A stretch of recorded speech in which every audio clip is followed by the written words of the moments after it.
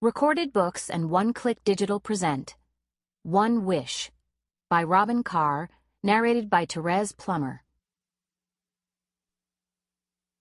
Chapter 1. Grace Dillon's flower shop was very quiet on the day after Christmas. She had no orders to fill, no deliveries to make, and she'd be very surprised if her shop phone rang at all. Most people were trying to recover from Christmas. Many families were away for the holidays or had company to entertain. Grace drove to North Bend to grab an early skate before the rink got busy. Figure skating classes were suspended over Christmas break, and people, mostly kids who wanted to try out their new skates, would dominate the rink later in the day. Grace loved these secret early morning skates. She had a deal with Jake Galbraith, the rink owner. She could call him, and if it was convenient, he'd let her skate for an hour or two while they were getting ready to open. He didn't want to charge her, but she paid him $50 an hour anyway. It was a point of pride. He smiled at her when she came in and told her to have a good skate. She stretched and then stepped onto the deserted ice, closely following the Zamboni ice resurfacer that had just finished. She warmed up with forward and backward crossovers, backward half-swizzle pumps, figure eights, scratch pins, and axles. She noticed Jake was watching, leaning his forearms on the boards. She performed a forward spiral and a leaning tower spiral. She executed a perfect sit-spin next. She circled the ice a few times, adding a jump here and there. She'd been famous for her straddle split jump, touching her toes with her fingers. When she looked for Jake again, he disappeared. Suddenly the music started, filling the rink with the strains of Rhapsody in Blue. She glided into an arabesque, arms stretched, fingers pointed, wrists flexible. She saw that Jake had returned, was watching her every move. She went for a double axel and fell on her ass. She got up, laughing to herself. She glided around the rink a few times, tried the jump again, and landed it. But it wasn't pretty. The music changed to another Gershwin tune. She'd practiced to this music as a little girl. It was familiar and comfortable. Her earliest memories of skating always filled her with nostalgia and comfort. That was before the competition got really fierce. She'd been on the ice for an hour when the music segued into Alicia Keys' Girl on Fire, and it lit her up. Her signature music. She was on fire. She skated like she was competing. When she was 15, stronger but lighter and more flexible, she could really catch the air. She noticed other people watching. A guy leaned on his broom and gazed at her. A couple of teenage girls who worked in the skate rental shop had stopped working to watch. The Zamboni driver leaned a shoulder against the rink glass, hands in his pockets. 2 hours slid by effortlessly. She slowed and got off the ice when she heard the sounds of people arriving to skate. "Beautiful," Jake said. "It's been a while since I've seen you." "Holidays are busy at the shop," she said. She tried to get to the rink on Sunday mornings, but the past month had been frantic. Wreaths, centerpieces, 2 weddings, and increased day-to-day traffic in the shop. "You should spend more time on the ice. I have a long list of people looking for a good coach." She shook her head. "I don't think I'd be a good coach. I don't have time for one thing, and I'd never go back on the circuit, even with students. I left that world." "I thought the day would come that you might be interested in going back. Maybe not in competition for yourself, but coaching. I think on name alone, you'd make a fortune." "I left the name behind, too," she reminded him with a smile. "We have an agreement." "I haven't said a word. People ask me, who is that girl? But I just say you're training and ask not to be identified. Some of them guess and would show up to watch you if they had any idea when you would be skating. The ice misses you. Watching you skate, it's like seeing music." "Nice try. I don't train anymore. I spend as much time on my ass as on my blades. I look like crap. Your worst is better than a lot of bests I see. I've missed you. Maybe you'll have more time in the new year. We'll see. She took off her skates and pulled on her Ugg boots. Sometimes she questioned her decision to leave it all behind, because being on the ice made her so happy. Then she'd remind herself that while a couple of hours felt great, the difficult routine of a competitive figure skater was grueling, exhausting. As a coach, she'd never be able to push young girls the way she'd been pushed. She pulled out $100 in cash for her 2 hours alone on the rink. Jake had told her he put the money in a special scholarship fund for young wannabe Olympians who couldn't otherwise afford lessons.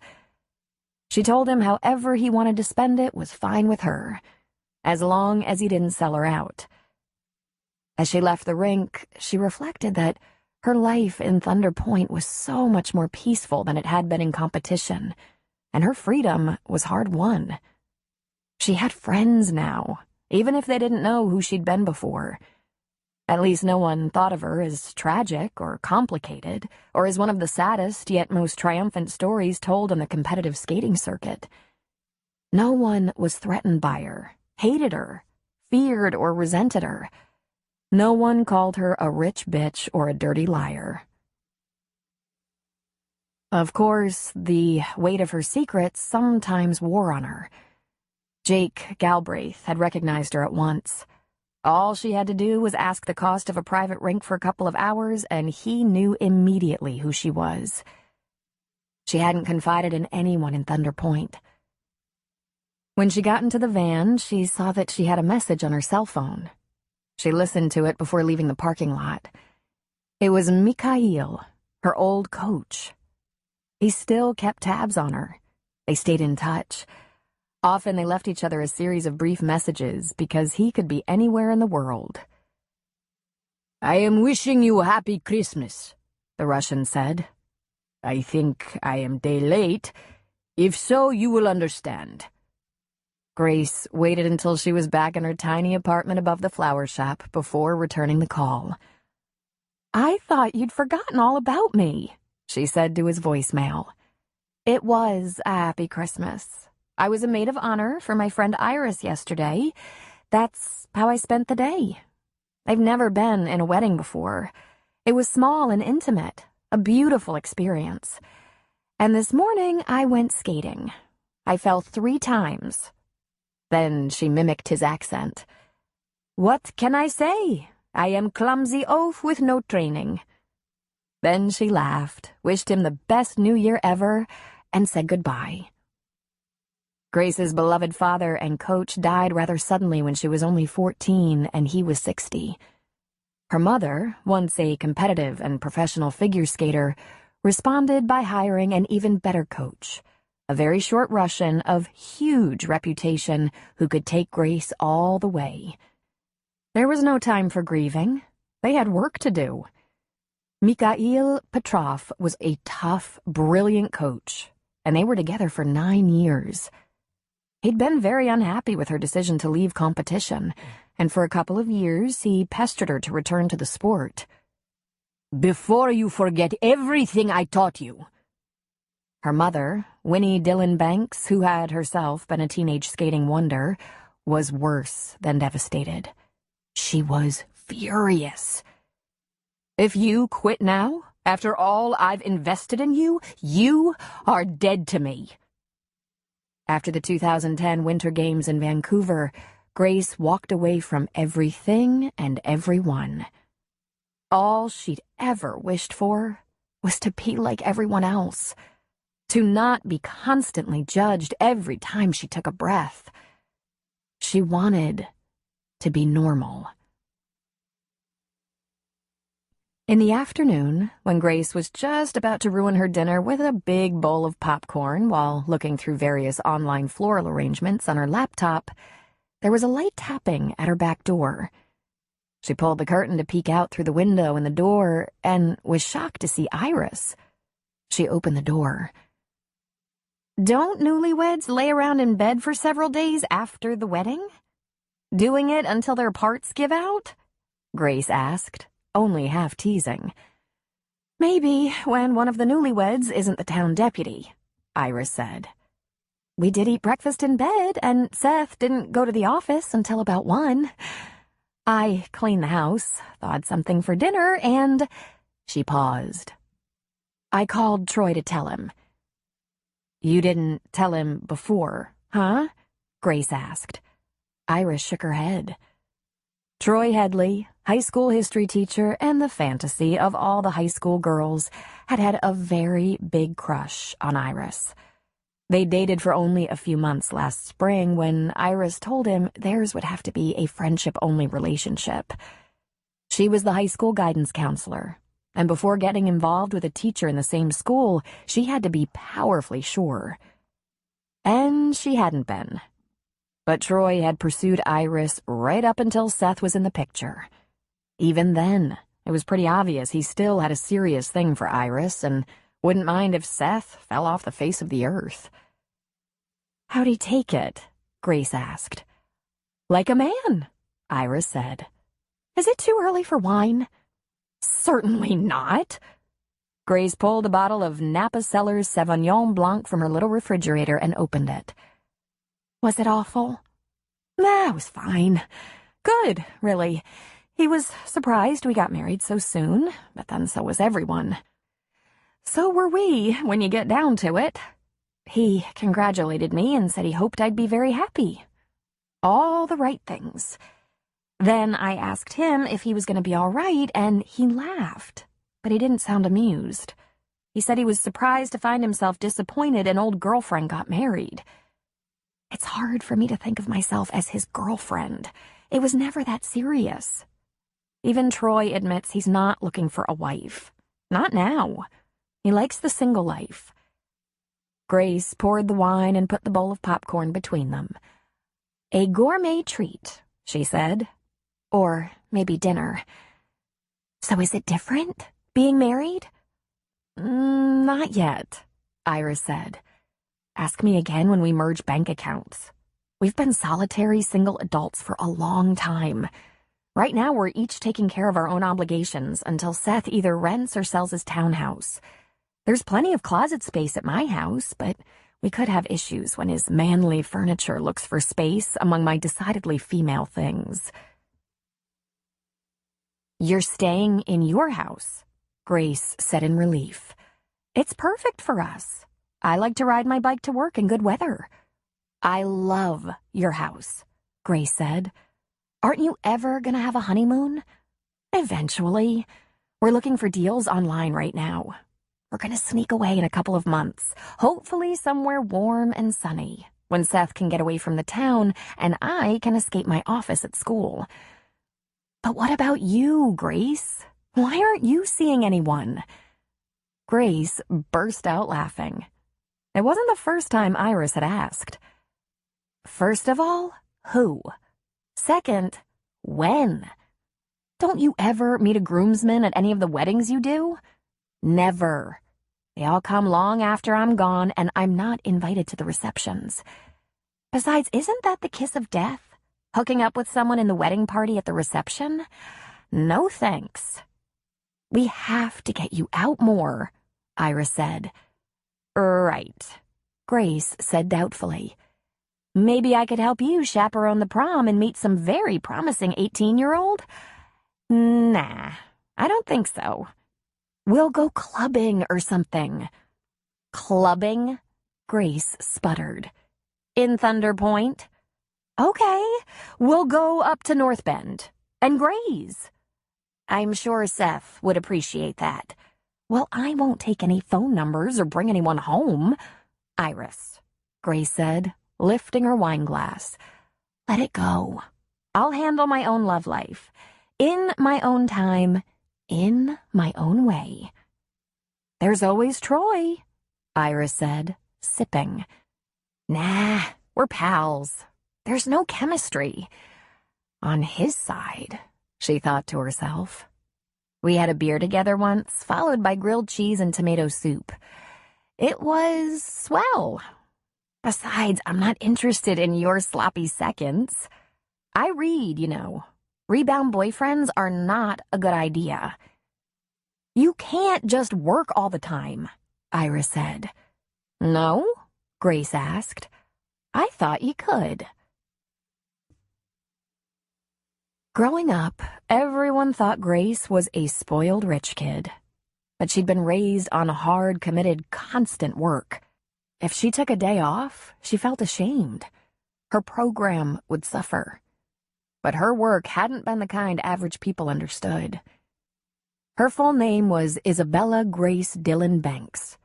She'd given up most of her name and went by Grace Dillon because Izzy Banks was very well known in some circles. Probably not among her Thunder Point acquaintances, but for those who watch champion figure skating competitions around the world, Izzy Banks was known both for her skating and for her involvement in dramas and scandals that rocked the skating world. Grace's mother, Winnie Dillon Banks, was a wealthy heiress whose grandfather made money in tobacco. She was a well-known skater in her time, though never as successful as Grace in competitions. Winnie's best show as a competitive skater had been second place in nationals. But she saw in her daughter her chance to win and became the ultimate stage mother. Grace had a privileged, isolated childhood where skating was everything. Grace was born to an ice skating icon and her coach. Winnie Dillon began a love affair with her coach, Leon Banks, when she was 22. Some cynical rivals and professional observers suggested she succumbed to marriage and motherhood when all signals pointed to her competing days being over. Winnie and Leon had their daughter on skates before she was 4 years old. They pushed and trained her hard. In those early days, when skating was simply fun, when she yearned to be the best, Grace was happy. She begged to skate and hated her time off. She'd have been on the ice 8 hours a day if her father had let her. She was coddled and loved and indulged. She had a few friends, other little girls who were training and taking lessons and part of a skating club, some of them Leon's other students. Grace loved her parents very much and didn't quite understand until after her father's death that theirs had been a difficult marriage. Her father was much older than Winnie and more focused on his students than his wife. Her mother was a demanding diva and socialite. She dragged a reluctant Leon to charity events and parties. Her parents disagreed on almost everything, especially Grace's training and education. Grace never went to traditional school, public or private. She had tutors. Leon thought this might be a mistake, feared she wouldn't be a well-adjusted child. At the age of 12, the level of competition turned serious. But Grace was winning everything in her age category and was quickly viewed as unbeatable. She trained on the ice several hours a day, took gymnastics, ballet, and practiced yoga. The family moved from Atlanta to Chicago and finally settled in San Francisco, following the best opportunities for her training and education, as well as for Leon's coaching prospects. Her father was diagnosed with pancreatic cancer when Grace was 14. Winnie sought a tougher, stronger, more famous coach the moment Leon fell ill. It was almost as if she'd chosen Mikhail before he was needed. Then Leon passed away rather swiftly, within months of his diagnosis. Winnie and Grace took a few days off, then it was back on the ice. "Your success meant everything to your father," Winnie kept saying. It was true that Leon wanted the best for his daughter, but it was Winnie to whom winning was everything, no matter the personal cost. And skating became less for fun and more for life. Winnie blew a gasket whenever Grace didn't take first place. Grace left the world of competitive skating when she was 23, right after the Vancouver Games. She went to Portland to stay with a sweet older couple who had once worked for her mother. Ross and Mamie Jenkins had known Grace since birth. They'd been part of Winnie's staff. Ross, a driver, and Mamie in housekeeping. They'd retired to open a flower shop a few years before Grace quit the circuit. When she needed them, they took her in. She collapsed. She was exhausted and depressed and afraid of the future. Mamie pampered her and gave her time. It seemed as if she'd slept for a month. Then one evening, Mamie spoke up. "If you lay around one more day, you won't be able to walk. You have to do something. It's your choice. Get a job, go to school, something." Grace didn't want to be around people, and she didn't believe she had any marketable skills. So she started helping in the flower shop, in the back, learning to make beautiful bouquets and arrangements. Portland was a funky, interesting, welcoming city. Not too big, not too small, not uppity or flashy. Little by little, Grace came out of the back room to deal with customers, sometimes delivering flowers, even helping Mamie and Ross with weddings. No one made a fuss over her or asked her a lot of questions. Every time a major skating competition was covered by the mainstream or sports networks, Grace was glued to the TV, watching every move. And invariably, there'd be some short vignette about Izzy Banks, the girl who had it all and threw it all away. Izzy Banks, the brat on the ice, the fiercest competitor in figure skating, obviously couldn't take the pressure. One sportscaster noted of her. Brat. Boy, that stung. Her mother would usually get in touch, proving that Winnie couldn't ignore the competitions any more than Grace could. She'd pressure Grace to return home, return to skating, and the few conversations they had would end in a fight, and they wouldn't speak again for months. A year before the 2014 Winter Games in Russia, when the dramatic story of her life might be publicly examined yet again, Grace went in search of a new place to settle and tackle life on her own. A little money had been set aside for her by her father, and she found Pretty Petals, the shop Iris's mother had owned. She'd been in Thunder Point almost a year when the winter competition took place. When Grace couldn't watch it, she'd record it. There'd been the usual newsy dish about the more stunning events of the life of Izzy Banks, but no one seemed to recognize Grace. There were, thankfully, more interesting sports scandals that year, and Thunder Point was more a football than figure skating town. All she'd ever wanted was a life she could control, a life that didn't include back-breaking labor, cruel rivals, endless travel across too many time zones, the occasional crazed fan, or terrible loneliness. She wanted to know what it felt like to have real friends, not a staff of coaches, therapists, a security detail, and competitors. She'd never had a boyfriend. She did, however, have more than one gold medal. She'd won every significant competition in the world.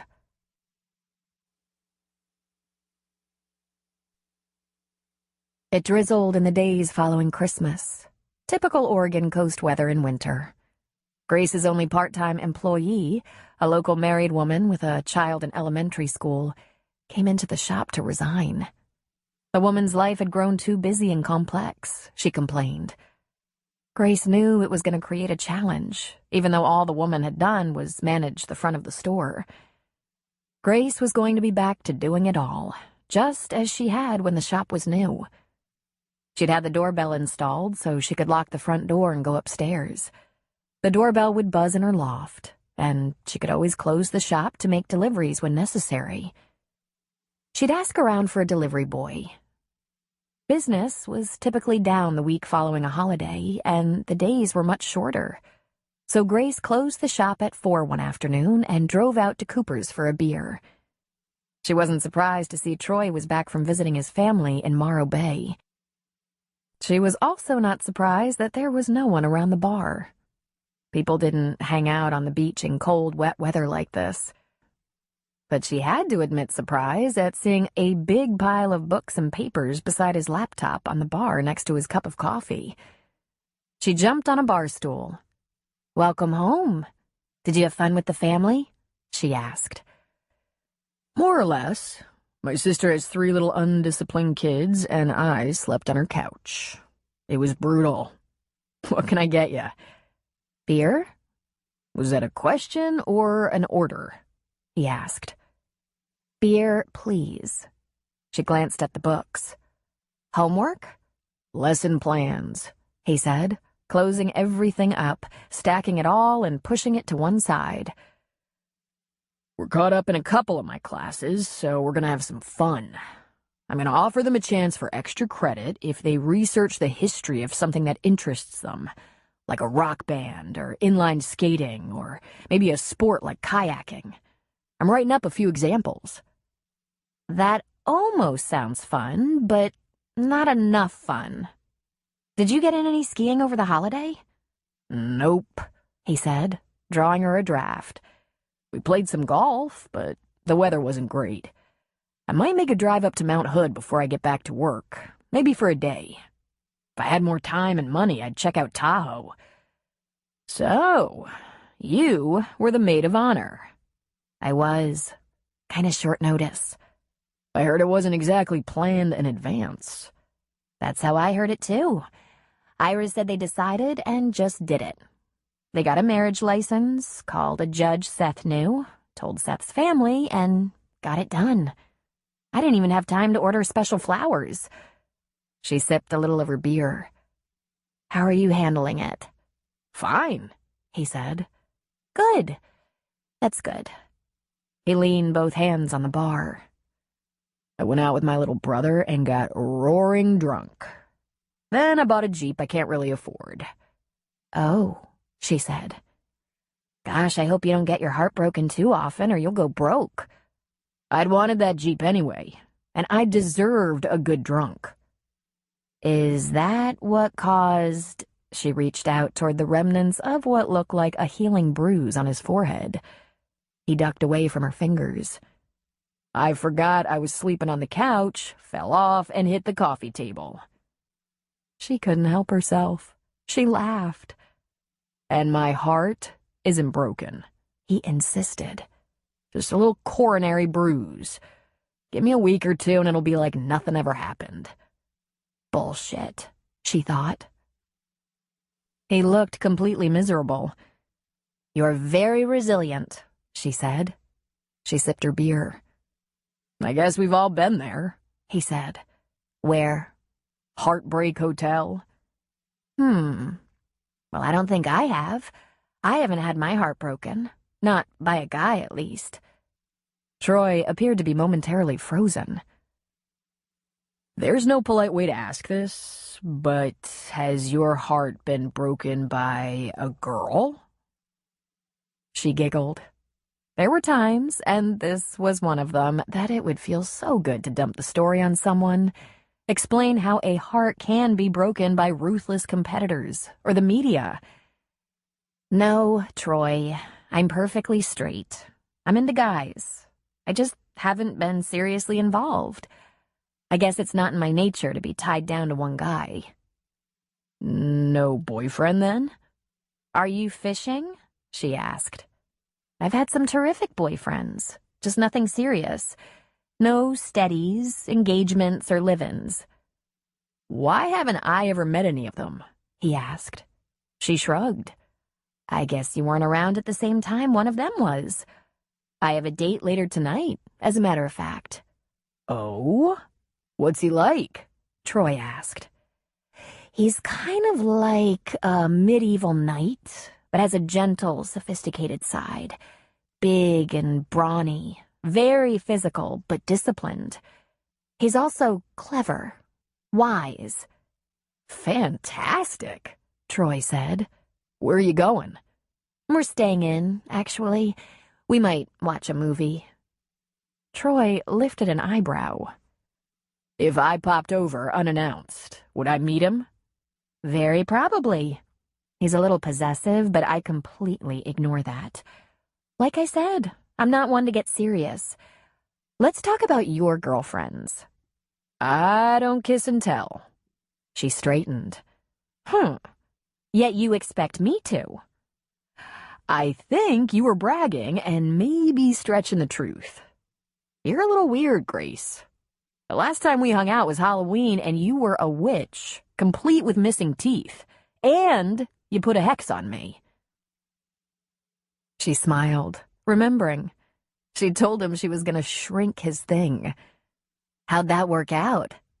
Turns out you're not much of a witch. So, when you say your heart was never broken... Come on. I've had my share of disappointments like everyone else. Just haven't had a romance end badly. We can moan about our various letdowns another time, when we're both drowning our sorrows and feeling sorry for ourselves. Let's not do that now, okay? I have a feeling if you get started... Did Iris ask you to check on me? Absolutely not. She said you were very grown up and wished her every happiness. And I must say, buying a Jeep you can't afford is definitely mature. Then she grinned at him. It's a great Jeep. Maybe I'll take you off-road in it sometime. Besides, I only have one person to worry about, so if I have trouble paying the bills, it's not like I'm taking milk out of the baby's mouth. She leaned her head on her hand. You're all about fun, aren't you, Troy? I work 2 jobs, Grace. I like to think of myself as active. And your favorite activity is? It's a toss-up between diving and whitewater rafting or kayaking. One of the things that brought me to Oregon is the Great River trips. I was torn between Colorado, Idaho, and Oregon. Oregon had the job, in a town on the water. And you're a teacher for the time off? And the high pay, he said, smiling. Iris says you're the most dedicated teacher she knows, Grace said. Iris should raise her standards.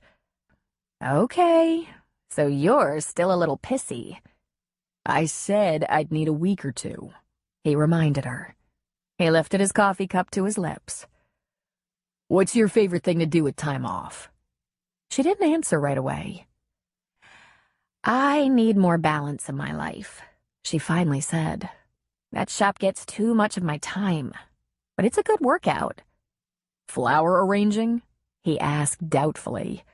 I beg your pardon.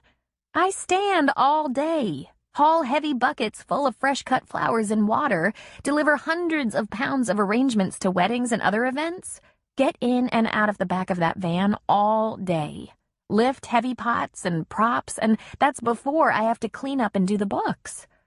It's not for sissies. And for fun? I like to dance, she said. I don't very often, but it's fun. I bet you were a cheerleader, he said. I was never a cheerleader. I think I could have been, but I wasn't interested. You are the first girl in the history of the world, then. I'm sure I'm not, she said. When I was that age, I was into ballet. Sort of. They are not the same moves at all. That, like flower arranging, takes strength. Plus, I have a bike. He raised his eyebrows. A Harley? A mountain bike. Retired for the winter due to ice, rain, cold, and slick roads. She drank the rest of her beer and put her money on the bar. I'd love to stay and keep you company, but I have a date. She started for the door and turned back to him. I'm glad you're doing well, Troy. I'd like to see what that Jeep can do off-road. Maybe when the weather warms up and dries up. It's a date, he said. But Grace knew it wasn't a date. She went back to the shop, but didn't go inside. She went upstairs to her apartment, put some leftover lasagna from Carrie's deli into the microwave, changed into her soft pajamas, and turned on the TV. While her lasagna cooled on the plate, she went through the channel guide and settled on some reruns until her favorite shows came on. With her dinner on a tray and her e-reader in her hand, she opened an old and beloved book, The Wolf and the Dove, and settled in with Wolfgar, her medieval knight. She loved him, and she trusted him. Chapter 2. When Cooper asked Troy about his plans for New Year's Eve, Troy agreed to work. He hadn't gone skiing and was getting a little bored. Might as well make money. Even though the night was clear and cold, it was a party night, and Cooper's wasn't where the party was. Cliff was packing a full house at his restaurant and would stay open past midnight to accommodate his revelers. But Cooper's on the beach didn't have patrons past 8 o'clock. At a little after 8, Troy locked up and walked next door to Cooper's house and brought him the contents of the till. Cooper and his wife Sarah were bundled up and had been sitting on the deck where an outdoor hearth blazed under a star-studded black sky. "I hear Cliff is going to shoot off some fireworks over the bay if the wind stays down," Cooper said. "If we're awake, we'll have the best seats in town. The problem with having a house like this, you never want to leave it." "You look pretty comfortable. The fireworks might wake you up," Troy said. "We had invitations for New Year's Eve," he said. "I'm sure," Troy said, grinning. "Getting old, Cooper?" "Oh, yeah, I guess so. But look at you, working tonight and all washed up before 9. Troy was ready to move on. "I'm going to stop at the store, grab a 6-pack, and drop in on a friend." "Let me save you a trip," Cooper said. He got up, went to the refrigerator, and pulled out a 6 of Heineken bottles. "Will this cut it?" "I wasn't going to spend that much," Troy said with a laugh. "What do I owe you?" "Give me a break," Cooper said, waving him off. "Just get out of here and Happy New Year. I hope the friend is female." "She's female, but just a friend. I hope she's home, or I'll end up at my apartment alone with a 6-pack like a loser," Troy replied. "I guess calling ahead didn't cross your mind?" "I didn't think about it," Troy said. "Like I said, nothing special, just a friend." But Troy had thought about it. He was completely prepared to find Grace not at home, and he didn't really care. Or she could be entertaining, which he'd kind of like to interrupt. Since Grace never brought out these boyfriends, he figured the only way he was likely to get a glimpse of one was to surprise her. What he'd really like to know was if Grace was as lonely as he was. Because 2 lonely people could negotiate a deal that would get them through. Why not? He'd been thinking about her for the past couple of days, ever since she stopped by Cooper's while he was working. Grace had been in Thunder Point a little longer than he had, but he was just discovering her. He'd run across her a few times with Iris. She made him laugh. She was cute, pretty, actually, but not the kind of gorgeous or sexy that slapped him upside the head. If he was honest with himself, women like that made him nervous. Grace had a wholesome look about her, kind of freshly scrubbed and glowing. She was very small, like a woman in a girl's body. But when she started talking, all traces of the girl vanished. She was clever and had a sassy, cynical wit. There was a sharp edge to her, like she'd lived a lot. She was full of the devil. He privately acknowledged he was looking for a woman to spend some time with. The truth was, he hadn't often been without one. This might be one of his longest stretches. He'd been too damn focused on a woman he couldn't have. He wasn't above brief liaisons, but he preferred something a little steadier. For that, he had pretty rigid standards. First of all, appearance was important. Not the only criteria, but someone who made an effort, put her best foot forward, kept up her looks. Next, she had to like to play. Troy loved extreme sports, and it wasn't required that a woman he was dating be into the extreme, but it was important she liked trying new things, liked being outside, enjoyed physical activity. Iris had fit those requirements. She appreciated the outdoors, liked hiking, biking, paddleboarding, and she'd liked watching his videos of his own more adventurous experiences. She'd covered her eyes sometimes, but she'd watched his whitewater challenges, rock climbing, diving with sharks, whales, squid. Troy wanted a woman who was a good sport, at least. Of course, she had to be intelligent and have a sense of humor. And since he was on the rebound, it was probably a good idea if she wasn't the clingy, needy type. That made Grace, who didn't get serious, a contender. She seemed to be casually dating someone, and that sort of thing was usually a turn-off, but not at the moment. He knocked on her second-floor apartment door, not really expecting her to answer.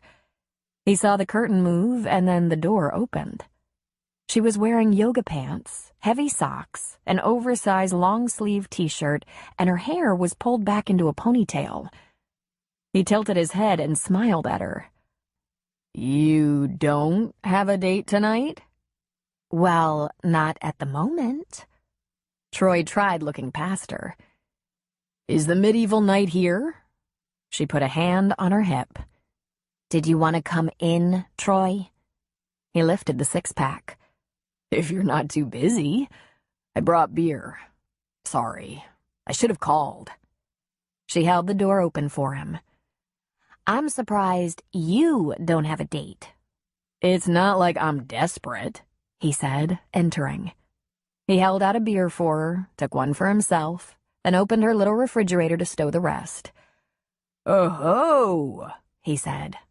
It was stuffed. Small to begin with, there was no room for a six-pack. "Here, I'll do it." Some maneuvering was involved in getting 4 bottles of beer into the little fridge and ditching the cardboard pack. "You're sure I'm not interrupting anything?" "Come in, Troy," she said, moving through the dinky kitchen to the couch.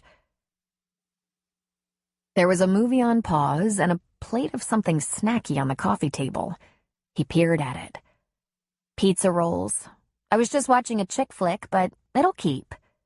Now, what's up with you? And take off your shoes." He did as he was told, then sat on the far end of the couch. "Really nothing. I worked at Cooper's, which is why I don't have a date or anything. It was dead tonight, and it was still early. I had about 3 choices. Cliff's, Whalen's, or your place."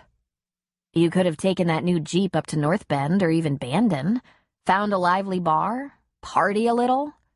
She picked up the plate and offered him a pizza roll. "Thanks." He chewed it and nodded. "Not bad. I didn't feel like dealing with a bunch of strangers," he said. "I just felt like some company before I go home." He grinned at her. "And I thought maybe I'd run into one of your boyfriends." "Oh, so that's your ulterior motive and the reason you didn't call. I didn't want to go out tonight. I went for a run." "A run? You don't get enough exercise?" "Short hours in the shop today. The nice thing about being a one-person operation, I can close early or open late if I want, as long as I have a cell number for the shop. That way, I can take orders anytime. In fact, if I'm available and someone needs something, I can run downstairs and make up an arrangement." But I knew there wouldn't be any calls tonight, and God, it was beautiful on the beach. There were a few people out there. Sarah Cooper and her dog, a couple of teenagers, an older couple I've never met, maybe part-timers, and me.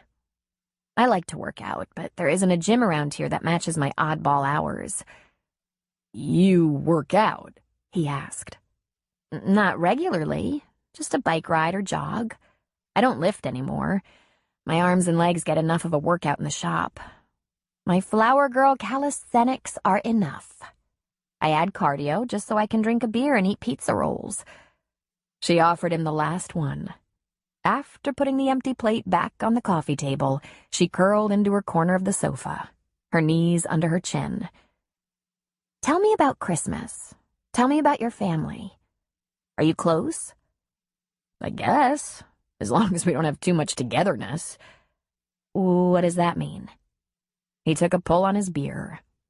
"I love my family. I do. We don't all get together that often, and when we're gearing up for a family thing, I get excited.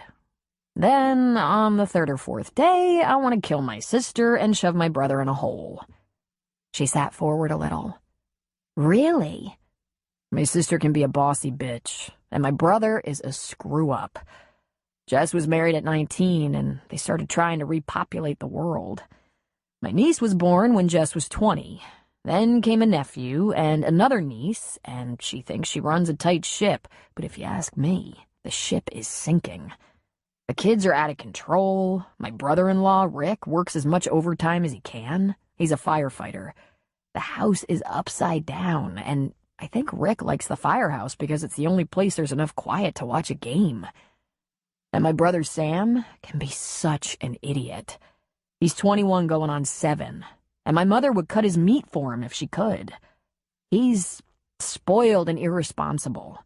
He doesn't even walk his plate to the sink, and he has to eat on the hour.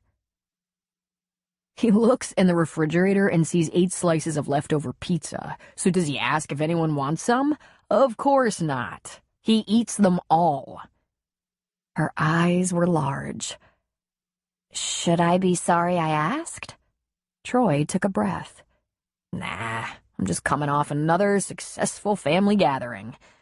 I should have stayed in the motel with my folks. It gets a little tight at my sister's. Your parents stayed in a motel? Why? Because they're smart. But take them one day at a time, and they're great. They're really great. Jess's kids might be loud and messy and hyperactive, but they're also happy. Rick's such a great guy. I don't know how Jess captured him. And when I got moody and wouldn't tell anyone what was bothering me, Sam took me out on the town. Not that it's much of a town. We must have hit 3 whole bars. Of course, Sam wasn't really trying to cheer me up as much as he was hoping to get laid, but then his voice trailed off. Then, she asked. When I was 21, that was always foremost on my mind. No apologies. She giggled. And now? Not always foremost. So you love your family when you don't hate them. I'm crazy about them all the time. We just get on each other's nerves. We're typical, I think. I'll say this. Half the time, I want to punch my brother and slap my sister. But if anyone ever laid a hand on either one of them, I'd take them out. Really, I don't know how my folks live through us. What about your family? He asked. She didn't answer right away. Instead, she got up, took the plate and her bottle to the little kitchen area, retrieved 2 fresh beers, and returned to her corner of the couch. There's very little to tell. My father died when I was 14, and I'm an only child. My grandparents are gone, one set before I was even born, and the other set before I was 18. There are some very distant relatives, but if I met some of them even once, I don't remember. I did get a letter from someone who claimed to be a cousin or half-cousin or something, but he only wanted a loan. She laughed. He apparently didn't know anything about me. How did you respond? She smiled. I wrote back that it was very kind of him to reach out, but I wasn't making loans at this time. No one, huh? He asked. Your mother? Also gone. She lied, looking away. She just wasn't willing to get into all that. Plus, she'd told Iris that she was alone. There are friends, but probably not as many as you have. The couple who own the flower shop in Portland where I worked, we're close and stay in touch. I talk to them every week and visit now and then. They not only trained me in the shop, but took me under their wing. Good people. They're in their 60s and never had children, which probably explains why they think of me as family, though we're not. And there are a couple of other friends who also stay in touch. Mikhail, to name one, but he travels all the time, so I never see him. That might be one of the reasons I became good friends with Iris. We have that absence of family in common. And there's the fact that I bought her flower shop, of course. Sometimes I look at people like Iris and, well, you, and I feel a little abnormal. Like I should try harder. Iris? And me? You're both so connected to people. Iris doesn't have family, but she has more good friends than anyone I know. The whole town loves her. The school definitely leans on her. And your family isn't around here, but I bet you talk to them every week. Pretty much. he admitted. You're really involved with people, too. The school, Coopers, even Whalen's. All over town, people yell hello. But the reality is, I was raised an only child, had a very solitary upbringing, and I'm probably a little too comfortable being alone. People around here are pretty friendly to you, aren't they? They are. That's what I love about this town. But I'm kind of a loner. But you've had a lot of boyfriends, he reminded her.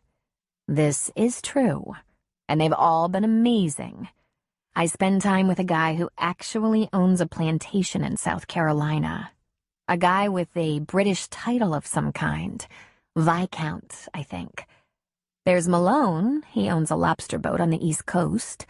There's a bar owner, a guy in the ski patrol, a Navy SEAL.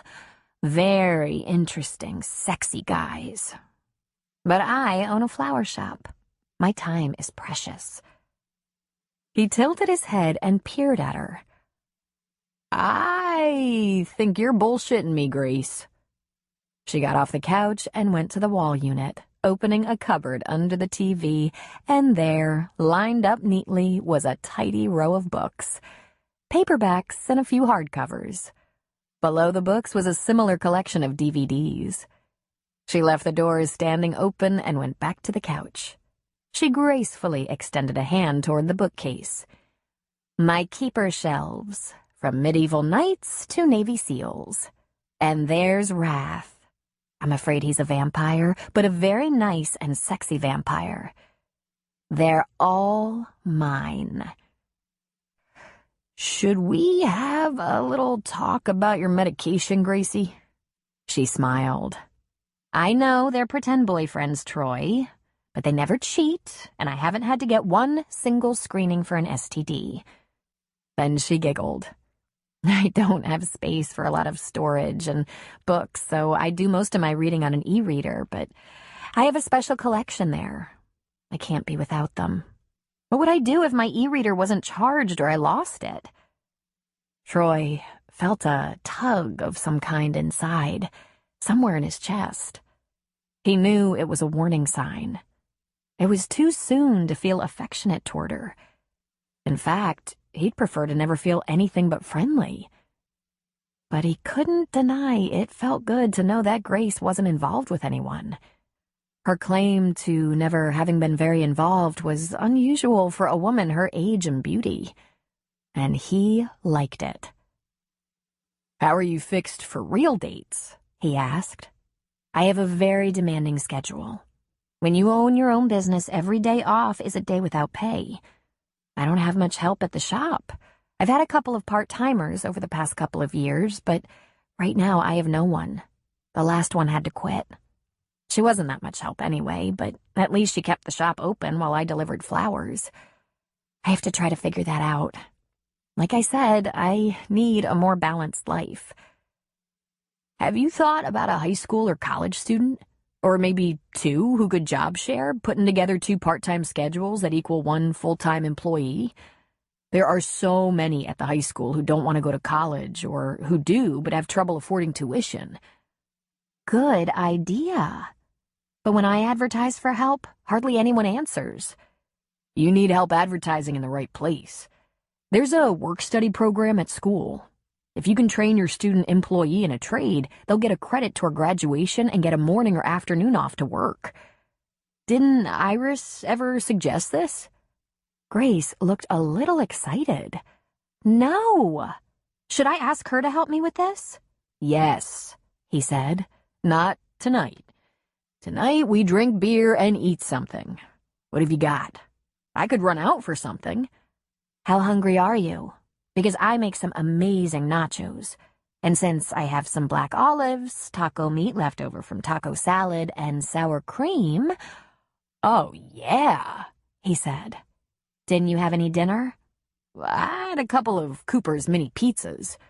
And you say it's the little brother who eats on the hour. She went to her tiny kitchen.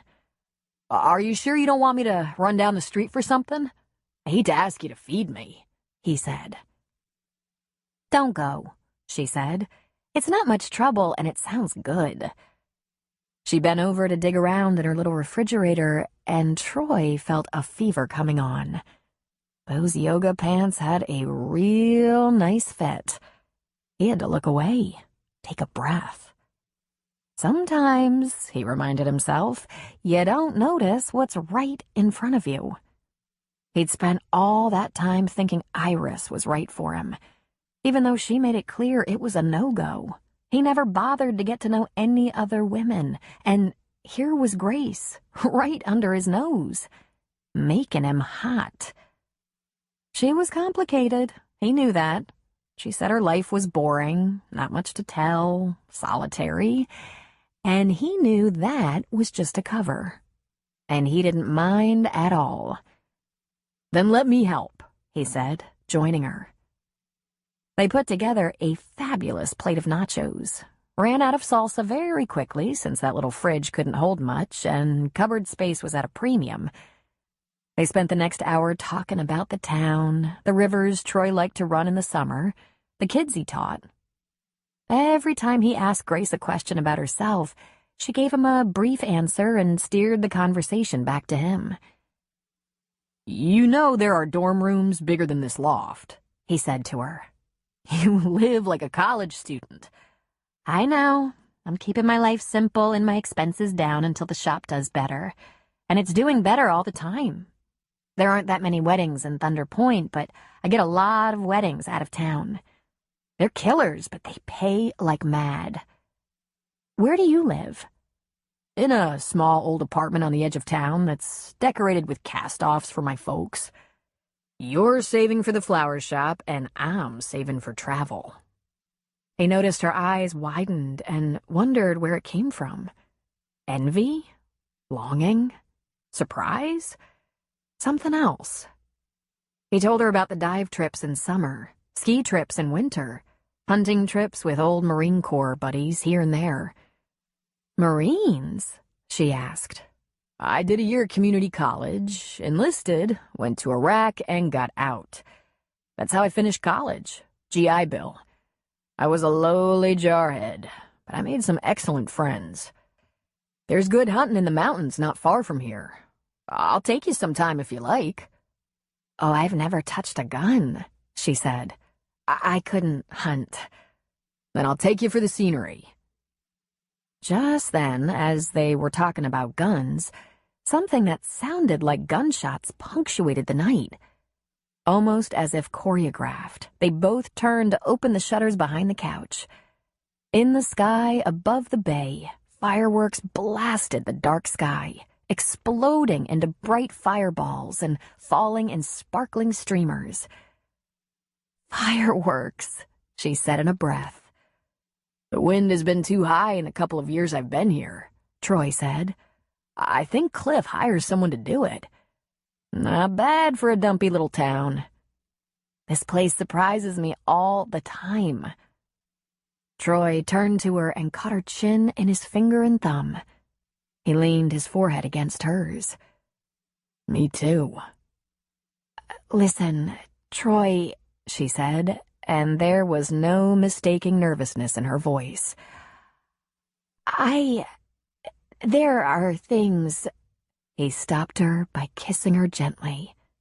He slid his hand around her head to the nape of her neck under her ponytail. His kiss was soft, brief, and gentle. Instinct told him he was dealing with a major unknown emotional situation and should go slowly, carefully. He moved over her lips very tenderly. "What things?" he asked. She took a breath. "I didn't exactly tell the whole story about my family, about growing up." "I know," he said. "How? Do you know things about me? Is there something—" "Shh," he said. "I'm a high school teacher. I can smell excuses and evasion a mile away. It's an acquired skill. So there's more to you. That's okay, Gracie. Don't panic. You'll tell me when you feel safe." "Okay," she said, more of a question than a reply. He chuckled. Okay, we're just friends, and we're getting to know each other. Take it easy. Then he leaned in again, taking another taste of her lips as the popping, exploding sound of fireworks provided the background music.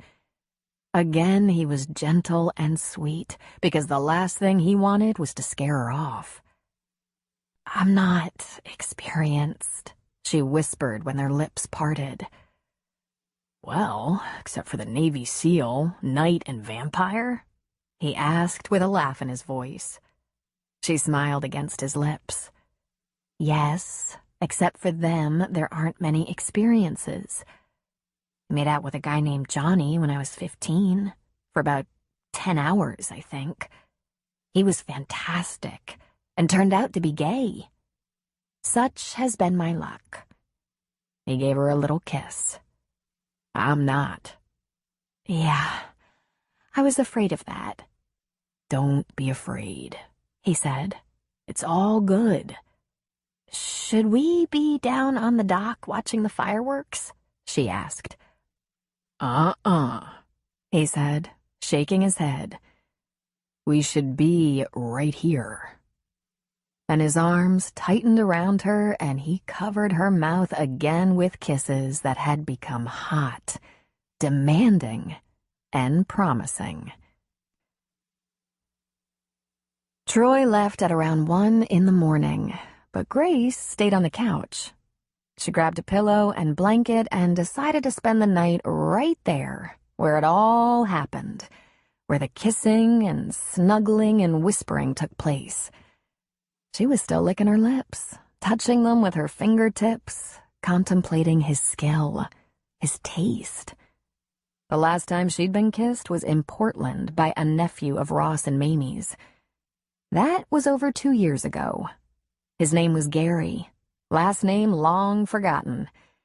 He'd attached himself to her mouth like a plunger and attempted a tonsillectomy with his tongue. He'd gotten away with that 3 times before she finally told him to stop. There were some things for which she had very little training, and one of them was romantic relationships. She hadn't been in a position to have boyfriends, and if she did have a crush, which happened rarely, her flirting felt conspicuous and clumsy. She'd had a crush on Troy, as it happened, but because she was Iris's friend and Troy had been trailing Iris for a year, she never let on. Growing up, she trained mostly alone, the only exception being her father's younger students, almost exclusively girls.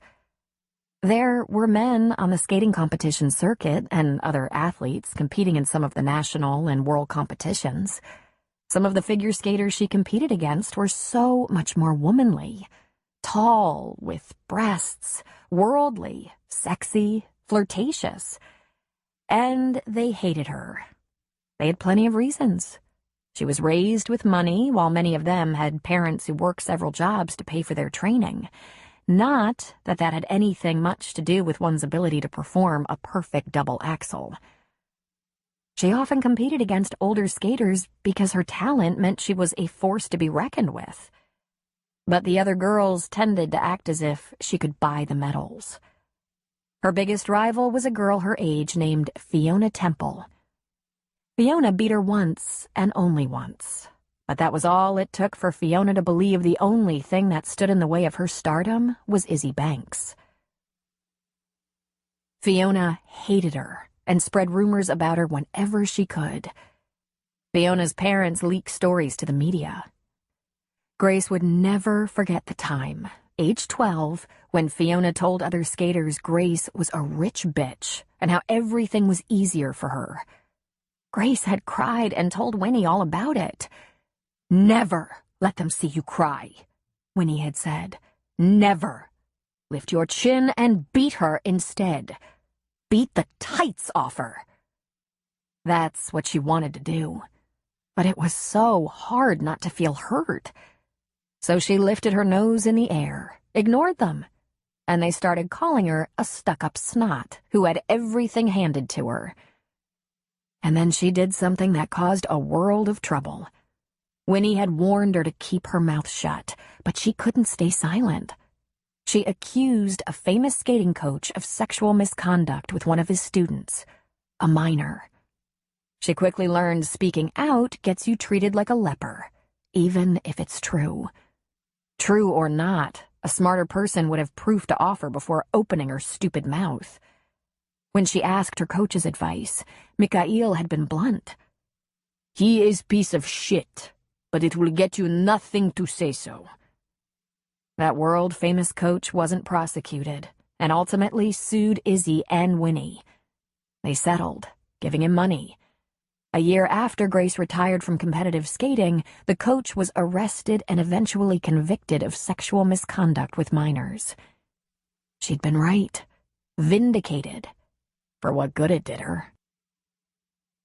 She hadn't been completely without friends growing up, but her few relationships had been superficial and strained.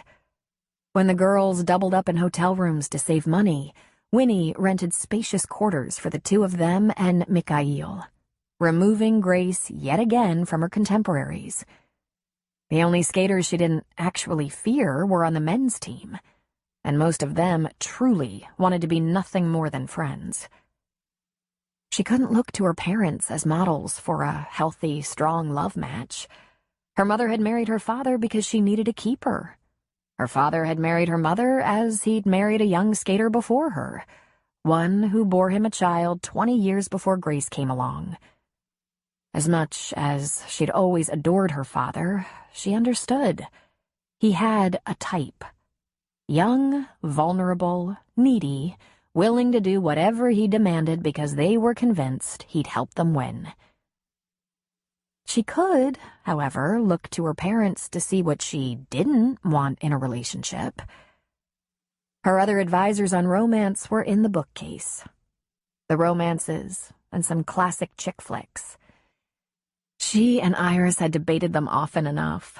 Some were pure fantasy, some unreasonably coincidental. But some of her favorite contemporary romances revolved around very strong women and men with integrity. And then, of course, she studied their fictional presumptions, mistakes, missteps, blunders, and from them, she learned. Or at least hoped she had. She'd been unprepared for Troy. She'd wished for someone like Troy for a long time, but assumed that kind of man would never happen into her life. Troy had kissed with such amazing skill and tenderness, and there was passion. Hot, deep, panting, groaning passion. Grace wanted to fall in love with him, something she attributed to her lack of experience. But she thought about what he'd said to her. You aren't with anyone. I'm not with anyone, and it seems like we might as well enjoy the moment. Right? So, he was just lonely and had finally accepted that Iris had moved on. She didn't care. She loved his mouth, his arms, his hands. She would try very hard not to fall in love with him. Grace snuggled down into her blanket on the couch and thought it didn't matter at all. She never imagined she'd have this with anyone, and certainly not the very guy she lusted after. They'd kissed for an hour. He didn't rush her, didn't push her, didn't treat her like someone he was using to pass the time, and it was delicious. She decided to close her eyes and dream about him. Dream about them taking it to the next level. She was 28. She so wanted to know what that was like. Instead, she dreamed of Mikhail, the little Russian in his 60s with a cane he pounded for emphasis, shouting in half Russian and half English. It was so unfair, she thought, slowly rousing to the sound of knocking that was not Mikhail's cane. She was suddenly afraid, and her heart started racing. Who could be pounding after 1 a.m? Then she saw that it was starting to grow light, and at just that moment she heard Troy's voice. Gracie? Gracie, it's me, he called softly. She opened the door for him. He was holding a bag. What in the world are you doing here at the crack of dawn? He looked at his watch. It's 9, Grace. 9? It looks like the sun isn't even awake. It's a gloomy day. I brought breakfast, and then I'm going to take you storm watching. Why? She said, frowning. Because the swells are huge, and I think you need me to show you how to have fun. I beg your pardon. I know how to have fun. Working all the time, then working out for diversion? Nah, you definitely need a coach. We'll start small, just a little sightseeing. There are big swells. The waves will be awesome. But it's cold. He put his bag on a little table. And it's kind of wet. You should dress warm. But first, breakfast. He pulled some fast food breakfast burritos and potato pancakes out of the bag. Lots of them. On the bottom were 2 large coffees. Hungry, Troy? Starving. He sat down and peeled the wrapper off one of the breakfast burritos. Come on, Grace. Let's do it. This is going to get you all excited. Promise. I was going to catch up on some paperwork since the shop is closed today. Accounting and stuff. He shook his head. See what I mean? This is exactly why I came over. I don't know you that well, but I already know you're working too much. I have 2 jobs and still manage to take some days off. He took a big bite. It's New Year's Day. It's a holiday. She sat opposite him and reached for one of the burritos. He was right. Not only was he right, she'd told him last night she needed to find more balance. Do you have an aversion to making plans? No, he said. I'm usually much more polite. Call ahead, make plans, all that stuff that girls like. I'll work on that. For now, I think we should have some fun, especially today.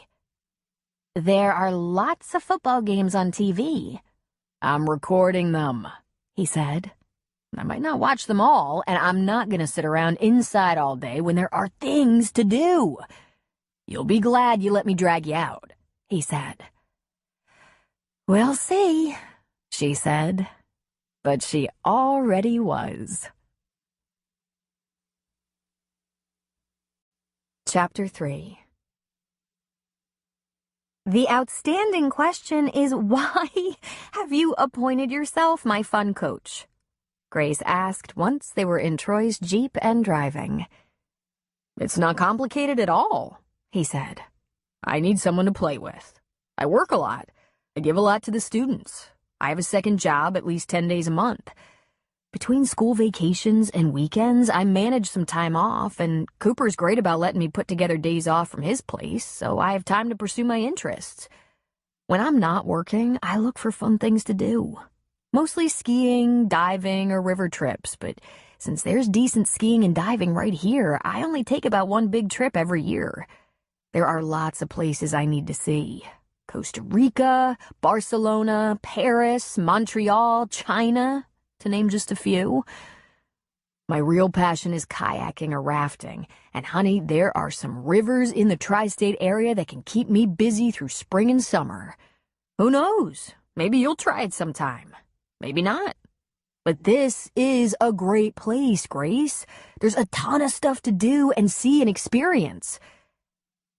You need someone to play with, she repeated as if that was the only thing she got out of all that. But it wasn't what she was thinking. I've been all over the world. I could almost work as a guide. Except Grace had never toured the country she'd visited, never really taken in the sights. She'd been all over the world to compete, usually with an entourage. And now Troy needed someone to play with? Her heart beat a little faster. Well, that's not the whole story, Troy continued. I'm not shy about doing things on my own. I meet people all the time, great people who have like interests. But Grace, you're kind of fun. Let's see if there's anything you like better than working all the damn time. You have a point, she agreed. The problem is I have my own business. And every day off, I know, every day off is a day without pay. You pay attention, she said. It's admirable, having your own business. But I think your business is a ball and chain. It's all about working out a schedule you can live with, Grace. People don't need flowers 24/7, and I bet you'll be a happier business owner if you get out a little more. Of course, he had no idea how much getting out she indulged in because she didn't talk about it much. Her yoga, working out, secret skating. So that's why you think you can kidnap me like this? Really, Grace? Kidnap? Hijack. Look at that coast, he said as he drove north. Damn. Not a day to go fishing, I don't think. Have you seen the coast up this far? Of course, she lied. In fact, she'd driven down the coast from Portland one summer, barely took in the landscape, made a bid to buy the shop, and went right back to Mamie and Ross, where she spent a week lost in a panic attack, terrified of being completely on her own. She was so nervous she nearly called her mother. In the end, she toughed it out, and when her offer was accepted by Iris, she drove straight to Thunder Point, never really taking in the coastal beauty. They passed through the outskirts of North Bend and then Coos Bay. It appeared very little was open for business, it being a holiday. There were a few bars and a Chinese restaurant that seemed to have customers. A souvenir shop on the highway had an open light shining in the door. Gas stations were operational, and a firehouse had the big rig doors spread wide. But the traffic was sparse. Everyone was probably home taking in the football games and recovering from New Year's Eve. Have you ever seen it on a day like today?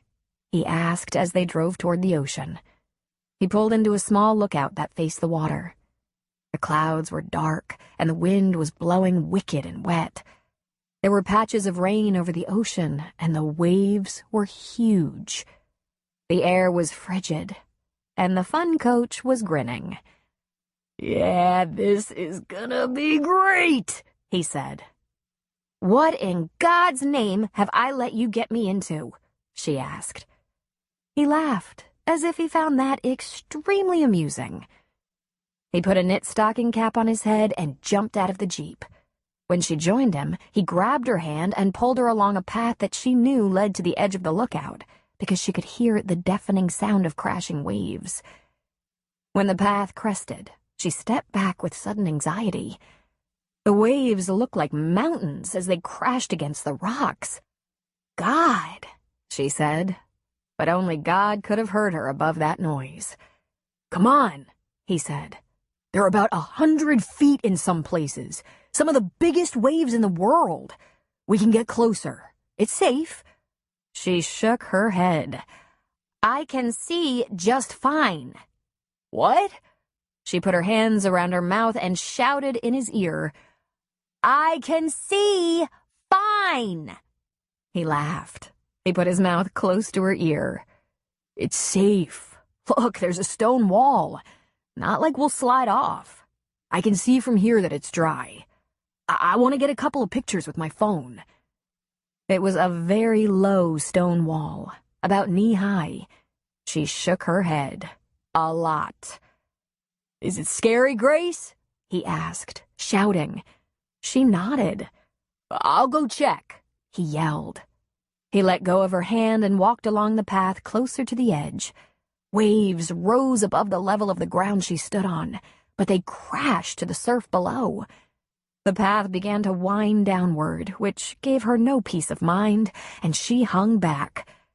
She wasn't sure of herself on high cliffs over rocky shores facing off with 100-foot waves. Troy continued on, of course.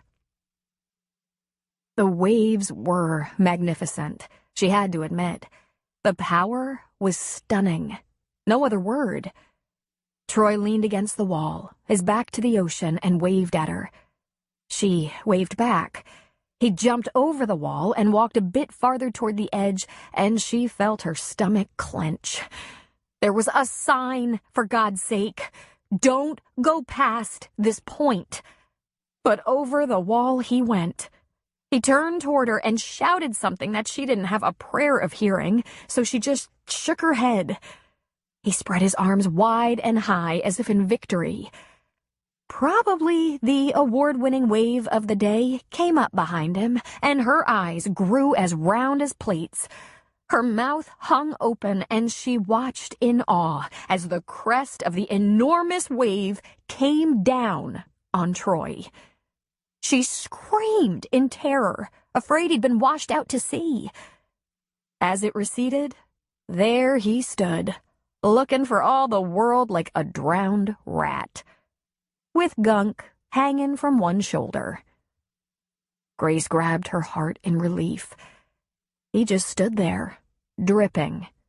He plucked the gunk off his shoulder and began to climb back over the wall.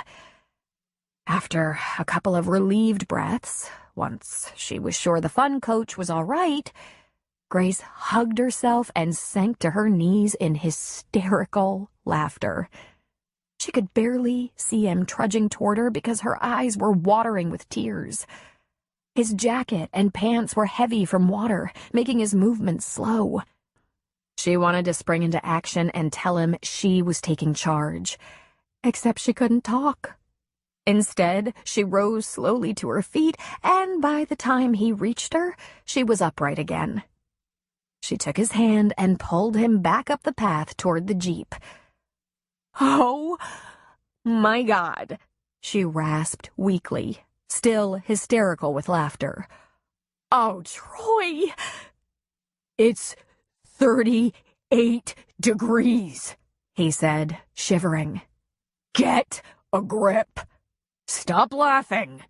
"I'm sorry," she said, but she couldn't stop. "I had no idea you could be such a funny fun coach. Get in. I'm driving." "It's my new Jeep." "You're shaking. I'll drive, crank up the heater, and you can start peeling off wet clothes. I don't suppose you have a blanket in the car?" No. That was a freak wave." "There was a sign," she said. "Do you want to go over Niagara Falls in a barrel, too?" "Funny. You're so funny." "Oh, God, I wish I'd gotten a picture." "Here," she said, opening the passenger door.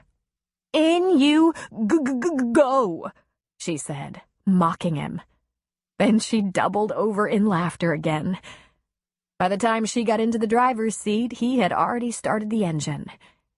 "Take off that jacket and throw it in the back. And that stocking cap," she said, yanking it off his head and pitching it over her shoulder. It took him a minute to peel off the jacket, and once he had, she started touching his shirt. Not that bad, really, but still wet. That was probably 40 gallons of water. Then she touched his pants, patting his thighs and knees. "Uh-oh, these are soaked. Hang in there, the heater will get going pretty quick." She put on her seatbelt and made a big U-turn, taking off down the road. Hunching up against the steering wheel, she was still laughing. "That was seriously the funniest thing I've ever seen in my life," she said. "Shut up, Grace." That only made her laugh harder. "Relax, I'm gonna fix this for you. I hope." "How?"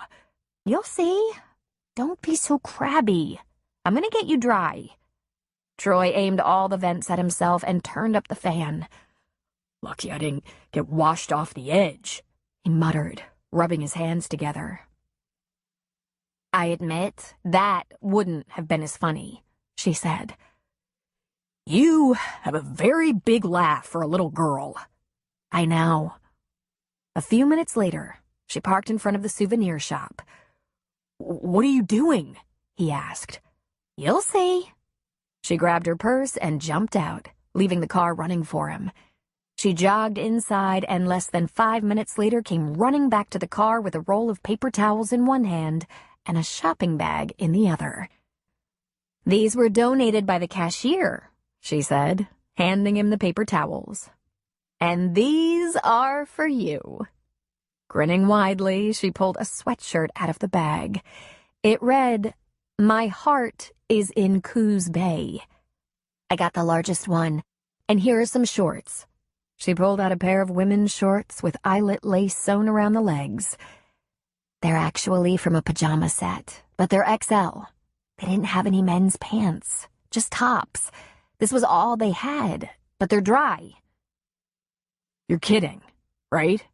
"It's okay. You have nice narrow hips. If this place hadn't had clothes, I was going to take you to that fire station. But this is better, and you don't ever have to wear them again, just till we get you home." She craned her neck, looking around. They were alone in the parking lot. "Take off your shirt and dry your head and body."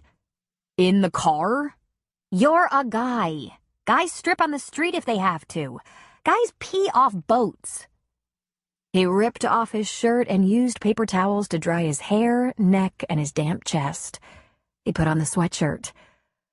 Good. Oof, that's good. "Pants. Come on." They're not that wet. "You're soaked." "I won't look," she said, turning away. I'm okay, but thanks for the thought. "Your pants are wet and it's cold. You already made the seat wet.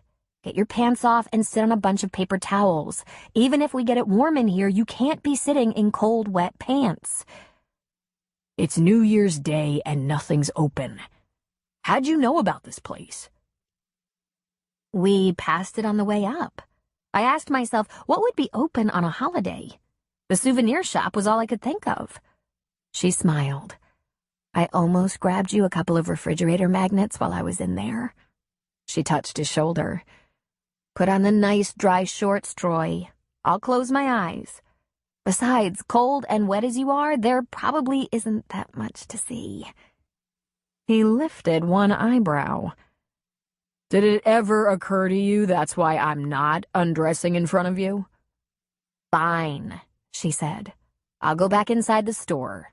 There's no one in the parking lot. Get it done." And with that, she was out of the car. She chatted it up with the cashier for a minute, explaining Troy's shyness. She glanced at her watch, supposing enough time had passed. When she walked back outside, what she saw caused her to stop dead in her tracks. A police car was parked next to the Jeep, and an officer had Troy out of the car, standing in his wet stocking feet, wearing his ladies' shorts, talking and shivering. "Oh no," she thought. "He must have been changing when the officer pulled up. Of course, he had to take off his shoes and get out of his pants." She could imagine what the officer thought. She took 2 steps toward them to help, to be a witness to Troy's explanation. But she started to laugh again, and was absolutely no help at all. Troy insisted on taking over the driving. He was no longer chattering and shaking. He was, however, a little out of sorts. And he cast glances at Grace, who was looking out the window, attempting not to laugh. The attempt causing her to snort now and then. She turned toward him, her hand suspiciously covering her mouth. "So, how did the police become involved?" He snuck up on me as I was changing pants. I was at a disadvantage. My wet jeans were tossed over the seat, and these pretty little shorts you so kindly bought me were around my ankles, and I was drying off, when I looked up and he was staring in the window. He told me to get out of the car. I had barely stopped explaining the situation when you came out of the store and laughed until you almost peed yourself. I'm writing a letter to the city council. I think it's unprofessional for a police officer to laugh until he farts." Grace quickly looked out the window. She snorted again. She got the hiccups. "Glad I could be so entertaining," he grumbled. "Are you going to drop me off at the flower shop?" she asked. "Oh, no way, Gracie. I might have screwed up my first attempt at showing you how to have fun, but I'm not giving up. And I'm not letting you do accounting on a holiday. I'll just clean up and we'll go at it again." "Really, Troy? I think your work here is done." I don't think I've ever had more fun in my life." She snickered a little and bit her lip. "Besides, I think you might be mad at me for laughing. And that doesn't sound like fun." "I'm not mad," he snapped. "I'm wet." He took a breath and said, "I'll be more fun when I'm dry and not wearing girl pants." "I think you're fun right now," she said. Then she grinned at him. He parked behind his apartment complex and led her up to the second floor, leaving all his wet clothing outside the door. He unlocked his deadbolt. Once inside, she looked around. "Wow, nice." He smiled to himself. It was a crappy old complex on the outside, but Troy had done a little work on the inside. He'd painted, for one thing, and bought a nice, deep and fluffy area rug to put over the old and worn carpeting in the living room. He had some nice shelving and a 57-inch flat screen. He'd made repairs and improvements here and there, like taking down the shower curtain and installing a glass shower door, sanding and refinishing the bathroom cabinets, scrubbing the place like he owned it. His parents' old leather sectional fit right in.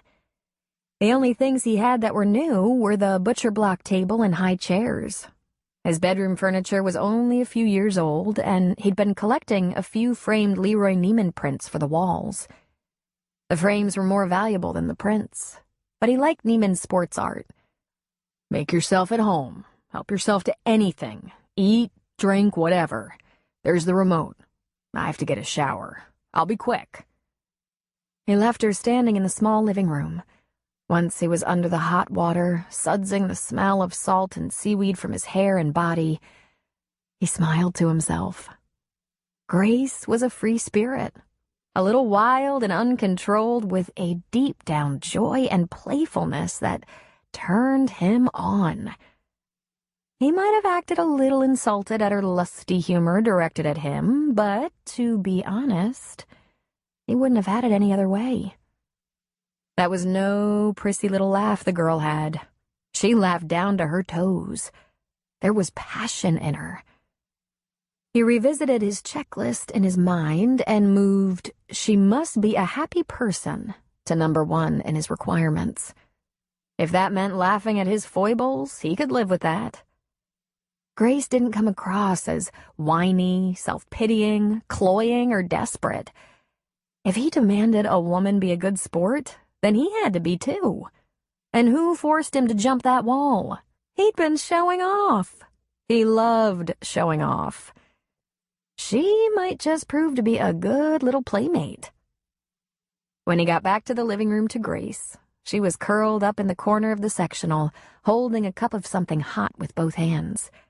Her boots were sitting at attention beside the couch, and she was wearing bright pink socks. One of the many New Year's Day bowl games was on television. He stood looking down at her, smiling, with his hands on his hips. "Do you feel better?" she asked a little sheepishly. "I'm tempted to hold you down and give you something to really laugh about. You ticklish, Gracie?" She pulled back a little. "Don't even think about it," she said, holding up the cup. "I'm armed." "What is that?" "Hot chocolate. You had some envelopes of mix in the drawer by the refrigerator." He wrinkled his brow. "That could be very old." "I don't think dry powders spoil. Want to taste it?" "Thanks," he said, reaching for the cup. She handed it to him, and he put it behind him on the coffee table. Then he tackled her on the couch. While she shrieked and begged and laughed, he pinned her with his body and attempted to tickle her. I'm sorry, she squealed. "What are you sorry for, Grace?" he asked, a devilish gleam in his eyes, pinning her to the sofa. "I'm sorry I laughed and bruised your delicate little male ego," she said, smiling. "Ugh!" he growled, giving her a good rib tickle. I'm sorry. Stop it. "What are you sorry for?" Okay, I lost it. I was out of control. I laughed at you when you were vulnerable, and I'm sorry. No tickling. A cop was threatening to arrest me for indecent exposure, Troy said. He thought I was a parking lot predator. A smile beamed across her face. That was the best, she said. I'm sorry, but that was the best part. Although that wave, I'll never see anything like that again in my lifetime. You are an excellent fun coach. It wasn't my intention that you have fun at my expense, he said. But he was smiling when he said it. I was going to show you how to have a good time. And so you did, she said, smiling into his eyes. Think of how successful that might have been if you could read. I mean, there was a sign. Can I make you some stale hot chocolate? I don't think so. I think my mother sent me that in one of her many boring care packages. What should we do today? Want to go out? Any ideas? She shook her head. Let's stay in, he said. Let's make some game food. I have stuff in the freezer. I have tri-tip and buns for tri-tip sliders. Or we can go with wings or pizza. I have beer, but no wine. I have wine in the flour cooler, she said. I just feel like such a slouch, eating so much trash and bar food. I'll slice some onion and pickles for your sliders. I have some deli potato salad, but I don't know. Dangerous? She asked. By this date, very likely. I don't expect you to be that much of a good sport. Oh, so that's your game. You want a good sport. He gave her a quick kiss. I want to enjoy myself with someone who's enjoying herself. I have a feeling, a dark feeling. You don't need my help with that. Okay, I'll do one more day of carbs and fats, but the next time we eat together, there will be green things. I love green things, he lied.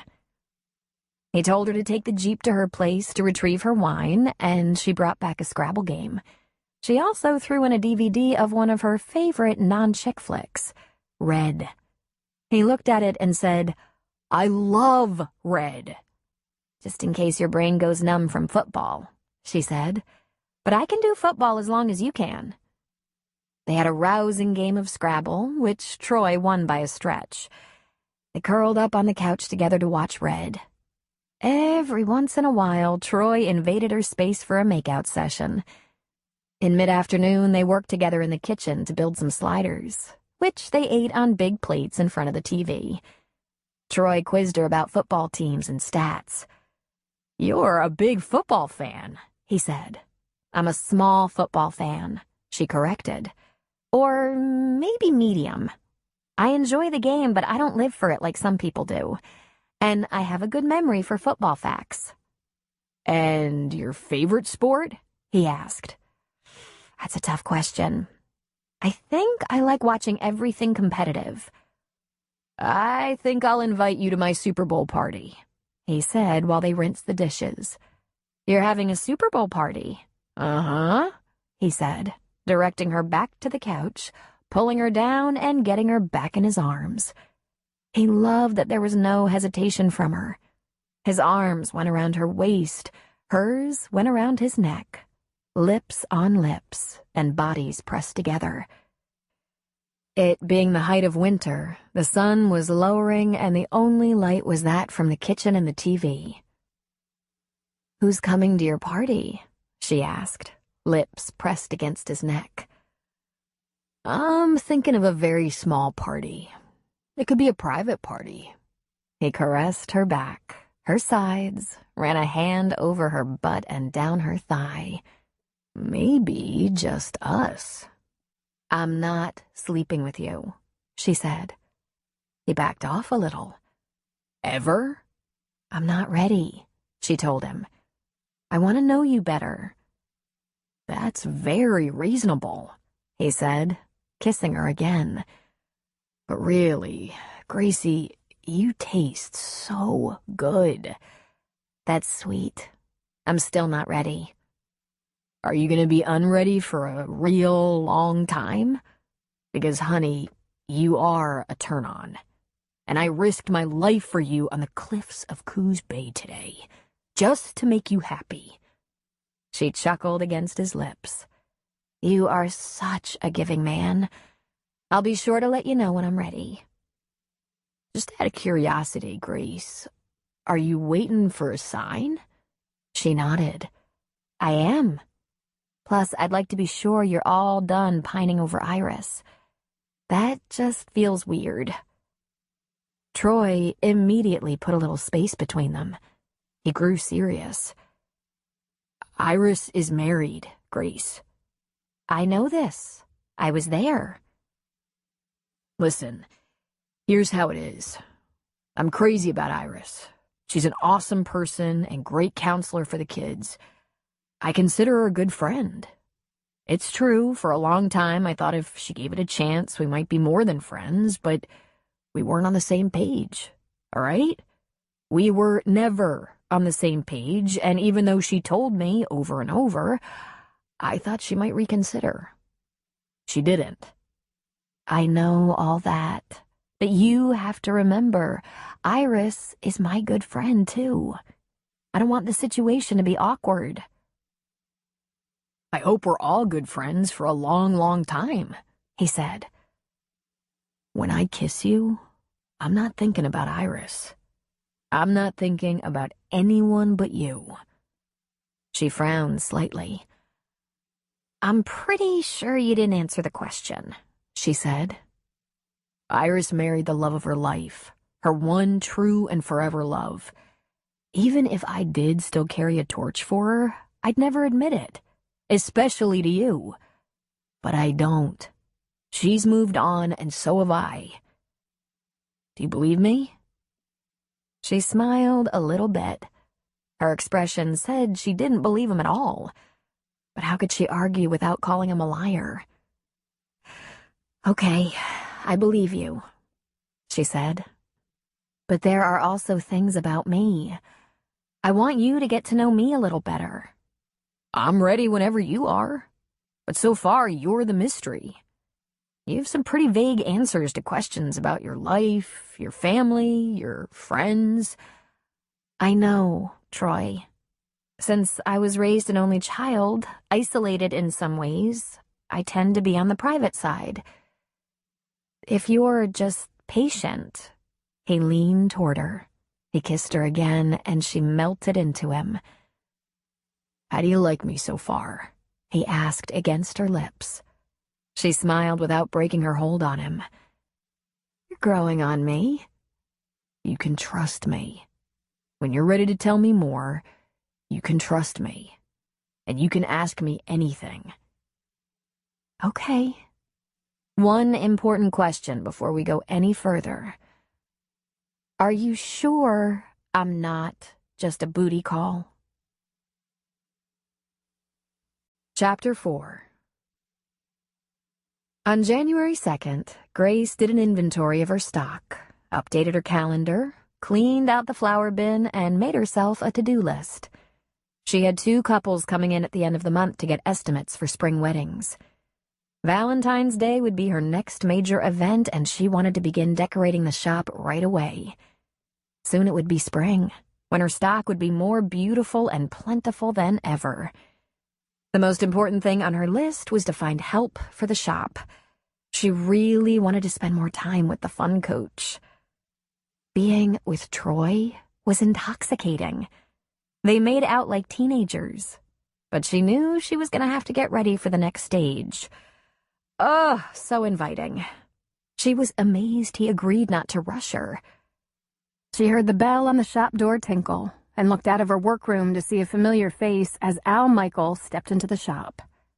He had the most handsome smile, a man who seemed perpetually happy.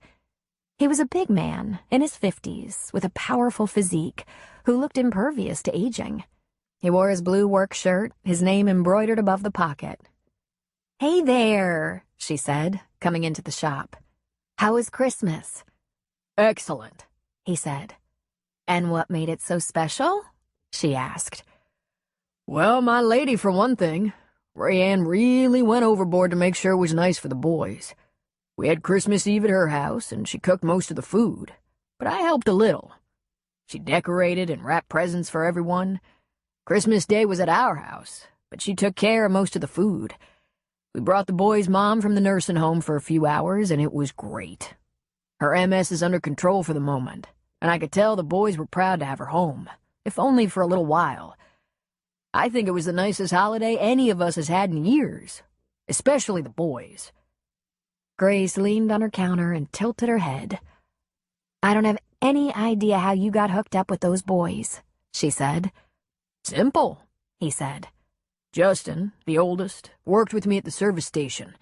He's 19 and real private. I found out he was taking care of his mother and 2 younger brothers, killing himself to hold it all together while his mom was just getting more and more infirm. So we teamed up, me and the boys. I'm their foster father. Their mom needed the nursing home, and it made sense for me to move into their house. The 2 younger boys are in school.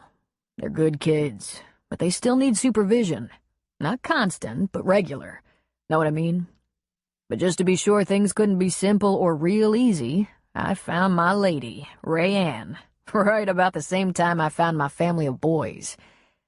He shook his head and chuckled. Now, Rayanne is a good woman, and I think she loves those boys like they're her own. But she's... He cleared his throat. I don't know if Rayanne even knows how old she is, but she's not as young as she looks. She's probably too set in her ways to live with a man like me and 3 teenage boys. She's particular and fussy. The way we got it worked out is good. I live with the boys. She lives in her own house. She visits, invites us over sometimes. And then there's the times those boys grant me leave and I visit my lady without them chaperoning. It verges on a perfect life. Wow. All that happened at once? Pretty much, he said. I didn't think I'd ever be this settled. In 2 houses, Grace said with a laugh. Oh, it won't be 2 houses forever. Justin passed his GED and we're looking into college courses. Scares him to death, but the boy is smarter than he thinks. Danny's in high school. Kevin's almost done with middle school.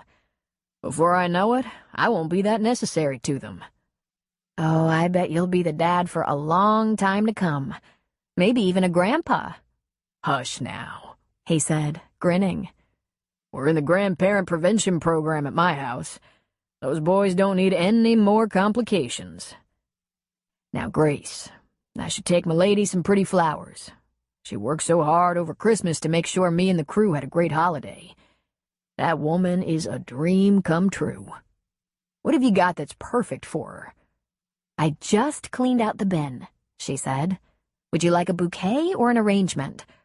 I don't know, he said with a shrug. What's the difference? The last flowers I sold you in the square vase, that was a bouquet. A table arrangement is like a centerpiece for her table or bedroom dresser. I have some lavender and white roses, hydrangea, lilies, the pretty green and white ones. Next week I'll have a new crop of calla lilies. He contemplated for a second, and she was thinking what a good catch he must be. A man with tender feelings, strong enough to take on a brood of teenage boys, and sensitive enough to think of his lady with flowers. Just make something pretty, Grace. $50 or so. Wow, you do love that lady. Every time I think of her, I want to fill her house with flowers. Ray likes pretty things. I waited a long time to find someone like her. What's it like, asking 3 teenage boys if you can go out on a date? He laughed. A lot of monkey business. Kissing noises, that kind of thing. Especially the younger 2. I can't wait till they have girlfriends. I'm planning to be relentless and obnoxious. They've earned it. So how much time do you need on the flowers? 30 minutes tops. Want to wait? I think I'll go get lunch at the diner while you work, then come back. Can I bring you anything? That's so sweet, she said, shaking her head. A couple of weeks ago, she might have said, yeah, your younger brother. But now there was Troy. I'm good. I'll get right on this. And don't forget to put in your order for Valentine's Day roses early. 20 minutes later, the bouquet was finished. White, lavender, dark green, and a little blue delphinium. She might have put extra love in the bouquet just thinking about Al and Rayanne, finding each other a bit later in life. Here she'd been thinking that at 28 she was long overdue. When Al picked up the flowers, they had a brief discussion about her need for help in the shop, and he said Justin might be able to run some deliveries for her if he didn't have to pay for gas. Al promised to ask him. When she was alone, her personal cell rang, and she answered. "Hey there, flower girl. What are you doing?" Troy asked. "Ah, you do know how to use a phone." "I'm doing flowers. Beautiful flowers. How about you? Want to go see the waves?" "You're adorable. You know that? I'm going to work for Cooper today and tomorrow, but Sunday is my day, and I go back to school on Monday. The flower shop's closed on Sundays. So, what should we do?" "This implies you want to have an adventure. Is that it?" "Let's take 101 South, check out the redwoods, drive into the Humboldt County mountains, and maybe break bread with some illegal pot growers. We can have a picnic in the redwoods. We might have to have it in the car. It's going to be kind of cold, but sunny. Except back in the trees. It's dark and cold." "How do you know it's going to be chilly and sunny?" "My phone says it's going to be sunny with a high of 45 degrees. What did we do before smartphones? Listen to the farm report. So what do you say, flower girl? Date? In all the places she'd been, from China to Charlotte, North Carolina, she'd never been to the redwoods. I think that could be fun. We should pack extra clothes this time in case you have to show off again. Yeah, I'll take that under advisement. So, that's Sunday. I'll be at Cooper's tonight. It's Friday night.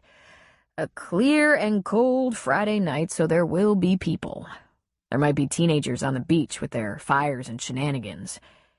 If you're not tied up with the knight or the vampire or some loser Navy SEAL, you could always come out. I could, but I should think about it. Ever since I've had a fun coach, some of my boyfriends have felt neglected.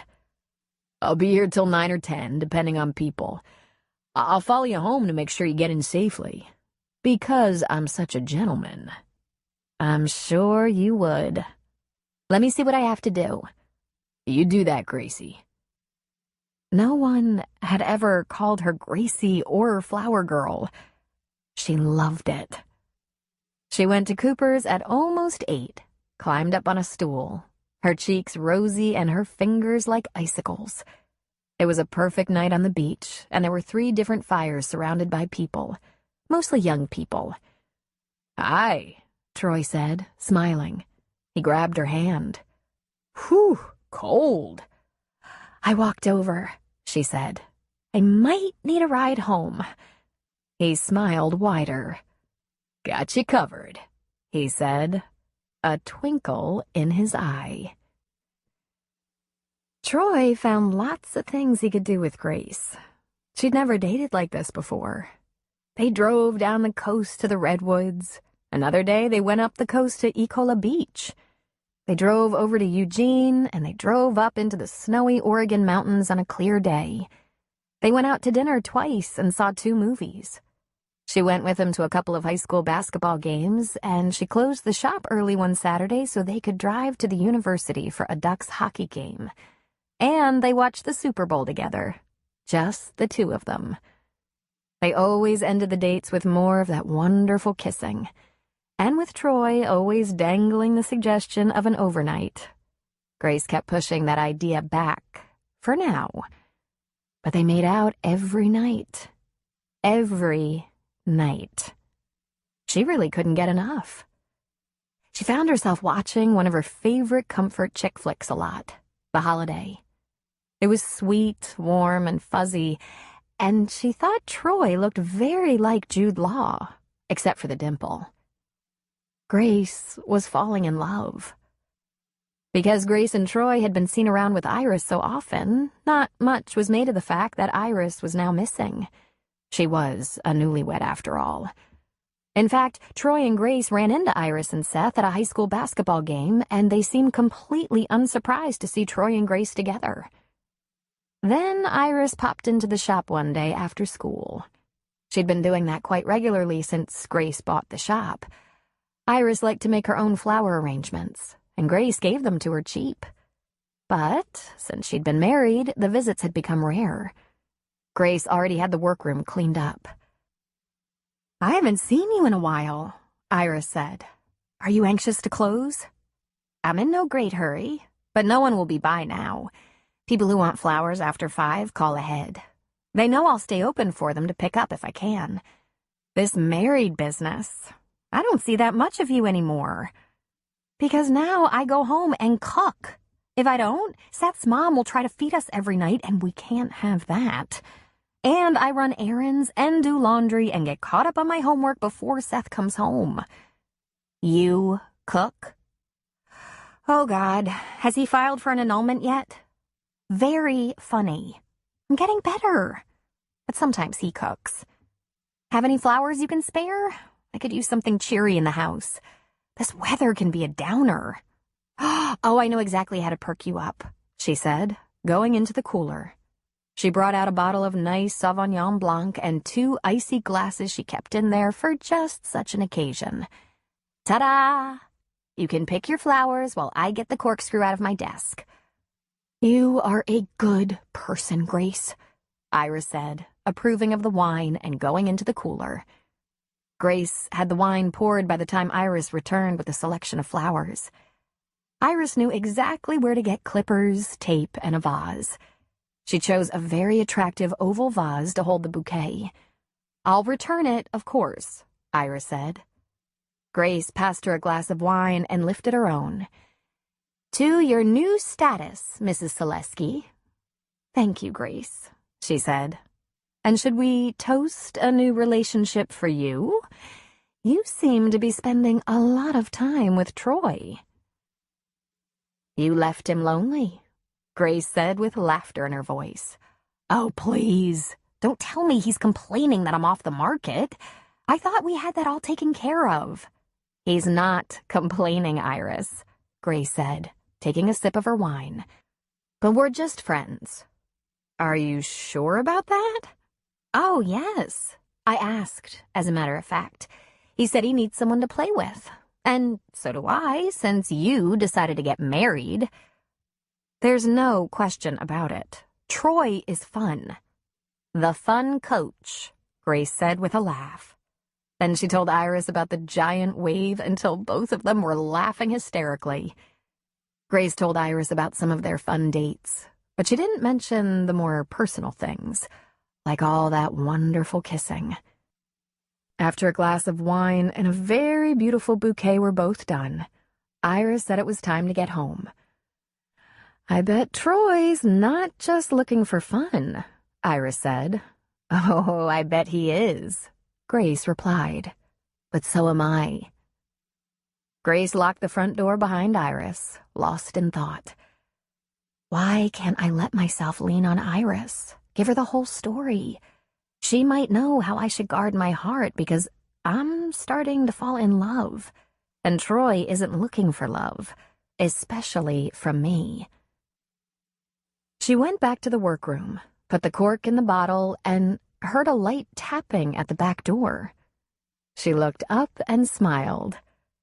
"Ah, I see you've been working hard," Troy said, pointing to the wine bottle. "I was about to put this back in the cooler. Iris came by to make herself a bouquet," she said. "You just missed her," she added, watching his expression. "I saw her earlier," he said, picking up the glasses. "I'll carry these up for you." "You saw Iris?" she asked. "I see her at school every day, Grace. Want to go out for Chinese?" "I need a shower," she said. He reached for her. With the wine glasses in one hand, he lifted her chin with the other and put a sweet kiss on her lips. "Want to have a shower and I'll go get takeout? Or if you need help with that shower..." "I'll manage," she said. "So, you're hungry for Chinese?" "I am. And I want to ask you something. Want takeout, or should I wait for you to have a shower? What do you want to ask me? Hold on. I'm gonna soften you up first. Is there a beer upstairs? There are 2, she said. You go get dinner while I wash off the flowers. How long will it take you? 40 minutes tops, he said. You okay to lock up? I do it every day, Troy. Just get going. This was what it was like to go steady, she thought. Just a couple of small things missing. Like, there was no future and he wasn't falling for her. Well, if nothing else, it was good dating practice. Troy was a great date, after all. Troy's question was a simple but difficult one. The high school was having a Valentine's Day dance, and he wanted her to be his date. He was going to chaperone. Oh, God, that's almost the busiest day of the year for me, she exclaimed. How late do you stay open? Just till 6, but I will be toast. I might be the worst date of your life. I can help you after work, help you clean up the shop and lock up. How about deliveries? I have a little part-time help with that. Justin Russell, Al's boy, is running some flowers for me before he goes to work at the station, and he's going to be sure to help that day. I already told him it's madness, but there could be good tips. Oh, Troy, what if I'm no fun? And it's a dance. I love to dance, but I might be knee-walking tired. The next day is Sunday. You can sleep all day, he begged. Come on. I want to take the prettiest girl in Thunder Point to protect me from all the teenage girls. Really? You are the prettiest girl, and no, she said. To protect you? Okay, I can handle them, he said with a laugh. Come with me, Gracie. We'll dance. Put a sign on the shop door. Closing promptly at 6 on Valentine's Day, so make arrangements to get your flowers early or ask for delivery. The flower girl has a date. Grace couldn't resist him, and while everything else felt casual, even the kissing part, this felt like the real deal. She asked if the right dress was going to be an issue. Not for you, he said. All the high school girls are competing with each other and trying to impress their dates. But you already have me. You can wear a barrel if you want to. And that was exactly the right thing to say. But she warned herself not to get too excited. At least not until he said something that sounded like, we're more than friends. Valentine's Day met all of her expectations for craziness. Grace started early and made up as many bouquets as she could ahead of customers. The pre-ordered roses had been ready the day before, and by the end of the day, every rose in the shop was gone, along with many other arrangements. Justin started deliveries early and continued right up till 5 o'clock. Without him, she'd have been lost. She tried to stay ahead of the mess, but in the end, she left a lot of it. She could give the shop a good cleaning on Sunday. She would have liked a little extra time to get dressed, but even rushed as she was, she went to more trouble than usual with her hair and makeup. Grace wore her maid of honor dress, a sleek little black number, and the only fancy dress in her arsenal. She usually pulled her hair back to keep it out of the way of the stalks and stems, but for this date, she wore it down. It had grown long, past her shoulders. She even used the curling iron. Wow, you clean up good, Troy said when he picked her up. Grace expected to stand around a punch bowl with a bunch of teachers while the high school kids danced, but it was so much more than that. She was immediately enchanted. The high school gym was beautifully transformed with painted murals, twisted crepe paper streamers, snowy scenes, balloons, glitter balls, white and colored twinkle lights. The bleachers were pushed all the way back, and the gym floor was circled with small round tables covered with long white tablecloths. Candles and little centerpieces decorated each table, and there was a disc jockey at one end of the dance floor. To enter the gym, the couples walked through a heart-shaped arch decorated with hearts, clouds, and snowflakes, and their pictures were taken as they appeared. The chaperones hung back and chatted among themselves. Only a couple had brought dates or spouses. As the music played, almost everyone danced, and refreshments were being served by volunteers. It was magical. Grace had never been to a high school dance. She'd never been to a high school. Iris was at the dance, of course. "No date tonight?" Grace asked. "My date is patrolling the parking lot and looking for trouble. I'm sure he'll cruise through the dance once in a while." "Are police necessary?" Grace asked. "Seth is a little overprotective. He likes to feel the kids are as safe as possible, and since I have to be here anyway..." Iris was pulled away by another chaperone with a question. A young man approached Grace and Troy. "Is this your girlfriend, Mr. Headley?" "Yes, this is Grace Dillon. Ms. Dillon to you." He gave a short bow. "Would you like to dance, Ms. Dillon?" he asked politely. It's entirely up to you, Grace," Troy said. "Jerome here won't put any moves on you because he knows I'd have to kill him." "Is it all right?" she whispered to him. "No slow dancing. Those are mine," Troy whispered back. Grace began what became a series of dances with a variety of young partners who were funny and charming and devilish. It was obvious they thought it was a real hoot to get Mr. Headley's girl on the dance floor. Whenever the music slowed, Troy was instantly at her side, cutting in, holding her as closely as he dared at a high school function. It seemed as if all the slow dances were crooned by Michael Bublé, but she was surprised by the wide variety of music, from oldies to current rock. There was even a line dance performed to the strains of Aretha Franklin singing "Chain of Fools." It took Grace about 2 seconds to learn it, and Troy joined in. "Am I dancing with students too much?" she asked. "I love watching you," he said. "There's one small problem. I can't wait to get you alone." "Are you dancing much?" she asked. "Very judiciously and as little as possible. Giggly high school girls are just not my thing. Besides, I'm supposed to be keeping an eye on things. Make sure the kids aren't getting into trouble." "What kind of trouble?" Sneaking out to the parking lot to be alone, or to get a bottle, or smoke a joint, or get in a fight over something like a girl. That was the point. She didn't know. "Really?" "Been a while since you've been rocking the high school dance?" "You could say that," she said. "I thought this would be boring. I can't remember when I've had so much fun." "Just remember, don't fall in love with anyone because you leave the dance with me." He grinned at her. She noticed that Troy danced with Iris. Not a slow dance, but not so fast either. He twirled her around, and they laughed. She had no worries that Iris would invade her territory. None at all. But did Troy still wish that romance had worked? She forced herself to look away. When she looked back, Iris was talking to her husband. Troy was nowhere in sight. He was right behind her, claiming a dance.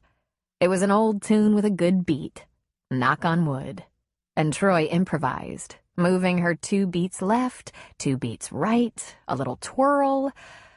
She'd been very impressed by his dancing tonight, and it was sexy.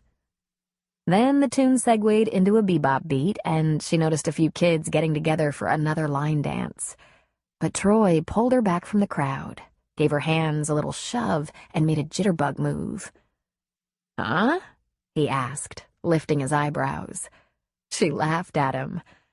"As long as you don't slide me between your legs or toss me onto your hips and over your shoulder." "Aw," he said, then led her into a really good jitterbug. So good that kids stopped what they were doing to watch. "This guy knows what he's doing," she thought. When the song ended, there were a few claps from the crowd. Grace heard a teenage girl say, "Oh, God, why can't he just marry me?" Chapter 5. 4 hours flew by, and at almost midnight they were on their way to Grace's place in Troy's car. She was completely amazed by the variety of music, from oldies to current rock to hip-hop and even country.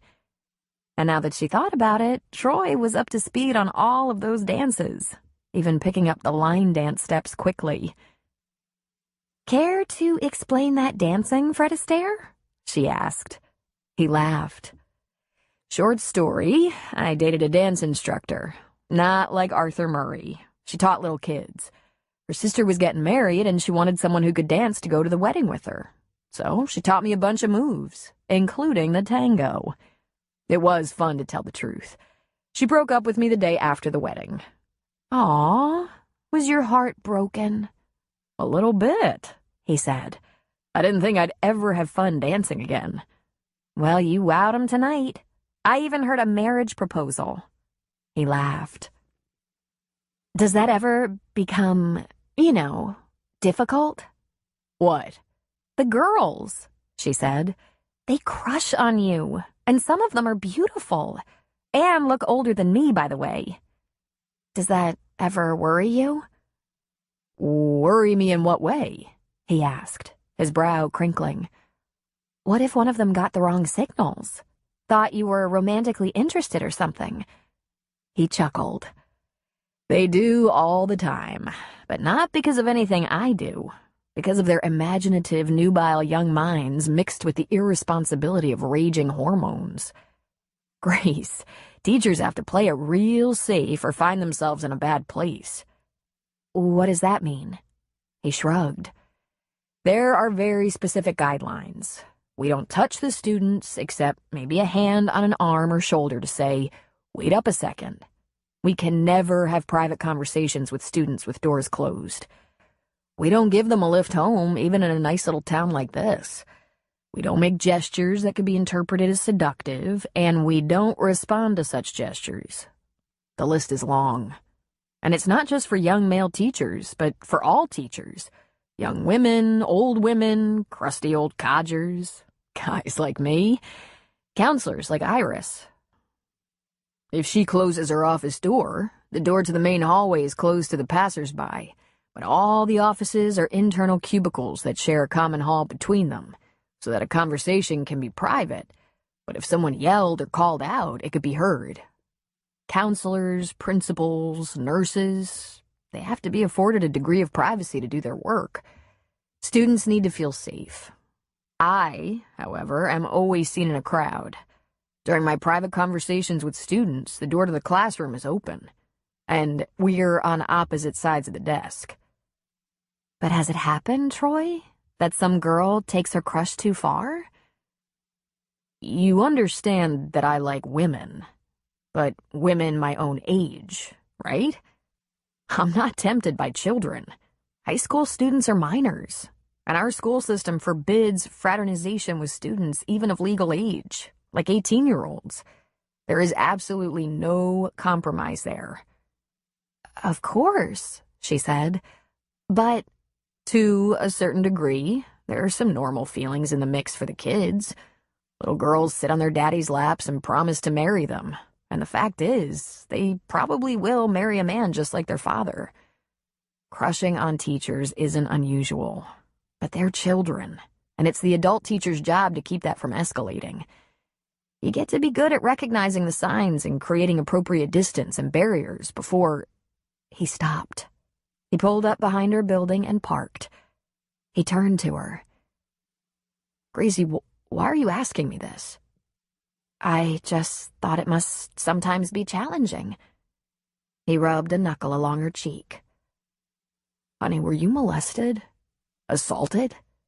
By an older man or teacher? Someone in a position of authority? Me? She asked, genuinely shocked. No, of course not. Then you knew someone who was, he said matter-of-factly. Boy, did she. Years ago, and it all ended so tragically it marked one of the most traumatic experiences of her life. But that wasn't the direction Grace wanted this conversation to go. Not tonight. so she smiled gently. You must either be a very wonderful teacher or so intuitive it's scary, she said.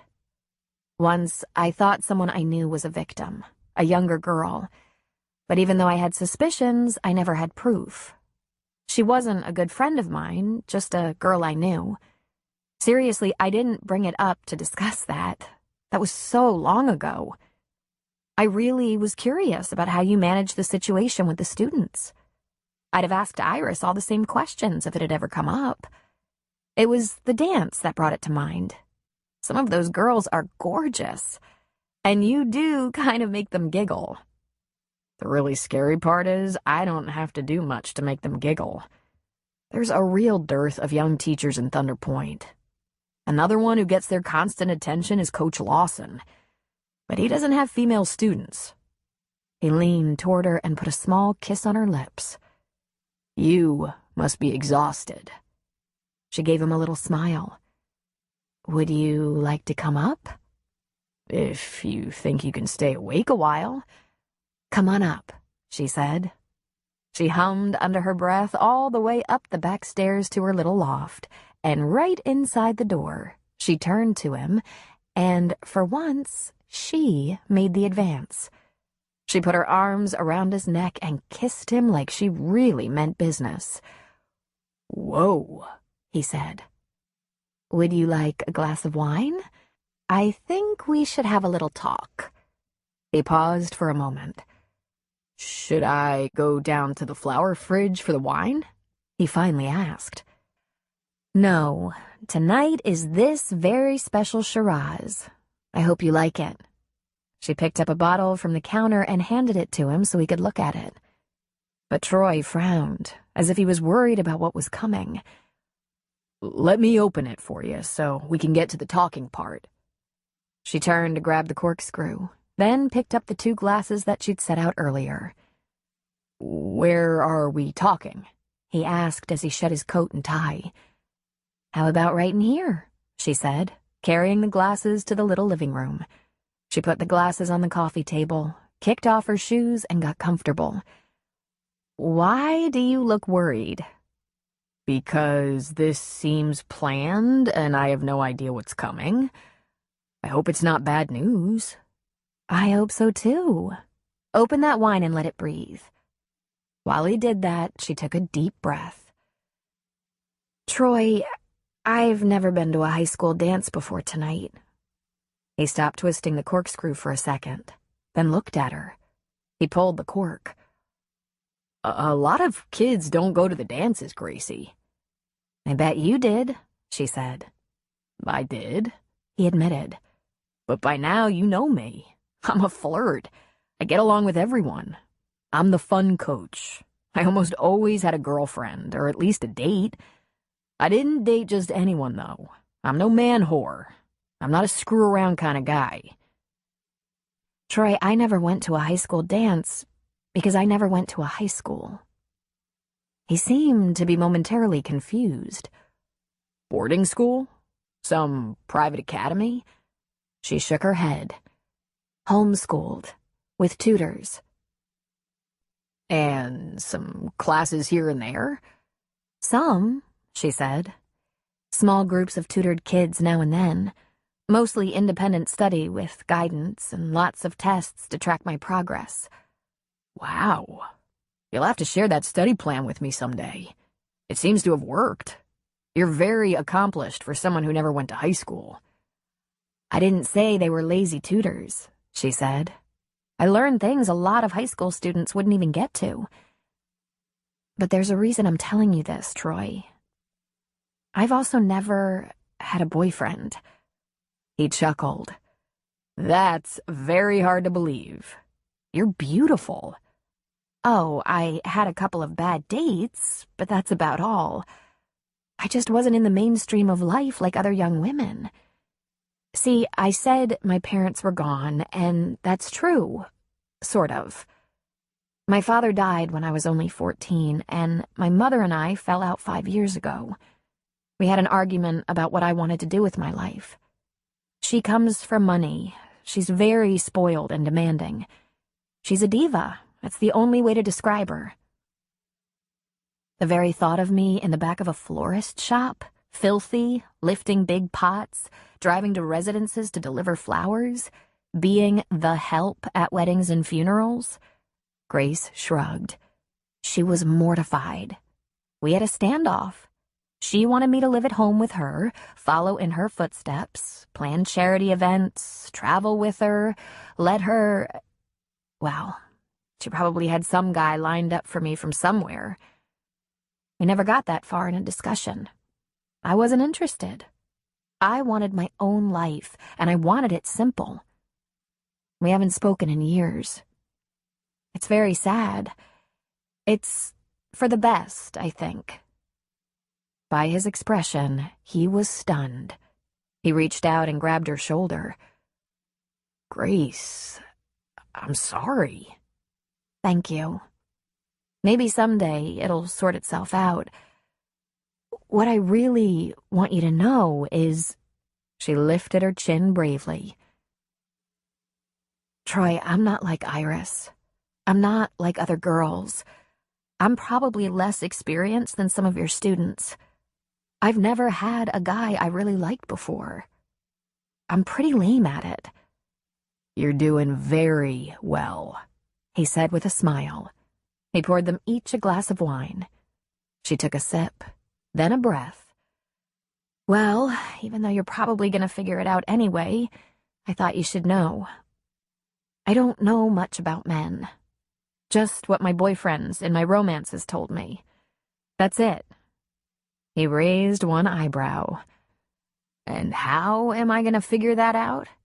When you realize I don't have any idea what to do. You're going to guess, if we do decide to do it, that I've never done it before. You'll be my first, unless you run for your life right now. She grinned at him. No pressure. He grinned right back. I'm not worried, Gracie. Are you? She nodded. Maybe a little, she said. Want me to tell you how it's going to be? Again, she nodded. The first time, it's going to be very slow and safe. We're going to kiss until we're steamy. We're going to touch and get so close we can feel each other's heartbeat.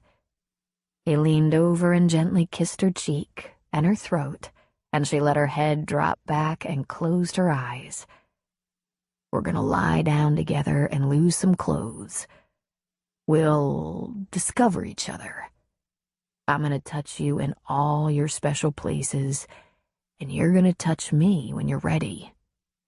We'll ease into things slowly and carefully, but the most important thing is you can say no or stop whenever you don't want to go any further.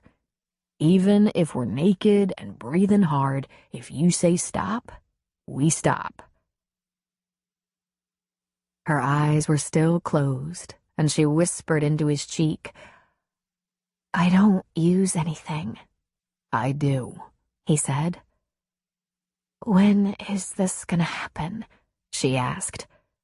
In a hurry, Grace? She shrugged.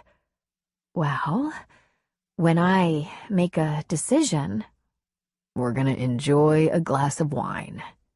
Then, if you're ready, you'll let me know. Troy hadn't been prepared for this. A 28-year-old woman as beautiful and funny as Grace, a virgin. They would have expected her to have sexual history like most women her age. Some had a lot of notches, some only a few, but he'd never encountered none before. Even his first girl, his first experience, wasn't a virgin. She'd had a serious boyfriend before him. Of course, just because he was a flirt and liked to have girlfriends didn't mean he'd been a sexual prodigy. He'd had sex for the first time at nearly the end of his first year of college. At 18, he was the last among his buddies, unless they were lying. They were probably lying. Of course they were lying. At least, most were lying. He took this very seriously, making love to Grace. It had to be a good experience for her, and he was definitely eager to take on the challenge. He just hoped there wasn't some verging consciousness that would have her leaning toward true love and marriage because of sex. He wasn't opposed to that in the long run, he just didn't want it all to happen in one night. He was crazy about her, couldn't wait to get inside her. Didn't see any red flags that would warn him to get out of this relationship. He just needed time to get more serious. This is how grown-ups court. They have dates, they discover common interests, they examine their rapport, they go to bed together. They ask, "Does this have staying power?" They kissed and whispered their way through a glass of wine. Then Troy took hers out of her hand and put it on the coffee table. He stood and pulled her to her feet and led her toward the bedroom, which was only about 10 feet away. When they stood beside the bed, he took her gently into his arms and kissed her some more, drawing deep sighs from her. Then she turned in his arms and presented her back, pulling her hair away, and he saw the zipper for her dress. He drew it down slowly, taking a taste of her neck in the process. He pushed the dress off her shoulders and she let it fall, leaving her in a silky black slip. She stepped out of the dress and bent to pick it up, but he took it from her and turned to drape it across the only chair in the room. He got rid of his belt and shirt, and when he turned back to her, she had removed her hose and kicked them aside. She was a determined little thing. He wasn't going to find going slowly an easy thing. When she sat on the bed, he withdrew a couple of condoms from his pocket. "Do you have to put them out now?" she asked. "Believe me, I do," he said. He let the pants drop, kicked them off, and they joined the clothes on the chair. He sat beside her, embraced her, pulled her down beside him, and rolled a little, adjusting until their bodies were flush and tight. "There," he said, feeling every curve of her against him. "Perfect."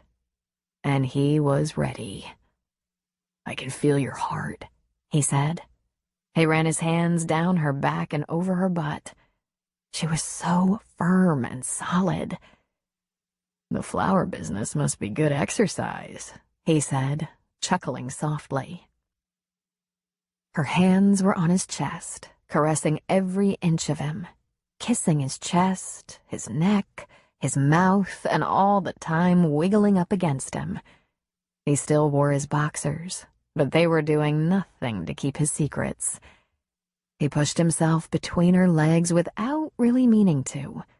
He was on automatic pilot. "Let's get rid of this," he said, pulling a strap of the slip down over her shoulder. She sat up and drew the silky garment over her head and tossed it aside, leaving her in nothing but a tiny thong. And that, he thought, wouldn't get in his way for a second. But to level the playing field and give her a chance to get used to him, he shed his boxers. There they were, in all their basic glory. He pulled her hand, drawing it to him. She didn't hesitate. She put both hands on him and hummed softly as she figured him out. "Easy does it," he said. There were so many things he wanted to do to her, but not the first time. He'd like to lick her whole body, make her come before she even knew what hit her. He'd like to lift her onto his lap and watch her ride. He'd like to take her against the shower wall. Not this time, he told himself. He'd promised it would be slow and safe, and he never broke a promise. He slid his hand under her thong. "Open for me, honey," he said, giving her thighs a nudge. He slid one finger into her silkiness, then 2 fingers. Wow, she wasn't going to need much warming up. He massaged her for a few seconds, and she was squirming against his hand, almost whimpering. He slid a finger inside. "You okay?" he asked in a whisper. "Okay," she whispered back. "This has to go," he said, pulling her thong down. She kicked it away as he turned to the bedside table and retrieved a condom, quickly rolling it on. If he didn't suit up, she was going to climb all over him. She was straining toward him, making beautiful little noises. He turned her on her back, spread her legs with a knee, and placed himself in the zone. Leaning down to her lips once more, he whispered against them. "Ready to see how this works?" he asked. "Yes," she whispered back, her eyes closed. "Look at me, Gracie." She opened her eyes. "I want you to go limp. Relax everything. It's not gonna hurt." "Are you sure?" "I'm sure." He pressed himself against her. "Nice and easy," he said. "It's okay. It's good." And he pressed into her very, very slowly. He kissed her deeply as he went all the way. She moaned. "Okay?" he asked. She murmured. "Okay." But damned if he was. This was the best place he'd been in a very long time. And she hugged him like a velvet vice. A quivering, soft, slick vice. He was dying. He started to move, slowly, looking for that sweet spot, pressing deeply into her, listening to the sounds she made, trying to judge them for the right spot, the right friction, the perfect stimulation for her. As for himself, if he unclenched his molars for 1 second, he was gone. "Oh," she sighed. "Oh, oh, oh." "Oh, yeah," he said. "Please," she said, gripping his shoulders. "More, please." He moved a little harder, hanging on for dear life. He took her mouth again, kissing her deeply as he moved inside. "You're beautiful, baby," he whispered. "You're perfect." "I think maybe you're perfect," she said. "Only with you," he said. "With you, I feel perfect." And he followed that with a kiss. And a thrust. She came apart. She clenched him inside her body, drawing on him, leaving him to wonder if it was his expert moves or the words. Then thinking stopped. She closed her eyes, tilted her head back and her pelvis forward, upward, bit her lip, and if he could see, he'd bet she curled her toes. So he did what came naturally, thrusting a couple more times and having the best orgasm of his life, right then, right there, with her. His eyes teared, his brain clouded over, and he wondered if he lost consciousness for a second. He pulsed until there was nothing left in him. Even his brain was empty. Her body was still holding him for so long. He was amazed. She rode through it with him the whole way. He pressed his lips softly to hers, kissing her gently. She didn't move. He gave her another kiss. She still held him in a beautiful, delicious, unimaginable grip. "Gracie," he whispered. "Breathe." She let out her breath in a slow whoosh. "Holy shit," she said. He smiled. "Nice?" She said, her lips curving into a smile. He chuckled. "Just when I was wondering what to get you for Valentine's Day." "Oh my God. Do it again." He laughed. "Maybe in a little bit," he said. But there was really no maybe about it. "No regrets?" "You're kidding, right?" "I might not have figured it out," he admitted. "Except I also might not have tried so hard to go slowly and patiently. Because really, Gracie, you had me in a real vulnerable spot there for a while." "I did?" "You did. We came together like old pros. If I hadn't told you, what would you have done? I think I'd have just gone for it. I think, first, to be sure you had everything you deserved, I'd have licked your whole body. Then I would have just gone for it. Okay, we'll do that next time. He couldn't help but laugh at her. She was so damn cute. You like sex, don't you, sweetheart? I like sex, she admitted, smiling. Oh God, is that a slutty thing to say? No, Gracie. He brushed her rich brown hair back from her brow. It's the perfect thing to say. They made love again and again. Troy knew he was screwed, and not in the usual way. He had himself a beautiful young woman who thought he was pure magic, who would do anything he wanted to do, bring him greater satisfaction than he could remember having, and he didn't know anything about her. Added to that, he wasn't sure what had caused it. But being the first man to ever get inside her like that really did something to his head. A kind of possessiveness consumed him. He couldn't even think about letting her go. But who was this young beauty who hadn't been properly loved until now? Who asked questions about whether it was difficult being a young male teacher surrounded by teenage girls with crushes? Who was this young woman who'd never been in a traditional classroom, yet who seemed to be smarter and more worldly than other women her age? And did mothers and daughters really part ways over the choice to own a flower shop? He was lying on his belly in her bed, thinking about how he was going to get the answers to these questions, when he felt her small hand, slightly calloused from hard work, slide over his buttocks. You have the nicest guy booty I've ever seen. Roll me over and see what else I've got that's nice, he said. I'm afraid to, she said with a laugh. I think you've had enough, and I've definitely had enough. Feeling a little tender? She nodded and blushed. He laughed. After the gymnastics of last night, how can you blush? He asked her. It's daylight, she said. Better yet, he said, rolling over to show off his rather impressive morning erection. Oh my, she said. Keep that thing away from me. He ignored her and pulled her into his arms. Let's talk about how to have fun when we're feeling a little delicate.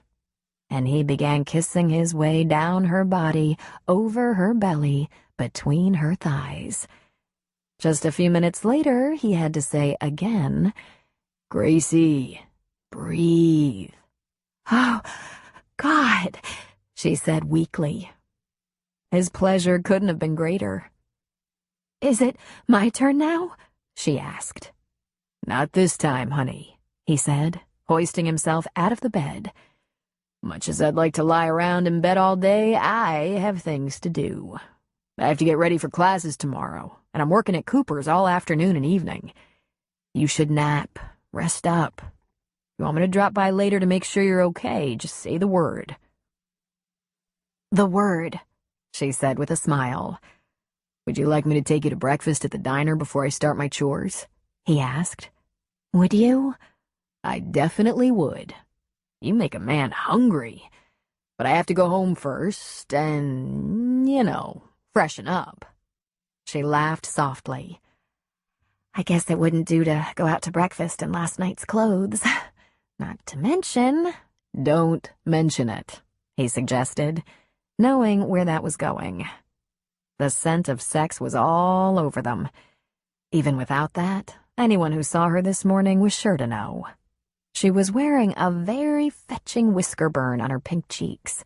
Her lips were bright and rosy from a night of kissing, and that sleepy twinkle in her eyes said everything. Here was a very happy, satisfied lady. I'll be back in 30 minutes. Chapter 6. An hour and a half later, breakfast done, Troy was back in his apartment, where he wasn't planning to do any school preparation. Instead, he got on the internet. He had a couple of hours before he had to be out at the beach bar.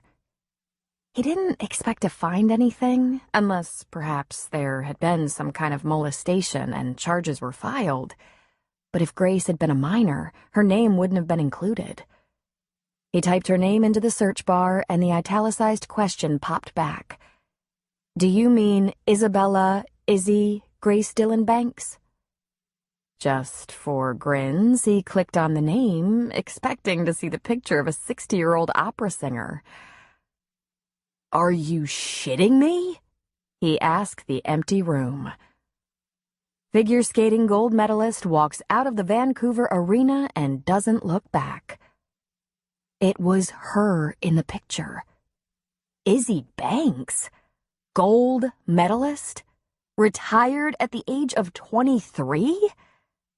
It just didn't compute. Was that something you didn't think to mention? Although Izzy apparently issued a statement, she refused all interviews. He read her statement.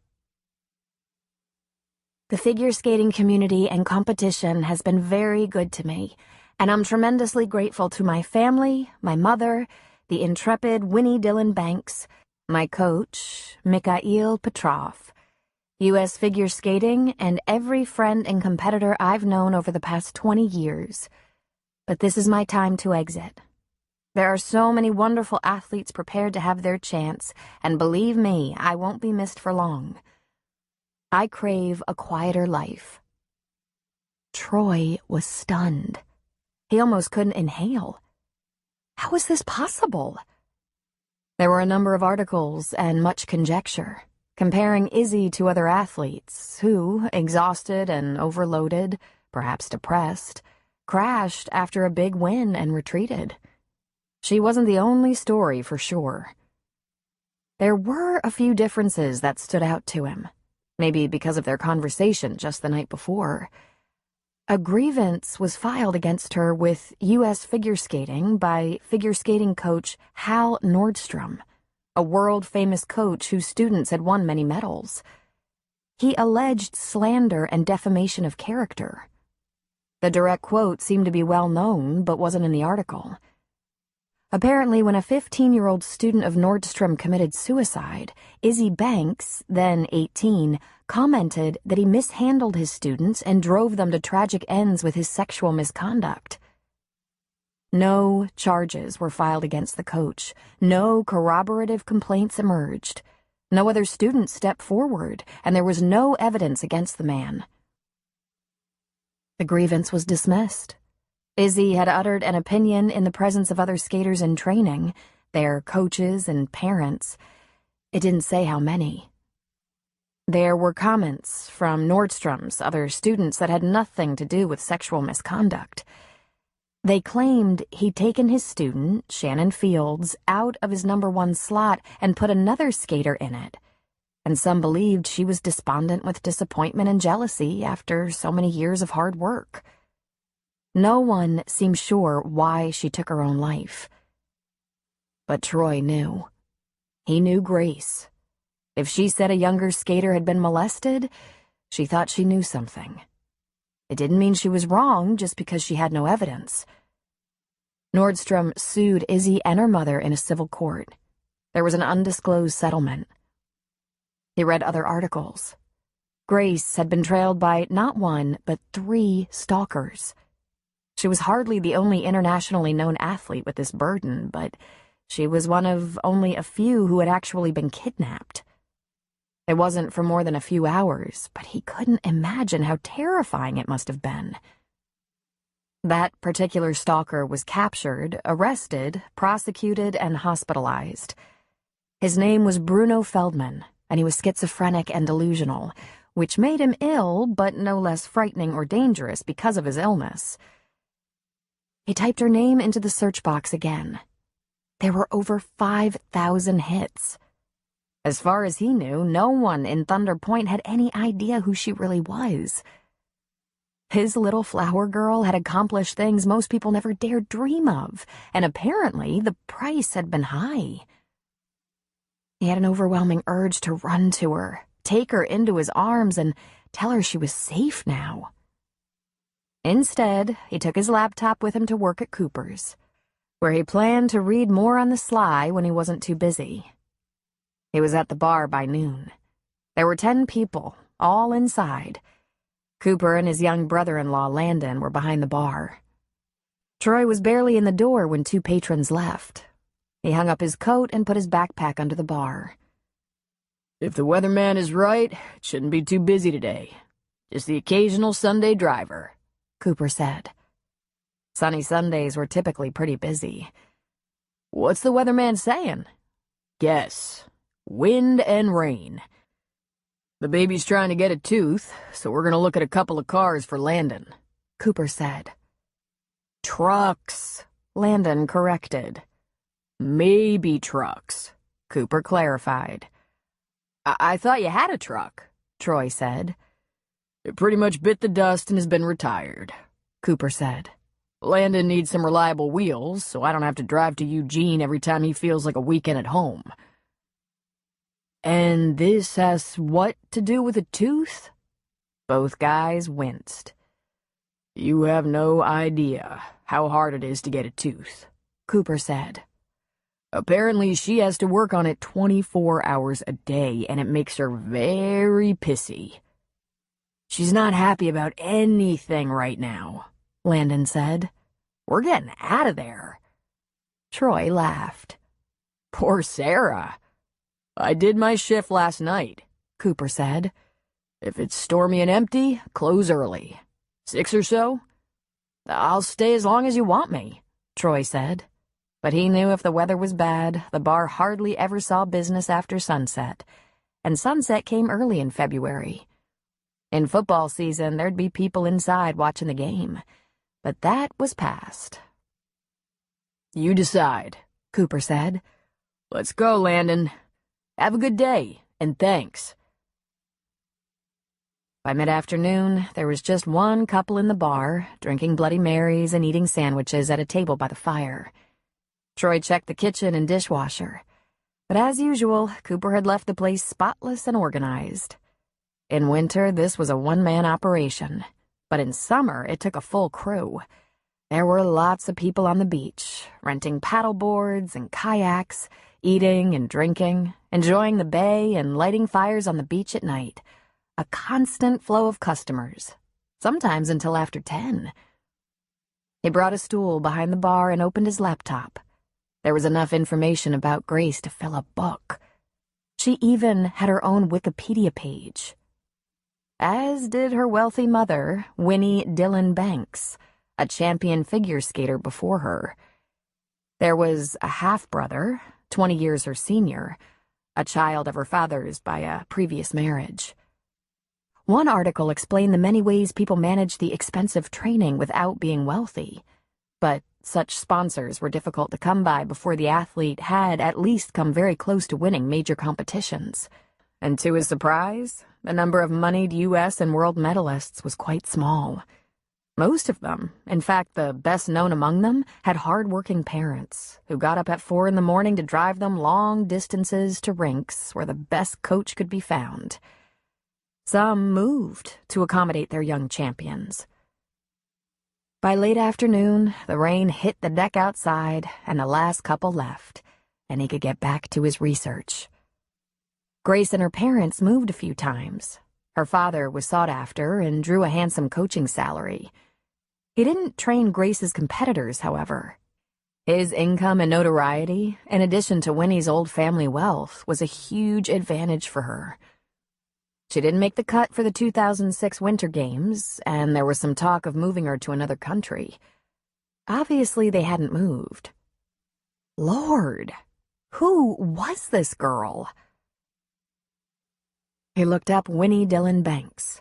There were dozens of pictures, and all Troy could surmise from them was that she looked rich and cold. Many pictures of her watching her daughters skate in competition had her with a frozen face, wearing furs and diamonds.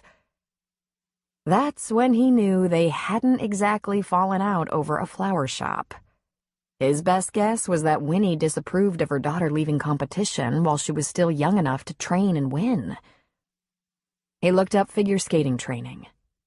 It was typical to be on skates by 4 years old. 6 hours on the ice every day. Endurance and weight training, ballet and gymnastics, school, or in Grace's case, tutors. Add in travel to every competition that would take her. First nationals and then world championships. He looked up international ice skating championships. Jesus! She'd been to almost every country on the globe. He watched a couple of YouTube videos of her skating. A long program and a short program. One when she was only 16 and competing in Seoul. It was the most amazing thing he'd ever seen. She looked just the same. Did no one ever remark on her likeness to a woman's figure skating champion? Her skill and beauty on the ice was nothing short of breathtaking. Next on his list to research was sexual misconduct by coaches. He felt his heart race. It was everywhere. There were some horrifically wrong allegations. One female coach had her life nearly ruined by an accusation that never even went to court, as her alibi was actually on film, placing her far from the alleged victim at the time. Yet, years later, she was still banned from certain gyms, even after the child finally recanted. It sent shudders through him. He thought a person had to be crazy to leave their child in the hands of a stranger, even if he or she was a renowned coach. To get a reality check, he searched the same subject with teachers, and it was just as shocking. Some cases getting national attention and being made into television movies. I just thought it must sometimes be challenging. He closed the laptop and turned on lights around the bar. Though if anyone was out in this storm, he'd be amazed. He had a lot to process. It was almost 5, and the sun might just be on its downward path, but with the clouds it was already dark. He got himself a beer. He'd known Grace for a year, maybe a little more. He'd only knew her superficially. He'd gone into her shop to buy flowers for Iris twice, and once to pick out an arrangement to be sent to his mother for Mother's Day. He'd seen her at Cooper's with Iris. He didn't even really think of her as a friend, but rather as one of Iris's friends. He'd liked her, but never thought about her. Not before Christmas. He'd been looking right through her. He had no idea there was so much to Grace. She was amazing and complicated. Part heroic, part tragic. And after last night, more woman than he ever imagined. Little virgin flower girl.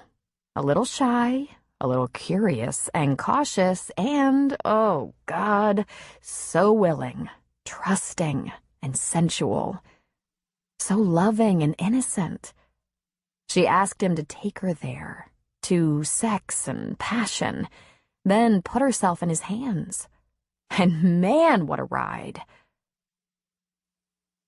"She's an athlete, you dope," he said to no one in the bar. "Who's an athlete?" Sarah Cooper asked, just coming in the door. She shook off her slicker. "Jesus, you scared me to death," he said. "Where's the baby?" "Finally sleeping. Ham's babysitting." "Sarah, Ham's a dog." "Best babysitter there is. Trust me. He's barely left her side since the day she was born. Don't worry, she's in the crib and the bedroom door is closed, but I trust Ham more than most humans, and I only came over for a second. You should close the bar. You're wasting your time out here. This deluge isn't exactly welcoming customers. Is there anything you need before you go? Besides to finish your beer?" "I'll just make a quick phone call. Maybe take a couple of little pizzas from the cooler. I have a date tonight, I hope." "Thanks. I think you're right. No one has come in since 2. She grinned at him, looking at the laptop. "Get your homework done?" "I sure did," he said. "And it was a load, too." "Thanks for helping out, Troy. Stay dry. She pulled the hood of her slicker over her head and went out the back door. He picked up his phone. "Gracie," he said. "Thanks to the weather, I'm closing up early. Would you like me to bring you dinner?" I cooked, hoping you would come here for dinner. "Your kitchen is the size of my closet. What did you cook?" Crock-pot chili, a brick of cheddar and crackers. If I had a fireplace up here, it would be perfect. "It's already perfect," he thought. "I'll be there in a little while. Sounds great." He wasn't going to tell her what he knew. He decided right then he was going to wait for her. When she was comfortable, when she trusted him to know that part of her life, when she finally confided in him, he might tell her he'd known for a while. Might.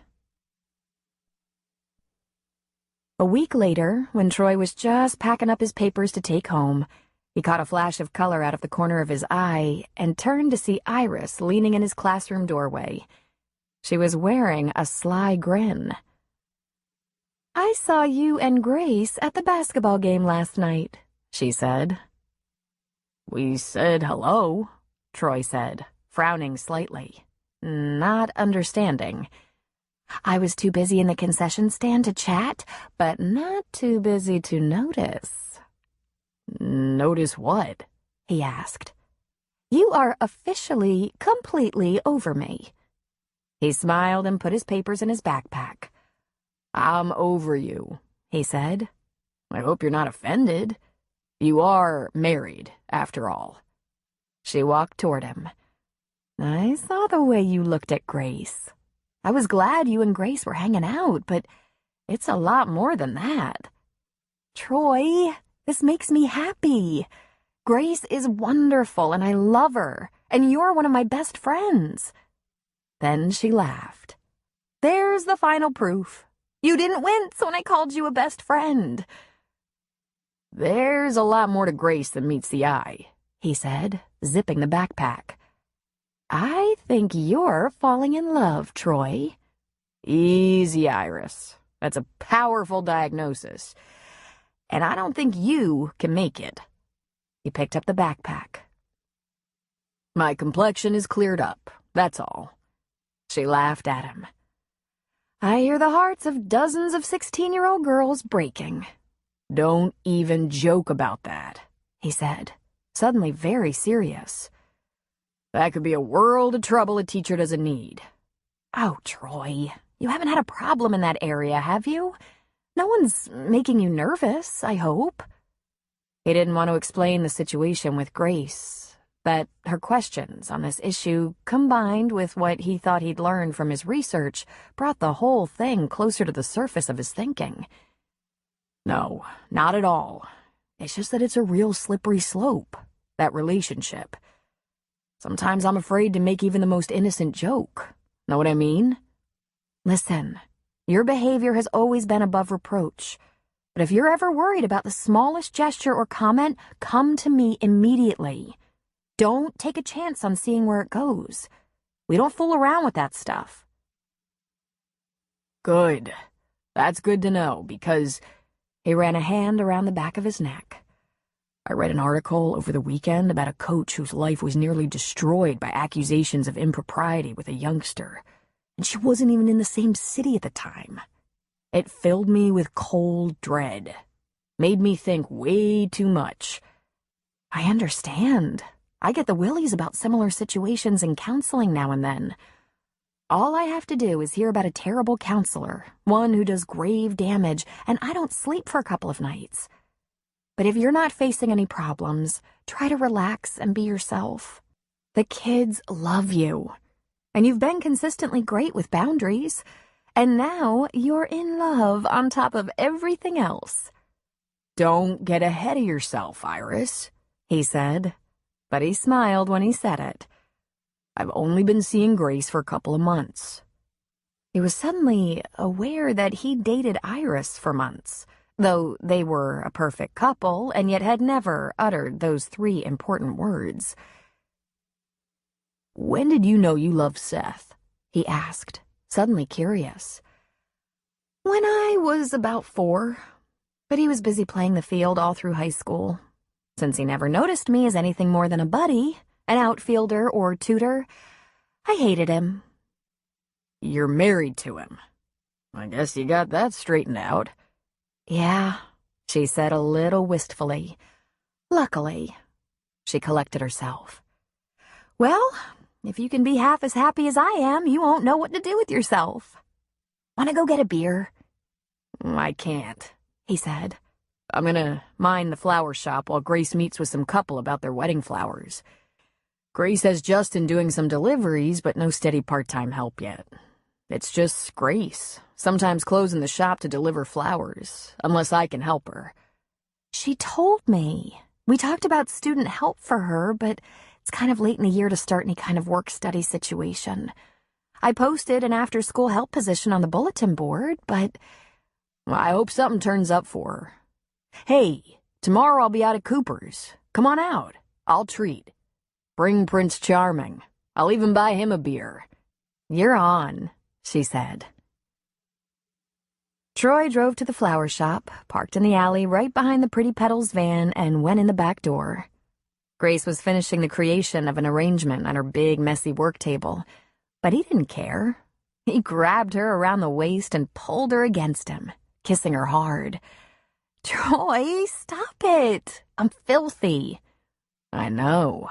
Filthy is good. We can get a little filthy later if you feel like it. He picked up her hand and looked at the green and brown fingers, ick under her nails.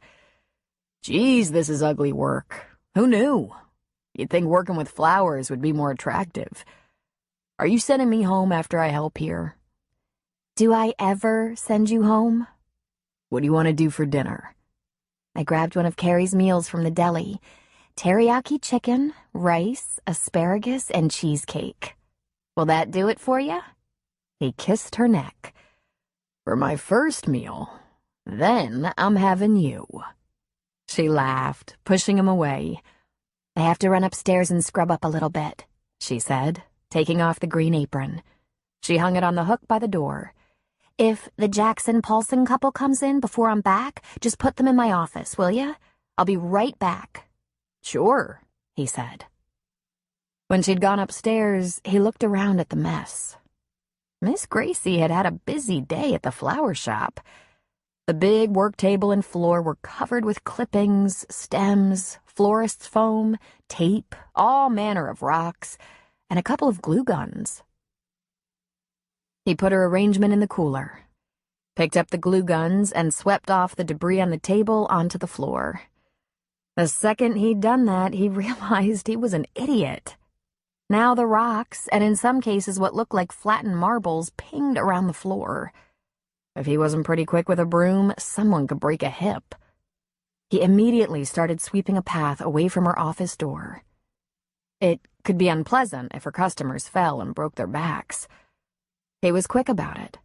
He liked it when Gracie thought he was the perfect man and really didn't want to expose himself as just another stupid guy who didn't think. It didn't take him long to have a nice pile of trash between the back door and the cooler. Just in time, too. The bell on the door tinkled and the couple came in.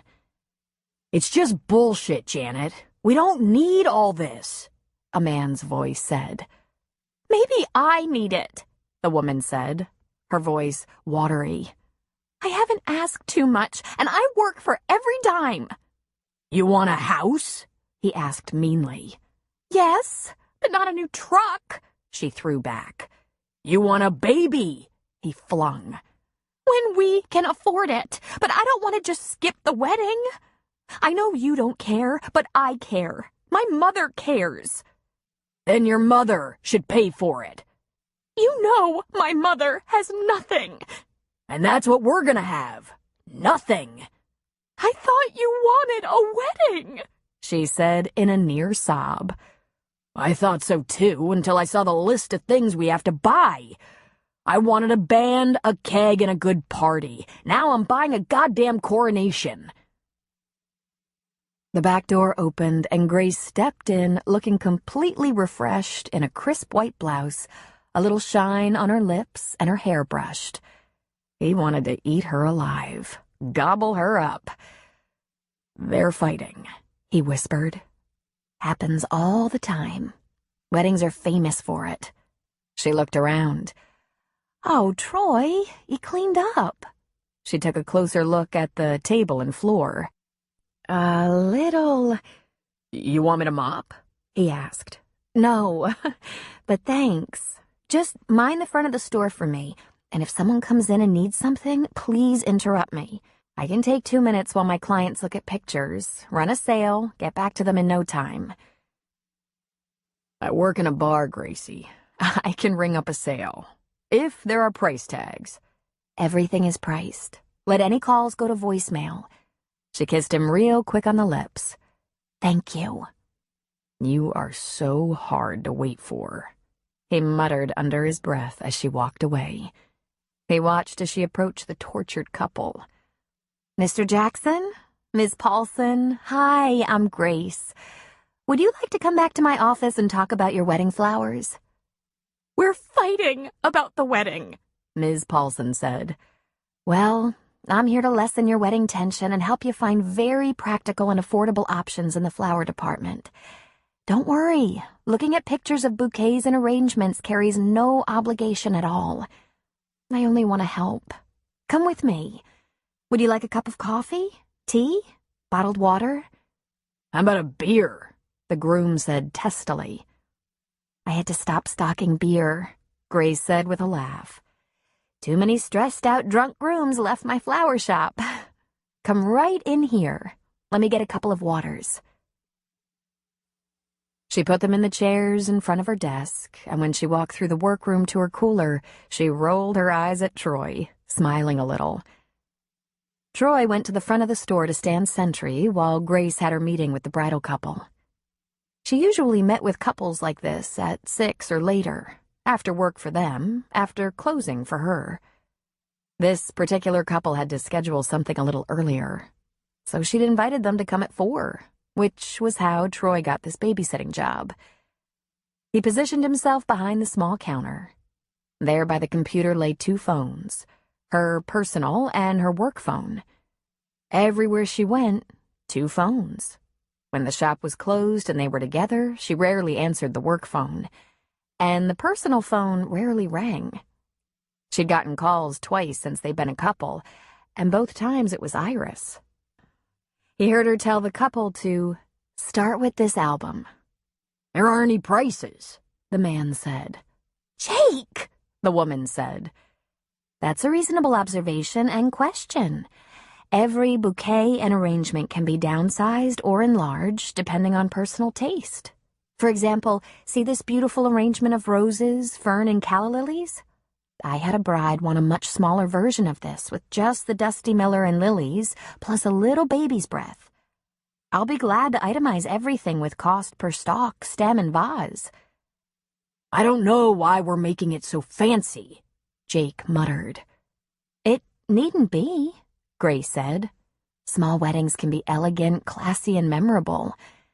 In your life together, there are going to be many moments you're going to want to capture in pictures. You'll be amazed when you get to your 30th anniversary how many boxes or albums or discs of pictures you'll have.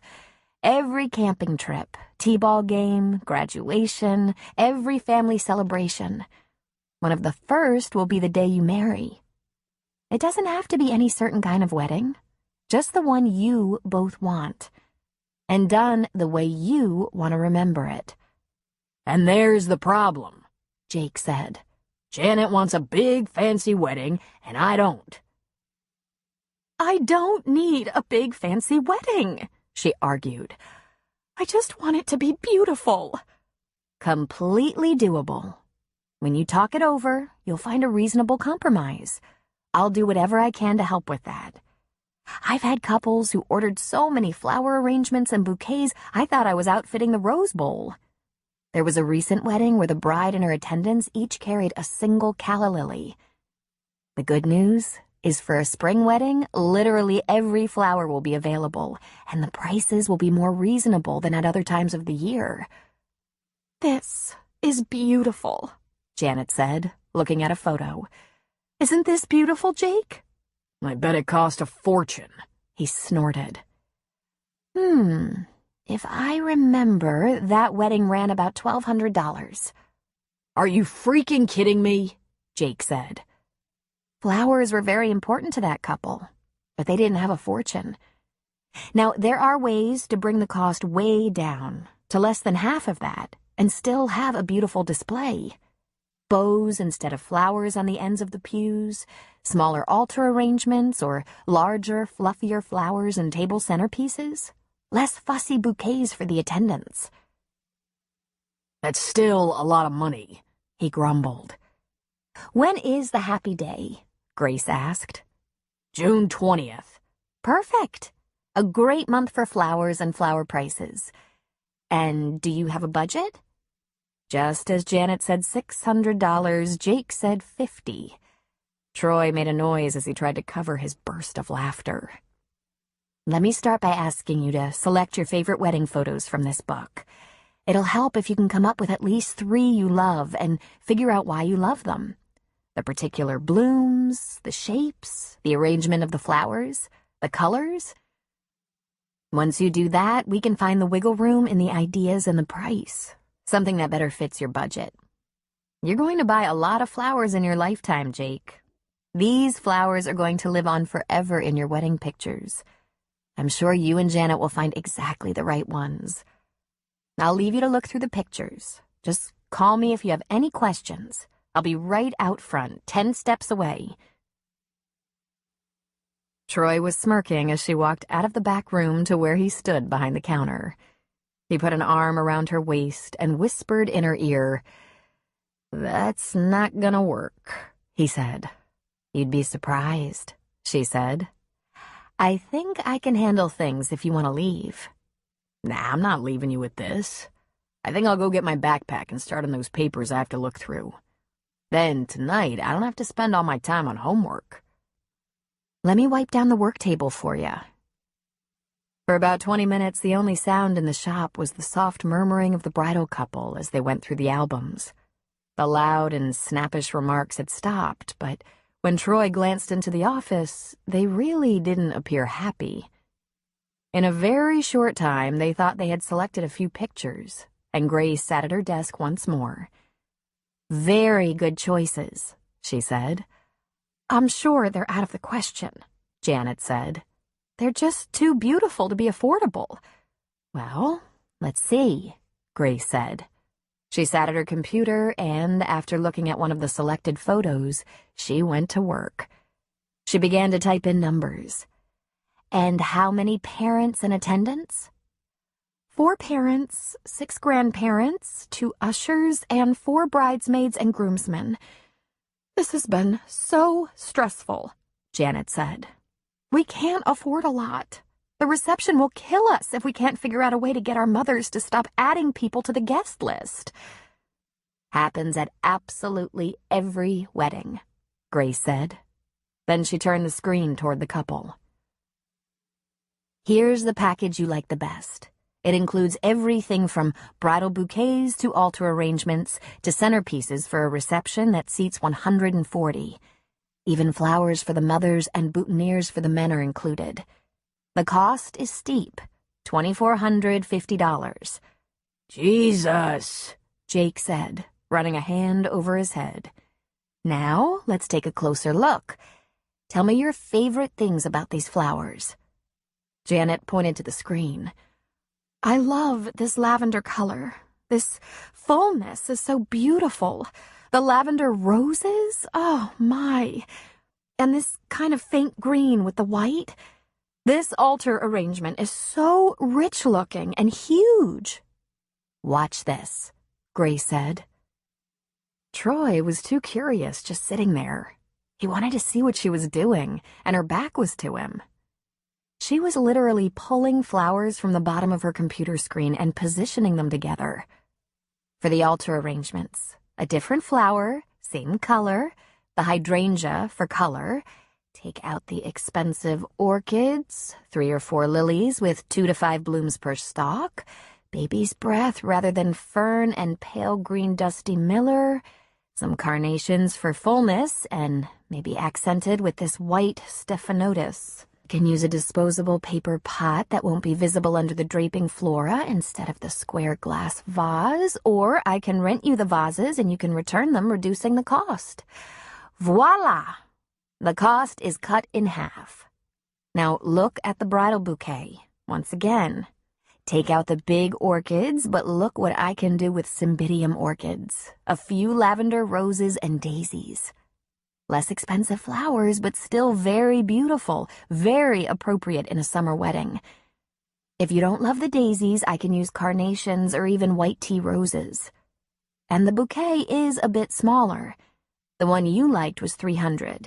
This would be $100. I can add roses pretty inexpensively if you want it bigger. Troy was astonished. Whatever program she was using, amazing.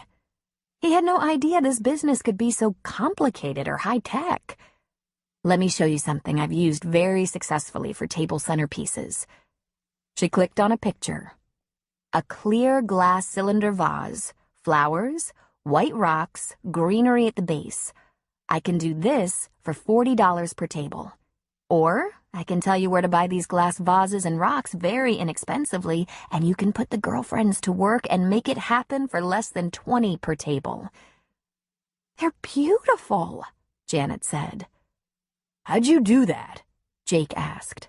I buy in bulk. June prices should be good. I thin the flowers, and I know what everyone else charges. You can't do better, and I'll make that a guarantee.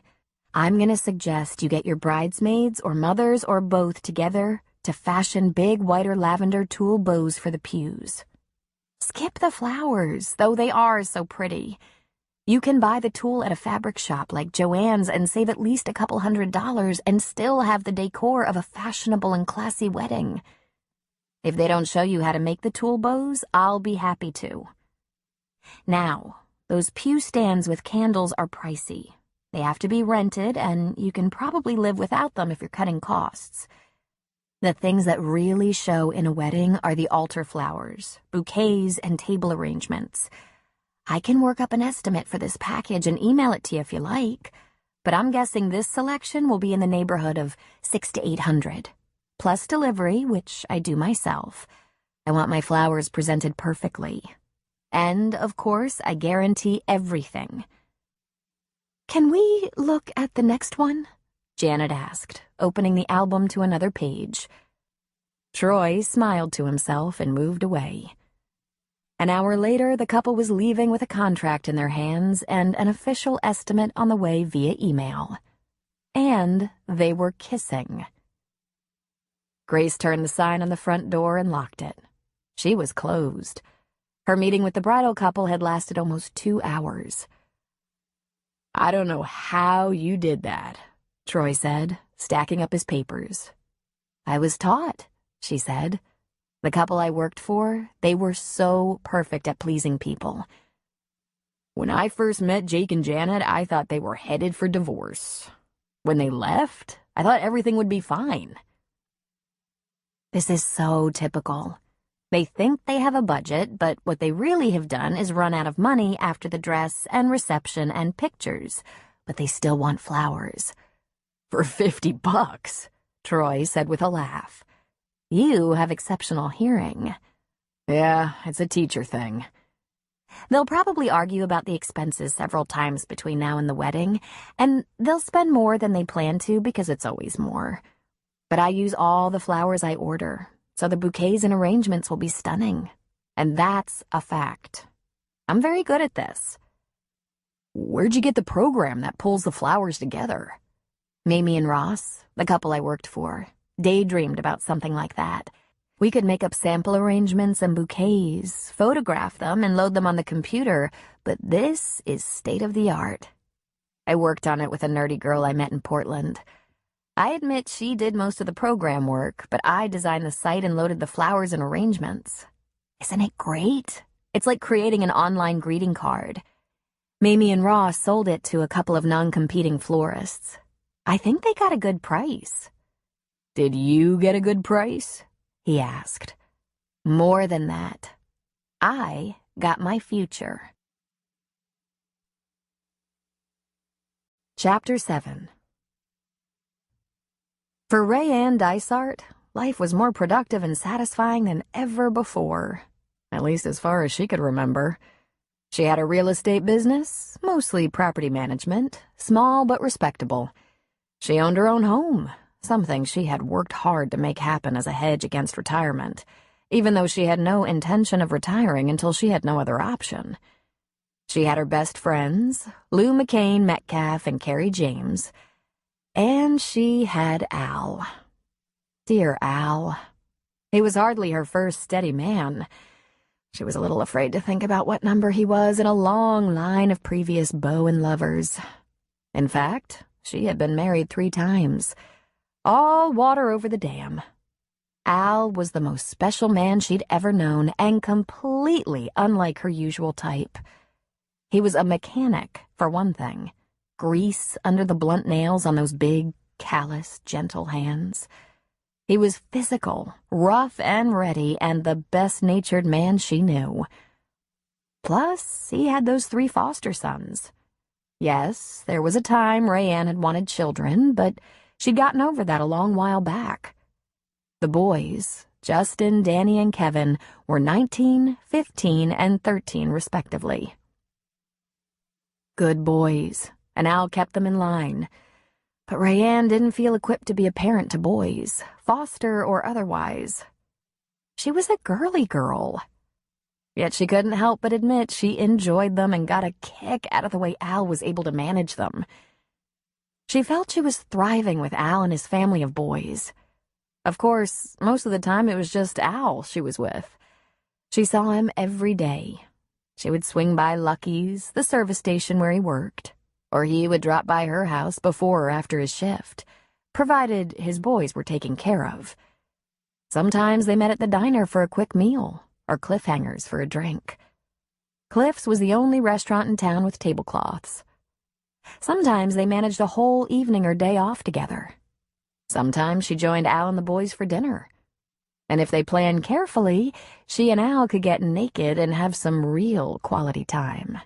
Once or twice a week. Like now. It was Sunday, early afternoon. Al had the day off. The boys had driven to the nursing home where their mother resided. They visited her at least once a week. Such devoted sons. Rayanne took complete advantage of the opportunity when the boys were otherwise occupied. She stretched out in bed. She smiled. She could hear the shower running. Al had spent the morning in her garage, changing the oil in her car, checking her brakes and such. He wanted to clean up before joining her in bed. She wore one of her sheer, lacy, seductive little nighties, waiting.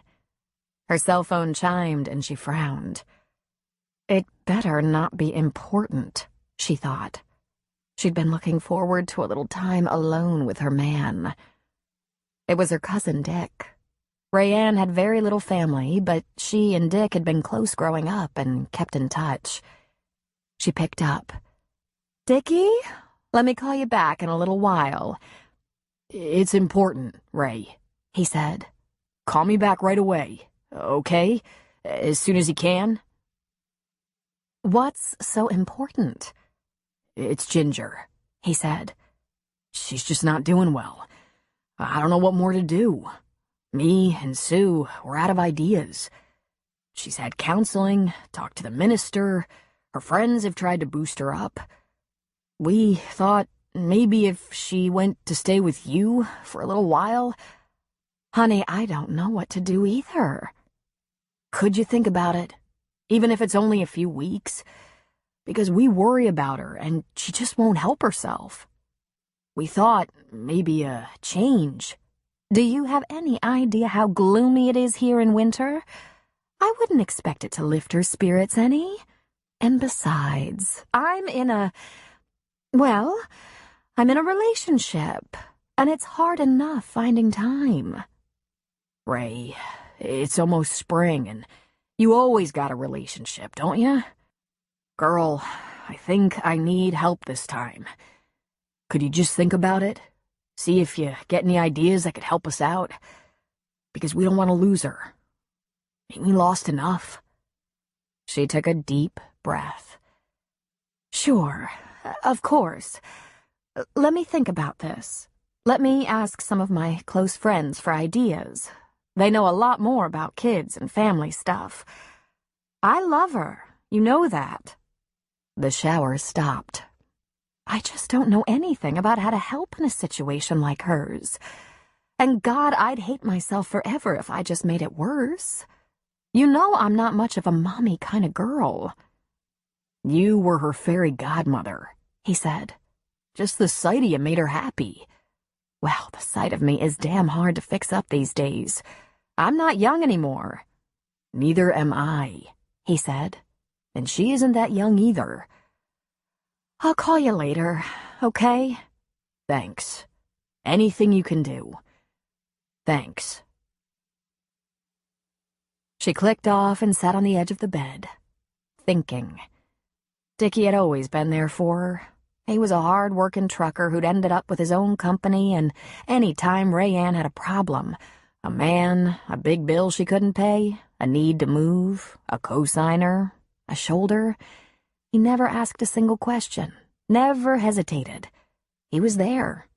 His wife, Sue, wasn't quite as warm and loving toward her, but she sure accepted her and never balked when Ray and Dickie got together, or when Dickie helped Rayanne out. And they'd never asked much of her.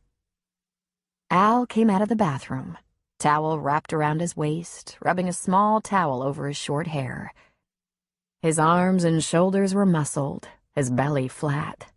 A body that usually filled her with all kinds of dirty expectations. But she was distracted. "Did I hear you talking?"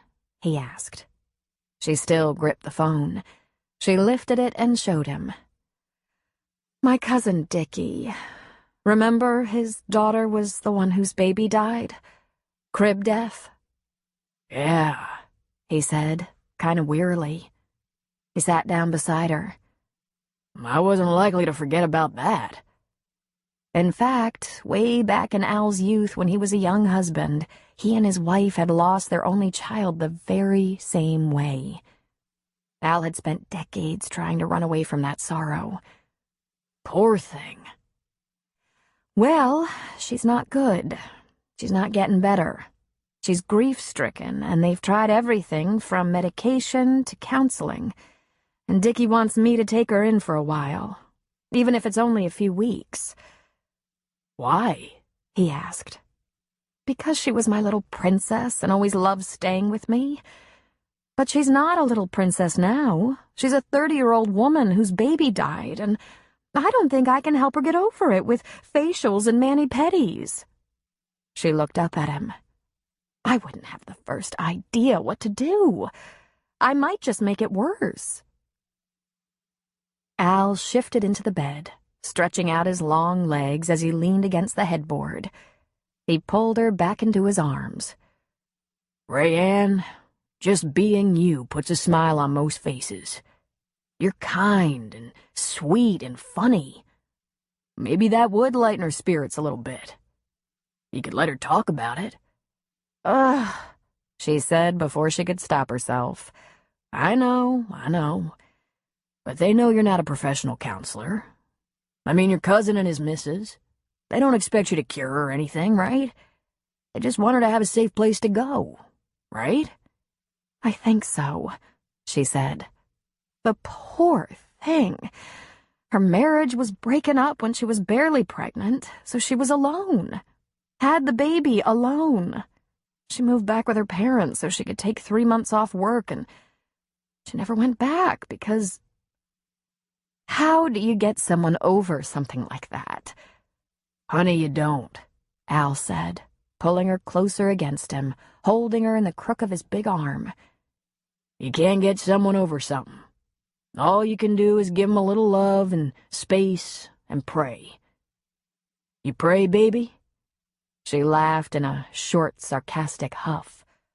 "All my damn life. But my prayers weren't very holy." "Please, God, let that big stud buy me a drink." He laughed at her. I think you should let her come. You do? Like we don't have enough complications.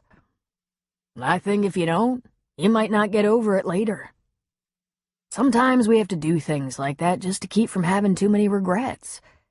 He kissed her forehead. Might have to get a room at the Coast Motel again. Then he laughed. She doesn't work, Rayanne said. What am I going to do with her? You should talk to your girls, Lou and Carrie. They've been through some rough times. So have you, for that matter. Indeed she had. An abusive husband, a couple of acrimonious divorces, getting financially wiped out by at least one of them. That was just for starters. She'd learned a lot, been around the block a time or two. She'd even lost a child, but hardly anyone knew about that. And her baby hadn't died the way Ginger's had. Hers was a secret teenage mishap that ended sadly, and she'd never talked about until very recently. I'm not smart or wise enough, she said. You're the smartest woman I know. And you're so full of love, I can't even hold all of you. She turned her head to look up at him. I've never had anyone like you in my life before. Really, I haven't. You're the best thing that ever happened to me. I feel the same, he said. We've got an awful lot on our plates, she said. Bounty, he said. That's what we call a full plate. Bounty. Hope it doesn't kill us, Rayanne said. Al planned to take his 2 younger boys to the high school basketball game on Friday night. Lou's husband, Joe, was a trooper who worked the swing shift 4 nights a week, and Carrie didn't open the deli early on Saturday mornings. Friday night was a perfect night to get together with her girlfriends. So Rayanne reached out to see if they felt like a little hen party at her house. A little wine and wine. Come to my house instead and I'll put out some snacks. You bring the wine and I'll invite Gina, Carrie said, including her daughter, who was also Lou's niece-in-law. If Mac is working or something, she'll just sit around at home, if that's okay with you. Of course, Gina was a welcome addition, any time. For a woman under 40, she was very prudent in the ways of the world. When Rayanne arrived at Carrie's, the others were already there, and Raleigh was just leaving. "You're not staying for the hen party?" she asked. I ain't no hen, he said, pulling down his cap. Thought I explained that. Raleigh is babysitting tonight, Carrie said from behind him. Cooper and Sarah want to go out without the baby. Really? Rayanne asked. How are you with babies? Perfect, he said. If they go to bed and stay there. The women had gotten used to having Raleigh in the background of their little gatherings, silently serving them, saying nothing unless specifically asked, hiding out in front of the TV when sports were playing while they gathered in the kitchen. We'll miss you, Rayanne told him. Having you around at a girls' night is kind of like having a butler. There to serve, but not there at all. I reckon you'll have to get your own food and drink and do your own dishes tonight, he said. Don't wear yourself out. And with that, he was gone. The women were sitting around the kitchen table where Carrie had put out a selection of her best hors d'oeuvres. As Rayanne moved toward the table, Gina held up an empty wine glass, more than ready for Rayanne's contribution to the party. She quickly uncorked one chilled white and one red. Will Raleigh come back? Rayanne asked Carrie. Carrie merely shrugged and reached for a crab ball from the platter in the center. Does he stay over?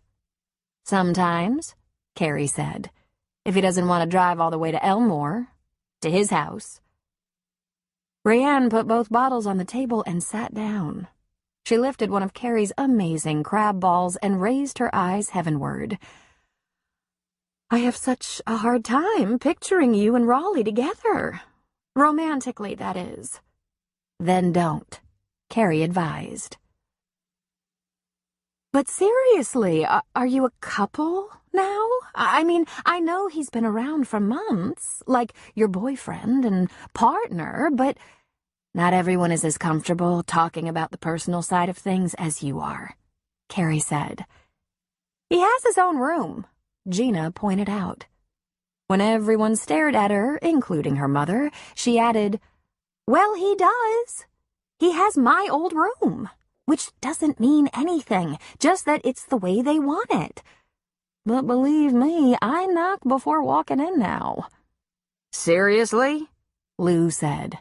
His own room? Jesus, are you set in your ways or what? Very much so, Carrie said. Raleigh is too. I've gotten so used to him, I don't know what I'd do without him. He loves to cook, clean up, shop, and run errands. Very exciting, Lou said. That's all the excitement I can stand. The women were incredibly different. Just a look at them would make anyone wonder what they could possibly have in common. Carrie was plump and grandmotherly. She'd never colored her short steel-gray hair. She nurtured with food that was lovingly and thoughtfully prepared. Lou was small, trim, fit, kept her shoulder-length auburn hair free of gray, and looked younger than her 62 years. Gina was lovely, blonde, mid-30s, with an 18-year-old daughter and 3 stepchildren, and had been working at the diner for years and years. Yet she looked like a girl. And then there was Rayanne. She teased her blonde hair, wore her clothes on the tight, short, sexy side, her heels as high as possible. Well, she was short, but that had nothing to do with it, really. She liked them. She'd always worn more makeup, long nails, fancier, and, for lack of a better word, spicier clothing. Lou called her a Dolly Parton knockoff, and Rayanne wasn't offended. The women weren't alike in many other ways, either. Lou was an educator who'd raised her nephew Mac and then helped him raise his 3 children after his wife left him. Carrie had been a single mother and small business owner, the deli and catering. Gina had only married Mac a year ago or so and became the instant mother of a big crowd. Only Rayanne had been this solitary, childless woman. But somehow they understood one another. "Remember my cousin Dickie?" she asked, sipping her wine. "Remember his daughter, Ginger, whose baby died a while back?" "Terrible," Lou said, shaking her head. "Was that almost a year ago?" "Almost 9 months. Last summer," Rayanne said. "Nothing could be harder than that," Carrie said. "Poor thing," Gina said. "She's coming to stay with me for a little while," Rayanne said. "And I'm terrified." "You?" Lou asked. "Terrified? I didn't know anything scared you." "This does. Her daddy called me. He said she was still in a world of hurt. I knew she wasn't getting better. She's been so depressed she can't work and can hardly get out of bed. Lost a ton of weight and is so pitiful she can't talk to anyone for 5 minutes before she just has to go someplace to be alone. She's still in terrible pain." "How sad," Carrie said. "Are you going to try to cheer her up?" "Oh, Lord, what do I know about that kind of grief?" Rayanne said. "If her daddy hadn't asked me, begged me really, I never would have signed up for this. I have no idea what I'm supposed to do." "Has she had counseling?" Lou asked. "Yes, they've tried that. She even took antidepressants for a while. And I know there was some grief group at the church or something. That didn't go well either." "We can look around here for a counselor or grief group. Wouldn't hurt to try again," Lou said. "I thought she was your niece," Gina said. "She's like a niece. Dickie's like a brother. He and Sue had 2 little boys, then along came Ginger Snap, and I was in heaven. A pretty little thing who could have fun, spend the night at my house. We'd curl our hair, paint our nails, cream our faces, shave our legs." We shaved when she was a little older. We watched musicals and Disney shows together, dressed up, went shopping. I drove to Portland to help her pick out a prom dress, and I helped her stage her wedding. I was the official bridal assistant. Got way under Sue's skin, I'll tell you that. But my little ginger snap was so happy. She's married? No, Rayanne said. No, her marriage only lasted a couple of years and was falling apart right as she realized she was pregnant. And her husband, the bastard, didn't even try to give it a chance to help raise his own baby. So Ginger did it on her own. At the end of her pregnancy, she moved home with her mom and dad. They'd fixed up the upstairs for her so she and the baby had rooms of their own and she could save some money. She worked right up till she started labor. 4 months later, her little baby boy died in his sleep. What did your cousin ask you to do for her? Gina asked. Nothing, Rayanne said with a helpless shrug. He said the change might help, but he didn't ask anything specific of me. I think they're worn out, that's what I think. It was Dickie and Sue's loss, too. They have other grandchildren, but this little one lived with them. Their baby's baby. And I suppose the others can't get any attention because everyone is busy grieving. She rested her head in her hand. I'll be useless. I'll probably just sit around and cry with the poor thing. For an hour or so, maybe, Carrie said. Then you'll be done with that. Listen, I don't have any natural parenting skills. None. God knew what he was doing when I didn't get to have children. You'd have been an ideal parent, Lou said. God's mistake. Me? Believe me, I know nothing about being a parent and even less about what I can do to help my poor little Ginger while she goes through this terrible time. This is the worst idea Dickie has ever had, and he's had some real stinkers. No, this is perfect, Lou said. She's right, Carrie agreed. Won't be so easy on you, but then when our youngsters hurt, it's awful. Worse for us, I think. But of all the people I know, yes, you're the one to do it. How can you say that? Rayanne demanded. I know about some of your tough times, Carrie said. I've seen you through a few of them since you came to Thunder Point. Money trouble, broken hearts, struggles. There were a couple of times that were pretty awful. You had a mean son-of-a-bitch husband stalk you, and you had to run and hide. You had a good friend die. What was her name? Marisa Dunaway, Rayanne said, and tears instantly sparkled in her eyes. She was a good friend for 20 years, and the Big C took her. But not until it kicked her ass, made her so sick and weak she was begging to die. Horrible. Horrible. And your parents died when you were little more than a girl, Lou reminded her, as if she needed reminding. She was 22, and her parents, both in their late 50s, died so close together, both of cancer. That had been 40 years ago. Cancer treatment had come a long way since then, but still, it had taken her best friend 10 years ago. That was a dark time for you. We weren't friends then, she added. I wasn't there for you. I didn't even know you then. You've been through a lot since I've known you, Carrie said. But you never indulged self-pity. You grieved hard, but never felt sorry for yourself. Ginger has a right to feel sorry for herself, Rayanne said. This isn't about rights, Lou chimed in. You had a right to self-pity too, but you're a survivor, and you're a damn good role model. Your cousin's doing a smart thing sending his daughter to you. Rayanne looked at Lou in surprise. I didn't think you liked me enough to say something like that, she said. It's those shoes I never understood, Lou said.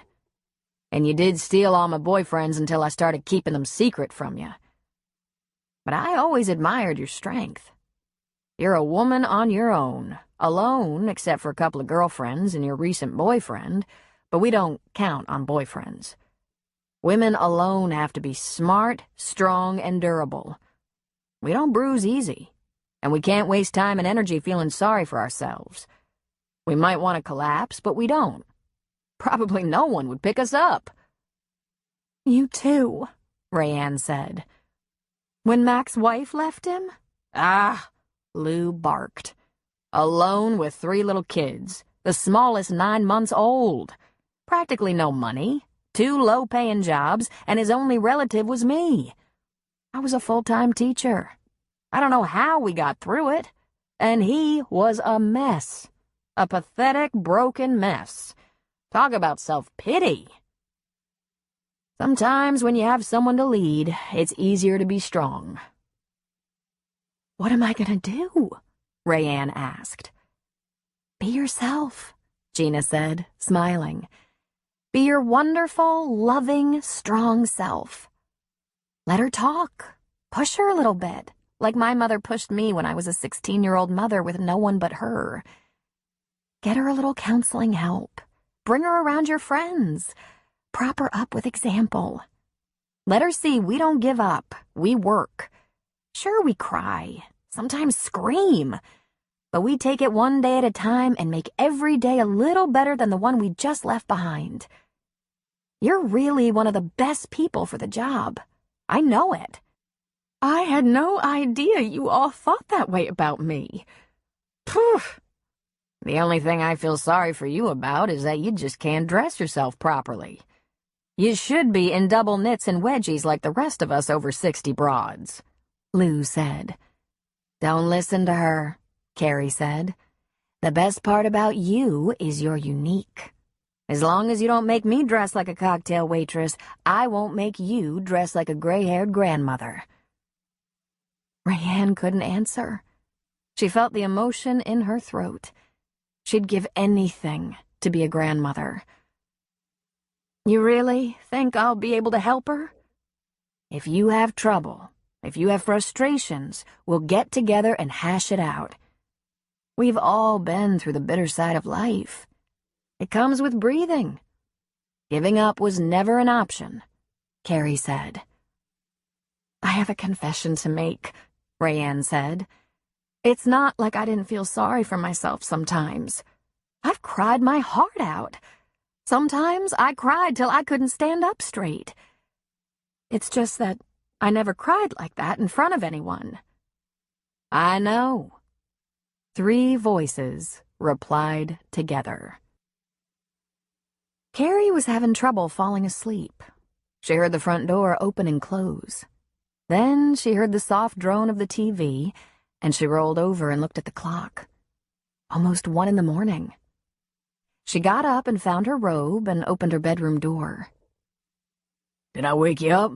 Raleigh asked. She shook her head.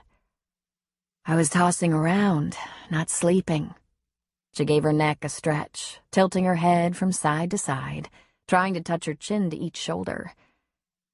"This is so late for you." "That Cooper. He thinks he's a kid.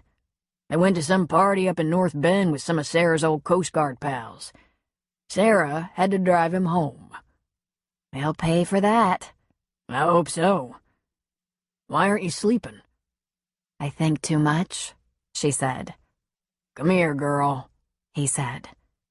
When she sat beside him on the couch, he turned her so he could rub her shoulders. "Kids okay?" he asked as he massaged. "They're all fine. It's Rayanne's kin that's having trouble." She told him about Ginger and her need for a change of scenery. "Brings to mind how I always complained so much about how hard my life was when I never lost anything that dear." "You lost a husband," he reminded her. "Exactly as I said. Nothing very dear." He made a sound that was almost a laugh. "Now you got some old vet taking up space in your house." "You fit in so well, too. You hardly ever visit that house in Elmore anymore," she said. "I almost never go to that house. I keep it as insurance for you." She looked over her shoulder at him. What does that mean? Means I don't want you to worry none if you start to feel crowded and need your space. There's a place I can go. But I ain't got hardly a shirt left over there anymore. I never thought I'd end up living in some woman's house. Who'd have thought there'd be a woman could put up with me? You're the easiest man I've ever known. No one ever accused me of that before. Raleigh, I've been happy. She patted one of the hands that massaged her tight shoulders. You're a good man. I'll do my best never to be a burden. I'm the burden, she said. Bad knees, sore back and neck, a family that just seems to grow, friends who count on me, a demanding business. He leaned forward and kissed her cheek right below the ear. His lips were dry and his face whiskery, but she leaned back against him for a moment. We get along fine, he said. And you just tell me when you need something. I'll help you if I can, and get out of the way if I can't. Since we don't have all that much time, might as well enjoy it. I hope there's plenty of time, she said. I might be getting creaky, but I'm not ready to give up.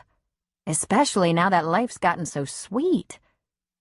Maybe I should have said, there ain't likely to be enough time.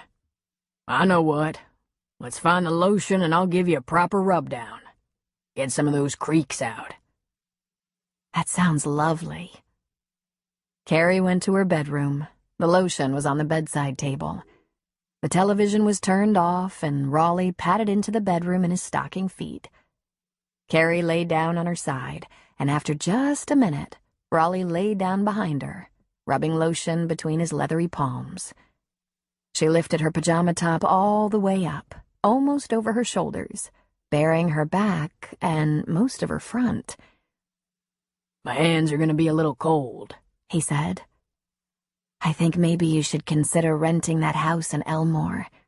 You could let it bring you some income. You would need a money girl? She sighed. No, Raleigh. For the first time in my life, I think I have everything I need. Then maybe we'll sell that house. Put the money against retirement.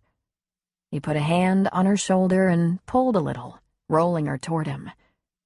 How many houses we need? Only one, as far as I can see, she said. Think anyone really notices? In this town, they notice everything, he said. Think I really care? She laughed with him for a minute, then she rolled back so he could rub her back. He had strong, kind hands, the sort of hands she'd never expected to feel on her bare back. That's so nice, she murmured. Chapter 8. Troy parked his Jeep behind the flower shop and called Grace. I'm done at Cooper's. Is it too late for me to come by? I'm with one of my other boyfriends, she said. He grinned at that. Can you ask him to step aside for a little while? Is this a booty call? No, it's not, as a matter of fact. I wanted to tell you something, but if you turn it into a booty call, I probably won't fight you off. She laughed. When will you be here? I'm parked in the alley, and it's not really so late. Come up. He was already standing at the top of the stairs when she opened the door. You didn't work very late tonight, she said, pulling him inside. She put her arms around his neck, kissing him. You know what? I really like this boyfriend stuff. It's very convenient. I was just thinking about a kiss. He pulled her closer. You were ya? He nuzzled her neck and pressed against her. He fit so well against her soft curves, even though she was much shorter. He put his hands under her butt and lifted her, lining them up even better. Then he kissed her again. I thought you wanted to tell me something, she whispered against his lips. Right, he said distractedly, kissing her again. No rush. Of course, he began to grow against her enticing form. If you keep this up, you'll forget what you wanted to tell me, she warned him. No worries. It'll come back to me. You okay? With you? Always okay. He kept kissing, then touching, then gyrating. Oh, Gracie, he moaned. Let's talk a little later, all right? All right. Bed, sofa, table, floor. He swallowed. Wall? She giggled. I could rip your clothes off right here, he said. Oh, and do you sew? She pulled his hand from her breast and led him to the bed. It will be more practical if we just undress. Ripping and tearing could be fun, but problematic. What if I'm feeling a little wild? He asked, smiling into her pretty eyes. You can get a little wild when we're naked, she said, dropping her jeans and shedding her denim shirt. I can do that, he said, getting rid of his clothes even faster. She was down to her tiny panties, so sheer and small they almost weren't there. He followed her onto the bed and reached for those panties with one big hand. Oops, he said, ripping a short seam. You're very hard on my underwear. I'm surprised you have any left, he said. I love my panties. Not as much as I do. God, Gracie, I think you were expecting me, he said, covering her mouth with his and separating her knees with one of his. You have no idea what you do to me. Just as long as I can do it to you again, she whispered, and again. Even with all the romances Grace had read, just dreaming about true love, nothing had prepared her for what it would really feel like. As she lay naked in Troy's arms, enjoying postcoital bliss, catching her breath, ready for sleep, she sighed his name. Right here, baby, he said, pulling her tighter against him. I think you spoil me. That's my intention. You feel good? I'm ruined for other men. Good. I can't think about you ever being with another man. They were quiet for a few seconds. You said ever, she said. He rolled her over until she was on top of him, her hair a mussed canopy around their faces. I did. You bring out some feelings in me that I don't recognize. I don't want to think about you ever being with anyone else. I don't want to be with anyone else. He brushed back her hair. I should slow down, right? Because you're not ready for talk like that. Your other boyfriends never try to hold you down like that. She shook her head. Pretend boyfriends rarely did. They were both all too aware of that. Here was the first flesh-and-blood boyfriend to hold her, love her, possess her. She didn't want anything to change. We both know what's missing from this perfect relationship, he said. Missing? She asked. What you've told me about yourself, about growing up, wouldn't fill a chapter in one of your romances, Grace. Even your paper boyfriends would have questions. But you haven't asked me any questions, she said. He shook his head. I told you you can trust me, and when you feel safe, you'll tell me. You think I'm hiding something? It wasn't a question. He nodded. It's all right. I'm hiding a few things, too. Just things I don't talk about a lot. Iraq. I hate talking about Iraq. Except sometimes with my boys. We laugh about terrible things that aren't really funny. There were youthful scrapes here and there, trouble in high school, but nothing worse than the kids I teach now run into. We have years. We have plenty of time to learn everything about each other. I hope we don't take too long. But what if I say something that changes everything? She asked him. See, that's the other thing missing. You know me, Gracie. You think I'm that kind of guy? That I'd measure you? Judge you by something in your past? You're an amazing, beautiful, kind, wonderful woman. I dare you to try to change my opinion. She chewed her bottom lip. Do it, she told herself. Do it now. But she couldn't. Not naked. Is that what you wanted to talk to me about? Is that why you came over tonight? He looked startled for a moment. Then he started to laugh. He rolled with her again so that she was beneath him. No, Gracie. The second you put your lips on me, you empty my brain. Don't you understand? I can't stay away from you. If I'm alone with you, I can't think of anything but getting busy. Then I want to do it again. Then I want to eat. Does everyone make love this much? I don't know. They should. I think we're getting better, don't you? She nodded and smiled. I wanted to come over and tell you. A friend of mine is coming to visit in a couple of weeks, if it works out. And I have to ask a favor. Can I stay with you while he's here? I don't have an extra room or bed. If it was just Denny, I'd take the couch, but he's bringing his wife, and she's pregnant. I think they could use a decent place to sleep and a little privacy. You stay here half the time anyway, she said. Will you check your calendar? Because if you have a wedding or something, we'll change dates. He's a farmer, see, and he either comes before the planning gets serious or he has to wait till after harvest.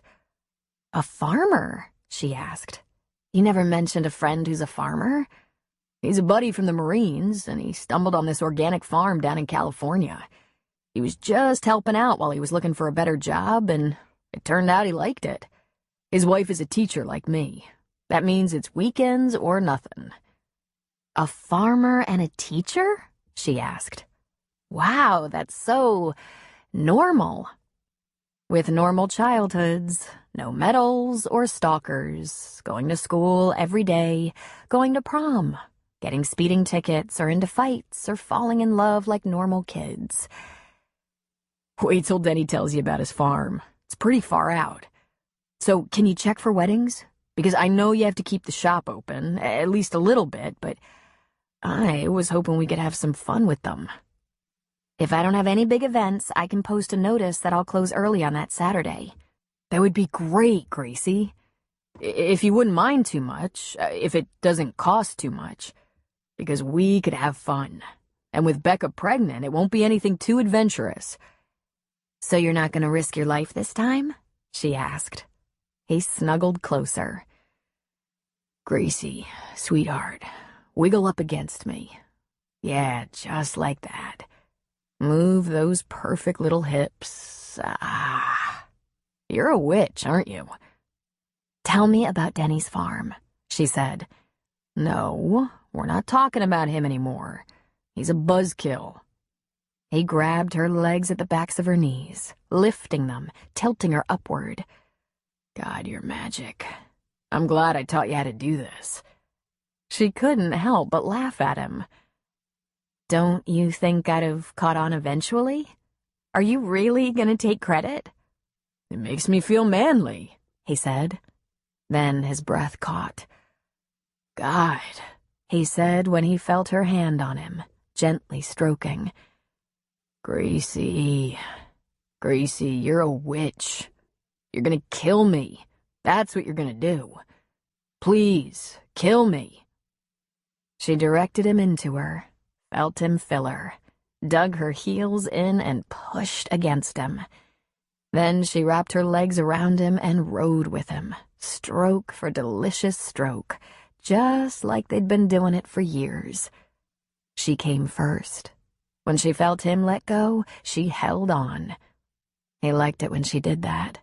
And when he was coming down, she whispered, so softly he might not have heard, I love you. He didn't say, I love you too. Troy was in a daze when he went into the bathroom in Grace's loft. He was thinking about her beautiful smile, her perfect laugh, the body that welcomed him so naturally, as if they were experienced lovers when they were really new. His fulfillment was always complete, leaving him weak and grateful. And she'd said she loved him. His heart was so full he was tempted to push the issue then and there, Tell her what he knew. Force her to come clean with him so they could get on with their lives. But it would be better if she came to him with the truth. Trusted him. He went back to bed, crawled in beside her, and pulled her into his arms. He pulled her hair aside and kissed the back of her neck. I thought you were hungry. Honey, we have to get you on the pill. Soon. She rolled onto her back and looked at him. Huh? I think it's time for us to stop messing around with just a condom. They're not 100%. So what are you getting at? She asked. We should be better protected. Is there any reason you're not on the pill? It never occurred to me before. Before you? Yeah, of course. You should see the doctor. Or Peyton. Peyton could take care of you if you prefer a woman. We don't want to have to deal with complications like pregnancy. She gasped. You mean I could be pregnant? You shouldn't be. We've been careful. But it's not worth the gamble. It would be a bummer to get pregnant. That's not our plan. That could put a serious damper on our fun. Our fun? She asked softly. You can say pregnant and fun in the same sentence? Well, I'm not in the market for a baby. Are you? He asked. He grabbed her small waist. At least it would be a few months before your belly got in the way of our good times. Then he laughed at his own joke. Did you just say that? Really? That it would get in the way of our good times? Sorry. I shouldn't joke about it. Listen, can you do it? Check with the doctor and see if you can take the pill. Sure, she said. Then she rolled away from him and closed her eyes and her mouth before she screamed. Grace didn't stir when Troy got up early. She feigned sleep while he dressed, kissed her cheek, and left to go back to his apartment to get ready for work. When her loft was quiet, she rolled over on her back and blinked. She wasn't sure why she felt so emotional. He was right, after all. This was no time to get caught. But she was a hopeless romantic. She wanted love, marriage, children, happily ever after. Weddings were a big part of her job, after all. It was just that when a guy you'd whispered love words to talked about the possibility of an accidental pregnancy, shouldn't he say something tender? Something like, "Please, don't worry. I'd never leave you to deal with it alone." Or maybe, "You know how much I care about you." Or how about a real stretch? "It'll be okay, Grace, because I love you." Then she asked herself, was she expecting him to do it all when she still hadn't been completely honest with him? After all, the secret of who she was wasn't shameful. It was just weird and complicated. She had no idea how he'd react. Would he let it out? Would Grace Dillon vanish as she became Izzy Banks all over again? She opened the shop a little early, tidied up, and made herself a list. And the top of the list was a visit to the clinic. She refreshed the water and the flowers in the cooler. She'd go see Peyton as soon as the clinic opened, to get it over with. When she heard the bell to the shop's front door jingle, she peeked out and almost had a heart attack. There stood Peyton. She had a sudden irrational fear that Troy had called her, told her to go take care of Grace. "Are you all right?" Peyton asked. "Did I startle you or something?" I was just gonna walk down to the clinic to see if you were available. What a coincidence." "I'm totally available," Peyton said, smiling. "Scott's covering for me. What's up?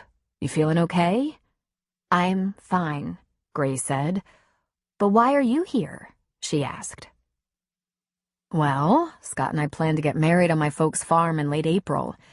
Everything will be blooming and there'll be a lot of fruit blossoms involved." "Is there enough time to talk about some other wedding flowers?" I'll have to check my book. I have a couple of weddings in April, but there's plenty of time to order and make up arrangements and bouquets, she said happily. This was her comfort zone. While she talked flowers, she'd work on her confidence. After an hour of flower talk, she'd be ready. "What have you got there?" she asked, indicating a flat box Peyton held under one arm. "Some pictures. I know, usually the florist shows the bride-to-be flowers, but a wedding on the farm is unlike anything you've ever seen before. The pear trees will be in full bloom. If it's a warm winter, they'll start early, and if it's a late spring, they'll just be starting. My mother's gardens will be blooming, and so will my aunts and cousins. When a Basque girl gets married, everyone brings flowers and food." She laughed a little. "Even when the girl is 35. "It doesn't sound like you need me," Grace said. "But yes, I do. Let me show you." "Come on back," Grace invited. The work table was still clean because it was early. Grace only had a couple of orders to make up later, to be delivered tomorrow. They sat at a corner of the large table, and Peyton leafed slowly through a lot of loose pictures, describing them as her brother's wedding, her oldest sister's wedding, her youngest sister's wedding. She got married quickly. No pear blossoms for her. We had to order from the flower growers. I thought my mother would have a stroke over that. Her baby getting married off the farm. To add to the insult, she married a chef, and he insisted his restaurant cater. The fact that I'm finally getting married in late spring on the farm, it goes a long way to helping her get over it. "These pictures are gorgeous. They should be published," Grace said. The trellises were adorned with blossoms, and the women wore flowers in their hair. The tables sitting outside for the reception had arrangements on each one. The women carried beautiful bouquets, and the buffet table that held enough food for an army also displayed roses, gardenias, cherry and pear blossoms, hydrangea, roses, baby's breath, and rich dark fern. It was a fortune in flowers, and a great deal of work. More than Grace could possibly manage alone. "You're right. I've never seen anything like it. Who did the flowers?" "My family," she said. "I'd like to do a few things differently." "I can't imagine why," Grace said, flipping through picture after picture. "Well, I certainly can't find any fault with it, except for two things. My mother works too hard, and every wedding in our family looks the same.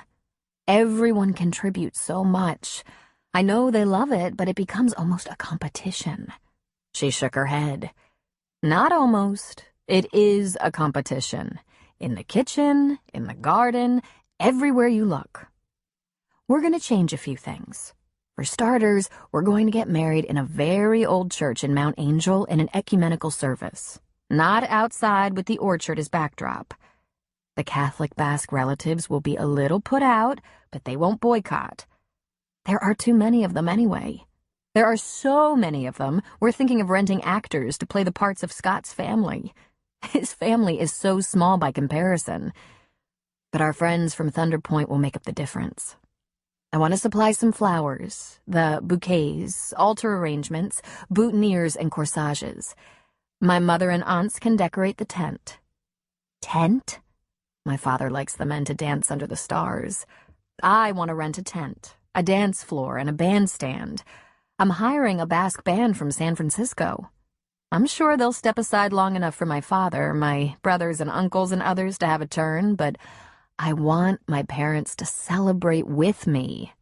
If it rains, and rain in spring isn't at all unusual in North Oregon, we'll be covered. And I want Scott's mothers to have a good time, if possible." "Mothers?" Grace asked. "His mother and his late wife's mother. The grandmothers. If you pay attention, you'll hear him complain about them. But I have a mother, grandmother, and a million aunts and cousins all over the place, all the way to Spain and France. The Basque people are the only ethnic group to come from two countries. Spain and France, and the tradition and ritual in the old country, even though there is no old country anymore, is rigid and colorful, and often troublesome, as they argue over control. His mothers can't hold a candle to that. So, there will still be pear and cherry blossoms? Grace asked, almost weakly. Thousands, Peyton said. I grew up on that farm. I'm committed to a zillion flowers and fruit blossoms and bees, she said, laughing. The sheep are not invited. Oh, God, it sounds amazing. I hate bees, Grace added. I'm sure Scott will be packing an EpiPen if you have a reaction. Because, of course, the reason I'm asking you for flowers is because I'd like you to attend, if you can. I'm kind of hoping you'll bring some of the flowers. I realize it's a very long trip for a delivery. Invited? Me? Of course. I love the flowers my mother and aunts bring, but I'd like a few different blooms this time. Daylilies, calla lilies, hybrid roses, maybe some more tropical blossoms, an orchid or two. If you don't count my younger brother who's divorced, I'm officially the last La Coumette to marry. I've already talked to my mother about the flowers and the food. The food? Grace asked. She'll be cooking and freezing for weeks, but I'm holding her back. I wouldn't celebrate without her more famous dishes, but my brother-in-law, the chef, owns a 5-star restaurant. I want him to participate. He's gifted, and he's honored to be asked. If you want to really compliment a Basque, praise their cooking, dancing, music-making, or children-raising. My mother is being very stoic about this, that Lucas would provide some of the food. At least he's family. She laughed and shook her head. They won't share recipes with each other. It's hilarious. Peyton, this sounds huge. Maybe bigger than I am. I don't want to buck tradition. We have to buck tradition, she said. I'm Basque, but my fiancé isn't. He's getting married too. Although, he can't get enough of them, of that farm. He's so happy when he's there. I can't take him there too often or he'll grow big as a bull. No one loves to eat like Scott. That made Grace smile. Troy could probably give him a run for his money. Peyton's dark eyes twinkled. She was silent for a moment. How's that going, you and Troy? Nice, Grace said. Tell me about your family, about how you met Scott, about the farm and the culture and the traditional Basque wedding. Peyton explained that she was the oldest of 8, and no, she hadn't been dreaming of a big family. She'd been determined to be single for a long while, but now that she'd found Scott and his 2 kids, she was very anxious to have one, maybe 2, to add to the pack. She described her parents, her siblings, nieces and nephews, talked about Scott and how he was the last thing she ever expected. She explained the Basque people as best she could, how she worked in a Basque clinic in the south of France for a while after graduating from college, getting to know the old country. Grace couldn't wait to do a little online research about the culture. Almost 2 hours had passed before they got around to blooms and stalks, number of guests and colors. It's spring. I'm dressing my bridesmaids in all the spring colors. Lavender, pink, baby blue, and yellow. I want a colorful wedding. I want their bouquets to match their dresses and mine to represent all of them. I want spring colors in the altar arrangements. Then we'll take them to the farm for the reception. The groom's dinner is Scott's responsibility, and he's chosen a hotel in Portland that can cater in a banquet hall, and I offered flowers, which his mother snapped up immediately. There will be at least 30 people at the dinner. There will be about 200 people, all arriving in cars, RVs, trucks with camper shells, and fifth wheels. My mother thinks the tent for the reception is uppity, and my father complains it will block the sky. But he already contacted cousins in the old country to send him crates of their best wine. We always have to rent tables, so at least no one is complaining about that. But I want a wait staff and bartenders for this event, if only to help with the cleanup. My family should celebrate and enjoy the fruits of their labors. It sounds positively wonderful, Grace said, somewhat dreamily. I can't imagine having that many family members around to celebrate. Oh, there will be arguing too, she said. Fights even. Big families, big control issues. They're very opinionated, very strong, very nosy. There's always lots of laughter, lots of yelling. I'd love to do this, Grace said. But I'll be honest, I've never done a wedding this big or this far away. The people I worked for before coming here to open the shop are in Portland. I know they could do it. Get them to help you if you want, Peyton said. I only want 2 things from you. Flowers and to see you dance at my wedding. I hope a lot of people from Thunder Point will be there. Grace gave the situation some thought. There were many different ways this could be accomplished. She could order the flowers and even make the bouquets and arrangements and drive up with them. The van was refrigerated in back. Or she could transport the flowers and make them into bouquets and arrangements once there. Or she could have Ross and Mamie order the flowers, and she could go up a day early, visit with them, and make up the flowers in their shop. They'd be thrilled. She ran over all these possibilities with Peyton, and Peyton left the final decision in her hands. And now, what can I do for you? Peyton asked. Oh, that. Grace cleared her throat. A checkup, I guess. I haven't had one in a while. Like too long. Oh, don't make that face. It's only been a few years. Peyton's black eyes grew huge. A few years? Grace leaned toward her a little. I've had lots of physicals over the years, all with good results, but only a couple of those exams. But now it seems I need to be on the pill. Ah, Peyton said. Gotcha. Your first 30-year-old virgin? Grace asked with a smirk, though she was not 30 yet. No, Peyton said, laughing. I'm very happy to oblige. She glanced at her watch. Can you come down to the clinic this afternoon at around 2? That's a really slow time. Scott'll be at the hospital, and I can arrange with Devin to get you in right away so we don't take too much of your time. But I'm going to want to do a blood panel to make sure everything is in order. Grace hadn't been exaggerating. She'd had a ton of physicals. A competitive skater had to be in peak condition. Couldn't risk anemia or vitamin deficiency or, God forbid, some lurking condition like a heart or kidney problem. But this was different. I can do that. 2 o'clock. Chapter 9. Although they didn't talk about it, Grace realized that she and Troy were having a standoff. She wanted to hear some words of love before she told him the whole story of her life, and he wanted the story of her life before there could be words of love. She might be very vulnerable to the promise of first love, but she wasn't an idiot. She'd kept her appointment with Peyton. When Grace had visited Peyton and asked her about birth control pills, she told her they'd only been using condoms for protection. I'm not worried about it, she said, but Troy is getting a little nervous about depending only on that when the pill is safer. Perfectly understandable. Are your periods regular? Peyton asked. No, unfortunately. I'm pretty sure I'm due any day now.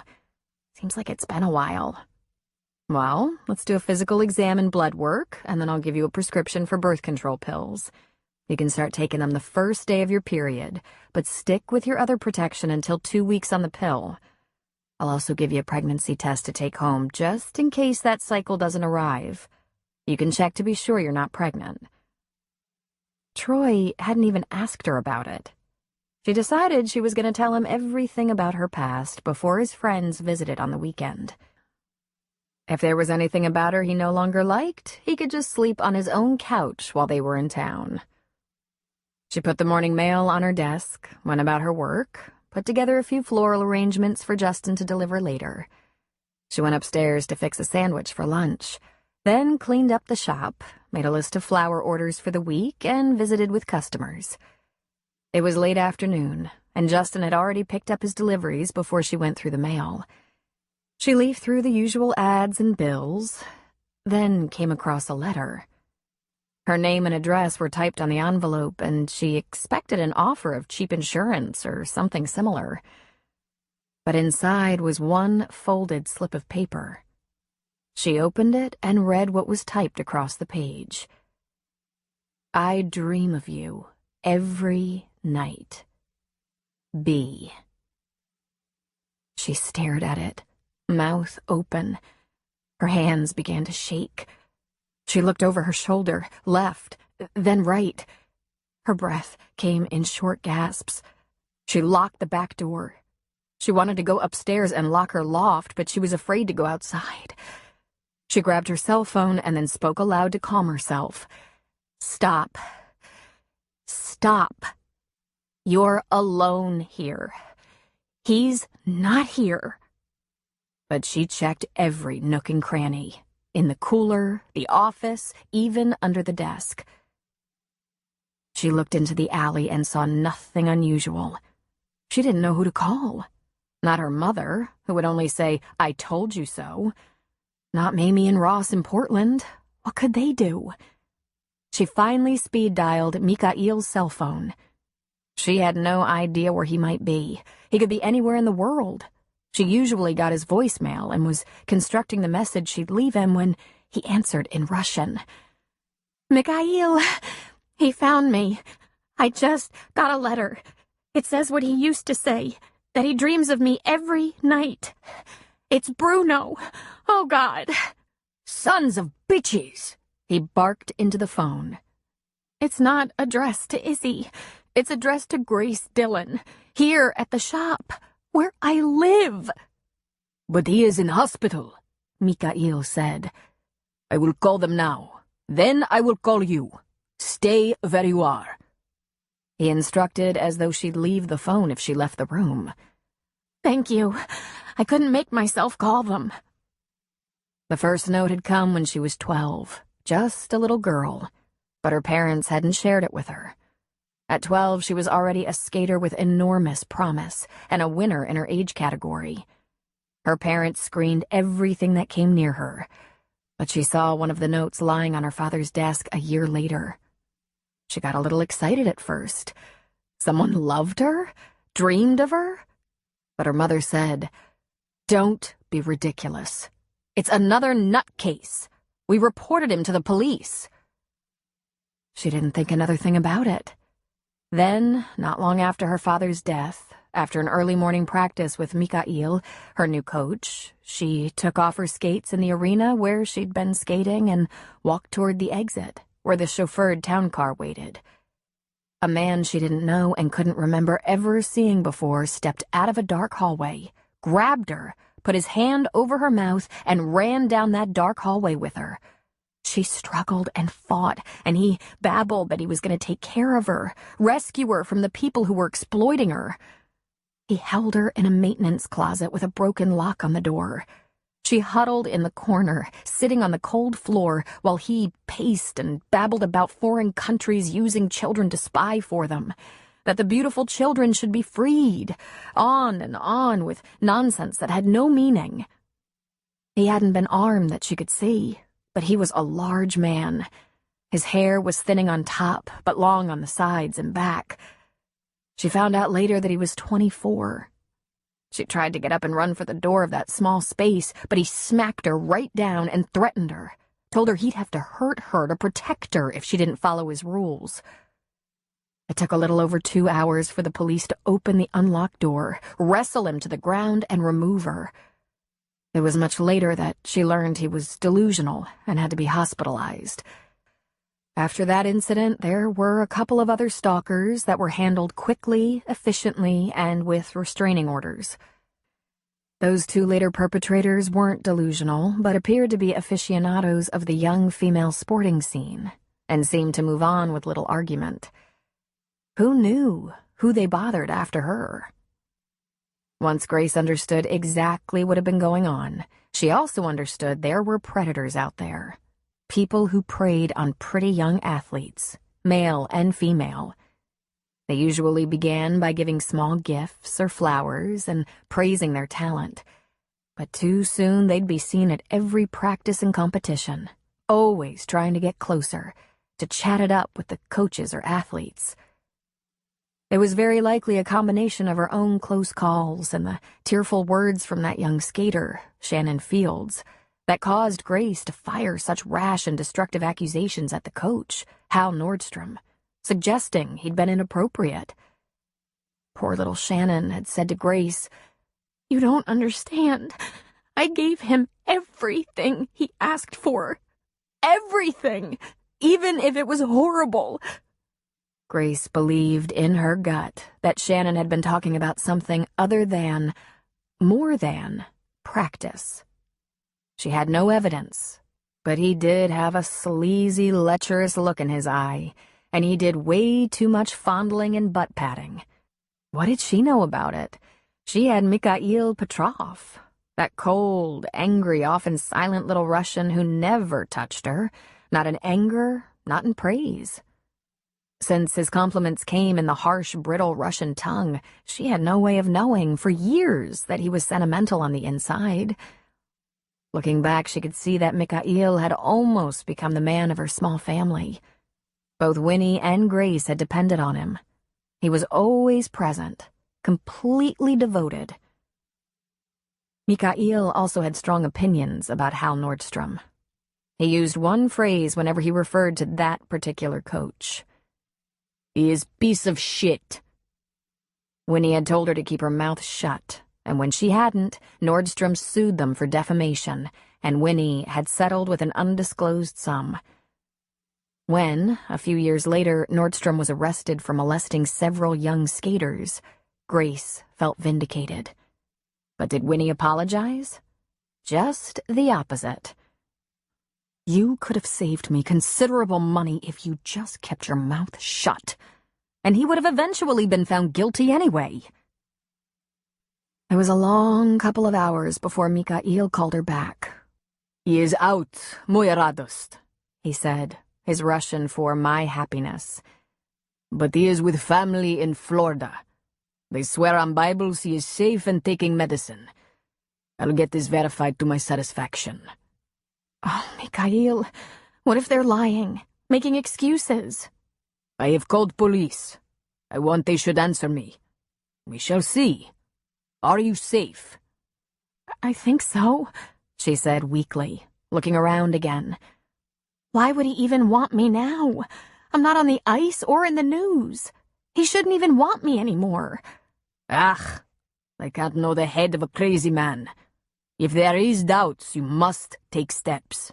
Call police or," he said, hesitating briefly, "call Winnie. She will not abandon you." A nervous laugh that was almost a sob escaped her.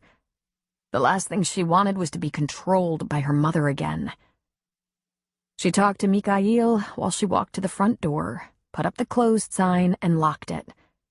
They talked for just a few minutes. She learned he was in Chicago for some exhibition skating, and then would be heading to Southern California, which had become his home base. Mikhail was over 60. He was once a competitive skater, but gave that up in his early 20s, knowing he wasn't good enough to be great. But he had the potential to build champions, and had been coaching ever since.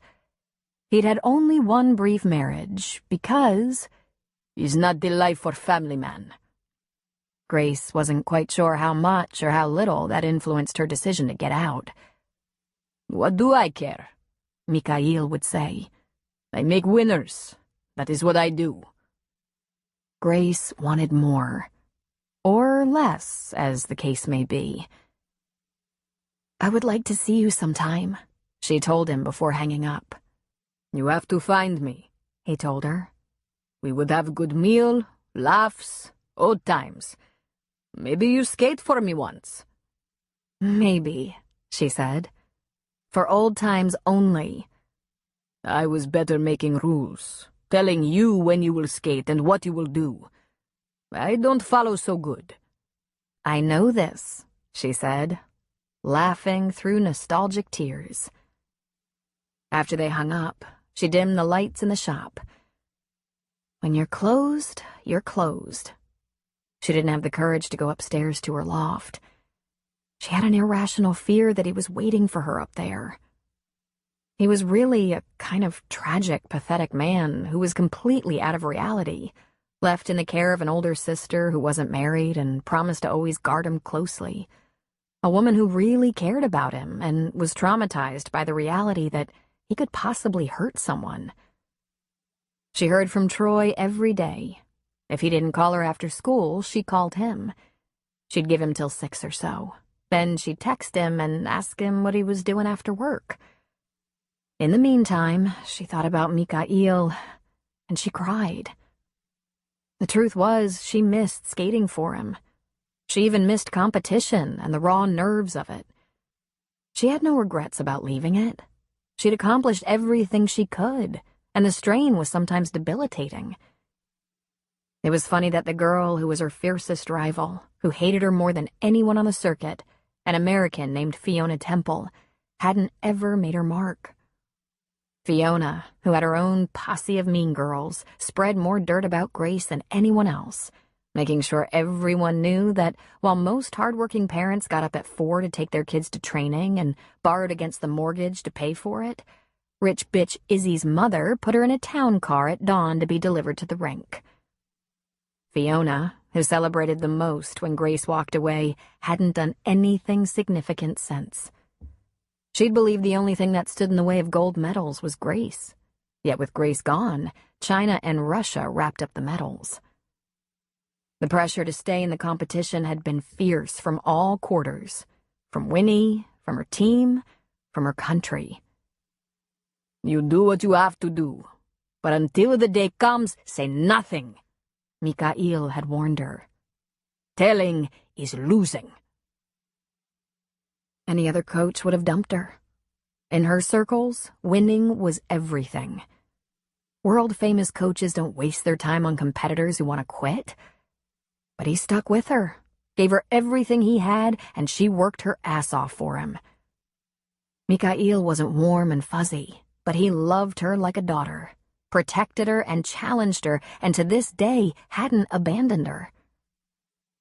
So she went to her last competition, the biggest in the world, angry and determined to strike one final blow for everyone who depended on her. And she took it all. She took it home by a mile.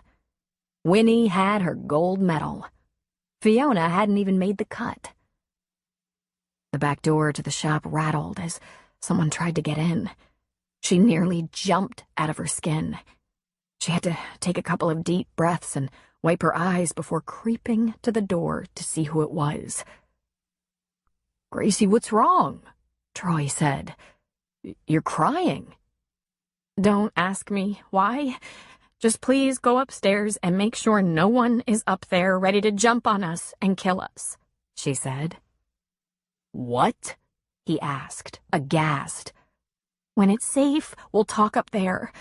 I'm not sure if I lock the door, but some days I don't. I've gotten so relaxed." "Grace, what the hell?" "Please," she begged. "You'll understand as soon as I can talk about it. I was going to explain some things anyway.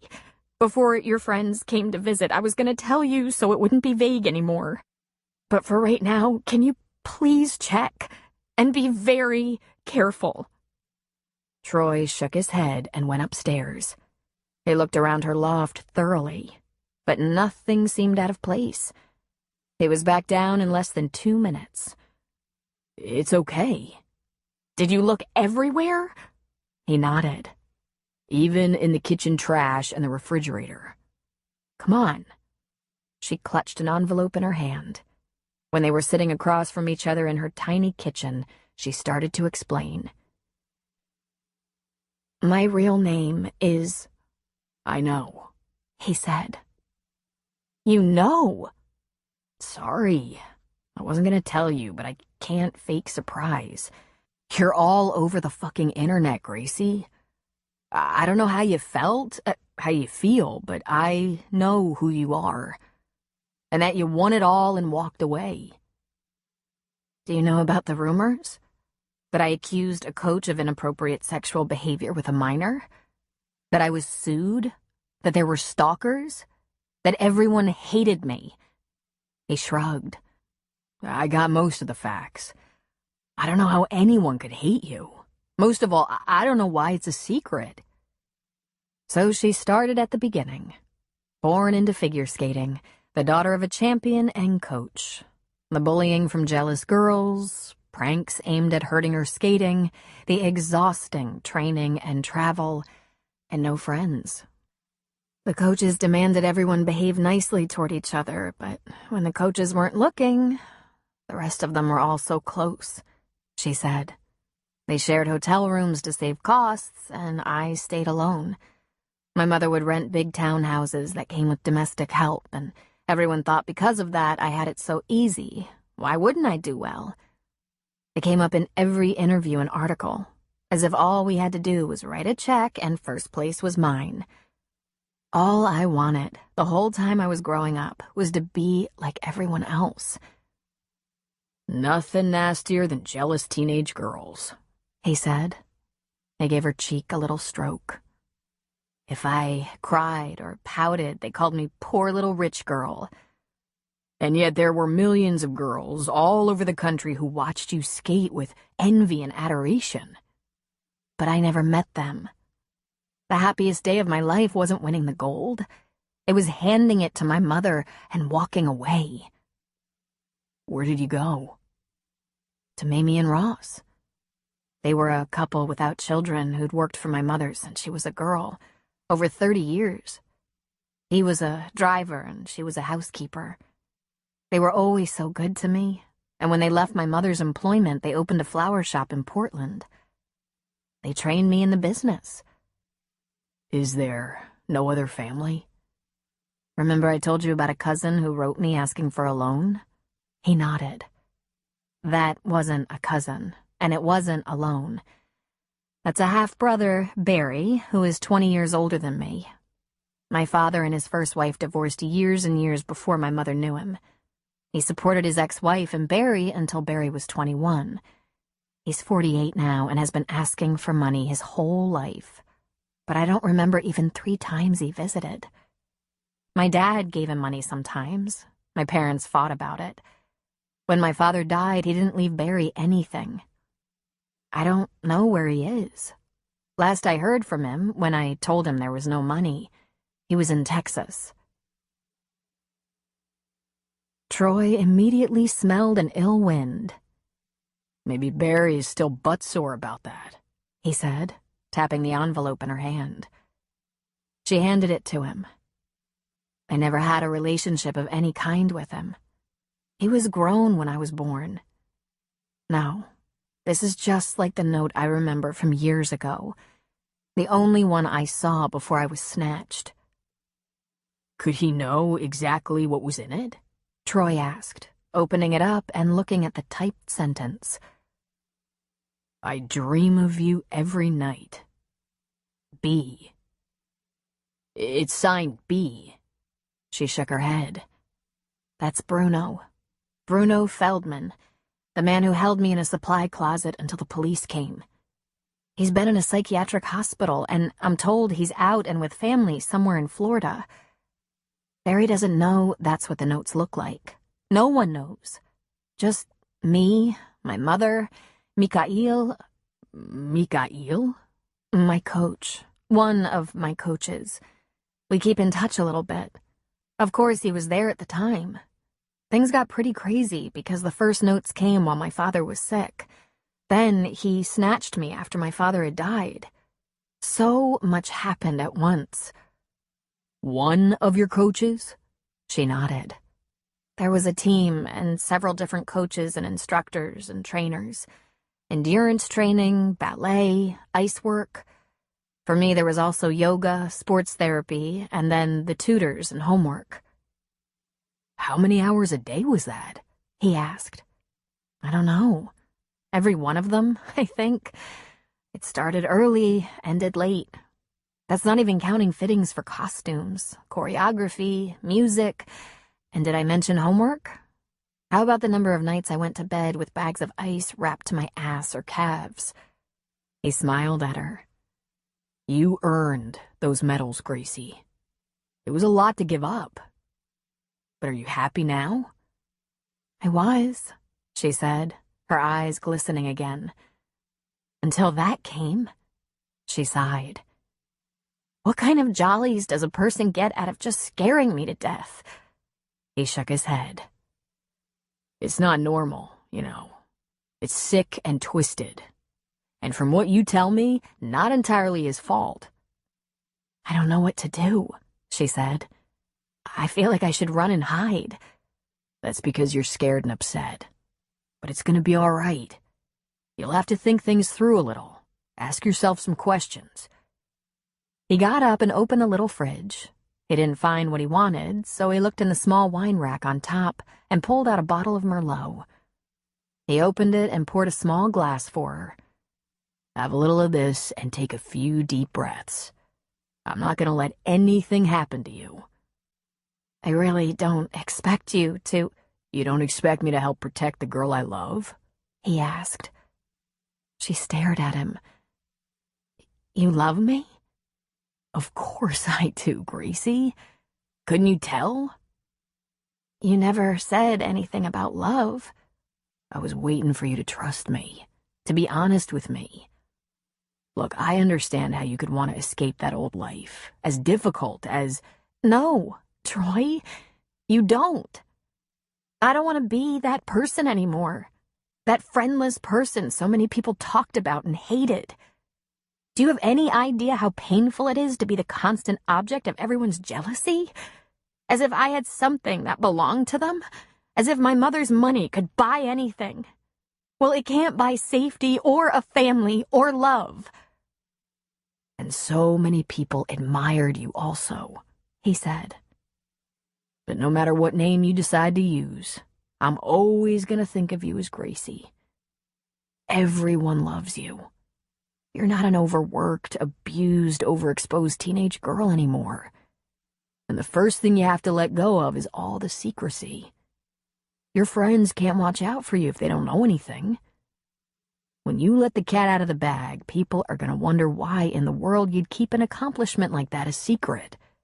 Because they don't understand how hard it is to be in that life. You're not in it anymore, honey. He laughed a little and grabbed the last cold beer out of her fridge. I have to admit, I had trouble understanding why you'd hide that. Gracie, I get that a lot of it was hard, worse than hard. But it's also an achievement. No one's gonna hate you for it. She sipped her wine. We don't know that for sure. Yes, I know it. First thing we're gonna do is get you a couple of things for protection. I think we can find them online real easy and get them sent overnight. Maybe some pepper spray. How about a stun gun? A taser? I have to admit, there are a few people I'd like to zap. That's my girl. Only bad guys, okay, baby? Then we're gonna go over to see Seth. He needs to know there's been this contact. I don't know if you'd call it a threat exactly, but it's creepy, and he's the law around here. Besides, that's a good time for you to unload all this on your best friend. You know you can trust Iris to accept you as exactly who you are. No kidding. I guess, she said. Chapter 10. Iris's house was the scene of quiet domesticity. It almost brought tears to Grace's eyes. She was that envious. It wasn't quite 7, and apparently they were just getting around to dinner. Seth had changed out of his deputy's uniform into a pair of jeans and a sweater. Since Troy had called and asked if he and Grace could stop by to have a word with them, Iris had added 2 plates to their dinner table. "Oh, you shouldn't have," Grace said. "But of course I should have, and I apologize, it isn't much. I was just about to put in a frozen pizza, and since you wanted to stop by, I pulled out a second. To my embarrassment, I have a good supply of frozen pizzas. I doctor them a little. Extra pepperoni, cheese, and mushrooms. That's almost like cooking, right? Seth said. Come in. Let's toast whatever you have on your mind. I don't think this is toastable, but it's definitely drinkable. Grace has something to tell you. Then we could use a little help, Troy said. Absolutely, Seth said. Let's sit in the kitchen. I hope nothing's wrong, Iris said, pulling out a chair for Grace. Something's wrong, Grace said.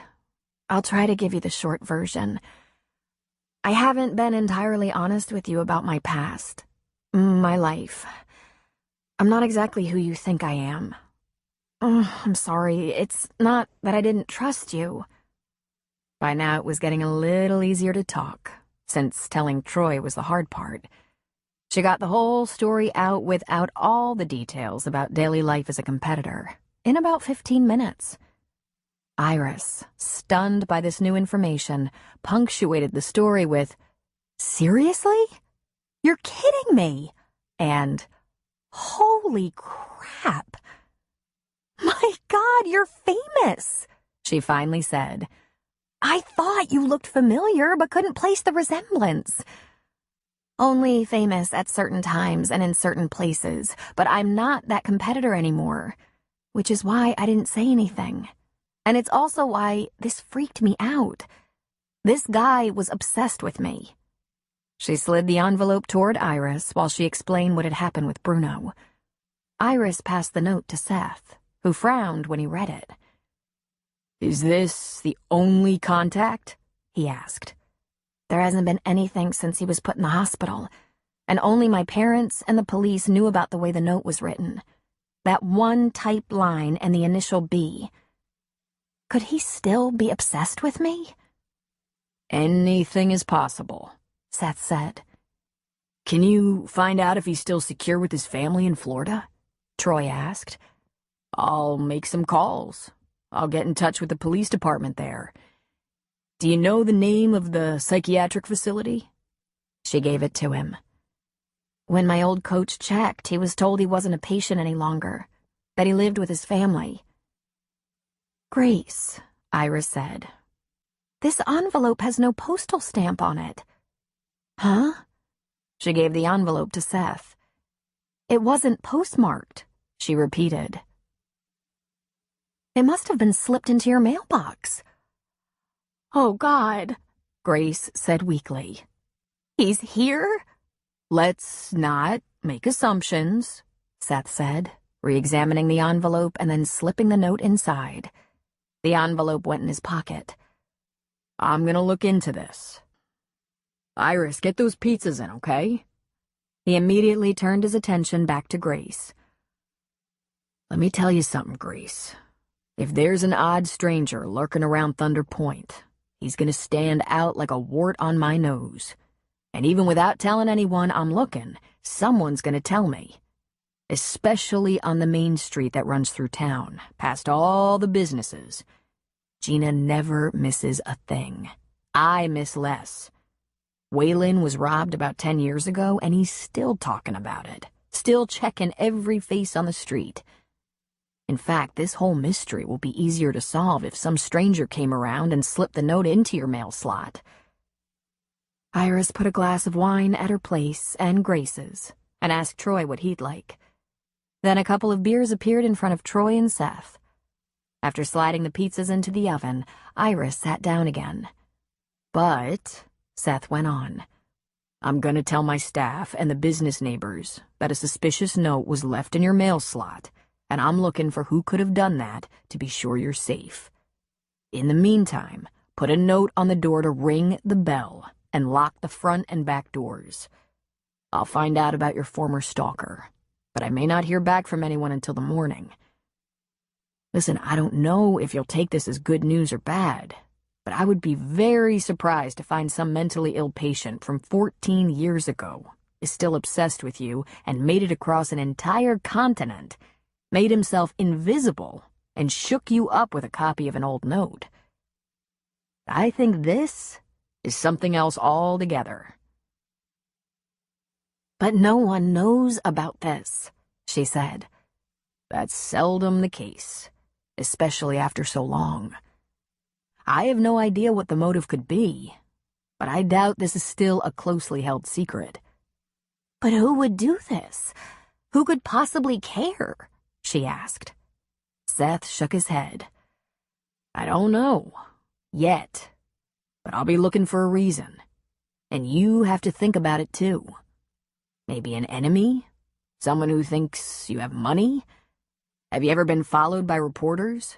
A jealous family member? Your mother? Troy asked. She's not happy with your decision to leave competition, and you said she's really controlling. I can't imagine, Grace said. She's been impossible and demanding, but to her credit, she's never been underhanded. Maybe you should contact her, Seth said. Try to get a read on her. I'd hate to do that. We've been estranged since I left competition. Well, give it serious thought, Seth said, and keep the doors locked. I won't leave Grace alone, Troy said. I'll make sure she's safe in her shop before I go to school tomorrow, and we're gonna get some self-defense things. You know, pepper spray and a taser. Seth groaned. God, I hate when people do that. People get hurt. Waylon got himself a taser, the kind that shoots out the prongs. He accidentally tasered his cat.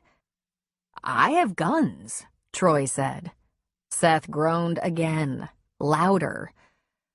I assume Grace is not trained in firearms. I am, Troy said. But they're for hunting. And you're right. She's so small, I'd be afraid it would only put a shotgun or rifle in the hands of someone who shouldn't have it. Hey, Grace interrupted. Am I a part of this discussion? Because I kind of like the idea of having some kind of weapon. The bigger and scarier, the better. Are those guns in a safe place? Seth asked Troy.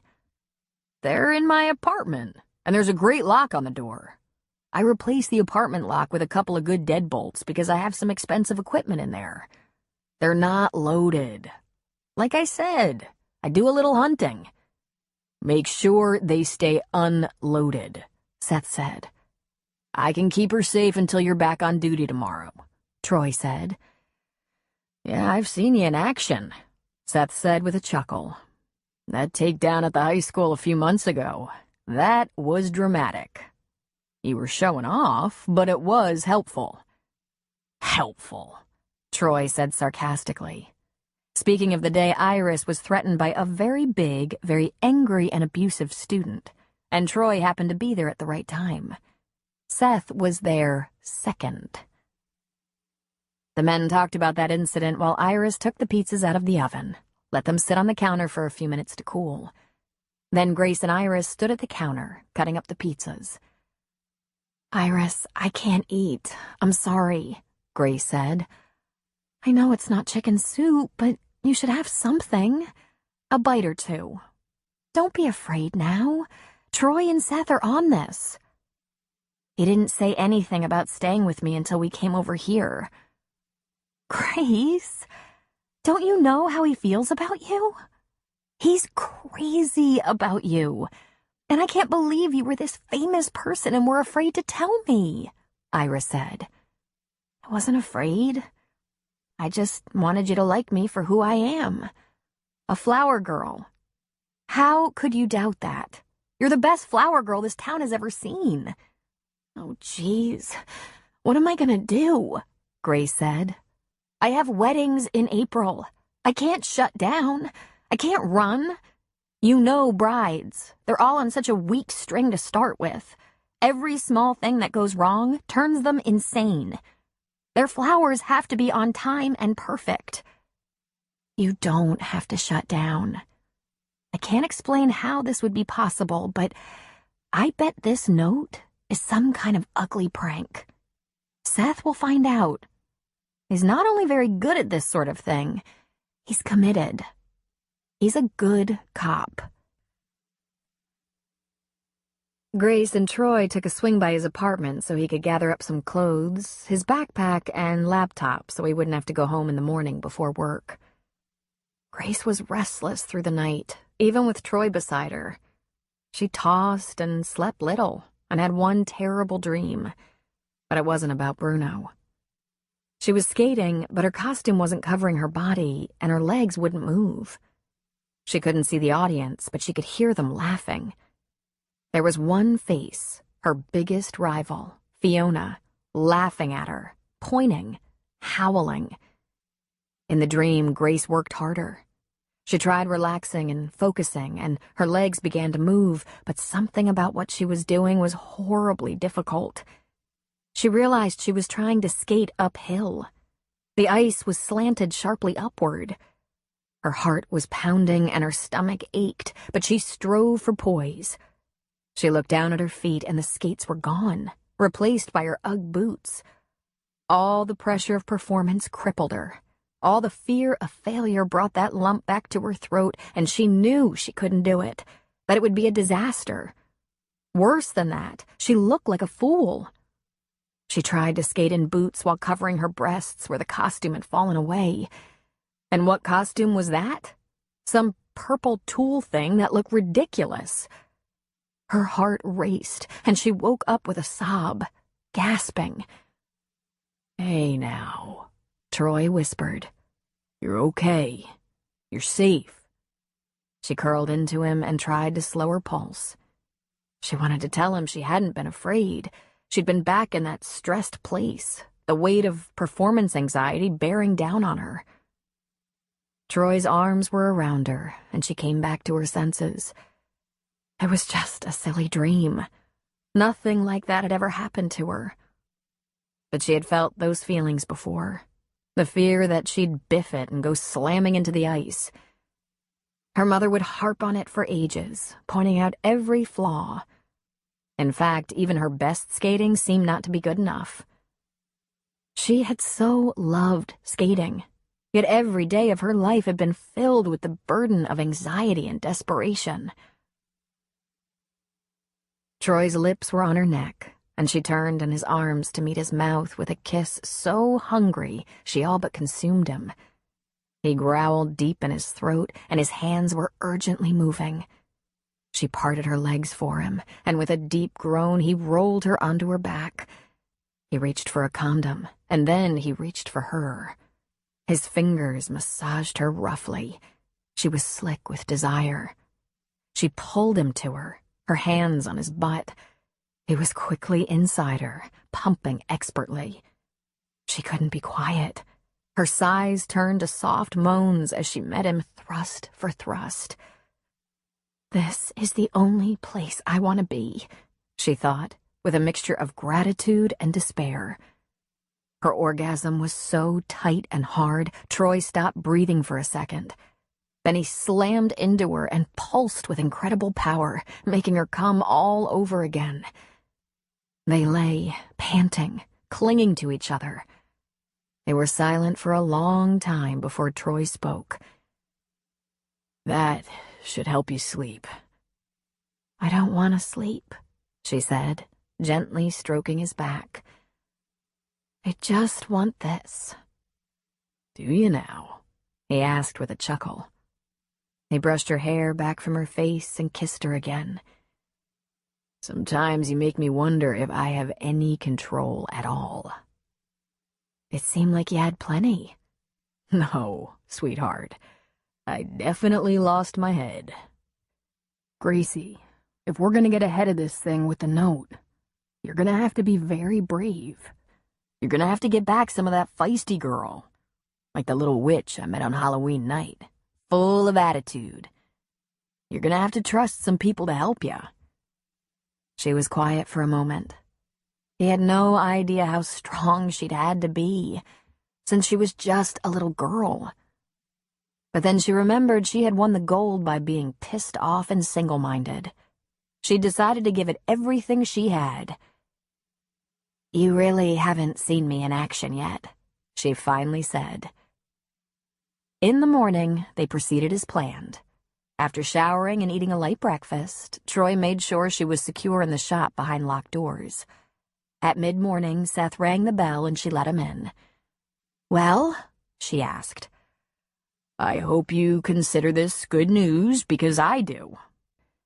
Your stalker, Bruno, is safely monitored in a group home in Hillsborough County, Florida.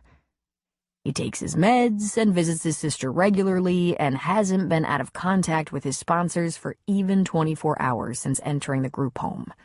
According to his sister, he hasn't had delusions about you for over a dozen years, thanks to his medication." "And that's good news?" she asked. "Then who's trying to drive me insane?" "Easy, Grace. It's a mean prank." But there was no threat. "What are you going to do about it?" she asked. Seth frowned. She couldn't miss it. "I'm gonna be vigilant. I'm gonna tell Gina, Carrie, Waylon, and Dr. Grant that someone left an anonymous note that frightened you, and we don't know who or why. I'm gonna ask them to watch for strange or suspicious persons. That's about all I can do." "Can't you do something more? Like check it for fingerprints or something?" "No, Grace," he said. "I know you feel vulnerable, and I'm going to keep my eyes open for this joker, but there hasn't been a crime. Your shop or residence hasn't been broken into. No one has threatened you. I have no reason to think you're in danger. I think you should be cautious and alert. Definitely let me know if there's further contact. But even though it's suspicious and suggests a link to an old resolved crime, at this point, it's nothing more than an innocuous note. In itself, the note isn't even malicious. In fact, it could be a coincidence that the wording is the same." "It's not a coincidence," she said.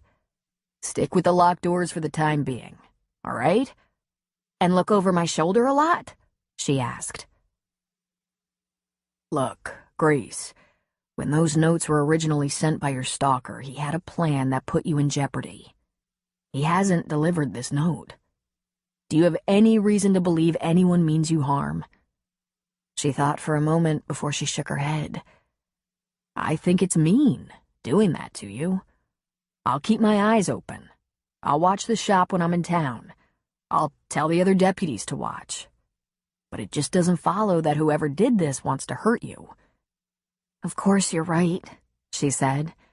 "But someone did do it to scare me. I can't imagine why." "That's the mystery, isn't it?" he said. "You gonna be all right?" She shrugged. "I guess. I'm not gonna let something like this beat me. It really pisses me off." "Good. It should. Call me if anything happens that worries you. Anything at all." "Thanks, Seth. I understand there's nothing much more that can be done. I appreciate the time you put into this." He touched his forehead in a salute. "We'll be on duty, Grace." When he left, she stepped out onto the sidewalk behind him. It was a sunny, early April day, but the front of the shop wasn't as exciting as usual. She hadn't put out her sidewalk displays because some asshole had forced her in behind locked doors with a stupid little note. She turned, stomped back into the shop, and dragged out her big wooden bunny for Easter. She cranked out her awning. Next, she pulled out a wicker basket filled with plastic daffodils and a sign that read, "Spring Sale." Then she unpacked her yellow, pink, mint green, and pale blue banner that read, "Easter Flowers. Order now." She fixed it over the door. And finally, she tore off the note over the doorbell. Seth was right, she thought. It's mean and creepy, but it's not an open threat. She would be cautious and safe. She refused to be insanely paranoid. If anyone crazy came at her, she'd beat him over the head with her ceramic tulip sculpture. However, she did keep the back door locked, just to be sure. Rayanne painted her second bedroom, bought new linens for the bed, and reupholstered the window cornices with matching fabric. She did it all herself, as she always had. Although she knew every handyman within a 100-mile radius, she was also adept at home repairs and decorating. She knew how to hang wallpaper, install crown molding, replace wallboard, and a dozen other things. In preparation for Ginger's arrival, she removed all her clothes, shoes, and purses from the closet in the guest room. She'd used it for her overflow wardrobe. There was a small bath and shower in her bedroom, and a larger bathroom with tub and shower beside the guest room. She cleaned under the sink and stocked it with bath gels, bubble bath, scented soaps, lotions, and sponges. She put candles on the back of the commode and on the side of the tub. She was nervous as a cat, waiting for her Ginger snap. She didn't know how she could help her get beyond this dark patch. How does anyone get past it?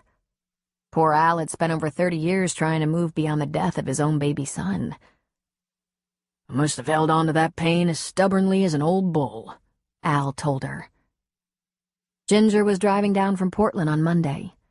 At noon, she still hadn't arrived, and Rayanne started to worry. She called her cousin, and Dickie said she'd gotten an early start and should be there. Ginger didn't answer her cell phone when her father called or when Rayanne called. At 2, just about the time Rayanne was thinking of asking Seth to check with the state troopers to see if there'd been any accidents, Ginger pulled up in front of Rayanne's little house. Rayanne had seen Ginger 4 times in the month since the baby died. She hadn't been looking good then. She wasn't looking any better now. As Rayanne walked toward Ginger, who was pulling her suitcase out of the trunk, she thought perhaps the girl was steadily deteriorating. She was far too thin. That was obvious, even while she wore her coat. She was pale under her freckled complexion, and her expression had become permanently downcast. Her hair was pulled back in a ponytail. The beautiful strawberry blonde locks had gone dull and dark. She obviously hadn't done a thing to it in months. "There you are," Rayanne said cheerily. "I was starting to get worried." "I stopped to look at the ocean," Ginger said. "Well, of course. I should have thought of that. But now you're here. Let's get your things inside." "I've got it," Ginger said, snapping up the pull handle. "Is that all you've got? 1 bag?" "It's all I need," she said. "Well, I guess you'll be doing laundry then. Come on, let's get you settled." Rayanne took the handle of the suitcase and pulled it up the walk and into the house. "I cleaned out the guest room and the bathroom, so it's all yours. I put some pampering things in there for you. Soaps, lotions, candles. Did you bring a hairdryer?" "I don't need one." No wonder her hair was so flat and thin-looking. She must be washing it and letting it dry any which way. And she wasn't using any product. "We can share mine. Or maybe we'll get you a new one." "Really, I'm fine." "Right in here," Rayanne said briskly, pulling the suitcase into the newly painted and decorated bedroom. "Voila!" she said, throwing an arm wide to showcase her decorating. "Thanks," Ginger said, not noticing how pretty it was. "I'll just lay down for a while." "No, ma'am," Rayanne said, lifting the suitcase onto the bed. "We're going to unpack, hang, and put away your clothes." She unzipped the suitcase and found the items inside had shifted because it wasn't even full. Or maybe they hadn't, and Ginger had just haphazardly tossed them inside. She lifted out the first pair of wrinkled jeans, then a second, then a long-sleeve t-shirt, then an old sweatshirt that she might have used when she painted something years ago. And her underwear. Pathetic. "Oh, brother," Rayanne muttered. Ginger just sat on the bed. She didn't respond. "Are we even related?" Rayanne asked her. She lifted a dingy pair of granny panties and let them dangle from one finger. "Do we share any DNA at all?" Ginger shrugged. "Just wasn't a priority, Ray. Why bother?" Rayanne sat on the edge of the bed and took one of Ginger's hands. "I'll tell you why we bother. Because there are things you can do to try to get beyond devastating pain. They might be small, stupid things, but they actually help a little. Things like fixing yourself up so you look better than you feel. Getting out helps. You have to live in this world. Work helps. Meaningful work if possible, and that's something different for everyone. But keeping busy instead of lying in bed and making constant love to the hurt, that can help. Tell me something. Are you taking anything? Like what? Like tranquilizers or antidepressants or anything? Not anymore, she said. They weren't working, and I kept thinking about swallowing the whole bottle. Rayanne gasped. Jesus, she muttered. She wondered if she should hide all the pills from aspirin to hormones, and sharp objects. She stiffened her spine resolutely. All right, I have to run a quick errand I put off while waiting for you to get here so you wouldn't find me gone when you arrived. I want you to put away your clothes in this chest and the closet, then put the empty suitcase in the closet. Do that before you lie down. From what your daddy tells me, you've perfected napping, and I'm willing to bet you're all caught up on sleep. I'll be back in 15 or 20 minutes.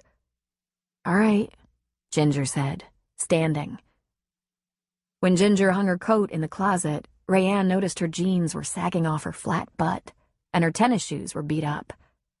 The girl was a complete mess. Her attire and body language were such a put-off, holding back any well-intentioned person. It was as if she longed to go it alone and wallow in grief. Do you have my cell number? Rayanne asked. Probably, she said. Where's your phone? I don't know. Probably in my purse. It's turned off. Why is it turned off? Ginger flashed her an angry look.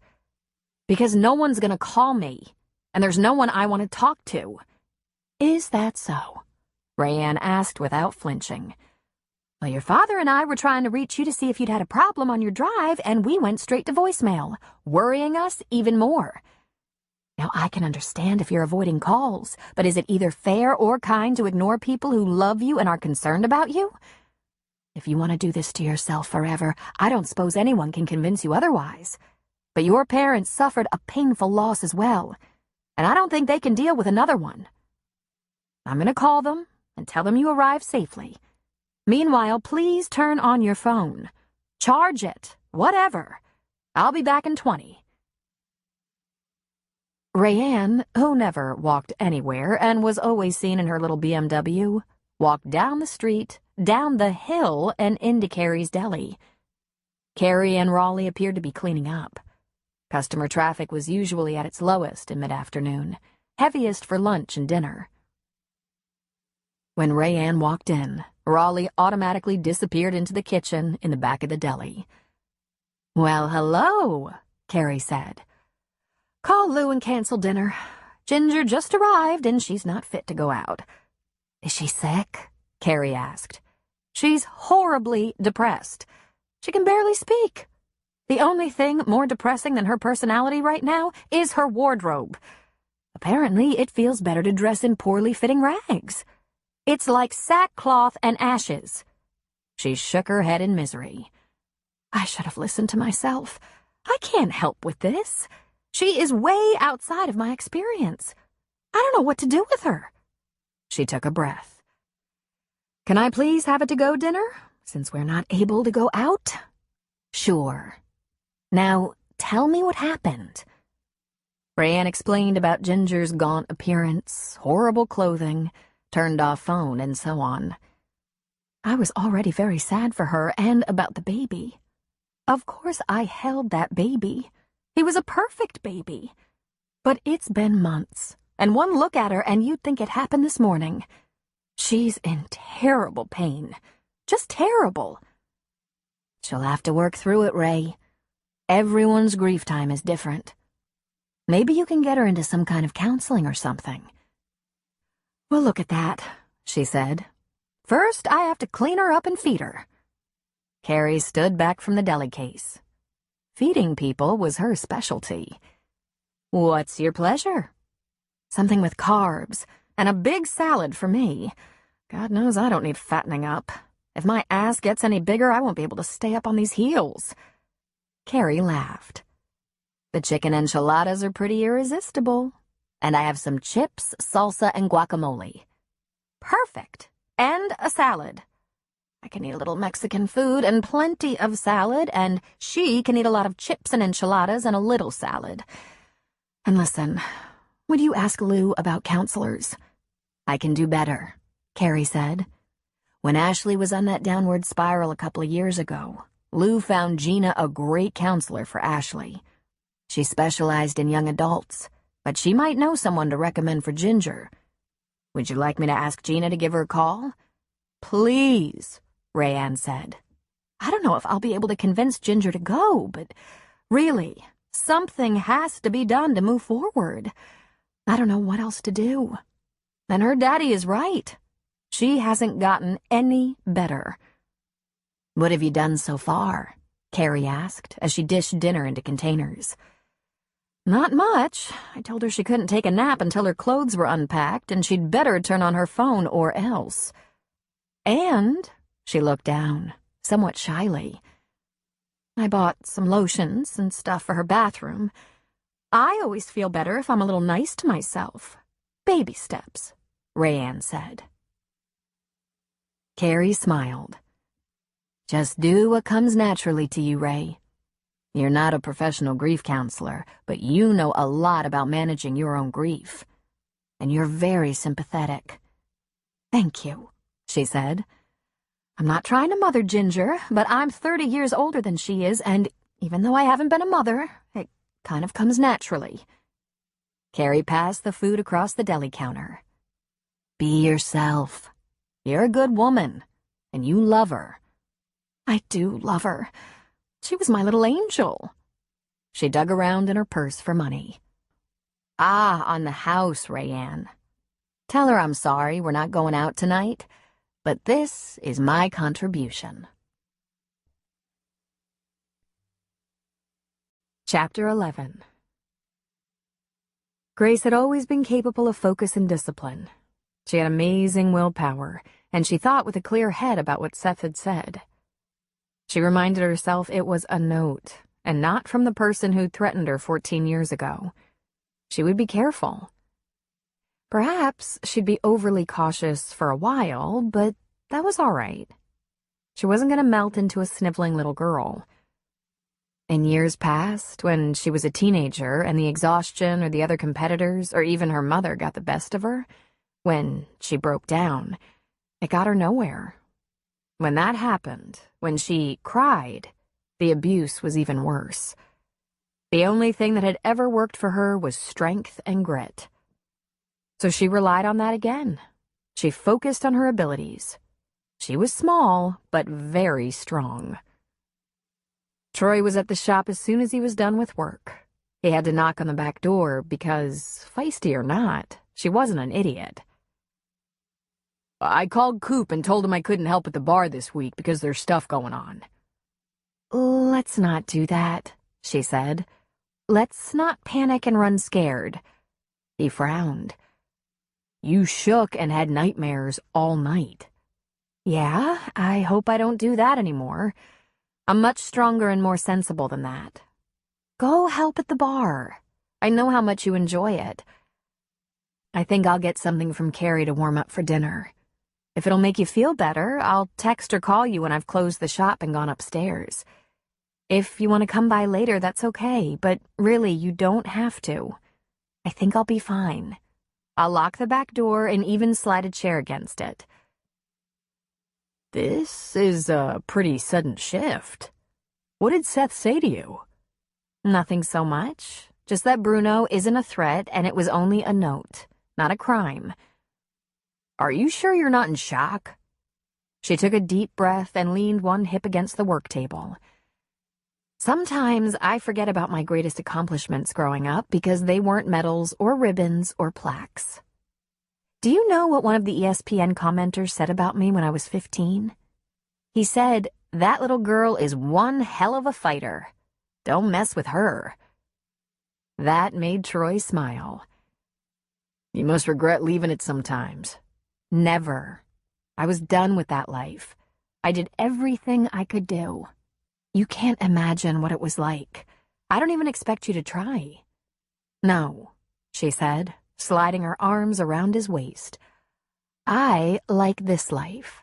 And if I ever figure out who would try to screw it up with a scary little note, I'm gonna make his life miserable." When I said I wanted you to be brave, I didn't mean that you should take any chances.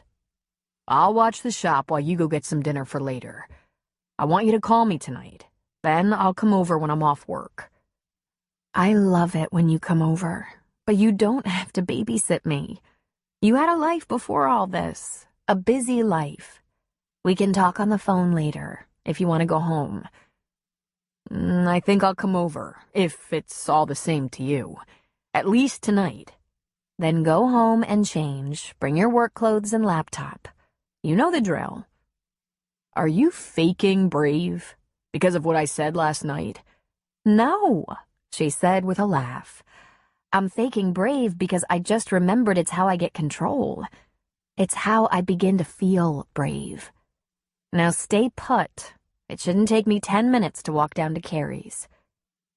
2 days later, Troy decided to stop by the deputy's office after school before going to the flower shop. As luck would have it, Seth was there, sitting behind his desk, one foot propped casually on the desk while he talked on the phone. Another deputy, Charlie, seemed to be working at the computer on the desk behind Seth's. When Seth saw Troy, he made excuses into the phone and disconnected. "Hey," Seth said. "Everything all right?" "Fine. I just thought I should tell you that stuff I ordered came today. Grace texted me that she got it at the flower shop.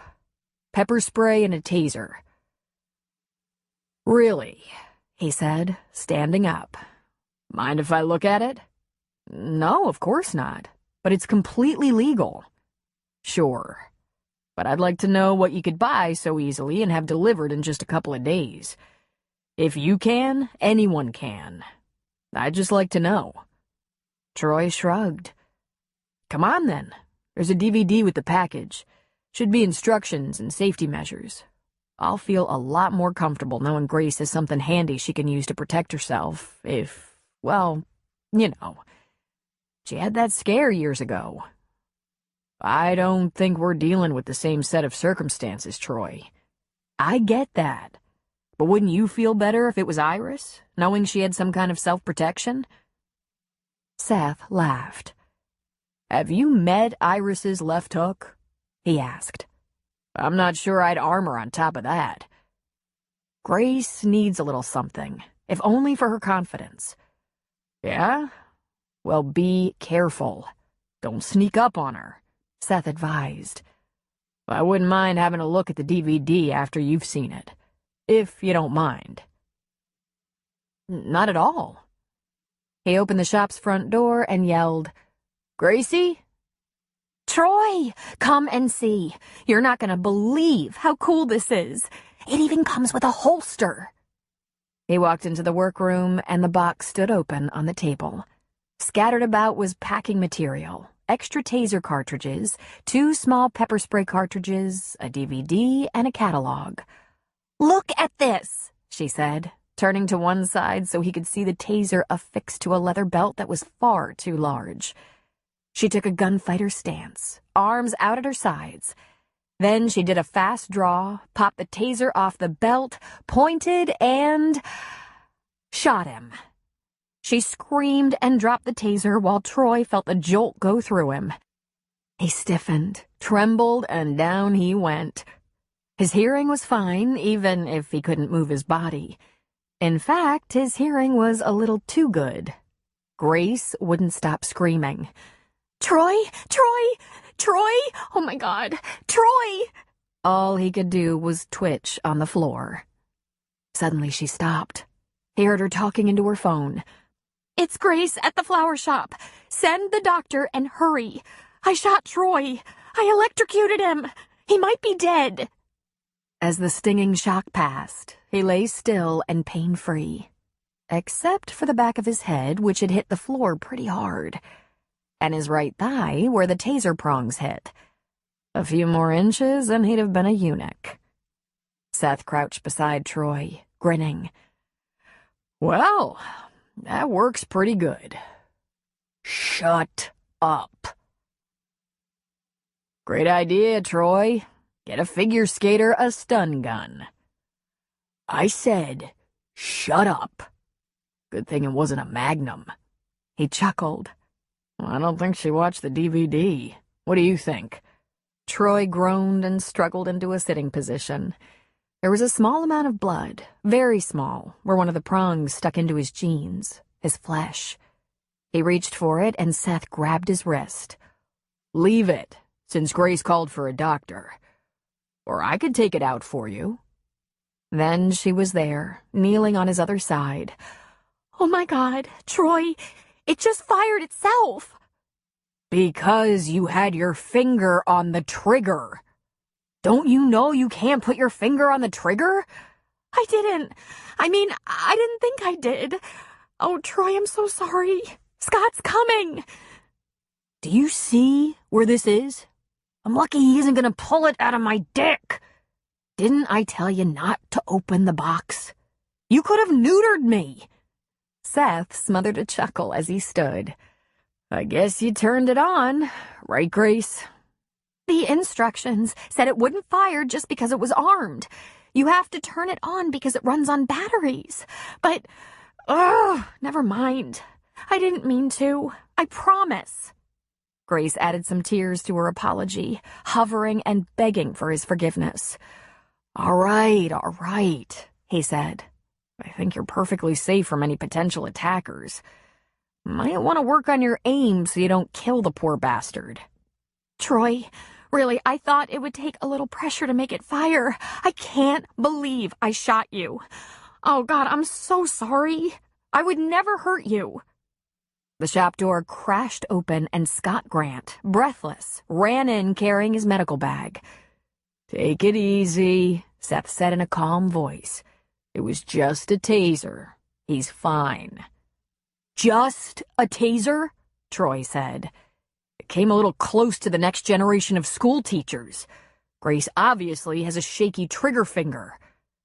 Right behind Scott was Peyton and their office manager, Devin. Behind them was Carrie, who shouldn't be able to move that fast with her bad knees. Then, crowding into the little shop was Waylon from the bar across the street, and at least 2 of his customers. And, in addition, every person who happened to be outside or even driving by when Scott Grant was seen running down the street with his medical bag. Scott, panting, stopped in the workroom doorway to catch his breath. Jesus, you took 10 years off my life. I thought you shot him. I did, but I shot him with this, Grace said, reaching for the taser that lay on the floor where she had dropped it. No! At least 4 people shouted at once. Troy grabbed her and pulled her toward him. Gracie, it's still got voltage. If you accidentally pulled the trigger again, you'd give me another blast. Oh, God. Troy, this isn't gonna work. I can't be trusted with one of those things. I'm gonna kill someone. I'd be better off with a road flare. Never hear of the Great Chicago Fire? Seth muttered to Scott. Shh. I forgive you already, Troy said. Just don't touch it again until we figure it out. Scott Grant crouched next to Troy, his open bag beside him. Why didn't you take these prongs out? Seth told me not to. We usually have to call medical for that, Seth said. Not that I think it's necessary, but I figured... Not complicated, Scott said, moving one slightly so it slid right out. They were shaped like small apostrophes, and pulling it straight out could make it bleed a little. But it wasn't likely to even require stitches. He then removed the second prong. There. Feel better? I'm fine, Troy said. I'm not, Grace said. I'm not fine. I almost killed my boyfriend. Nah, not even close, Scott said, standing. Want a Band-Aid for that, Troy? Funny, Troy said, standing. Let's joke around after you've taken your hit. I don't know how much physical damage was caused, but your mood is definitely affected, Scott said, smiling. That's when Troy heard all the voices from the shop. She shot him with the taser. Worried about that note, so he bought her a taser. It's just a taser, yeah? You ever been hit by a taser? Damn near killed my cat with one of those. At least something interesting finally happened. Let's have a beer on that, should we? And there was laughter all around as the shop emptied of everyone but Seth. Damn, Troy said, giving his leg a shake as if to bring the feeling back into it. That sucker packs a punch. I'm gonna leave now if you think he can manage the situation without further injuries, Seth said. You're gonna tell Iris, aren't you? Grace asked. Seth nodded. I'm thinking of quitting early. I can't wait to get home. I'm never gonna hear the end of this, she said. I guess everyone knows about my note. They don't all know what it said or how it was written out. Just that it upset you, and we're looking for a prankster. If gossip works like usual around here, I think you're probably safe. Then he smiled. Have a nice evening. Seth was home by 5 o'clock, and Iris walked in right behind him. Iris laughed so hard at Seth's tale that she could hardly stay upright. Oh, she's right. She's never gonna hear the end of it. Poor Grace. How does that thing work? Let me see yours, Seth. No thanks, Iris. You never touch my weapons, right? Because that wouldn't be good. You don't know anything about them. Maybe you should train me, she suggested, then giggled again. You're doing just fine not touching. Oh, come on, she said, moving closer to him, sliding her arms around his neck. Instead of arguing with her, he kissed her. Then he kissed her more seriously, sliding his hands over her butt and pulling her close. After a little more kissing, he said, I have an idea. Before supper on a Wednesday afternoon? Why, deputy. Are you expecting company? Only your mother, she said. But ever since she caught you in your boxers, she calls ahead if your car is home. Good.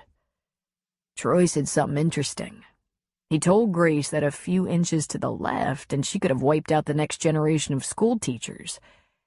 And I thought, don't we have work to do? I wouldn't call it work, exactly. Wouldn't it be easier to do naked? Absolutely, she agreed. But then we have to stay in bed for a while. I can do that. I'm very good at staying in bed with you. Are we making any progress on the next generation of deputies and school counselors? I don't know, Seth. We've only stopped using protection for a few months, and Peyton said to check with her if we have no results in 6 months. I'm doing my best, and you are definitely doing your best. He kissed her again. I love when you talk dirty. She laughed. I haven't started talking dirty yet. I just said you were doing your best. I can do better, he said, and his voice had grown husky. A half-hour later, as they lay tangled in the sheets, Iris said, That was better. That had to make a baby. That was good, Seth said. Maybe 2 babies. I only want one at a time if it's all the same to you. Are you hungry? He asked. Yes, but I'm staying in bed for 30 minutes to give those little guys time to swim. Then we can get up and eat. We don't have to get up. I'll be right back. He found his boxers and disappeared. Iris snuggled into the sheets, her head against the pillow. There were so many times, like now, that she couldn't believe her life had worked out the way it had. She'd loved Seth since she was just a girl, but they'd been estranged for 17 years while they took different journeys. Hers took her to university in a post-grad program in counseling to bring her back to Thunder Point as the high school counselor. Seth had gone from the football field to a long recovery from injuries he sustained in a terrible car accident. But in the end, his choice of law enforcement brought him home. And now he was hers again. All hers. It wasn't very long before he was back. Iris had actually dozed a little. Seth held a tray with one plate that held 2 grilled cheese, bacon, and tomato sandwiches, pickles, a glass of wine, and a bottled beer. A bag of chips held tenderly under one arm. "Here we go," he said. "It's not much, but it was fast, and I bet it's good. Scoot over," he said. He put the tray between them and sat on the bed. He passed the wine to her hand and lifted his beer. "To us." Iris brought the wine to her lips, and to Seth's dismay, she sniffed. He took a big swallow of beer, and when he looked at her again, tears were running down her cheeks. "Iris?" Her nose turned a little pink. "This is all I've ever wished for," she said. A small sob followed. "Grilled cheese?" he asked. You and me, together, in love, trying to make a baby. I didn't even hope for a baby. I thought that was impossible. Just you and me. That's all I ever wished for. I love you so much." He frowned. Then he took her glass of wine from her. "Congratulations. I bet anything you're pregnant." "What do you mean? You don't know anything." "I do so. I listen to men talk about their wives. I don't want to. I hate all that talk, but it happens all around me. First, their wives cry. Then they throw up. Then they get grumpy. Then they nest. Then they whelp." He put the wine on the bedside table. "Bet you anything," he said. "Whelp?" she asked with a sniff. "You know," he said, taking a big bite of grilled cheese. He chewed and swallowed. Then he grinned at her. "Bet I nailed you last week. I was outstanding." "You're an arrogant know-it-all," she said, reaching for a tissue. "And you're pregnant." He pushed the tray toward her. "Have a sandwich, honey, and if you're still hungry, I'll make you another one." Scott was working late, so Peyton got the kids ready for bed and settled them with their tablets and movies in their beds. Then she collected the tablets and turned them off and kissed the kids. She cleaned up the tent the kids had made with blankets over the dining room table. She'd been in the tent with them for a little story time earlier. She had her shower, put on soft lounging pajamas that were nice and warm. She lit a couple of candles in the darkened living room. She put wine glasses out next to a bottle chilling in an ice bucket. But she turned on the lamp beside her on the couch to read for a while before Scott finished up in Bandon. It wasn't very late when he texted her. "On my way. Need anything?" "Just you, big boy." 15 minutes later, he came in from the garage and left his bag in the kitchen. When he took in the darkened room, the ice bucket, glasses, and candles, he smiled at her. "Are you planning to seduce me?" "Could be. Are you covered with blood and guts?" "Nah, washed up. Let's get on with the seduction." "No one ever accused you of being shy, did they?" Peyton said. She lifted the bottle out of the ice bucket, poured and handed him a glass. "I do have something to tell you. You know how we decided that I'd go off the pill, but we'd use protection for a couple of months until my body got used to the idea?" "Uh-huh. I might have got carried away once," he said. "Actually, 5 times, at least." "So cheers," she said, clinking his glass. "I really don't mind when you get carried away. It's kind of fun." He sipped. "Peyton, I think this wine is bad. It tastes sour." "It's sparkling cider," she said. "You did it, you brute. You knocked me up before the wedding." He grinned stupidly. "Peyton, that's wonderful." Then he was stunned silent for a moment. "Crap," he finally said. Your father's gonna kill me. I'm a little terrified of your father. Did I mention that? Paco? He's all bluster. But I think we won't tell him, or Mama either, for that matter. Do you think you can keep your mouth shut around the grandmothers? Oh, sure. I don't tell them anything. They're a pain in my ass. But it's gonna be hard not to tell some of the guys. You know, Spencer, Coop, Seth. Try, because at least 2 of those 3 have big mouths, and they're coming to the wedding. It would be just like one of them to toast the bride and groom and baby. However, when I don't drink, someone's bound to ask. They know we're together. You can tell them you're 5 minutes pregnant. Just how pregnant are you? 5 minutes. I haven't missed a period yet, but I peed on a stick. You did? Mm-hmm. Iris came in to set up a prenatal appointment.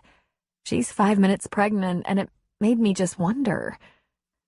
Good for Iris. They want a baby. And by the way, we want a baby. This isn't going to screw up your plans, is it? I mean, the big wedding, the dress, the flowers, all that stuff. You're not gonna get morning sickness at the altar or anything, are you? No. And you're still planning to seduce me tonight? Yes, Scott. I put your children to bed, and when you've lost your mind on the sparkling cider, I'm going to strip and make you crazy. He leaned toward her, slid a hand under her sheet of black hair, and pulled her closer. I do love that. If you haven't folded up the tent, we could do it in there. I'd rather do it in bed. He touched her lips with his. I love you. Have I told you that lately? Several times a day. And I love you. But apparently you have a real talent for procreation. I'm going to keep my eye on you. Thank you, Peyton. I really want children with you. At least a few. I agreed to 1 so far. Let's see how it goes. It's gonna be great. Your family specializes in big herds. Your grandmother had the last child at 46. In your dreams, Dr. Hottie, she said, kissing him. Do I have to drink this? He said, holding his glass up. It tastes like shit. She laughed. If I have to be off wine for 9 months, then shouldn't you? As a sign of solidarity? Absolutely. I'll swear off wine if it makes you happy. Thank God I'm a beer man. Now come on, enough talk about dietary restrictions. Let's get you naked. Troy asked Grace several times if it would be best to cancel his friend Denny's weekend visit. No, she said. In fact, it might be better to have things to do, people around. But Troy, do you have to tell them I shot you? No, I don't have to. But if we introduce them to anyone in town, they're gonna find out. Oh, God, she moaned. Things were so quiet. Then, all of a sudden, he agreed. Well, it still isn't bigger than we are, babe. The early April weather cooperated. Every day was sunny and bright, except when those afternoon showers came in over the Pacific. The days had grown longer, and Grace could keep the shop open until 6 and still close in daylight. The downside was that after Denny and Becca's visit, Troy was going to be needed more at the beach bar. People would start migrating to Cooper's for sunset. The weather was warmer, and more people were seen outside, walking rather than driving. While it gnawed at Grace that someone could send her a note identical to the ones Bruno sent before capturing her, knowing he was under wraps brought her some peace of mind. And while she was loath to admit it, seeing that taser take down her boyfriend gave her a little confidence. Aside from the confusion about a motive, she was quickly feeling calmer. She didn't, however, wear the taser on her belt. She handled it very carefully. She carried it in her purse, and it was turned off. On Friday afternoon at around 5 o'clock, Troy brought a lovely young couple to the flower shop to meet Grace. Denny was a tall, handsome man in his late 20s, and his wife was a pretty blonde with the sweetest little baby bump. They introduced themselves, looked around the shop appreciatively, and thanked her for welcoming them so nicely. And then Becca froze. Her mouth stood open slightly, and she covered it with her hand. She stared at Grace, wide-eyed. "Oh my God," she said. "You're her. You're Izzy Banks." Chapter 12. It turned out that Becca Cutler had been hooked on figure skating and kept up with all the competitions. She loved it all. Pairs, ice dancing, long programs, short programs. When it wasn't Winter Games, she watched national and world championships on ESPN. Becca and Grace were the same age. They literally grew up together. Grace admitted who she was. After closing up the flower shop, they drove out to Cooper's so Troy could show his friends his other place of employment. "Not too different from your little bar in Virgin River," Troy said. "Just a different landscape." Cooper and Denny shook hands like old friends. "Jack sends his best. Said to call him if you need anything."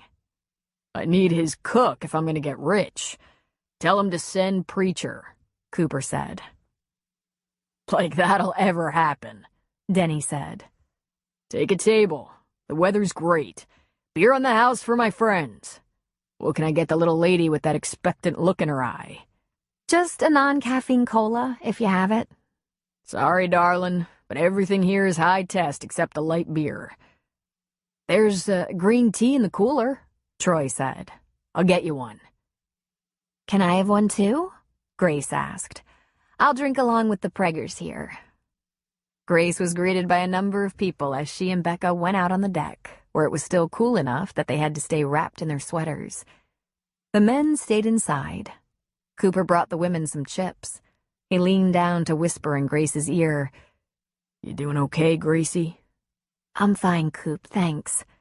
"If you need Troy next week, all you have to do is say so. We back each other up out here on the water." "Thanks," she said. "I forget sometimes how great people are here." "Never forget," he said, giving her hand a pat. When he left, Becca was smiling. "This reminds me a little of Virgin River," she said. "Everyone is so bonded. I can see they all love you, Grace." I think I took that for granted. "But tell me how you knew who I was." "Seriously? You were always my favorite. I watched you compete in all the big events." "How could I be your favorite?" Grace asked. "I didn't think I was anyone's favorite." "You were everyone's favorite." "No," she said, shaking her head.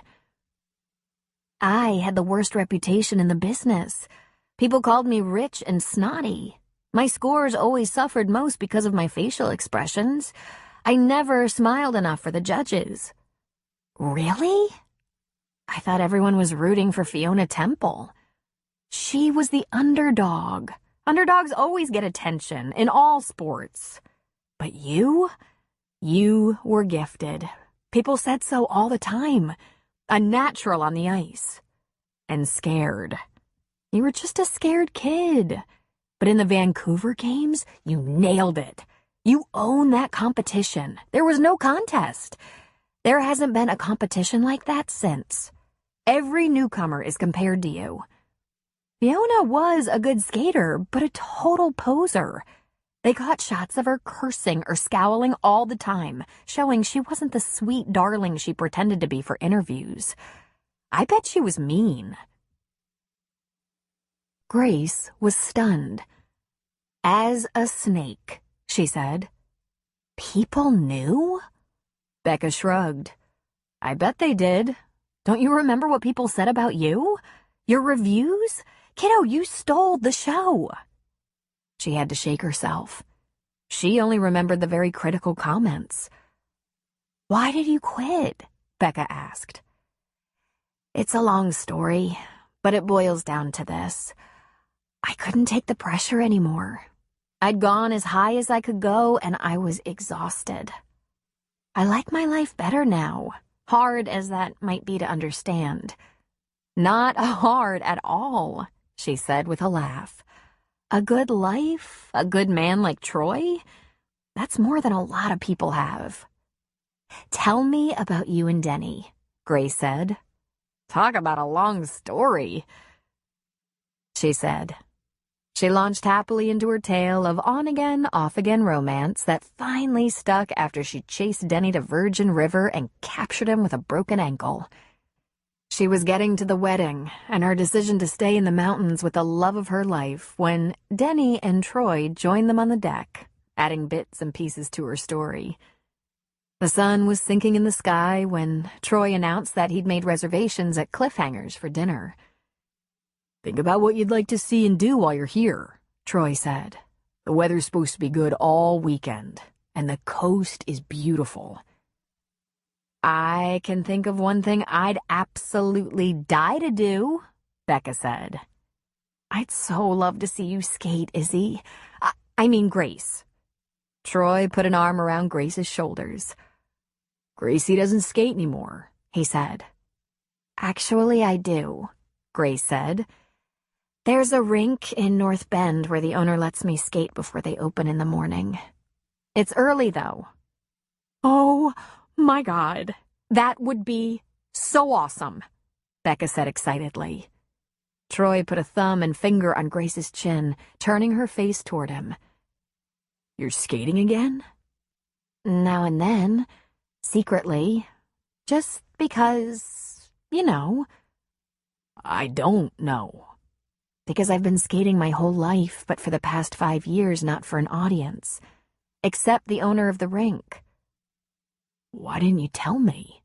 He whispered. Because I don't want to coach or compete, and I want you to believe that.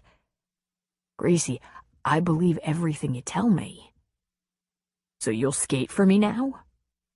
Would you like that? Only if it feels right to you. I think I'd like to. If you promise you can love a flower girl. He just smiled at her. That Friday night was more fun than Grace had had in years. Seth and Iris were at Cliff's, sitting up at the bar eating crab cakes, so they picked up their plates and joined them. Cliff teasingly asked Grace if she was packing tonight, and the story of the taser came out to the hysterical laughter of everyone but Grace.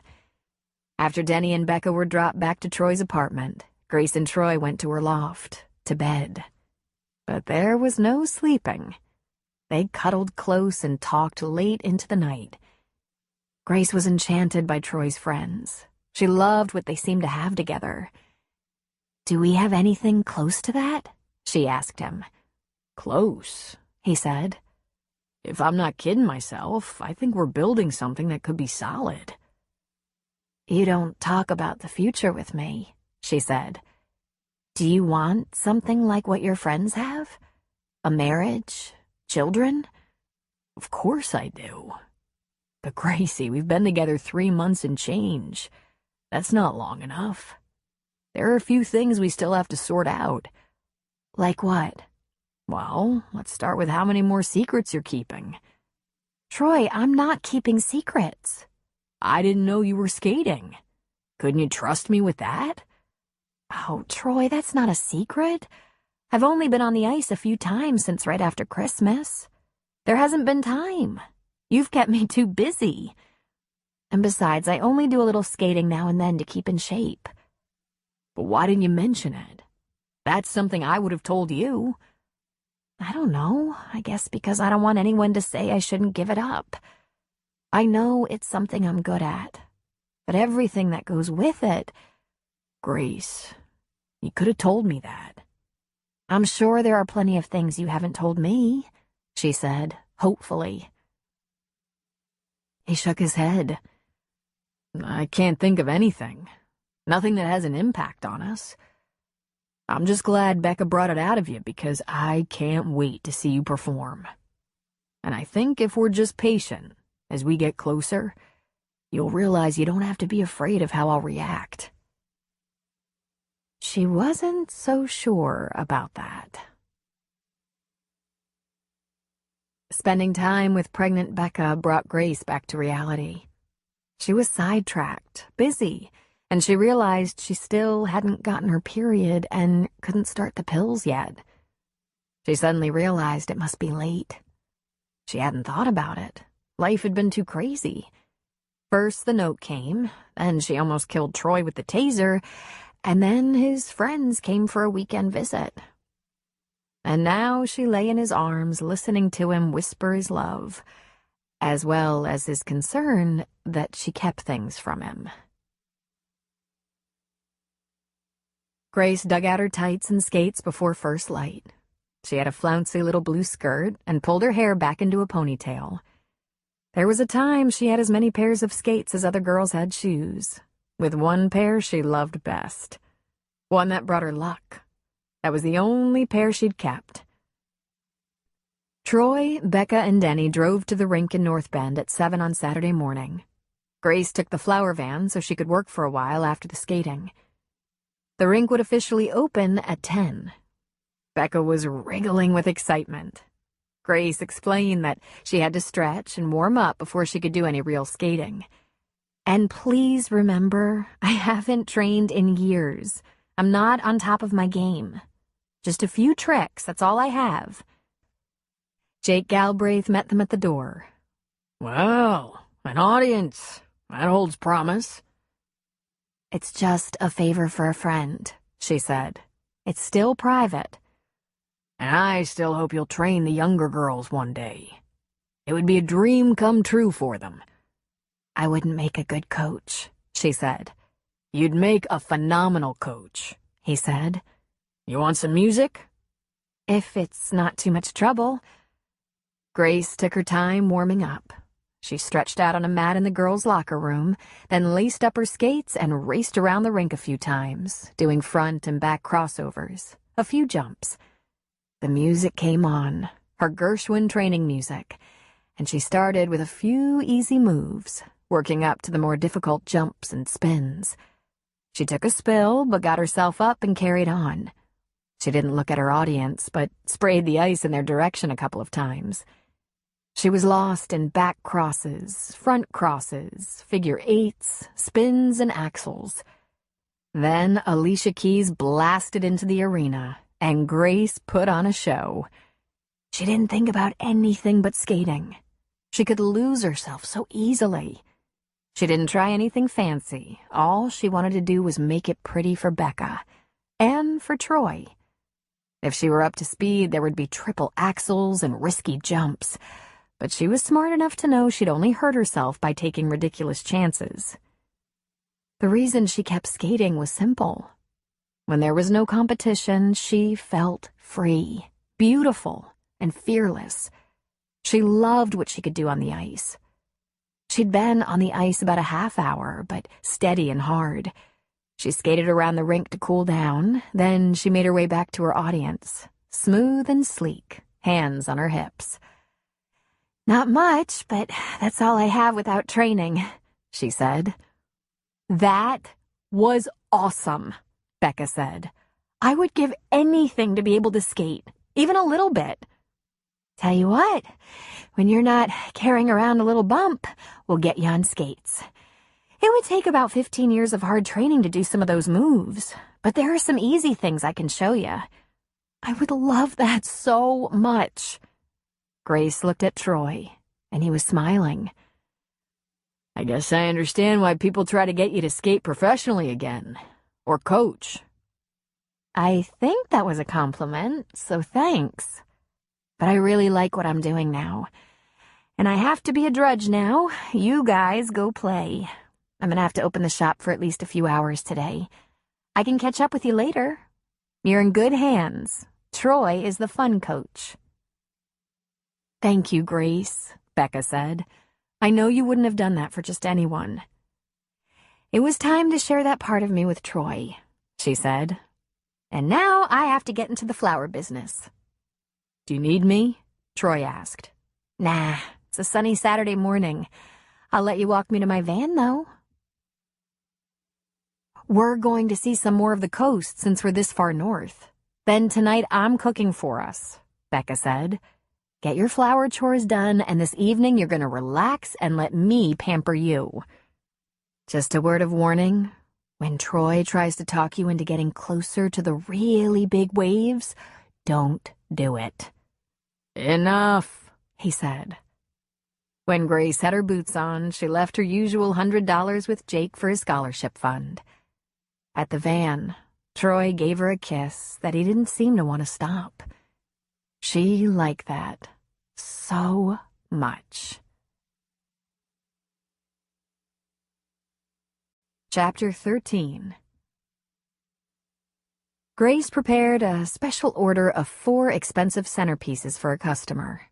An exclusive golf resort in Bandon had a guest who was throwing a party in one of the spacious cottages and wanted a delivery on Sunday afternoon. She could have told them she was closed on Sunday, but the resort was a regular customer, had an account with her, and it was an easy $500. She made up the arrangements on Saturday and put them in the cooler, then enjoyed dinner with Troy and his friends at his apartment. After dinner, they played poker, and she cleaned house. She told Troy she was going to be closed on Sunday as usual, but would make a delivery to the resort in Bandon in the afternoon. Becca and Denny are leaving around noon, and spring break is next week. I'm off. I'll go with you. I love that place. Someday I might even be able to afford to play golf there. Once, though. I'll only be able to afford it once. They set out at about 1 o'clock on Sunday. The resort was a beautiful place with lodges, cabins, and rooms, not to mention fine dining and gorgeous facilities that could be reserved for everything from weddings to business meetings. There were 3 golf courses, and it was expensive. People traveled from all over the country to stay there. And they liked Grace's flowers. They didn't use her all the time, but when a guest had a special function that required flowers, they recommended her. She billed the resort, and they paid promptly. She had the unit number for the cottage where the flowers were to be delivered, and she knew her way around the country club. As they drove through the property, she had to slow for a couple of deer crossing the road. Cottage? Troy asked. I know, she said, laughing. I looked it up online. Living room, 4 bedrooms, galley kitchen, fireplaces in every room, plus 4 bathrooms. And a view. I'd kill to live in a house that big, he said. She backed up to the unit. You take one, I'll take one, and we'll go back for the other 2. Try not to gawk too much. It'll be hard. She was proud of the flowers she'd put together. Lilies, orchids, bird of paradise, roses, baby's breath, and greenery. She balanced her arrangement on one hand and rang the bell. Troy waited right behind her with his flowers. In a moment, the door opened. Grace looked into the blue eyes of Winnie Dillon Banks and dropped her floral arrangement. The ceramic dish shattered, and water splashed on her jeans, but the flowers stayed in a lump because she had fastened them into the base with tape. Mother! Izzy, she said smoothly. Holy shitballs, Troy said. There stood the indomitable Winnie, small like Grace, ivory skin, black hair, and red lips. She could double for Snow White, except for the expression, which was not sweet. No, he couldn't see Winnie singing to the birdies in the forest. But she was so beautiful, and she radiated power. Troy noticed that Grace began to tremble a little. She must feel so vulnerable in front of her mother. Please come inside, Izzy, she said. I'll arrange for that to be cleaned up. What are you doing here? Why? I need to see you, talk to you. You can send your helper away. I'll make sure you have transportation. He's not my helper. He's my boyfriend. What the hell is this? Why didn't you call me? Tell me you were in the area. Because you wouldn't have seen me, she said. Precisely. Because I am dead to you, remember? Look, I take it back. I take it all back. Izzy, you have to give this a chance. I only want to help you. Fine. You'd be helping by acting like a normal mother. That means you communicate. You call and ask if I'm available to visit with you. And if this is about returning to professional skating, there's no need to waste your time. I only want what's best for you. I want you settled. Let me help. I am settled. Working in a flower shop. My flower shop. My business that I built on my own. Grace stooped and began to pick up the flowers, sans ceramic dish. She stood, holding most of the arrangement, and kicked the broken pieces off the walk and into the bushes. Where do you want this? The patio? Winnie said, standing aside. Grace walked in and Troy followed her. Winnie tried to stop him by holding out her hands for the flowers he carried. I'll take that, she said. He ignored her and put them down on the first available surface, the small breakfast table. A woman stood near the patio doors. She was around 50, very short reddish-brown hair, casually dressed in slacks and a sweater. Thank you, Virginia. You can go back to what you were doing. And you can leave us, young man. This business is between me and my daughter. I'm not leaving, he said. Just tell me what you want, Mother, Grace said when she came back from the patio. I'm not comfortable talking in front of a stranger. Oh, forgive me, Winnie, Grace said. This is my boyfriend, Troy Headley. He came with me to help me deliver these bogus flowers. You might as well spit it out, because I'm going to tell him everything we say to each other anyway. Winnie sank into the nearest chair. I thought we could have a conversation. She appeared to be near tears. You're all I have left. That isn't my fault. I'm done skating. I haven't changed my mind about that. There are other options. I get emails and calls all the time. You could report on the competitions. CBS or ESPN would take you to the games. You could coach. You could consult. Hell, the committee would be thrilled to have you. There are so many things. No, she said. No, no, no. I'm done. I don't want to coach. Don't want to push young girls the way I was pushed. I don't want to report on the sport, critique and label figure skaters the way I was labeled. I don't want to consult or serve on any related committees. But you still skate. Grace was stunned. How did she know? For pleasure, to keep in shape, and that's all. I don't want to skate professionally or work in the industry. But why? It's what you know, Winnie said, pleadingly. It was our life. Because I don't love it enough to give so much of myself.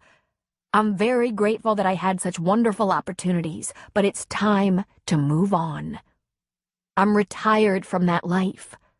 I have a new life. Winnie stood. You'll have children, she said, her voice shaking a little bit. A daughter. She'll be born with it like you were. Will you forbid her? If I'm lucky enough to have a daughter someday, I'll support her. But I'm not going to ride herd on her 24 hours a day. I'm not going to expect her to live out my dream. I'm going to tell you, for the 100th time, the only way we can communicate is if you give this up. Are you really happier, Izzy? Living in a tiny room over a flower shop, toiling 7 days a week to make centerpieces for people you don't even know? You have a legacy. Your time is nearly up. If you wait many more years, these opportunities will dry up and you'll be forgotten. Only if there's a God, Grace said. She whirled around and left the house. Troy just watched her go, not knowing what to do. When Grace came back with another floral arrangement, he caught on. Of course, Even though this was a ruse, she would leave the flowers and the resort would pay her and Bill Winnie.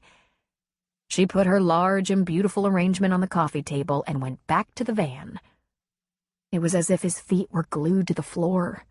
He was mesmerized by Winnie, dressed in a silk pantsuit in rose color, complete with jewelry that was daunting. Diamonds on her fingers, gold on her wrists. When Grace said her mother was rich, he really couldn't make a mental picture of it. But he was getting there now. It wasn't just the clothing or the classy digs she could easily afford. It was the power she thought she had. Winnie speaks, and the world comes to heel. He had no experience with the wealthy. At least, not that he was aware of. There were business owners in town who must be doing well. Cooper was building houses on the hill, so he must be pretty set. Cliff owned the restaurant and a goodly share of the marina, so he'd heard. Grace looked very much like her mother, but he couldn't imagine her becoming this person. Grace was soft and loving. She wasn't controlling or manipulative. Not his Gracie. Grace came back with the final floral arrangement. Tears were running down her cheeks. She put it down on the coffee table beside the last one. Then she looked at her mother. "I know what you've done, you know." Winnie stiffened, as if slapped. She was clearly stunned by this statement, or maybe by the tears. "You placed an order for flowers that you knew I wouldn't be able to resist, and asked for them to be delivered on Sunday, when the shop was closed, when I had no delivery help, so I would be forced to come to you. Why, Mother? Why couldn't you just love me for myself? Why did you only love me for the gold medals?" "Izzy, why do you act like it was a curse? We conquered the world," Winnie said. Her expression was pleading. No, it was yearning. "Because of your skill, the training the other athletes couldn't afford. Because of the dedication, the commitment I made to training, travel, everything you needed to get to the top. We had the dream. My parents didn't care. They paid the bills, but never believed in me the way I believed in you. But together, we did it. We were the most powerful mother and daughter in women's figure skating in the world. It meant everything to me. I couldn't do it, but with my help, you could." Grace shook her head sadly. "I'm so sorry for you, Mama," she said quietly. "I love you, but I'm never going to change my mind." "All right, then," Winnie shouted. "Stay. Send him away. Stay a while, and let's just talk." Grace shook her head. "Maybe some other time. Sometime when you haven't tried to trick me or back me into a corner." Grace turned and went back to the van. Troy followed, slowly closing the door as he left the cottage. My God, he thought. No wonder Grace couldn't trust anyone. The people who should be most protective and devoted, like her mother, used her. He caught up with her just as she was getting in the driver's side. "Let me drive for you, babe," he said, reaching for the keys. She wiped at her eyes. "No, thank you, but no. I'm fine." He hurried around to his side, buckling in. "Well, that was pretty terrifying," he said. "I think I understand now." She gave a little hiccup and had to wipe her eyes again. She started slowly driving away from the cottage. "Poor little rich girl?" she asked. "I think Winnie is the impoverished one. She has no idea all she lost. If you win gold medals in the end, you're not allowed to complain about how hard life is. It's self-pitying. Winning is hard and the cost is high. Even if you throw in a bad reputation, a lawsuit, constant pressure, a couple of stalkers, a kidnapping, and... She stopped talking. Then she slammed on the brakes. Troy braced a hand on the dash just before hitting his head. She turned wild eyes toward him. "Shit!" she said. Then she threw the car into park, unbuckled, got out, and ran down the street back to the cottage. Troy was too shocked to move for a moment. Then he jumped out and followed her, leaving the van abandoned in the middle of the road, still running. He chased her right to the cottage. Grace barged in without knocking. Her mother sat in the chair. "My God," Grace said.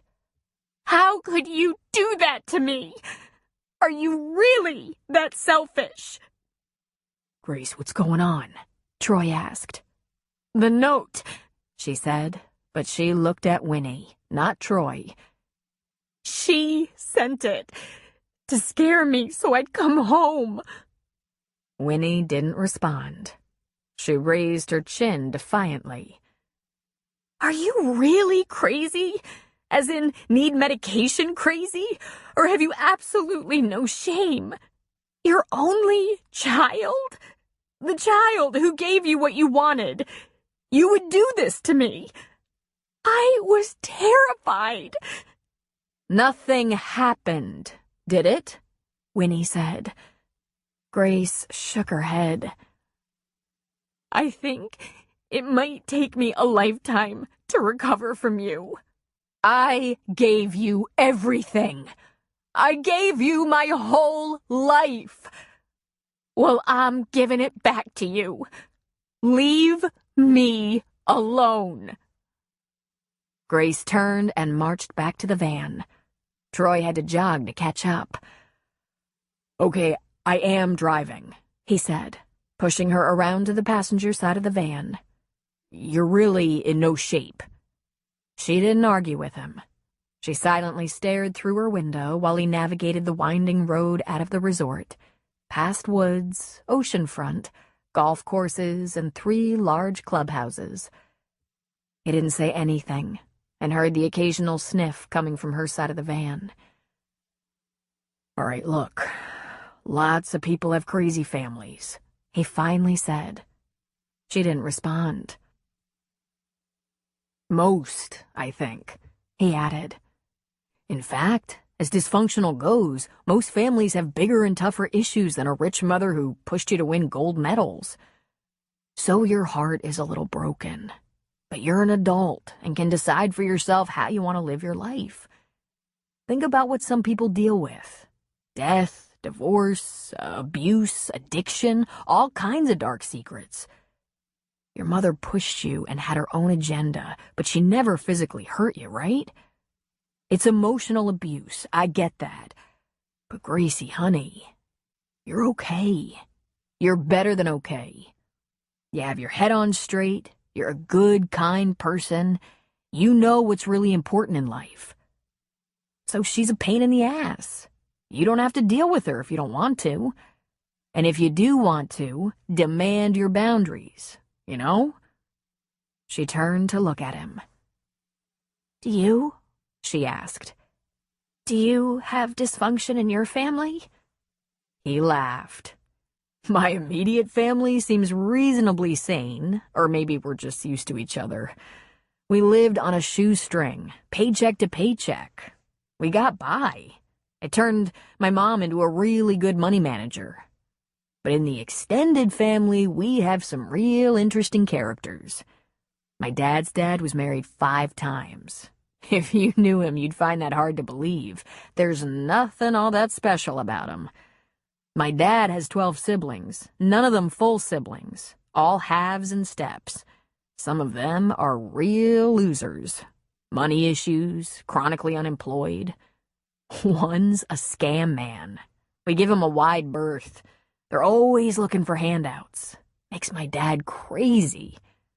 One of my mother's aunts is a hoarder, and the other one keeps cats. Like 20 or 30 cats. We visited them both exactly once. I think there are some serious mental health issues at work there. There's one of those funny uncles somewhere in the family tree. He wasn't allowed to visit. I'm told my maternal grandfather smacked around my grandmother. My mother said it could get pretty nightmarish when she was a kid. She said if my dad ever raised a hand to her, she'd just shoot him. I take it he never did. My dad is kind of a big, handsome sweetheart of a guy. I guess he inherited the side of my grandfather women fell in love with. But he's managed to be married only once. My mom, though, was married for a very short time when she was real young. Married for a year or something. She divorced her first husband. She never liked to talk about it. I don't think I even knew until my sister Jess got married at 19, and my mother lost her mind, terrified that Jess was headed down the same path. Jess is fine. My mom didn't marry my dad until she was 30. But you had a normal childhood, she said. Well, I guess. I don't appear to be scarred. I don't have any medals either. And I've never been to Russia or China. That wasn't what you think. It was work. I know. I'd love to see your passports sometime. You're gonna think about this for a while. You're gonna realize you can deal with her now. She didn't love you enough, and she was selfish. She neglected you in ways that still hurt, but you're whole and strong. You're all right. You won't be like that. Because of that experience, you'll be a completely different kind of mother. You sure about that? I'm confident. But I want to suggest one thing. It'll be hard because right now you're bruised. I suggest you think about all the things you had. You've been putting a lot of focus on what you didn't have. Your mother doesn't love you the right way, but she loves you. He reached across the console for her hand. You have a chance to write the script here, Gracie. You write the life you want. In fact, I don't really get it. You're completely sane. How'd that happen with that prima donna of a mother? Years of therapy, she said. It was sports therapy, but you can't dump the phobias and anxieties and neuroses without some good old-fashioned counseling. And there was Mamie. Sweet, loving Mamie. She worked for my mother, and she coddled me. That explains a lot, he said. I don't want to do all the things that I, on the receiving end, couldn't bear. I understand completely, he said. I want an ordinary, happy life, she said. I am not lazy. I like your life, he said. I like the life you envision. When they finally got back to town, Troy drove the van into the alley behind the shop. No need to park in the front of the store anymore. There was no danger from the mystery man of the note. His Jeep was back there anyway. Troy, I think I need some time alone, she said. I hope you understand. I feel pretty pathetic right now. He leaned toward her and gave her a small kiss. Don't work this too long, honey. Lots of people have super annoying mothers. I know, but I need a little time. And there's no need to worry that anyone is threatening me. Let's at least talk later, he said. I'll call you. Troy didn't have to think about it long. He went back to his apartment, cleaned up, and changed clothes, and drove back to Bandon. He entered the resort property on a guest pass at about 6 o'clock. There was no answer at Winnie's cottage, and he asked himself where she might be. He drove around a little bit, thinking. There were 5 restaurants on the property, a couple of clubhouse restaurants, and then fine dining. He went to the one with a view of the ocean. The maitre d' greeted him. I'm here to meet Mrs. Dillon Banks, Troy said smoothly, as if this visit was planned. I wasn't aware she was expecting a guest. This way, sir. She had a table near the window, and she was alone. Her table was a bit secluded from the other diners. She wasn't eating. She had her fingers wrapped around a drink, and she looked pensively out the window. Mrs. Banks, he said. She looked up at him. May I join you for a few minutes? I suppose this has something to do with my daughter. Yes, Mr. Headley. Have a seat. Have a drink. Thank you, he said, pulling out the chair opposite her. The waiter was instantly beside him. Bring me whatever Mrs. Banks is having. So is Izzy all right? She's a little rattled, but she's resilient. You'll have to forgive me, Mrs. Banks. It's hard for me to think of her as Izzy. She's Grace to me. Grace, yes, she said, sipping her drink. What do you do for a living, Mr. Headley? I'm a high school teacher and a part-time bartender at a local beach bar. Not exactly a high-profile profession, but I find teaching rewarding. And your relationship with Grace? Is it serious? Yes, he said. I'm very serious about her. Though we don't have marriage plans, I'm not rushing into anything. That doesn't mean I'm hesitant. It just means we deserve time. Tincture of time, my grandmother used to say. Are you hoping for a big inheritance? She asked forthrightly. Until very recently, I didn't know anything about Grace's family. Until this very moment, inheritance never crossed my mind. He laughed uncomfortably. By the looks of you, such an event is a very long way off. She didn't make eye contact. She lifted her drink and took a sip. Her hand trembled, and she used her other hand to help stabilize it. His drink arrived quickly. He took a sip. He made a face. What is this? She actually smiled. A Manhattan with bitters. Delicious, he said, putting it down. She chuckled in spite of herself. Well, let's have it, shall we? Why are you here? What do you expect me to say?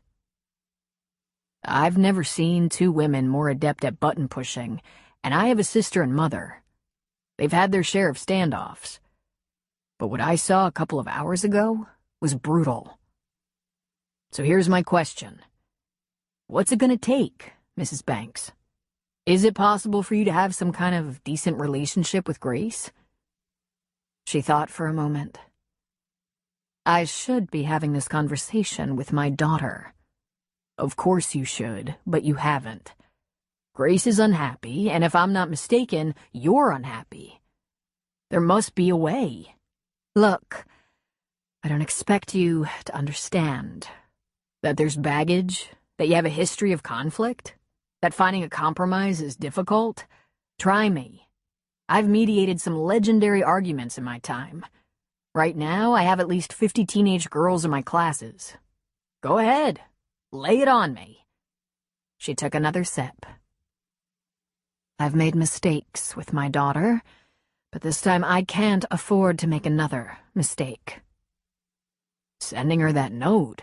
It was wrong. I shouldn't have done that. I want my daughter to come home, Mr. Headley. It's imperative that she come home. But I don't want her to come out of pity. For a visit? He asked. For a very long visit. In a rash moment, I thought if she felt unsafe on her own, she would let me help her. I made a mistake. She's safe. And I don't think she needs help. She was pretty clear. She doesn't like the career choices you suggested. She's really good at what she does. And she's happy. Mr. Headley, Mrs. Banks, he said, leaning toward her. My name is Troy. For just a minute, let's pretend we're friends and that we trust each other. At the least, let's assume we both have Grace's happiness and safety as our shared priority. She took another bolstering drink. Her hand continued to shake a little. Troy, I have money. Family money. Taking care of it is complicated. With money comes predators. With old money, there is responsibility. When that money is Grace's, I frankly don't care if she spends it, gives it away, puts it to work, or does what I've been doing. Preserve it and grow it. But I don't want her to be robbed or to lose it because of her inexperience. It's time for Grace to trust me, to let me show her how to manage. She has absolutely no experience in the management of wealth. She managed to buy a business and operate it at a profit, he said. Please don't be naive. Her father left her a trust. She used it to buy that flower shop.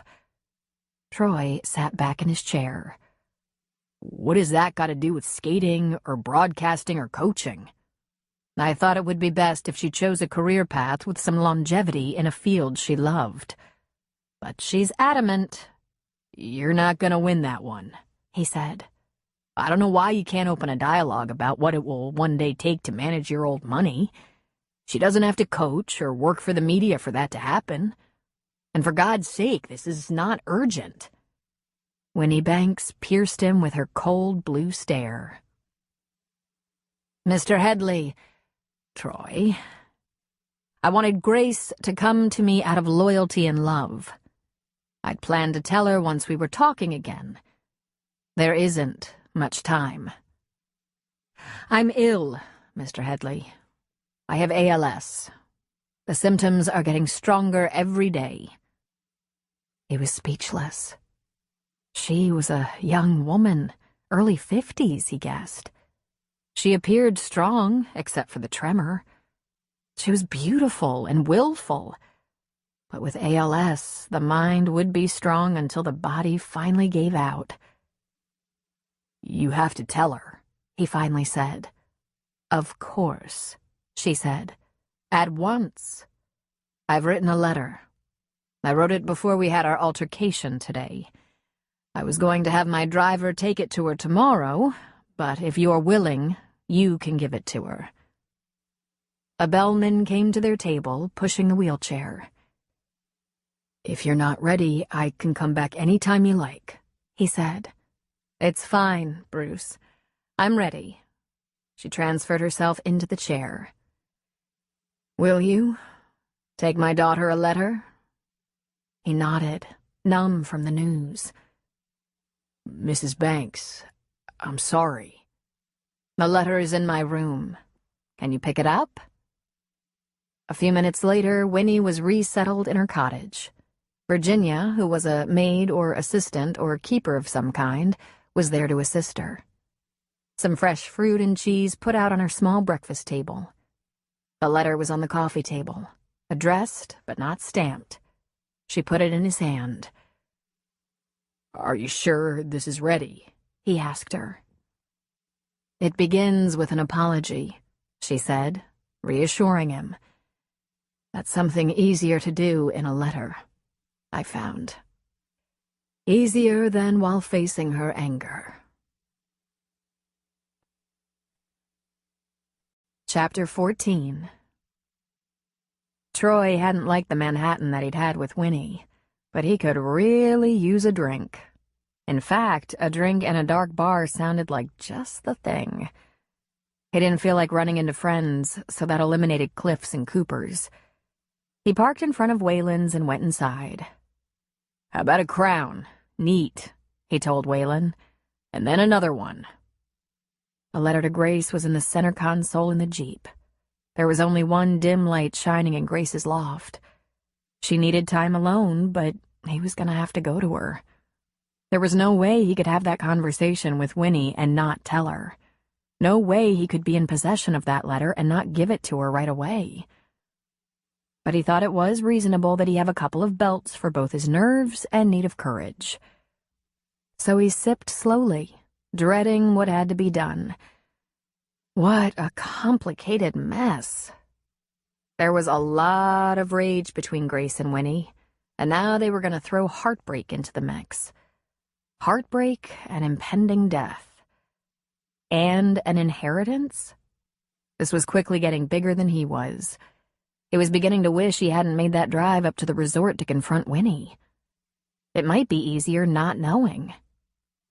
But he'd thought he could help. He'd thought he could be the voice of reason.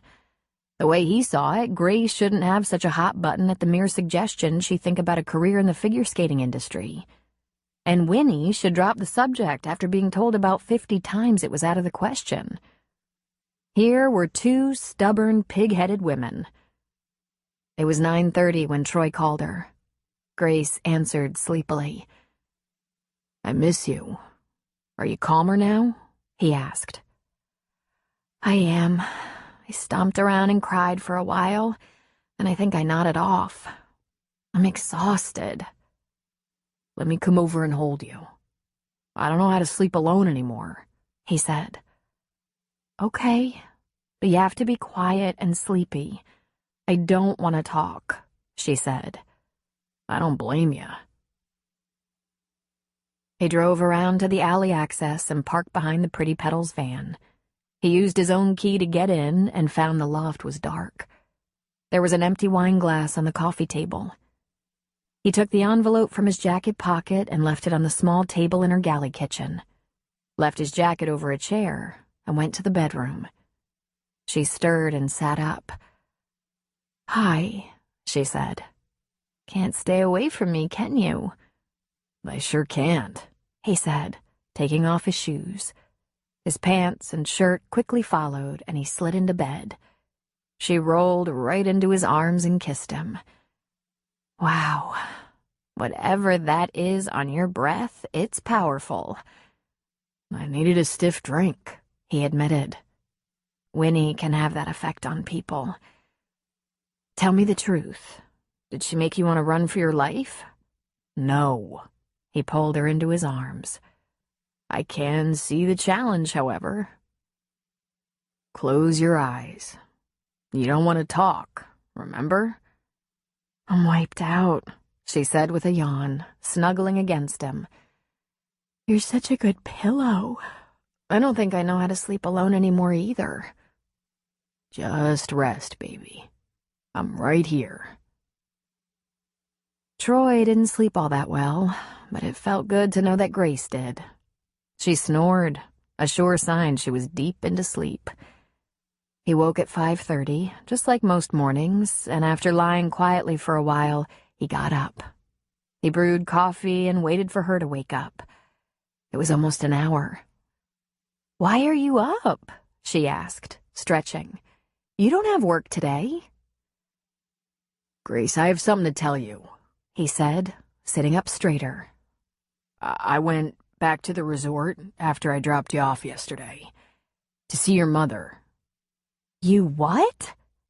Why would you do that?" "Get a cup of coffee, honey, and let me tell you." She was back in just seconds, sitting beside him. "I went because I was really disturbed by the way you two went after each other. Not that it was unique. My mom and sister have had a couple of good rows. But they always patch things up, even if it took a few days or even a couple of weeks. It looked like this conflict with your mom has been going on for years." "True," she said. "I went back to see her, to ask her what it would take to have a civilized relationship with you. You don't have to like each other, but you're mother and daughter." But that conversation didn't really happen. She knows she's made mistakes, Gracie. Big ones. And she has issues. He tapped the letter. "She wrote you a letter. She was going to have it delivered to you if that flower delivery she trumped up didn't result in a conversation. She asked me to give it to you." She put down her coffee and snatched it. "Do you really think that was your place? Going to see my mother?" "I don't know," he said honestly. "It looked like you were both in pain. And it also looked perfectly ridiculous. I couldn't imagine why on earth you two had to have such a blow-up over your future in the skating industry. It made no sense to me." He watched her rip open the envelope. "I get it now." She started reading. She frowned angrily and made a grunt of disapproval.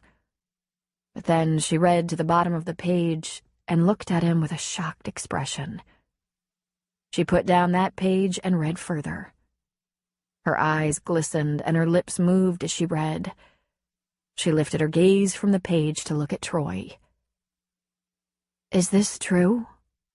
"Does she lie?" "Because she was taken from the restaurant where I found her back to her cottage in a wheelchair." Grace shook her head.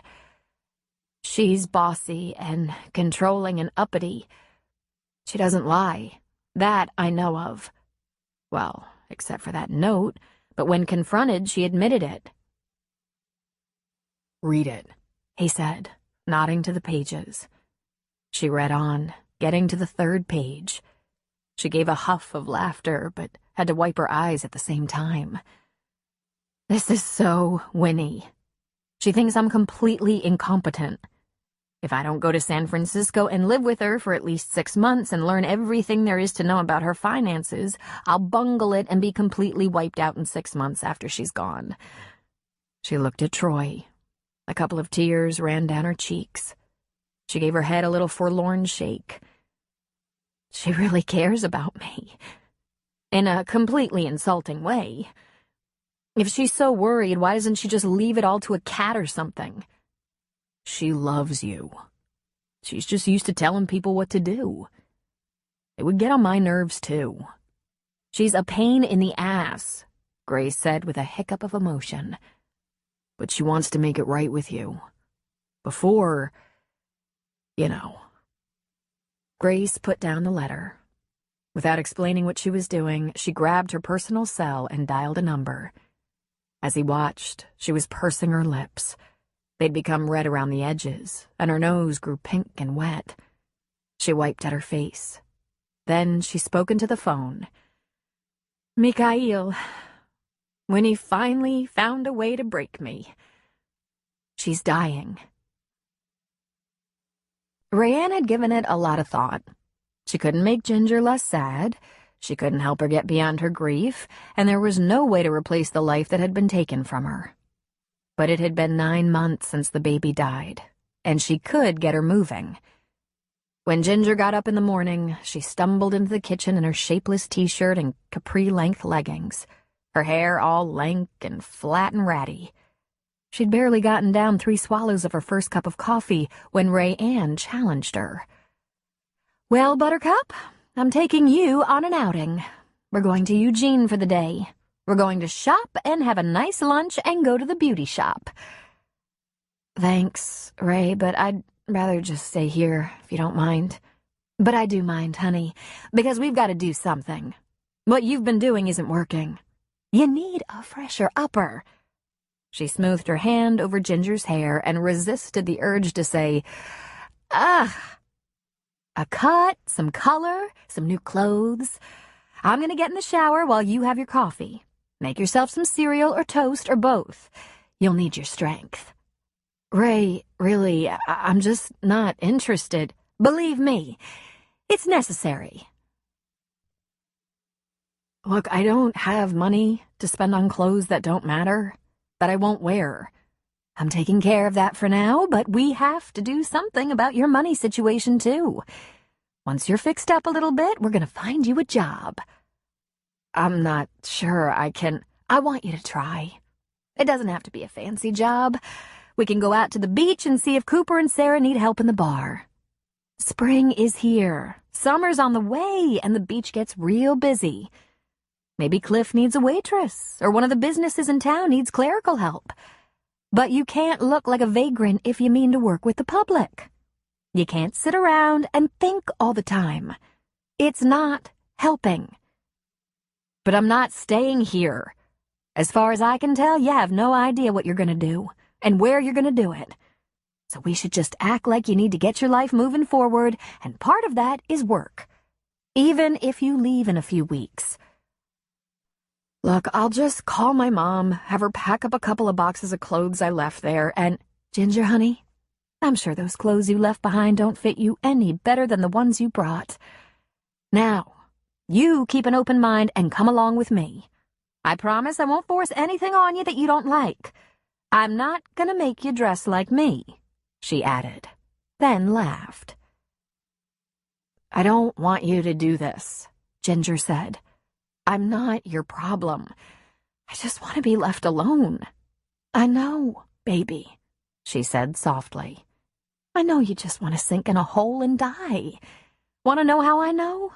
Because I've sort of been where you are. Not as bad, but still. I don't usually talk about this, but when I was real young, way younger than you, I had a baby that didn't live. She was stillborn, so I didn't get to know her, didn't get used to her. Because I was so young, my folks sent me to Portland to stay with your daddy and his family until she was born. I wasn't married, still in high school, no reason everyone had to know, right? Way back then, we worried a lot more about reputations. And I wasn't real sure who the daddy was, so... Well, there have been times in my life when I made some hasty choices. Ginger just stared at her, eyes wide, mouth open. I held her for a long time before I let her go, and the nurses didn't rush me. I wasn't even going to keep her. I figured she could do a lot better than me. I didn't have much going for myself back in the day. Oh, that was so long ago. But for the longest time after that, I just wanted to die myself. And my mom and dad both died a few years later, and I was so alone. And then I really did want to sink in a hole and die. I didn't know what to do. I still don't know what to do. So you know what I do when there's a tragedy? When my life's falling apart? I try really hard to do the best I can. I wake up in the morning, put my feet on the floor, walk. I put on clean clothes every day. I fix myself to look like I'm getting through life even if everything inside me says I won't make it another day. I mostly pretend. Have a good hour here and there. Then I collapse and cry because I just can't do it. Then I put my feet on the floor again and take another step. Ginger didn't say anything, but a tear ran down her cheek. When you came along, I kind of felt like an auntie. You were a gift to me. We had so much fun playing, dressing up, watching movies, going on little trips together, having sleepovers. We can do this. Ginger shook her head, another tear sliding down her cheek. Now, you don't have to tell me what I already know.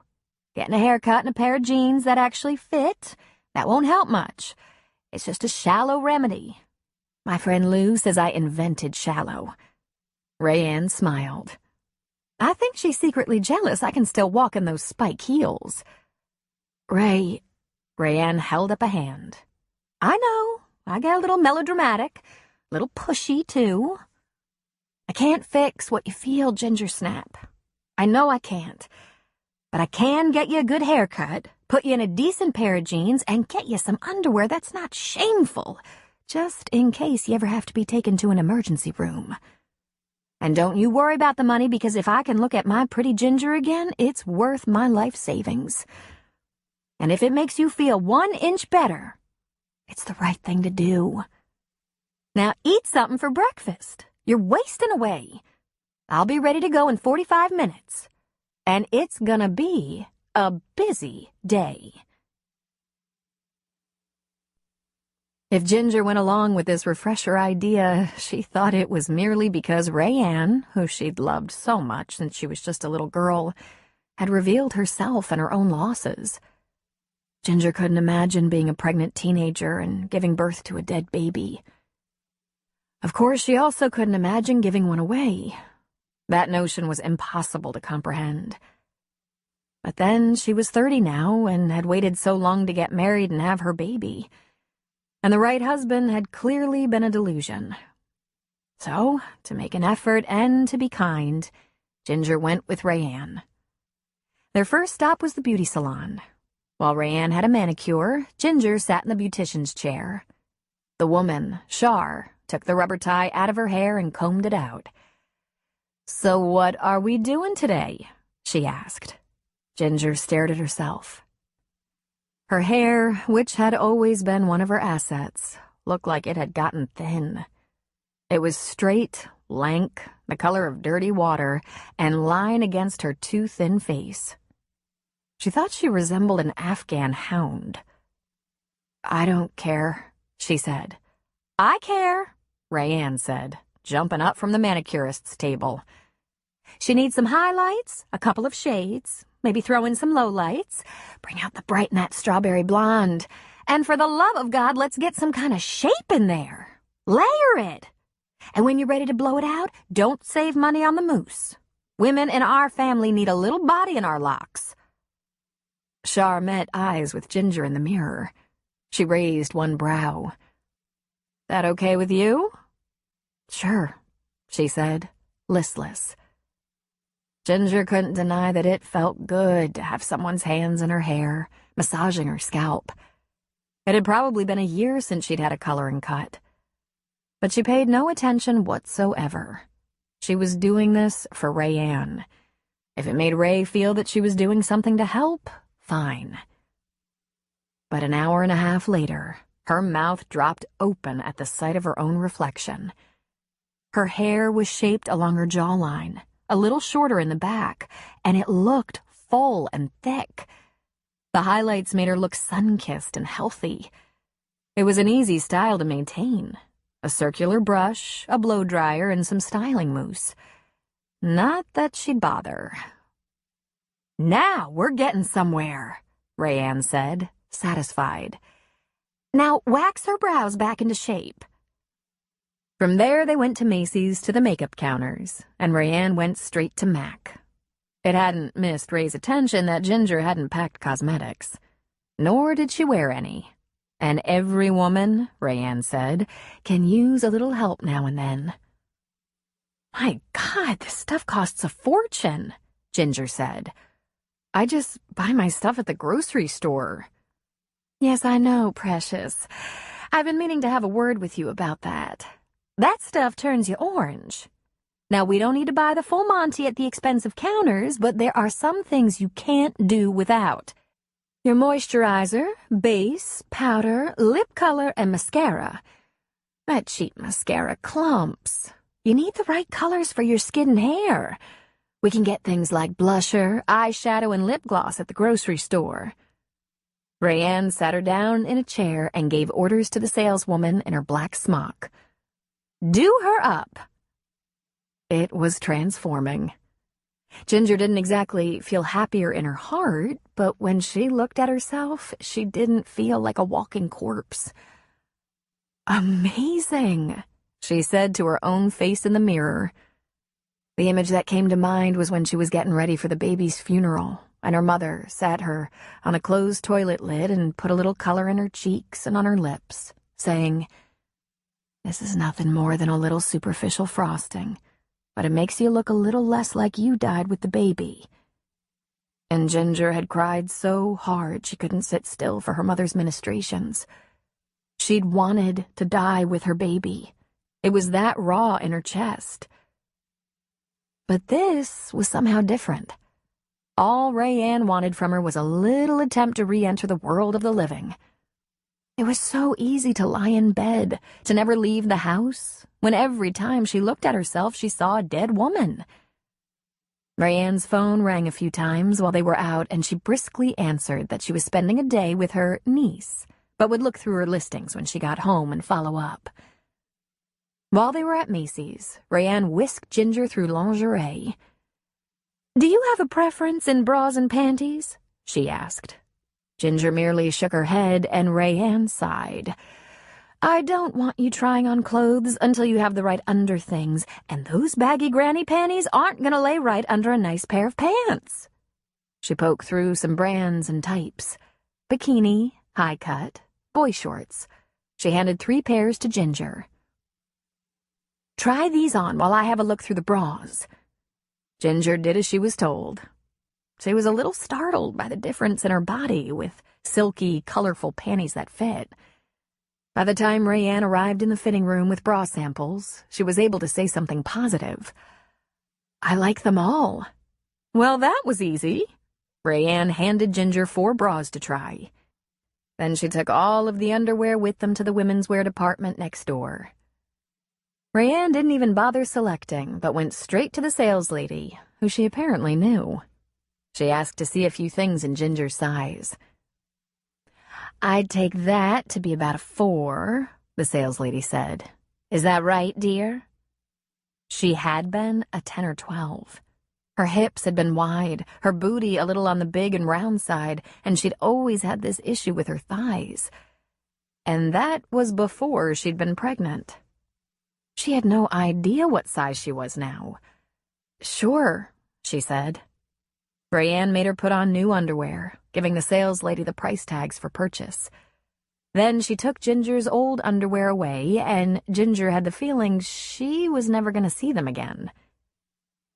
The saleswoman put Ginger in a pair of slim jeans with a plain white silky tee, and over that, a pink denim bomber jacket with silver buttons.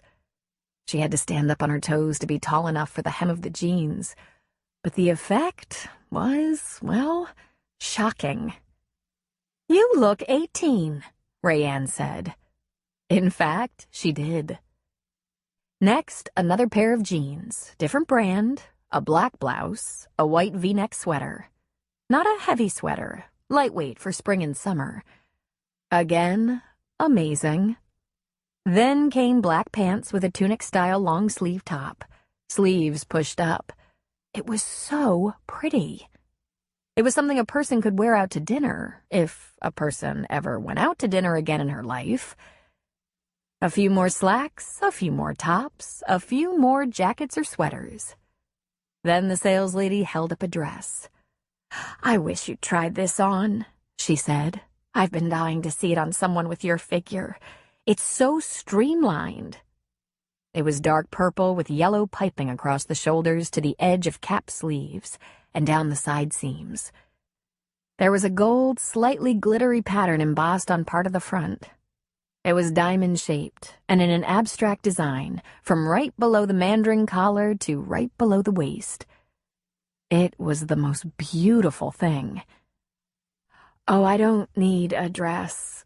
Plus," she said, looking at the tag, "it's much too expensive." "Put it on, Ginger," Rayanne commanded.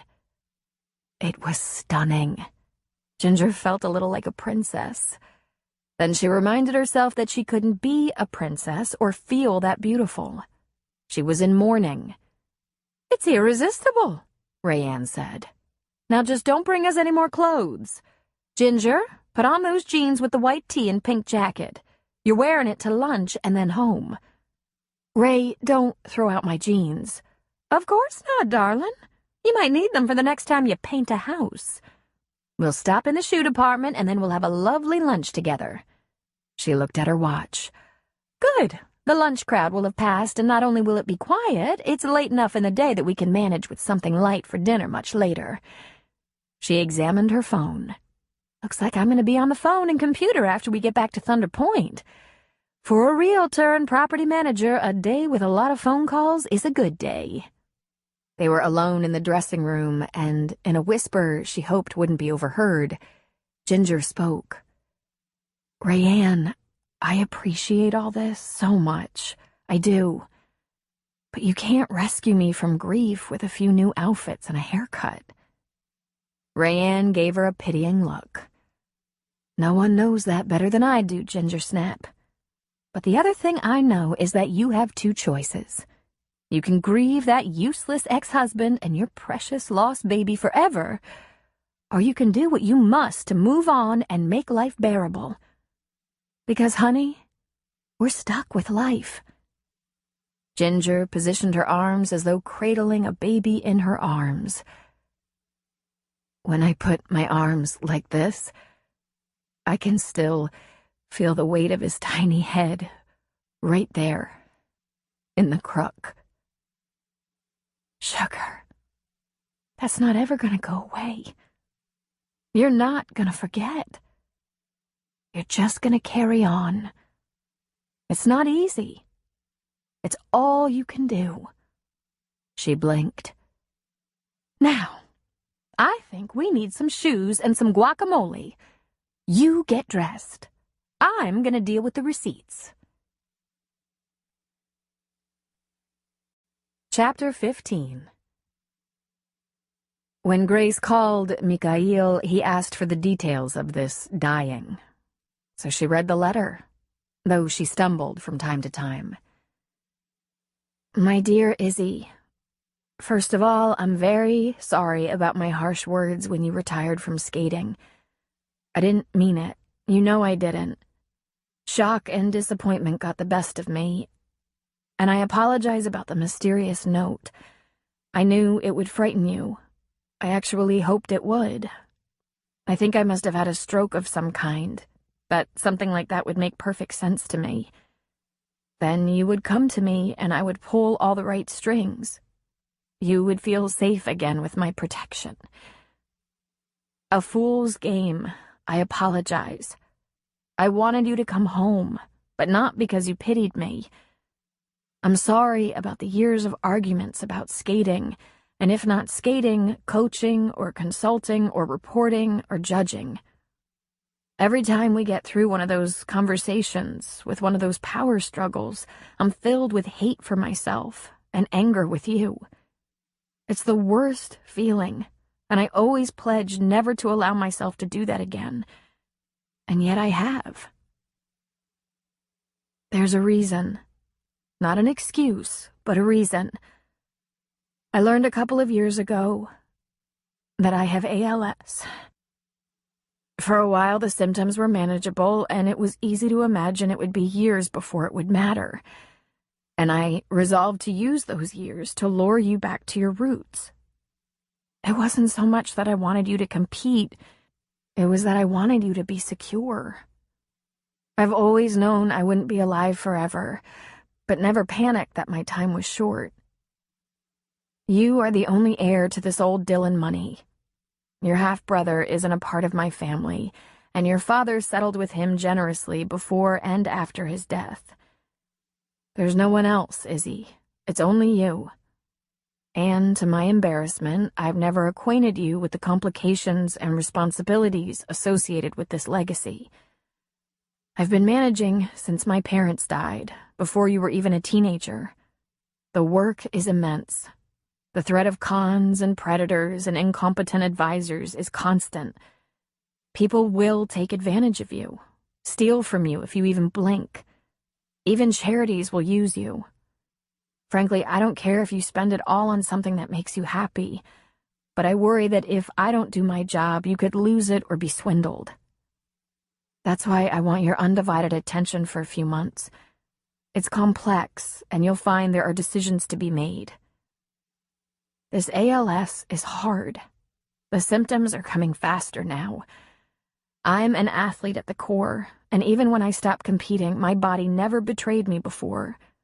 I was always competent and confident, and now I don't dare cross the street alone. The jitters and weakness and trembling and unbelievable fatigue are getting the best of me. I don't know how much time there is. We should get this thing between us settled once and for all. It's not important that one of us wins, Izzy. It's very important that we forgive each other. Before it's too late. Before we can't go back. Love, Mother. When she was finished, still wiping away the occasional tear as she read, she heard Mikhail curse. She'd noticed that Troy wandered into the kitchen for more coffee, lingering at the coffee pot with his back turned to her as if it was painful to listen. Mikhail said something she didn't understand. Shit of the gods! I will come. Where do I come? She laughed through her tears. Shit of the gods? When he was himself, when he wasn't pushing her to do more, do better, he could make her laugh and love him. Why come, Mikhail? She asked. There's nothing you can do. I can see her one time. She made my life when she gave me you. I am now best coach. I was not best coach before you. He grunted. But is Winifred. Will be hard. Where do I come? Well, I live in 1.5 rooms, but Winnie is in a nice house at a resort in Bandon, close by. She has bedrooms. She will not have me, he said. She is diva. Where is this Brandon? It's Bandon, Oregon. Oregon? Did we skate in this Oregon? Grace smiled. Mikhail was a Russian immigrant. His U.S. geography wasn't great. They used to study the map before every competition. He was much better with Europe and Asia than the U.S. We did not. It's about an 8-hour drive north of San Francisco. She brought her car and driver. Before you buy a ticket, let me be sure Winnie goes for this idea. Just make me a place to stay. Some dirty hotel will do. I just need empty room. Bed would be nice. How can you get away so suddenly? Did you say someone is dying? Is good time. Best matches are coming in fall. Right now I can be spared. For a little while, not forever. I have only terrible athletes now. Maybe they get nervous and work harder if I ignore them, eh? I can throw a little pout so they think I quit, yes? Then we see what we see. Don't tell Winifred. She hates me. She loves you, Grace said. That is love. She has the hardest love in my experience. Yeah, I know, she sighed. I think you can fly into Eugene. That could be closest. But really, you don't have to. In Russia, it is important to pay gratitude. Otherwise, there might not be a place for me when my time comes. When she disconnected, Troy came back to sit beside her on the couch. You okay? He asked. She nodded. I'm gonna have to see her. Will you come with me? I'll take you, he said. But I'm not gonna sit with you while you talk to your mother. I think she feels this is personal family business. What am I gonna do? I'm not going to San Francisco to live with her. You can do whatever you have to do, Gracie. No matter what you decide to do, the sad reality is that it's not forever. Be sure that in the end you don't have any regrets. That's all. Grace hung a sign on the flower shop door. Closed for the day. Open tomorrow, 9 a.m. She put her work cell number at the bottom for phone orders. Troy was determined not to be involved, at least not at this point. He dropped her at the cottage Winnie occupied, and he left. He said he wouldn't be far away and she could call him. He'd come back when she needed him. Winnie was comfortably settled on a chaise longue in her bedroom, a soft throw around her shoulders and a pillow under her knees. She had a book in her lap, but it was closed. Virginia let Grace into the room. You look very comfortable, Grace said, kissing her mother's cheek. She lifted the book. The one thing I thought I'd do with all this godforsaken leisure time was read. But do you suppose I can concentrate? Grace laughed and sat on the upholstered bench at the end of the bed. Skating wasn't the only gift you gave me, you know. I love to read, and I suppose a lot of that is because of you. On all those long trips we took, you always had a book going. You packed books. You read during practice and in the car on long rides. And now I can't seem to focus. You will once we get a few details organized. I wanted to bring you flowers, but since I brought you $500 worth yesterday, it seemed ridiculous. I kept the smashed arrangements and sent the other 3 to hospitals and nursing homes, she said, having the grace to blush slightly. They're beautiful, Is it really Grace now? It is, and thank you. She took a breath, shaking her head. Oh, Mother, the drama. You could have just told me the moment you knew. Instead of fighting, we could have planned how we'd manage the time. I didn't quit skating because of you. I competed as long as I did because of you. And I don't hate skating. I love it. But I was done with so many aspects of the trials. They were right. Izzy Banks couldn't take the pressure. Winnie sighed. They say the mind isn't affected by ALS. They're wrong. I've made some foolish decisions in the past couple of years. I've snapped at you in anger and lived to regret it. But that's not all. I've flown as far as Switzerland for a miracle cure when my specialist assured me all along the research hasn't caught up with the power of this disease. Well, I guess you're lucky you had that option to fly to Switzerland. Does your specialist do anything for you? I've been taking a drug to slow the progression, but it's not going to cure me. And there comes a time, Grace. You'll need genetic testing. You should be prepared. Grace nodded. What is Virginia's role? Nurse? She's an assistant. She's been with me for 3 years, and now she does far more for me than she bargained for. I hired her as a secretary, but she exceeded my expectations. She's a genius with the computer. Grace tilted her head and smiled. Is that so? She's amazing. And she knows she'll be looking for work before long. Grace knew that anyone who worked closely with Winnie or inside the house went through complete background checks and came with high recommendations. Winnie was a genius at hiring the best people. Just look at what Mikhail was able to accomplish for her. When you say, before long, how long will I live? I have no idea. 6 months? A year? If I live a year, it won't be a good year. I've already had more time than 80% of ALS patients. But Virginia knows her way around files and names and accounts. She can help you with that. She's managed all of my correspondence for a couple of years now. And she'll be replaced with a nurse sometime soon.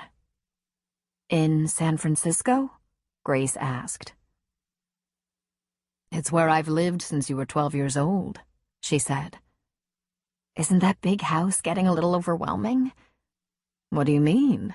Winnie asked. It's just that, doesn't it take quite an army to keep that place going? Indeed, Winnie said with a curl of the lip. Mama, I called Mikhail and he's coming. He wants to see you. She stiffened in shock. Why? Well, aside from the fact that he's fond of you, he also believes he owes his reputation to you. It was because you hired him that he had such success. Now here's what I need to know. How long are you staying here? In Bandon? I can have this cottage for another week, but I was going to go home as soon as possible. Hopefully, you will be coming with me. Grace shook her head. I have commitments. For this week, I have lots of orders. After that, there's a wedding out of town, one that I've been looking forward to. If I had an emergency, there are several florists who would be happy to take my orders. In fact, for the out-of-town wedding, Mamie and Ross could do the job. They train me. I'm aware, Winnie said, and not happily. I want to tell you about my business, Mama, she said. Let me make us some tea. Grace started with an idea right after reading her mother's letter, and that idea grew as she thought about it. She understood that many people would think running a small flower shop could be a little boutique business, a small scale and simple operation. And that was true. It could be. But it could be more, depending on who operated the business. Iris had told her that when her mother operated that little shop, they could barely squeak by financially. Rose had done little more than create floral arrangements for the locals who were familiar with her. Grace had grown the shop significantly, hiring a marketing firm to assist in PR with computer marketing, coupons, specials, advertising in bridal catalogs and in bridal stores, not to mention a website. She'd implemented a creative and complicated computer program to minimize the time spent on demonstrating what was available, along with pricing. She was an expert in buying the finest and most cost-effective flora, and her designs were definitely among the most beautiful. Why else would brides come from towns surrounding Thunder Point rather than going to their own neighborhood florists? All of her accounting was computerized, and she hadn't run through the trust her father had left. After buying the store and renovating the loft to live in, She had some modest investments that were managed by a wealth management firm. She hoped the work she was doing would keep her quite nicely for the rest of her life. But it was possible she could actually expand if the notion suited her lifestyle. "And what about this boyfriend?" Winnie asked. "Troy? He's the most wonderful man. But I thought we'd talk about my business, Mama. It's really important to me that you know I'm not dabbling to pass the time. I love it. I'm serious about it. I'm good at it. I'm one of the best, Mama. I realize it's not the career you would choose for me, but it's not a waste of time. And depending on how I run it, it can be very successful. Will you come see it? This week?" "Of course, Grace," she said. "I'd like to see your store. Now tell me about this man. Does he know you're very wealthy?" Grace sighed. "Well, Rome wasn't built in a day. Until yesterday, neither of us knew I even had the potential to be wealthy. Apparently, Troy found out first. I read your letter this morning." "You must have known that Number one, you and I have barely spoken in 5 years. And when we did, it didn't go well. And number two, I've always thought of you as—" Her voice trailed off, and unexpectedly, tears gathered in her eyes. "Thought of me as what, Grace?" Winnie asked. "I'm 28. You're 51. I thought you'd live forever, to at least 95. "I thought I'd live through at least 2 facelifts," Winnie said sourly. "I haven't even had my first yet." Grace let go a huff of laughter, but she had to wipe her eyes. "I was planning to be the best preserved 90-year-old in the city," Winnie said. "Just tell me about your young man, Grace." Grace took a deep breath, wiped her eyes, and carried on. "The woman I bought the shop from became my best friend, Iris. She's a high school counselor, and she's married to the sheriff's deputy in charge of the substation in our little town. I met Troy through Iris. He's a high school history teacher. He makes light of it as if it's just something he does to fill the days and finance his adventures. He loves everything from river rafting to skiing to rock climbing. I think he's into every sport but figure skating and surfing. But when Iris talks about Troy's teaching, she describes him as the most dedicated teacher she knows. He doesn't just teach them history. He keeps an eye on them, paying close attention to any issues that need intervention. He watches for signs of abuse, bullying, drug and alcohol use, any problems teenagers might have. Iris says Troy would make an outstanding guidance counselor. His instincts are right on. There are students whose lives are changed because of Troy's skills as an educator." "You had good teachers," Winnie said defensively. "Probably, but it's not the teachers I think about when I look back and examine the choices I've made. When I think about the opportunities and accomplishments, it's the coaches. I've had 2 of the best." Grace called Troy's cell and asked him if he'd join her and her mother for lunch at one of the resort restaurants. He was pleased to do that, and he showed up at the cottage to push Winnie's wheelchair.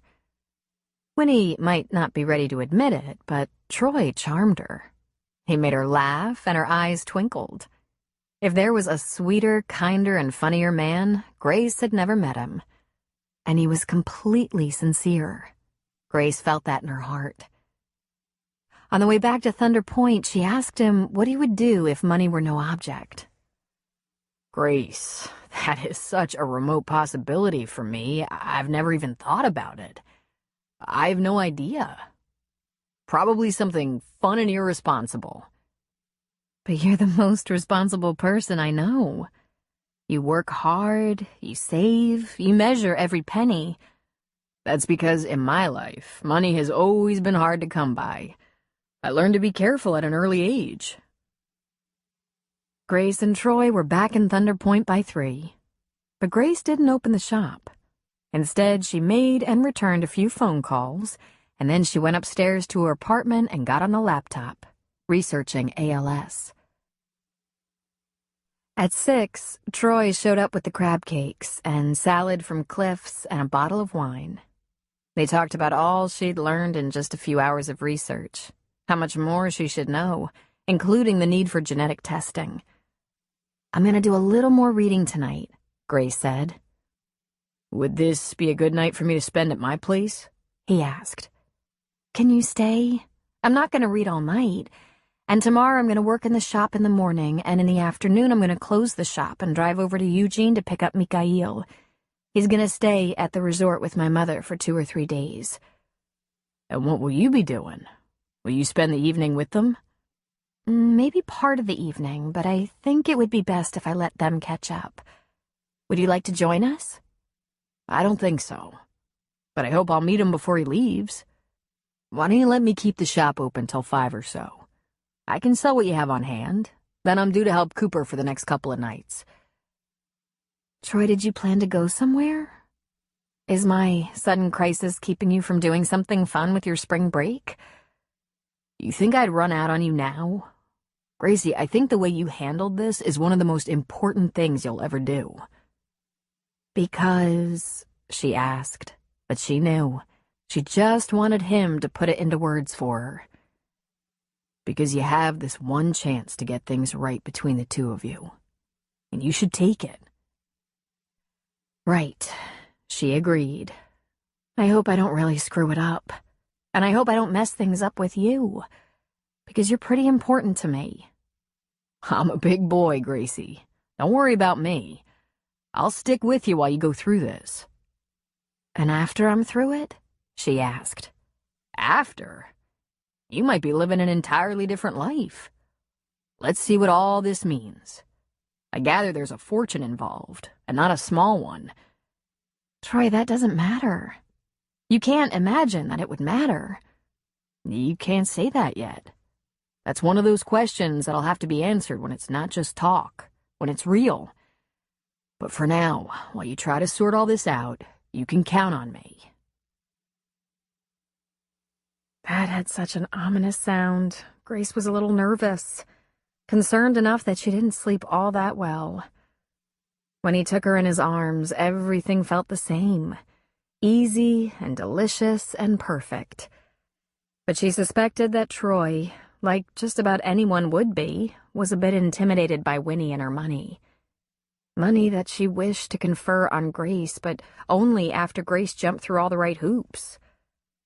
What Troy didn't understand, and couldn't until it was, as he said, real, was that Grace had been happier since she'd been on her own than ever before, and she'd been happier with Troy than she thought possible.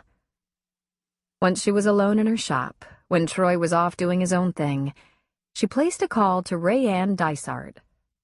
Everyone knew Rayanne was the person to contact for real estate needs. She wasn't sure how to phrase her request exactly.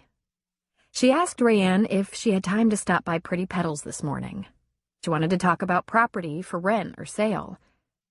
Rayanne walked in not too long after, and with her was a pretty blonde woman. "Hi," Grace said with a smile. "Grace, meet my niece Ginger. Not really my niece, but almost. My cousin Dickie is like a brother to me, and this is his daughter. Ginger's staying with me for a while." After the brief introductions, Rayanne was all business. "How can I help you? Ready for a little more space than your darling loft?" "Not exactly. I love my little loft. My mother lives in San Francisco, and she's up here for a visit. She's staying at the Dunes in one of their beautiful little cottages. And she's handicapped. She's not getting around well, and the San Francisco house isn't the best for her disability. She can barely manage the stairs, and it's only going to get worse, and soon. Of course, I'd like her to be closer. I'm afraid she has a progressive degenerative disease, and we don't know how much time there is." "Oh, Grace," Rayanne said, hand to her heart. "We're doing as well as we can with the diagnosis," she said, making it sound almost as if she'd known as long as her mother had.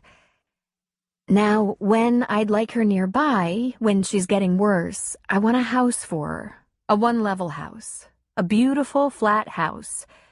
She's certainly not up to looking at houses, but everyone knows you're the best there is. Fortunately, my father took care of my mother. He passed a long time ago. That San Francisco house will bring a nice price, and she has a healthy pension. She can afford to spend her last months in comfort. Almost anything in San Francisco can fetch a good price. Do you know what kind of house you're looking for besides one level? She shook her head. I don't. It has to be ready. We don't have weeks or months to decorate. Even though my mother isn't getting around much, it should be spacious. And will you be staying with her? I'm sure I'll be spending my share of nights there, but let's think of her. I want her to have something to look at. Oceanfront? That would be wonderful, but anything that doesn't feel like a hospital room. She has ALS. The symptoms are coming faster now. I think she'll be bedridden in a few months. And your price range? I don't have one. I don't know how much my mother has socked away, but there's plenty. She has old family money, and Rayanne, I don't want any of it. I want her nearby, or else I'll have to close the shop and go to San Francisco until... She cleared her throat. If you find something wonderful, I'll look at it, and if it's perfect, I'll find a way. My mother has always lived well. I assume you want to rent. I'm flexible, Grace said. If there's nothing stunning for rent, but there's a listing that's perfect, I can always sell it. She looked down. Later, she finally said. Rayanne reached out and touched her arm. There are some nice properties around. Have you looked online? I haven't, but I could. Don't worry about it. Write your email address on the back of this card, she said, helping herself to one of Grace's flower shop business cards and flipping it over. I'll get right to work on this. I can see why you're in a hurry. I'll send you some links. Is this possible, Rayanne? Grace asked. Because I have to convince my mother that this is a better idea than me moving to San Francisco for a year. If it's possible, darling, I can do it. It'll give me a chance to show Ginger a few things about real estate and hunting property. In case... Well, my darling girl is with me for at least a few weeks, maybe longer, and we're visiting local businesses to see if anyone needs help. Ginger wants to work while she's here. Are you serious? What kind of work? Grace asked. Ginger flushed and looked down. My experience is mostly in retail. I worked in women's clothing, housewares, a little bit in an office. I've done a lot of things. Did you work in decorating at all, while you worked in housewares? I wouldn't call it decorating, no. But I did things like bridal registries. I'm desperate for help, especially now with my mother and all. Do you have any interest in flower design? This is a small boutique, but it's busy. Not crowded, but busy. There are a lot of phone orders and arrangements to design. I spend a lot of time in the workroom putting them together. Most of them aren't originals, but created from pictures I have, and they're pretty easy to learn. I try new things from time to time. I don't know, she said with a shrug. I could try. Would you like to spend a morning with me, just to see how it feels? It's very messy work. Could I? The idea of a small shop appeals to me a lot more than a restaurant or... She glanced at Rayanne. Real estate. It's okay, babe, Rayanne said. Not everyone is cut out for my job, even though they think they are. Can you come tomorrow morning, early? 8 o'clock? I can do that, she said. Wonderful. Rayanne, thank you. Send me pictures, please. Chapter 16. Mikhail Petrov's flight arrived promptly at 3 in the afternoon, and he walked into the baggage claim area with a duffel over his shoulder. He was 66, and his face was whiskery and lined with age, but his hair was reddish-brown. Bad color, Grace thought.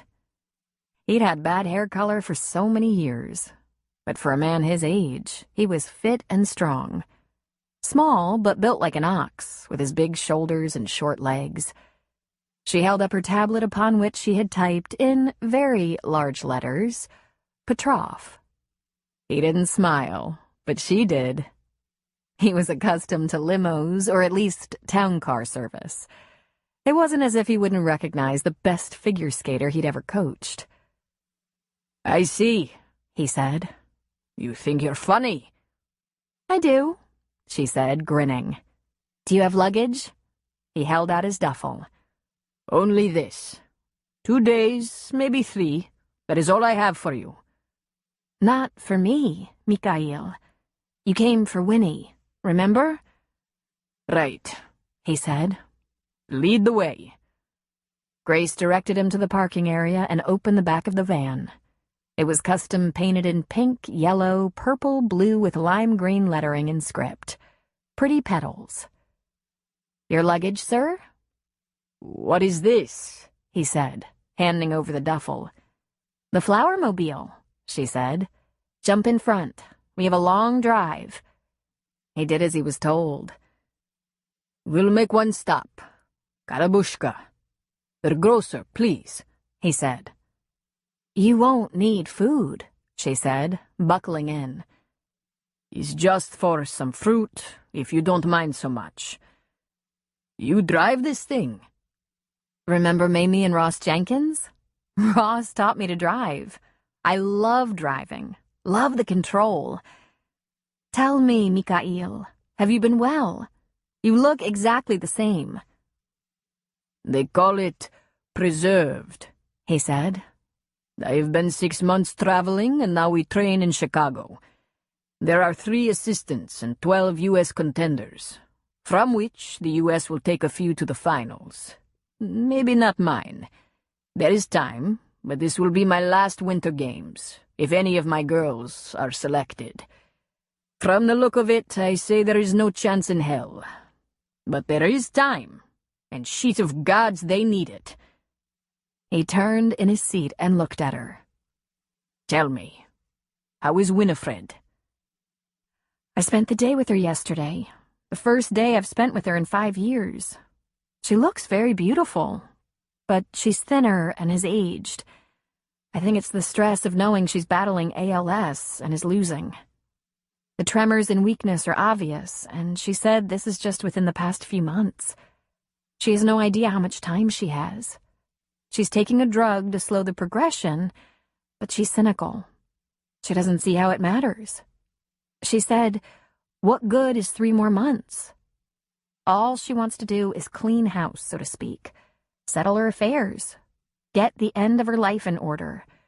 But this would mean in order to her satisfaction. It's not as though she can control it from the grave." She bit her lip against the threat of tears. "If anyone can do that, is Winifred," he grumbled. "I am afraid she has contract with God." That brought a laugh from Grace.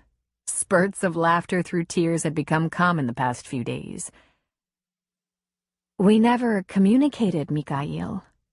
She instructed, criticized, praised, but we never talked about our feelings. I talked with my therapist, or Mamie. Now I understand that Winnie wasn't ready to retire when I was. It destroyed her." "There is the thing with athletes and their mothers." He peered at her. "The mother is not doing skating.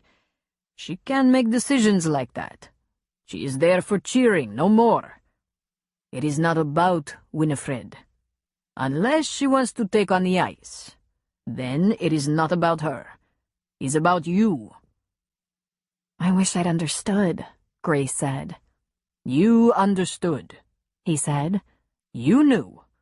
You did the right thing. It's time to have life for yourself." He looked around the van. "In Flowermobile." Grace pulled into a grocery store lot not far from the resort in Bandon. It occurred to her that since Mikhail wanted some fruit, she could pick up a couple of things for later. Troy would probably come over after his evening at Cooper's. They walked into the grocery store, and Grace went immediately to the deli and bakery, while Mikhail presumably went to the produce section. When she went looking for him, he was holding a bottle of vodka and looking a little lost. "Have you found your fruit?" she asked. "Where is raisins?" "Raisins? Let's see," she said, walking down an aisle and around a central counter. "Ah, raisins." He selected a big box of plump golden raisins. "Wow, you like your raisins," she said. "Fruit of the gods," he told her. "Would you like some apples, oranges, bananas?" "Good to go," he said, heading for the checkout. "Are raisins your favorite snack?" she asked. "Put raisins in the vodka. Let's sit overnight." "Perfect." "Ah," she said, laughing at his pronunciation. "And then you eat the raisins?" "Neat. Drink the vodka." She was a little shocked, even though she had remembered that Mikhail liked his vodka, especially after the trials or competitions were done. She laughed softly. "Right," she said.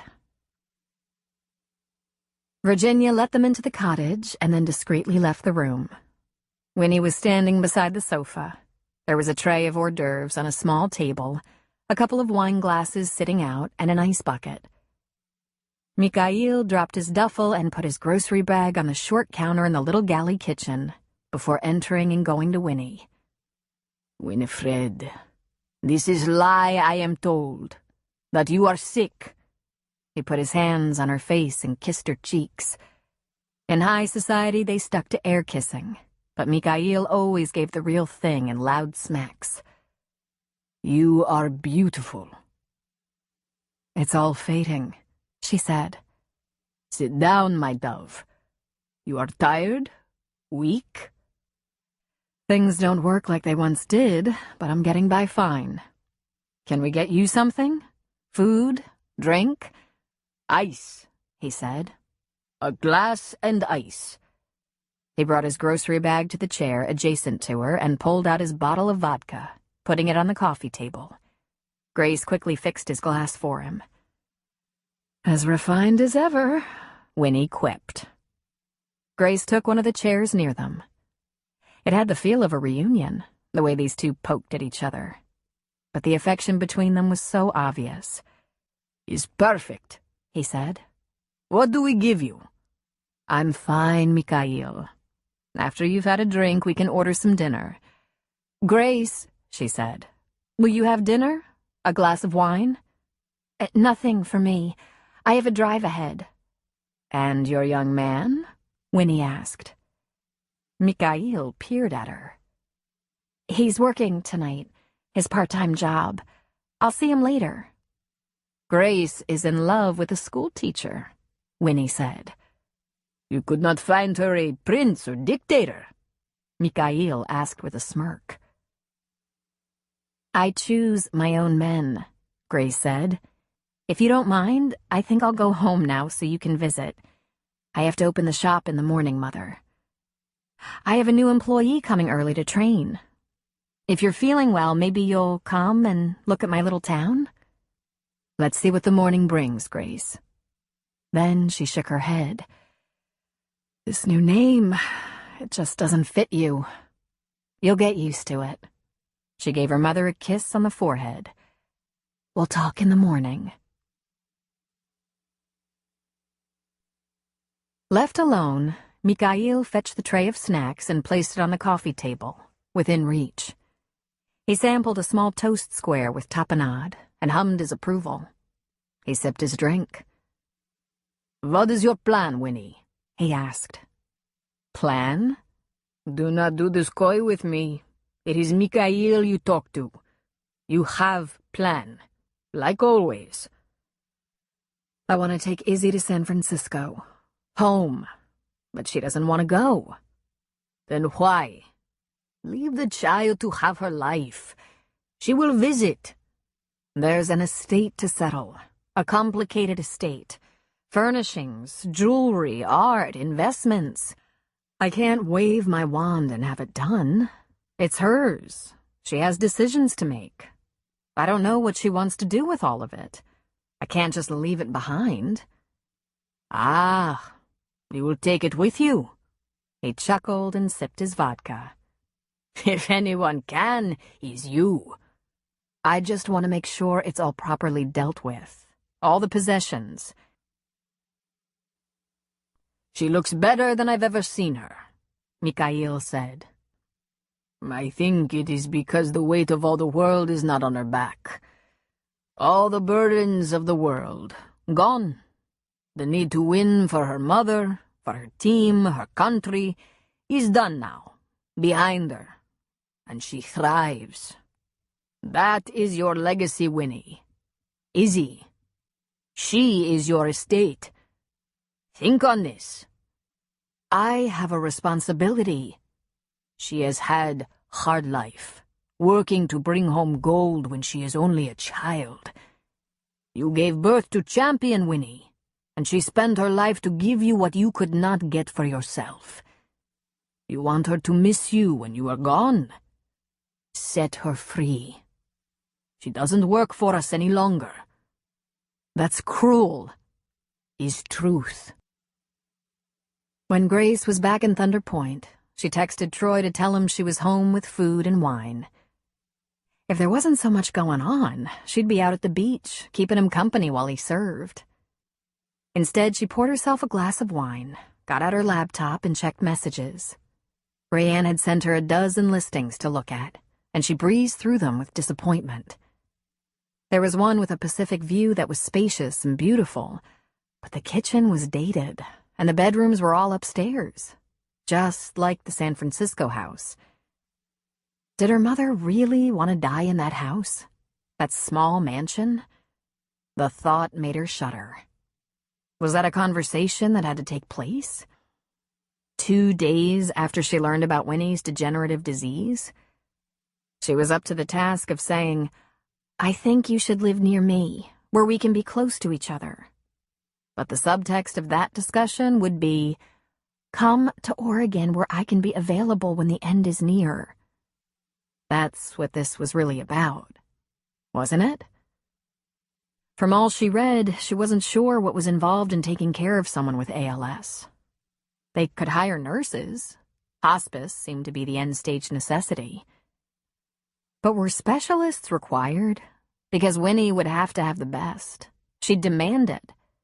It seemed many ALS patients needed feeding tubes, IVs, respirators. She'd have to see Scott Grant, talk to him. Maybe he could tell her what she'd need and whether it was all available here. She started to cry. It came at the most unexpected moments, and she told herself it was because she was so tired. She hadn't been sleeping well, and the pressure was back, that pressure to do the right thing, to please. And this time she had to get it right because her mother was terminal. As soon as she managed to get her crying jag under control, she went back to her internet research. Finally, a text came in from Troy. "Nice night on the beach. Won't get there till around 10. And she started to cry again. For no reason, and every reason. Ginger got up earlier than she had in months. She showered, blew out her hair, applied a little light makeup, and put on one of her new outfits. Just to be safe, she put a pair of her old jeans and a t-shirt in a little bag. Grace had said it was dirty work. She'd asked Grace if she should change before doing anything that might wreck her new clothes. When she looked in the mirror, she admitted to herself that Rayanne had been right. She needed to be presentable. It didn't make that ache in her heart disappear, but it made her feel slightly less pathetic. Her father had given her some money, just walking around money, he called it. But if she earned a little something, she might run over to Target in the next town and buy herself some less expensive jeans and shirts that fit, that she could afford to go to work in. Rayanne was in the kitchen, sitting at the table with her laptop open, glasses perched on the end of her nose, clicking through listings. "Well, don't you look pretty?" she said. "I feel kind of guilty," she said. My mom's been asking me for months to try to do something about my appearance, and I blew her off. But I'm here 2 days, and you have me cleaned up and in new clothes. I'm very bossy that way, Rayanne said. Plus, we have a lot of shopping history, you and me. Are you excited about your new job? Nervous, she said. What if I just don't have the energy? Then you'll tell Grace you need a break. Get a soda or a cup of coffee. Eat a little something. I think you're going to like it. It's such pretty work, making up beautiful bouquets. I've never done anything like this before. You help people pick out their household accessories, linens, dishes, table accoutrements. You have good taste. And if it doesn't prove to be right for you, you'll get a different kind of job. I don't think Grace is going to expect you to take on weddings. She'll probably hand you a broom. Probably, Ginger agreed. I think I'll get going. Ginger, Rayanne snapped. Choke down a cup of coffee and a piece of toast. Don't go to your first day without any fuel. Right, she said, going to the coffee pot. Are you finding anything for Grace? I mean, for her mother? It's pretty tough. I have absolutely no idea what the woman's expectations are. I mean, the mother's. Would she be grateful just to be near Grace, or is she very particular? There are a couple of little duplexes with good views for rent. They're small. I sent pictures to Grace yesterday, and last night she emailed back that she was looking for something larger and more custom. Something more like the resort facilities, but with a full kitchen and deck and view in one level. At least 3,000 square feet. And don't worry about the price, she says. When people say that, they mean anything from $200,000 or $700 a month rent. They don't know how pricey their wishes and dreams can get. Are you gonna ask those things? Sure. Finding the right house usually takes many conversations, never all at once. Asking again and again, dribbling it out so it isn't so overwhelming. And I find the answers change over time. Unfortunately, Grace is in a hurry, but lucky for her, I'm good. Then she smiled. How did you sleep? Very well. As a matter of fact, this house is so quiet and small. It feels cozy. Plus, I think I'm still recovering from shopping with you. I don't have time to screw around, Rayanne said. We'll see how you survive the day, and if you get through it all right, I'll plan a dinner with my girlfriends for the end of the week. They're dying to get a look at you. Oh, Ray, I'm no fun, she complained. You don't have to be fun, but I bet you accidentally have a good time. She snapped her computer shut. I better get on it. I have properties to preview. Grace was in the workroom of the shop, working on her designs for centerpieces on order. If she got them done this morning, Justin could deliver them all this afternoon. She had 3 orders for church flowers, 2 in Bandon and 1 in Coquille, that she really couldn't do before Saturday morning. The shop wasn't open yet. She was wearing her yoga pants and a long-sleeve t-shirt. The mornings on the ocean were pretty nippy in April. Troy was still upstairs in her bed. Leaving him there hadn't been easy. He'd been face down, arms stretched over his head, beautiful round booties sticking out of the sheets. She knew if she kissed his shoulder or stroked his handsome butt, he would roll over and, there was a knock at the back door. It was Iris, peeking in the window. What are you doing here? Grace asked, opening the door. Grace, why didn't you call me? I can help you. Call you? Seth and I went for a walk on the beach last night and stopped by the bar for a beer. Troy told us about your mother, that she's here in Oregon and she's sick. I mean, very sick, as in trying to settle her affairs sick. ALS, Grace said somberly. I see her after 5 years, and apparently our reconciliation has an expiration date on it. Oh, Grace, I'm so sorry. Thank you. But look, try not to worry. I just have to find a way to make sure our last year together is... My relationship with my mother wasn't like the one you had with your mother. It was... God, she said. Then she started to cry again. I'm sorry. I am out of control. My mother and I had a very difficult relationship, but we loved each other. I thought being estranged was for the best. Our time together was so frustrating. But I didn't want this. I thought she'd live to be 110.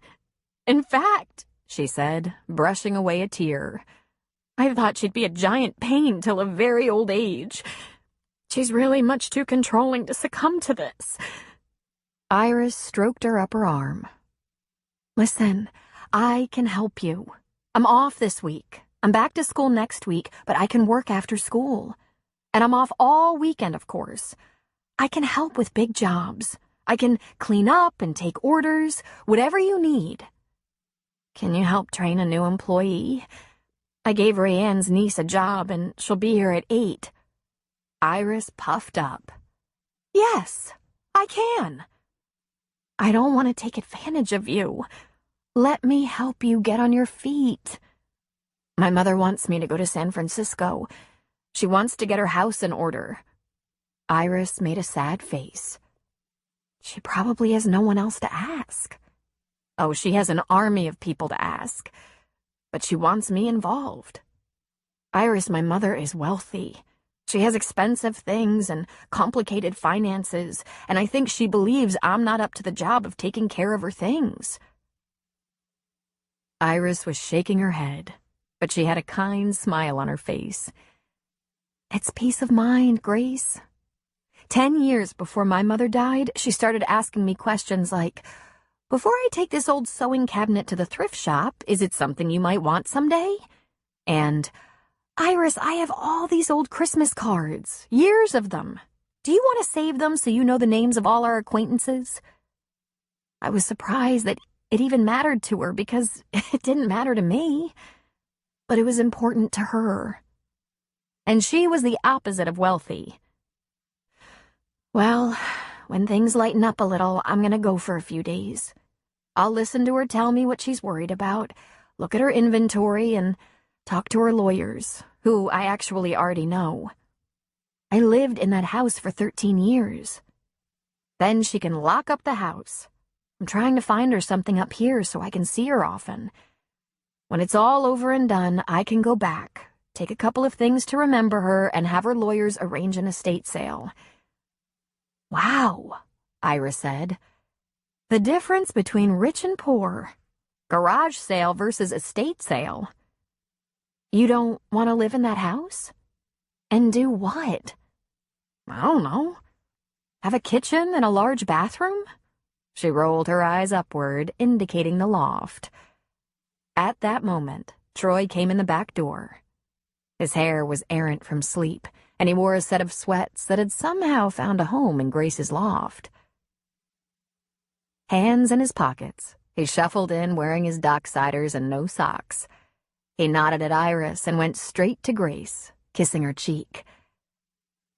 I'd rather have this, Grace said, putting her arms around his waist. Iris, Troy, and Grace had a completely unplanned and very productive brainstorming session, and it was Iris who provided a solution, if Winnie would go along with it. Go now, she said.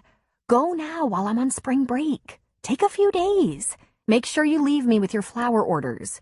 Knowing you, you have everything you need for Peyton and Scott's wedding written down somewhere, so I can place the order. If your new assistant is good, she'll be available to open the shop next week if you're still gone. If not, she said with a shrug, I'll post a sign. Closed for family business. Leave me your work cell and I'll fill phone orders after school. I can help, Troy said. Grace bit her lip. I was kind of hoping you'd come with me, she said. Me? I don't want to get in the way. Even if it's just for a couple of days? You should, Troy, Iris agreed. All this, Grace's mother, the business of Grace dealing with her will and property, This could affect you. She's right, Troy. If you can, if you don't want to, I understand. I know my mother can be hard to take. Winnie doesn't get to me like she gets to you, he said. But you better open this discussion about her relocation right away. She doesn't strike me as the kind of woman who gives in to someone else's ideas easily. And moving out of her home when she's sick and feeling vulnerable, that might be too much to ask of her. Moving is hard, but Winnie won't have to actually do any moving. She's been directing traffic her whole life.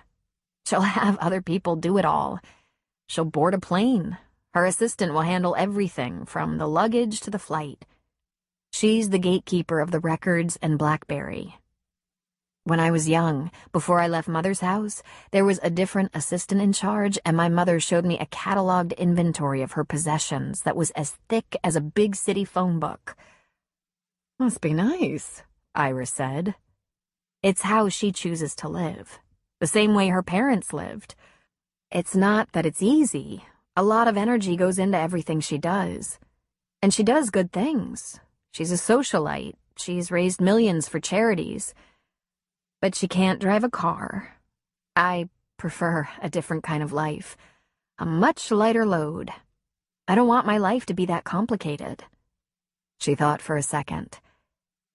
This could work, except for one thing. The La Coumette Grant wedding. I have to be back for that. I want to be back for that wedding. It's a big job, but I really want to see a Basque wedding in a pear grove. It could be so good for my resume. Grace, you have a week, and I can keep the shop open for you on that weekend, if you want me to. We're not going. Half the town is going, and my deputy is going to guard the town, Iris said. Grace sank onto the stool at her work table. Do you think there's any chance Winnie will go for this idea? What's the alternative? Iris asked. I guess I could fly down to San Francisco. A lot.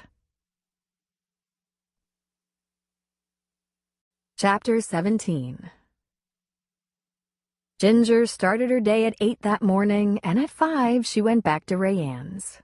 To her surprise, Rayanne was there as if waiting for her. She was sitting on the sofa with her laptop open. Rayanne had stopped by the flower shop in the afternoon to talk with Grace, but Ginger was too busy to say more than a quick hello. She suspected Ray was watching her, making sure she wasn't going to pieces or running to hide. How was your day? Rayanne asked. Oh, God, it was unbelievable.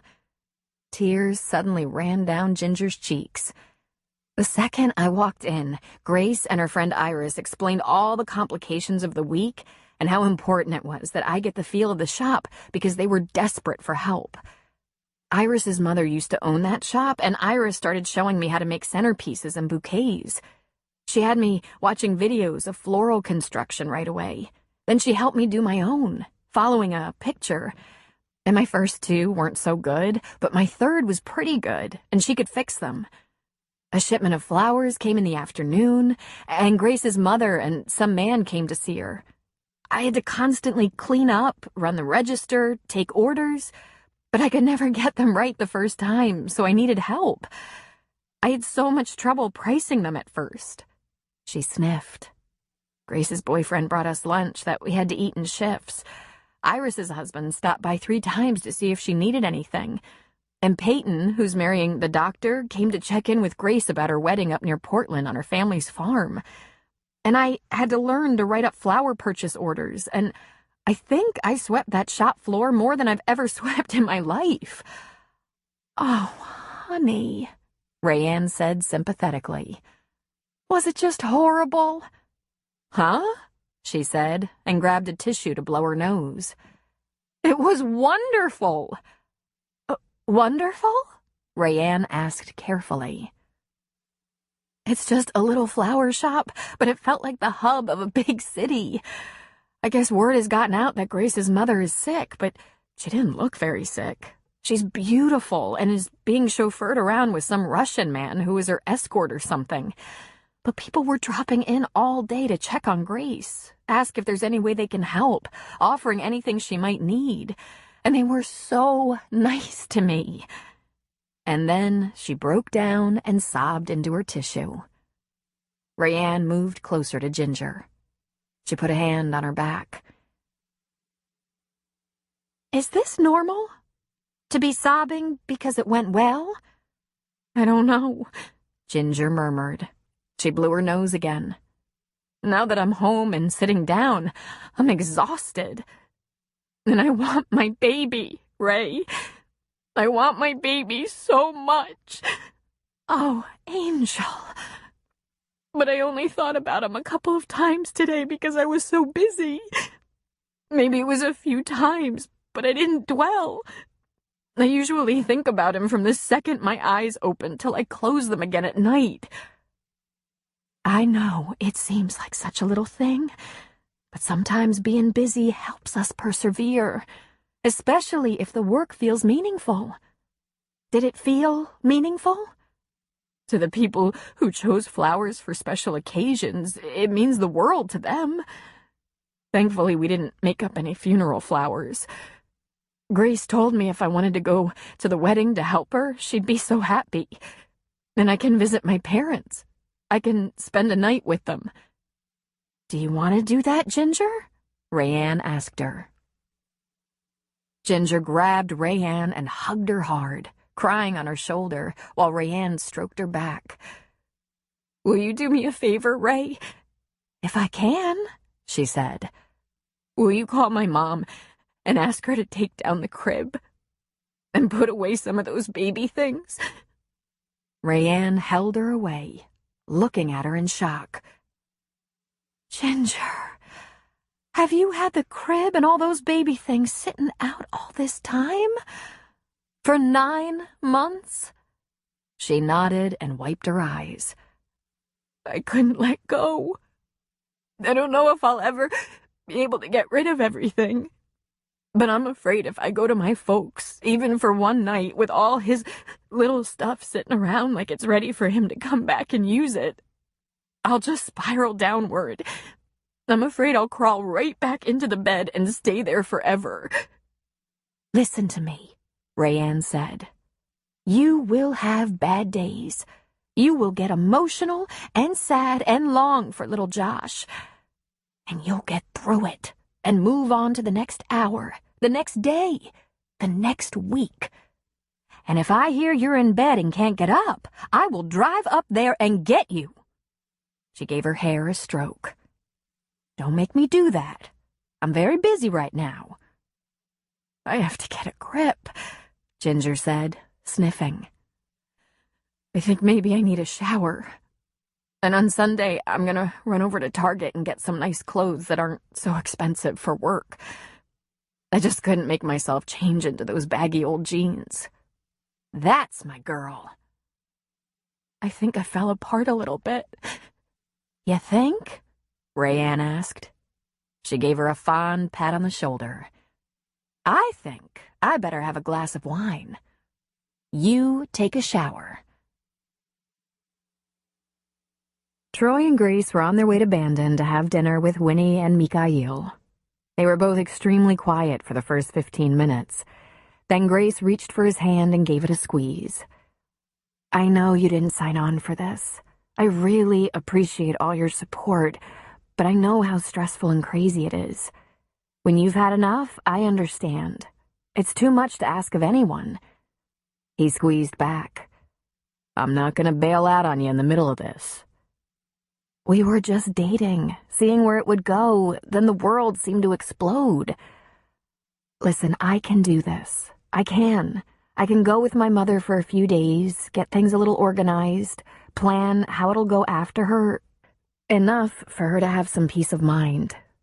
Hopefully Rayanne will find a suitable house and if Winnie rejects that idea, he asked, then I guess I'll be making some trips to San Francisco to visit her. But my life is here. I'm not moving, not even for 6 months. The only way we'll live near each other is if she's willing to move here. She said you have a trust from your father. Are you actually rich? Nah, I have enough to ensure I won't be homeless or hungry. I could have spent it in one weekend, but I've taken very good care of it. Could you live off it? The way I live? In one room? For a few years. But I love working. Listen, I'm never gonna live the way Winnie lives. Do you think I'm just saying that? That's one of the two main reasons we barely spoke for 5 years. I wouldn't compete anymore, and I wouldn't come home to step into that life. Was it hard? I gave it a lot of thought. I'm not the first person to disagree with her parents or to reject their lifestyle for my own choice. But what was hard was disappointing my mother, letting her down like that. It made her so angry. I might have made a different decision had I known she only had 5 years. But as Mikhail would say, die is cast. I'm sorry this has landed on your shoulders. Just do what you have to do, and when I can help, I will. Thank you, she said quietly. This isn't what I envisioned my life to be. One crisis after another. Gracie, sometimes that's how it is. We can't plan everything. I try. I really try. I like to stay ahead of things. But this, geez, it's insane. That's what it is. Winnie had chosen the same restaurant Troy had met her in last Sunday evening.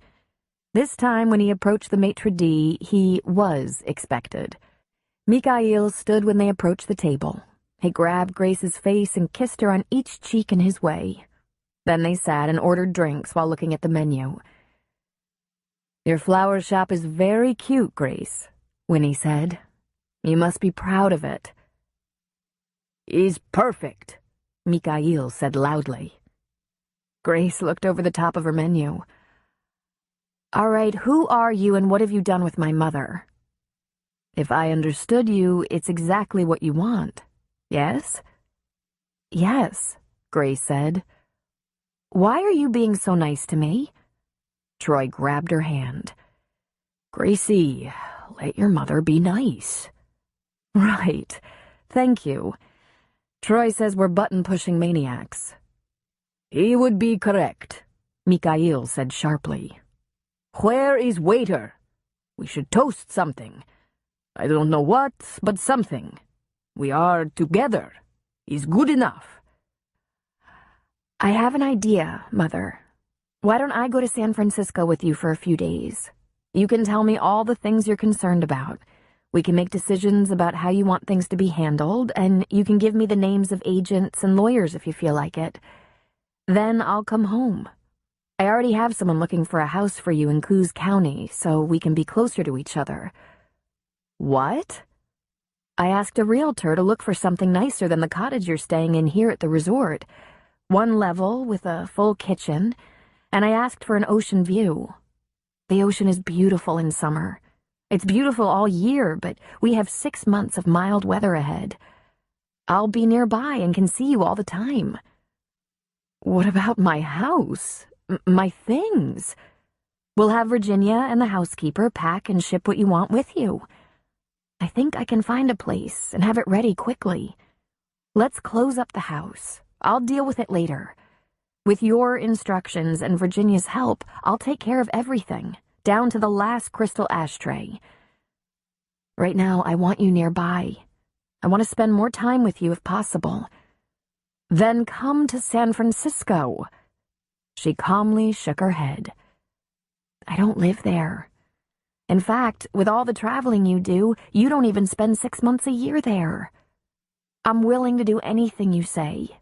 Dictate your instructions to whomever you like. If I know you, you've already done so.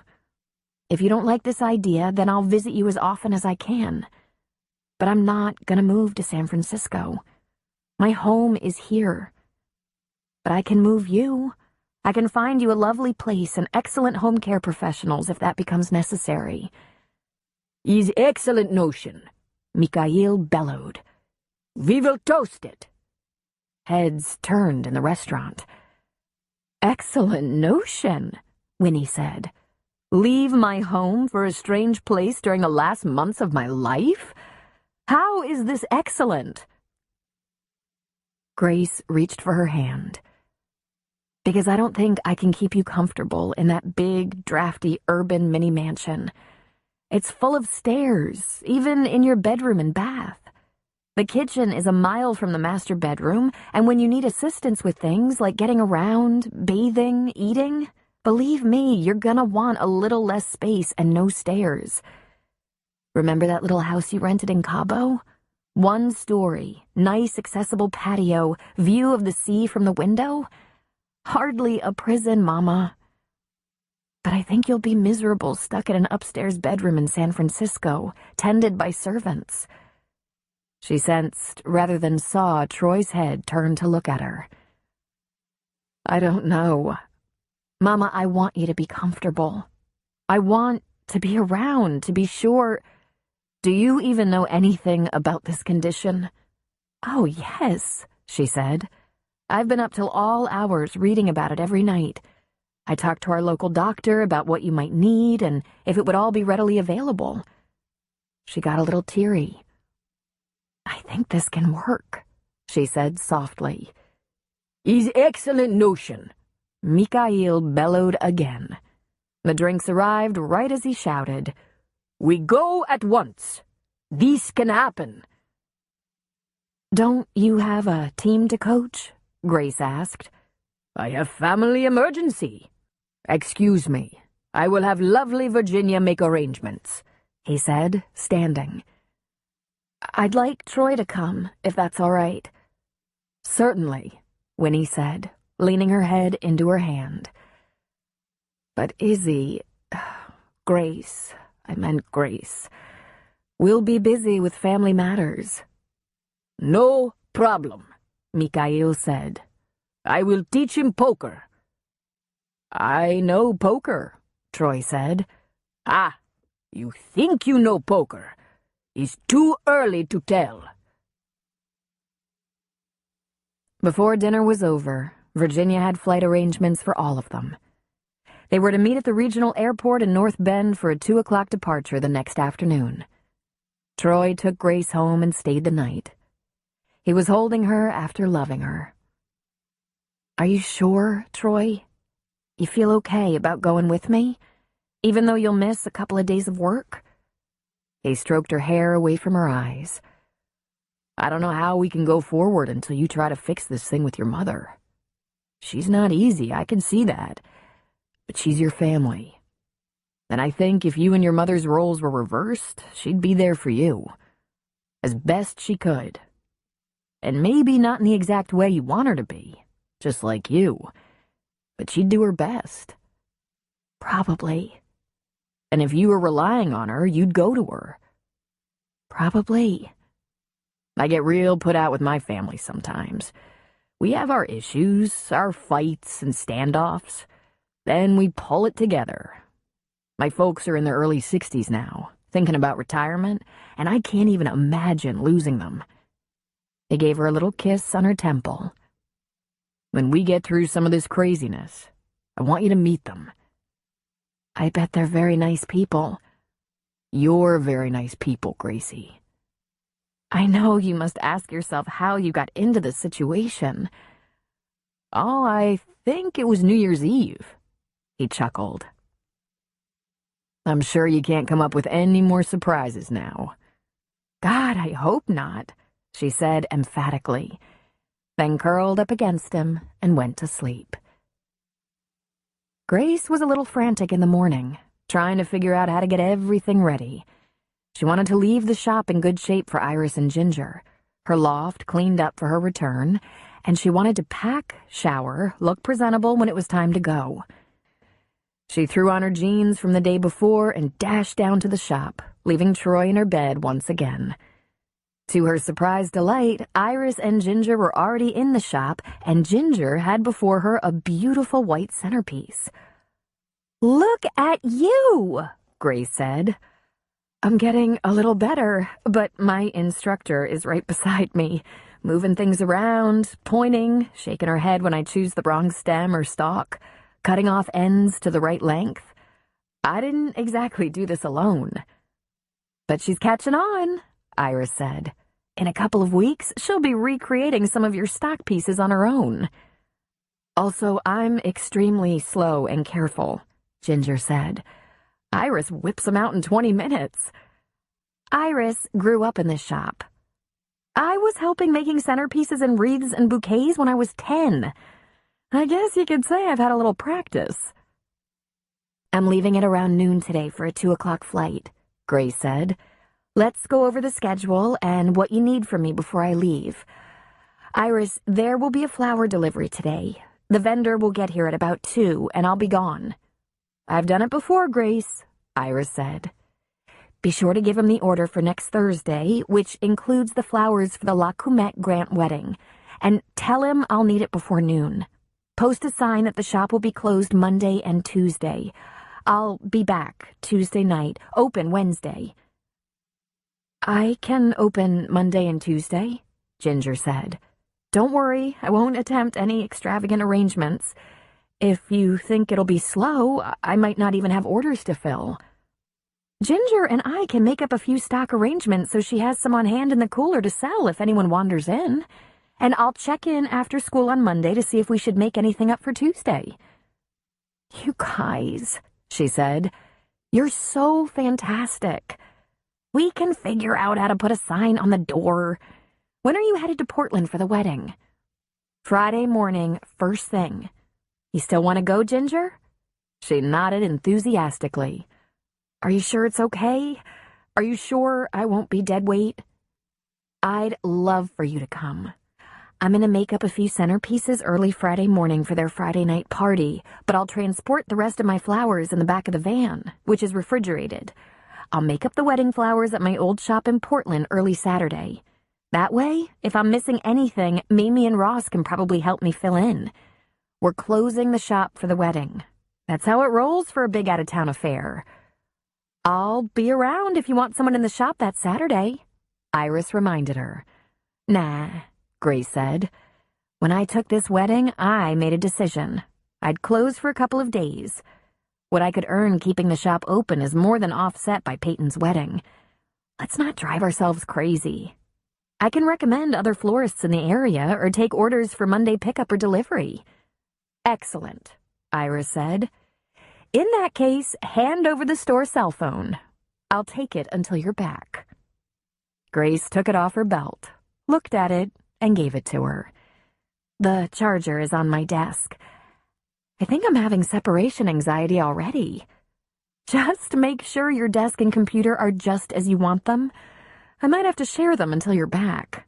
Then get out of here. Get ready to go. Right, she said, heading for her office. A half hour later, she was hauling some of her spring sidewalk displays outside. When she turned, Iris was standing there, tapping her foot, arms crossed over her chest. All right, Iris said. Ginger and I have this. Go. You're sure? I still have time. Go. If I have a question, which I probably won't, I know your number. Okay. She looked at her watch. I'll be upstairs till noon. I'll stop in to say goodbye. Great. We'll be fine. Grace dashed up the stairs and into her loft. Troy was just tugging up and zipping his pants, and she grinned. Looks like I'm seconds too late. He pulled the zipper down. I have a little time to spare. I should have learned by now, we don't joke around about sex, since you're a sex maniac. Zip those britches, mister. I have a lot to do. I want to clean up around here and pack. I'm sure you have things to do, too. He tilted his head. I'm a guy. My cleaning up and packing will take about 15 minutes. That's great. Just don't show up here until noon. It takes me longer. Yes, ma'am, he said, grabbing her around the waist and pulling her close to kiss her. Thanks for last night. Then he let her go and shot out the door. Grace took just a second to savor the moment. It was so nice having a real live boyfriend, wanting her and letting her know it. She never, in her wildest dreams, imagined this could happen to her, especially not with someone as wonderful as Troy. She thought it only happened in novels. She shook herself and got busy. It wouldn't take long. This was like living in an RV, and she loved it. She changed her sheets and smoothed the comforter over her bed. Then she opened the suitcase on top of the bed, but before she packed her clothes, she scrambled around the little loft. She ran the vacuum she kept in the small broom closet, dusted off her wood furniture, wiped off the table, counters, microwave, fridge, and left the cleaner in the bathroom for the sink and mirror. She checked the fridge for food that should be thrown out, packed her charged laptop in her briefcase, and then she started on her clothes. She wasn't taking anything dressy. She folded and packed underwear, a couple of pairs of nice pants, jeans, coordinated tops, and a blazer. Shoes were added. She glanced at her watch, proud.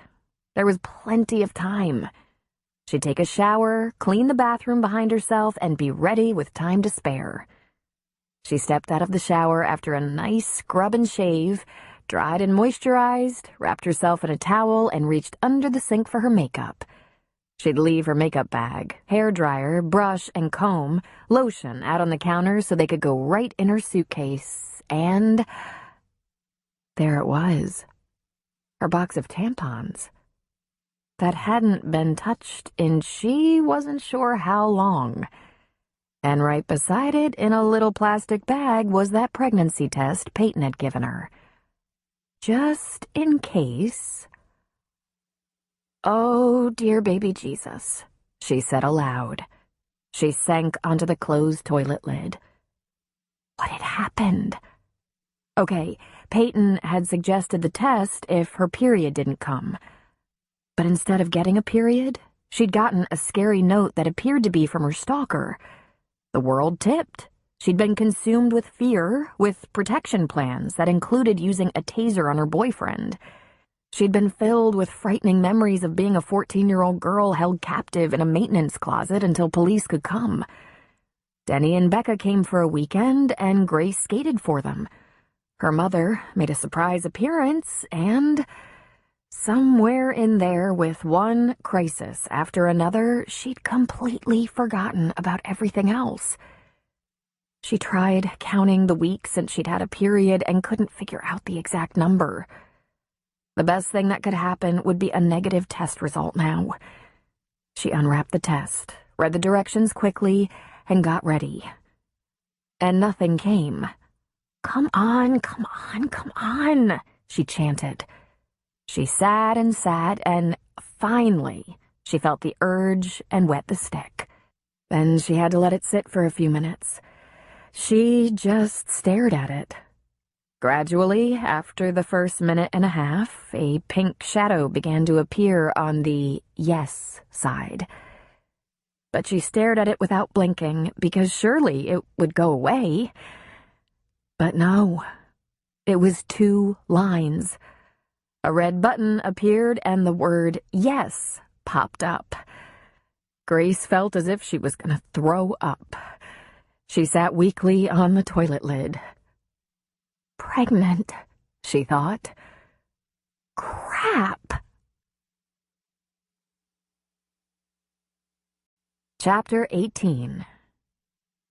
When Troy arrived back at Grace's place with his packed bag, he saw that hers was sitting at the foot of the stairs to the loft. Sure enough, he found her in the shop, going over last-minute details with Iris and Ginger. "If Peyton should come in to check on things, tell her we're right on schedule and not to worry about a thing.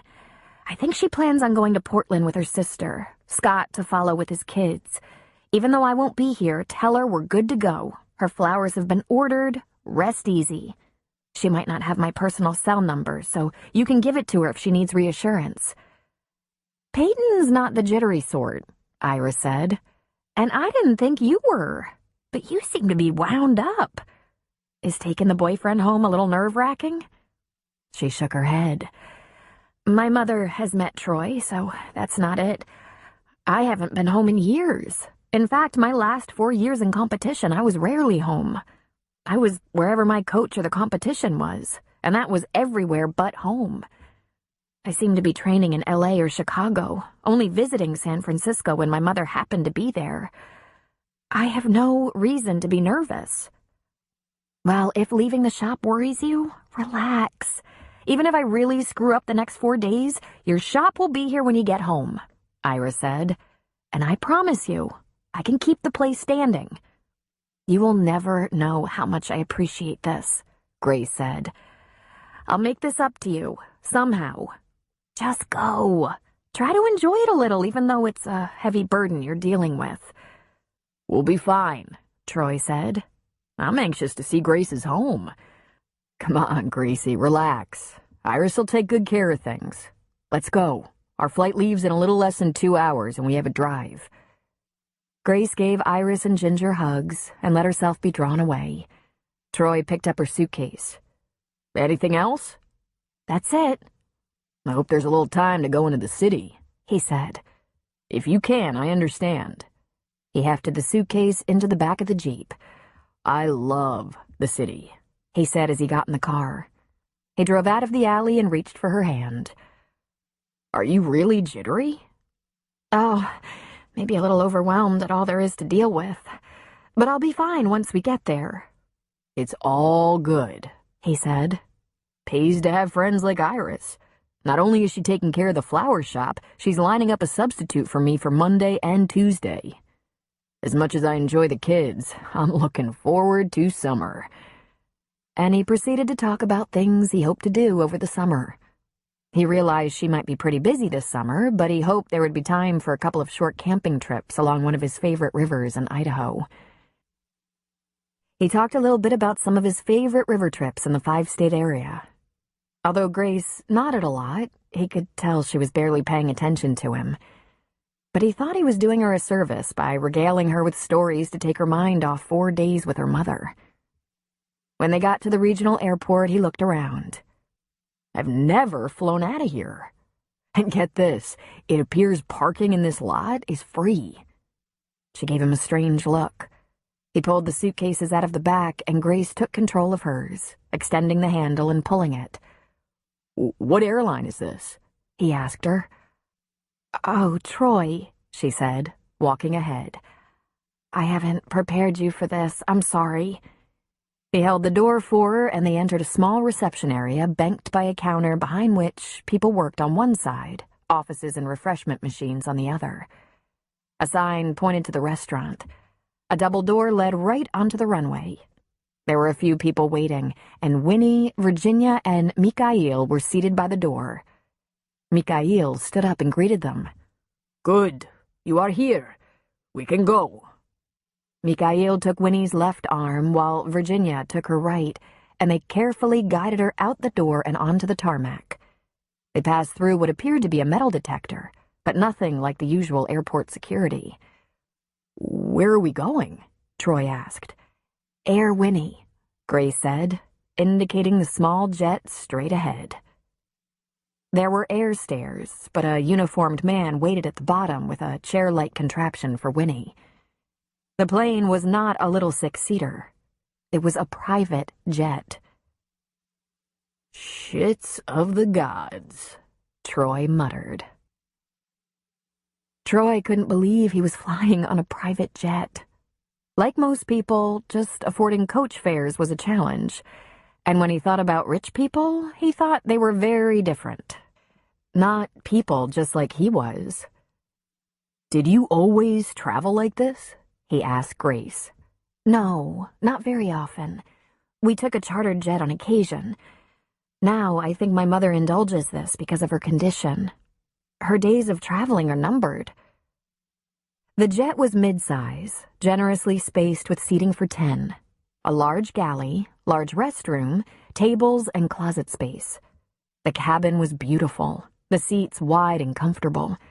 And Grace could tell from the glitter in Troy's eyes that he was loving it. This is shit hot, he whispered to her. He isn't put off, she thought. Well, that was a good sign. She wanted to tell Troy about the pregnancy test, but she didn't dare. Not now, not at the onset of 4 days with her mother. The second they had this visit behind them, the moment they had some time alone that wouldn't be interrupted by her mother's needs, she would tell him. But the last thing she wanted was for Winnie to find out before she settled things with Troy. She had to know how he wanted to deal with the situation. What if he didn't want it? What if he didn't want her anymore? What if everything collapsed because she'd screwed up the plan? The captain came into the cabin and introduced himself to Winnie, saying a brisk hello to the others. "We're ready if you are," he said. "By all means," Winnie said. "Our flight time should be just slightly over an hour," he told her. "If you need anything at all, press your call button." "Thank you," she said. Once they were airborne, Winnie and Virginia had a little meeting. Virginia had her notebook out and made a list from Winnie's comments. There were many details. Alex, Winnie's driver, had left them at the airport and was driving the car back to San Francisco. A car service had been arranged to pick them up when they landed. Dinner at the house was being prepared, and the guest rooms were freshened. There were people Winnie wanted called, household maintenance she wanted done, bills paid. Mikhail pulled out a deck of cards and started playing solitaire. And before long, Winnie stopped dictating and nodded off. "Are you all right?" Troy asked her. "Sure, fine. I just have very mixed feelings about going home. A part of me wants to see the place once more, but—" She shook her head. "A part of me is afraid I won't be able to leave." "Because you love it?" "No, because I'll be trapped somehow." "Don't be irrational, Gracie. You can do what you want." "That's always been hard," she said. "Doing what I want instead of what my mother wants." "Yes, but now you've had some practice." Just over 2 hours later, a black Cadillac SUV was passing through the iron gates into a Nob Hill neighborhood filled with large old houses fronted by manicured lawns and beautiful landscaping. Their driver pulled into a circular drive and right up to the front entrance of a rich-looking manor house. The driver parked and raced around to help Winnie get out.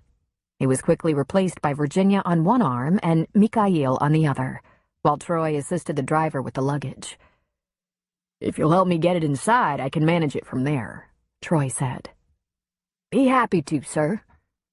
When he passed through the big double doors, Troy found himself not in a house, but in an impressive courtyard with durable outdoor furniture scattered around, an outdoor sofa and 2 overstuffed chairs in front of a beautiful hearth.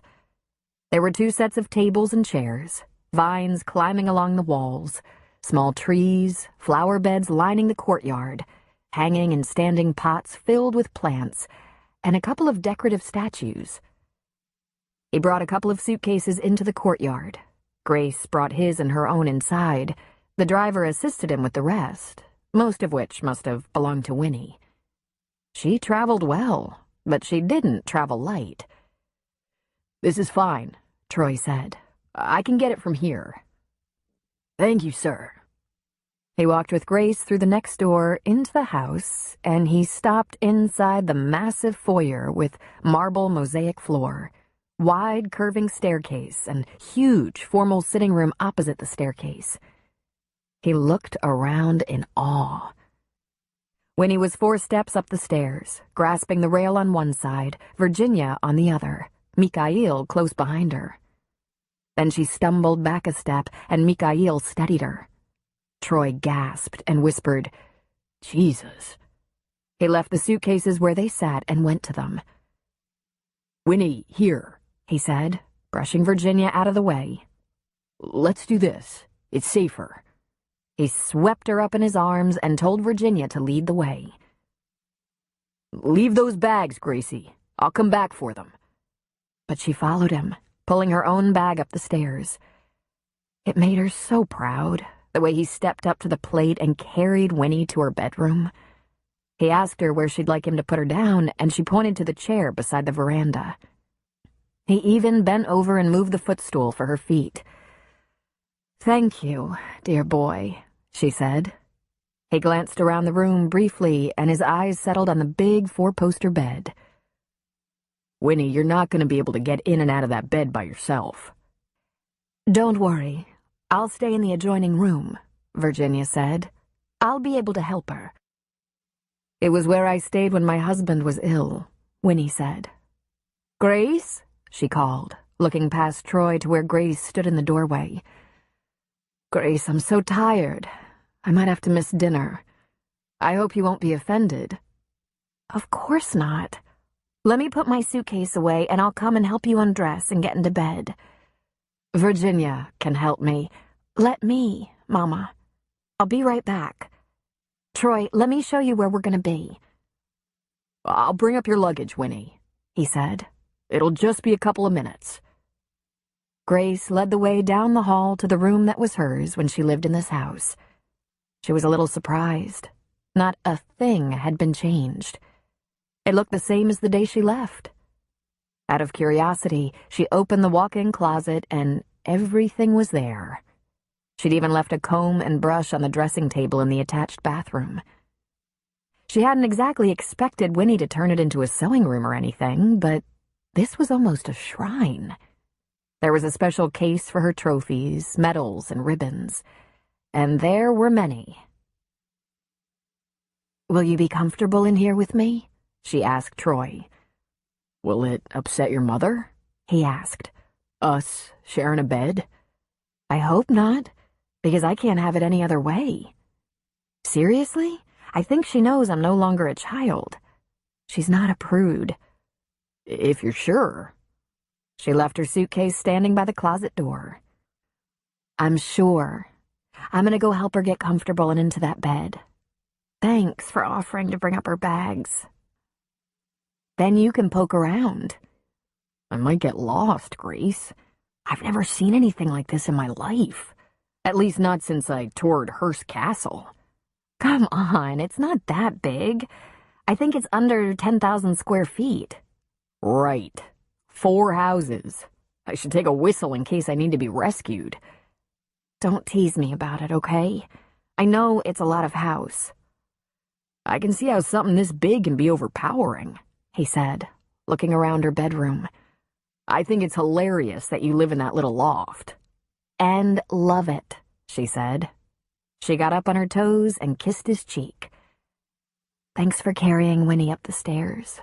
That was very gallant." "I saw a broken hip in her future if I didn't. I'll go get her luggage." "When the driver is here, he handles things like that. But he probably hasn't even hit Eureka yet." "Well, you've got me. Maybe I'll come in handy." Grace and Troy had their dinner in the kitchen. A caterer delivered and served gumbo, linguine, bread, tomatoes with buffalo mozzarella. Virginia took Winnie a tray, and Mikhail joined her, leaving Troy and Grace alone. They ate in silence while the caterer closed up containers and left them on the work island in the big kitchen to be placed in the refrigerator after they'd cooled. When she left, Grace put down her spoon. "This place isn't going to work for my mother," she said. "I admit I was being a little selfish when I said we should find her a place near Thunder Point. I didn't want to leave my shop, you, my friends. I knew this house was too big, the furniture and stairs difficult for an invalid, but until now, I didn't realize how right I was. This isn't a good place for her now." She shook her head. "If she doesn't fall getting in or out of that bed—" "You can't leave her here without nursing help," Troy said. "I won't. Virginia knows everyone. She's like a personal concierge. That's part of her job, knowing where to look, who to call." "Tell me what you'd like me to do while I'm here," he said. "I don't know. I'll spend tomorrow with Virginia and my mother. We have to pull together a plan. I better call Rayanne and see if she's making progress. This is more urgent than I realized." "Gracie, this is all gonna be yours," he said. "What are you gonna do with it?" "I'm gonna figure that out. And then I'm going home, where there's a life that's not bigger than life." "Really? I don't know how you can leave this." "Do you want it, Troy? All this house, all the upkeep, maintenance, work, all the space, all the responsibility, all the people?" "I don't think so," he said.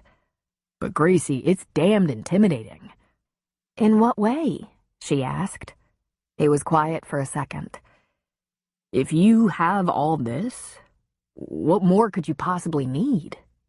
What could I ever give you that you don't already have 10 of? Do you really have to ask? Grace had to take on a house she'd never known. Not really. It had never been her burden to make sure it was cared for or staffed. That had been something women like Winnie were bred and raised to do. And Winnie was dying. No matter how much Winnie might want to be in charge, it was no longer practical. Virginia called Winnie's neurologist, the man who initially diagnosed her almost 4 years earlier. Dr. Halstead came to the house in the late afternoon the very next day.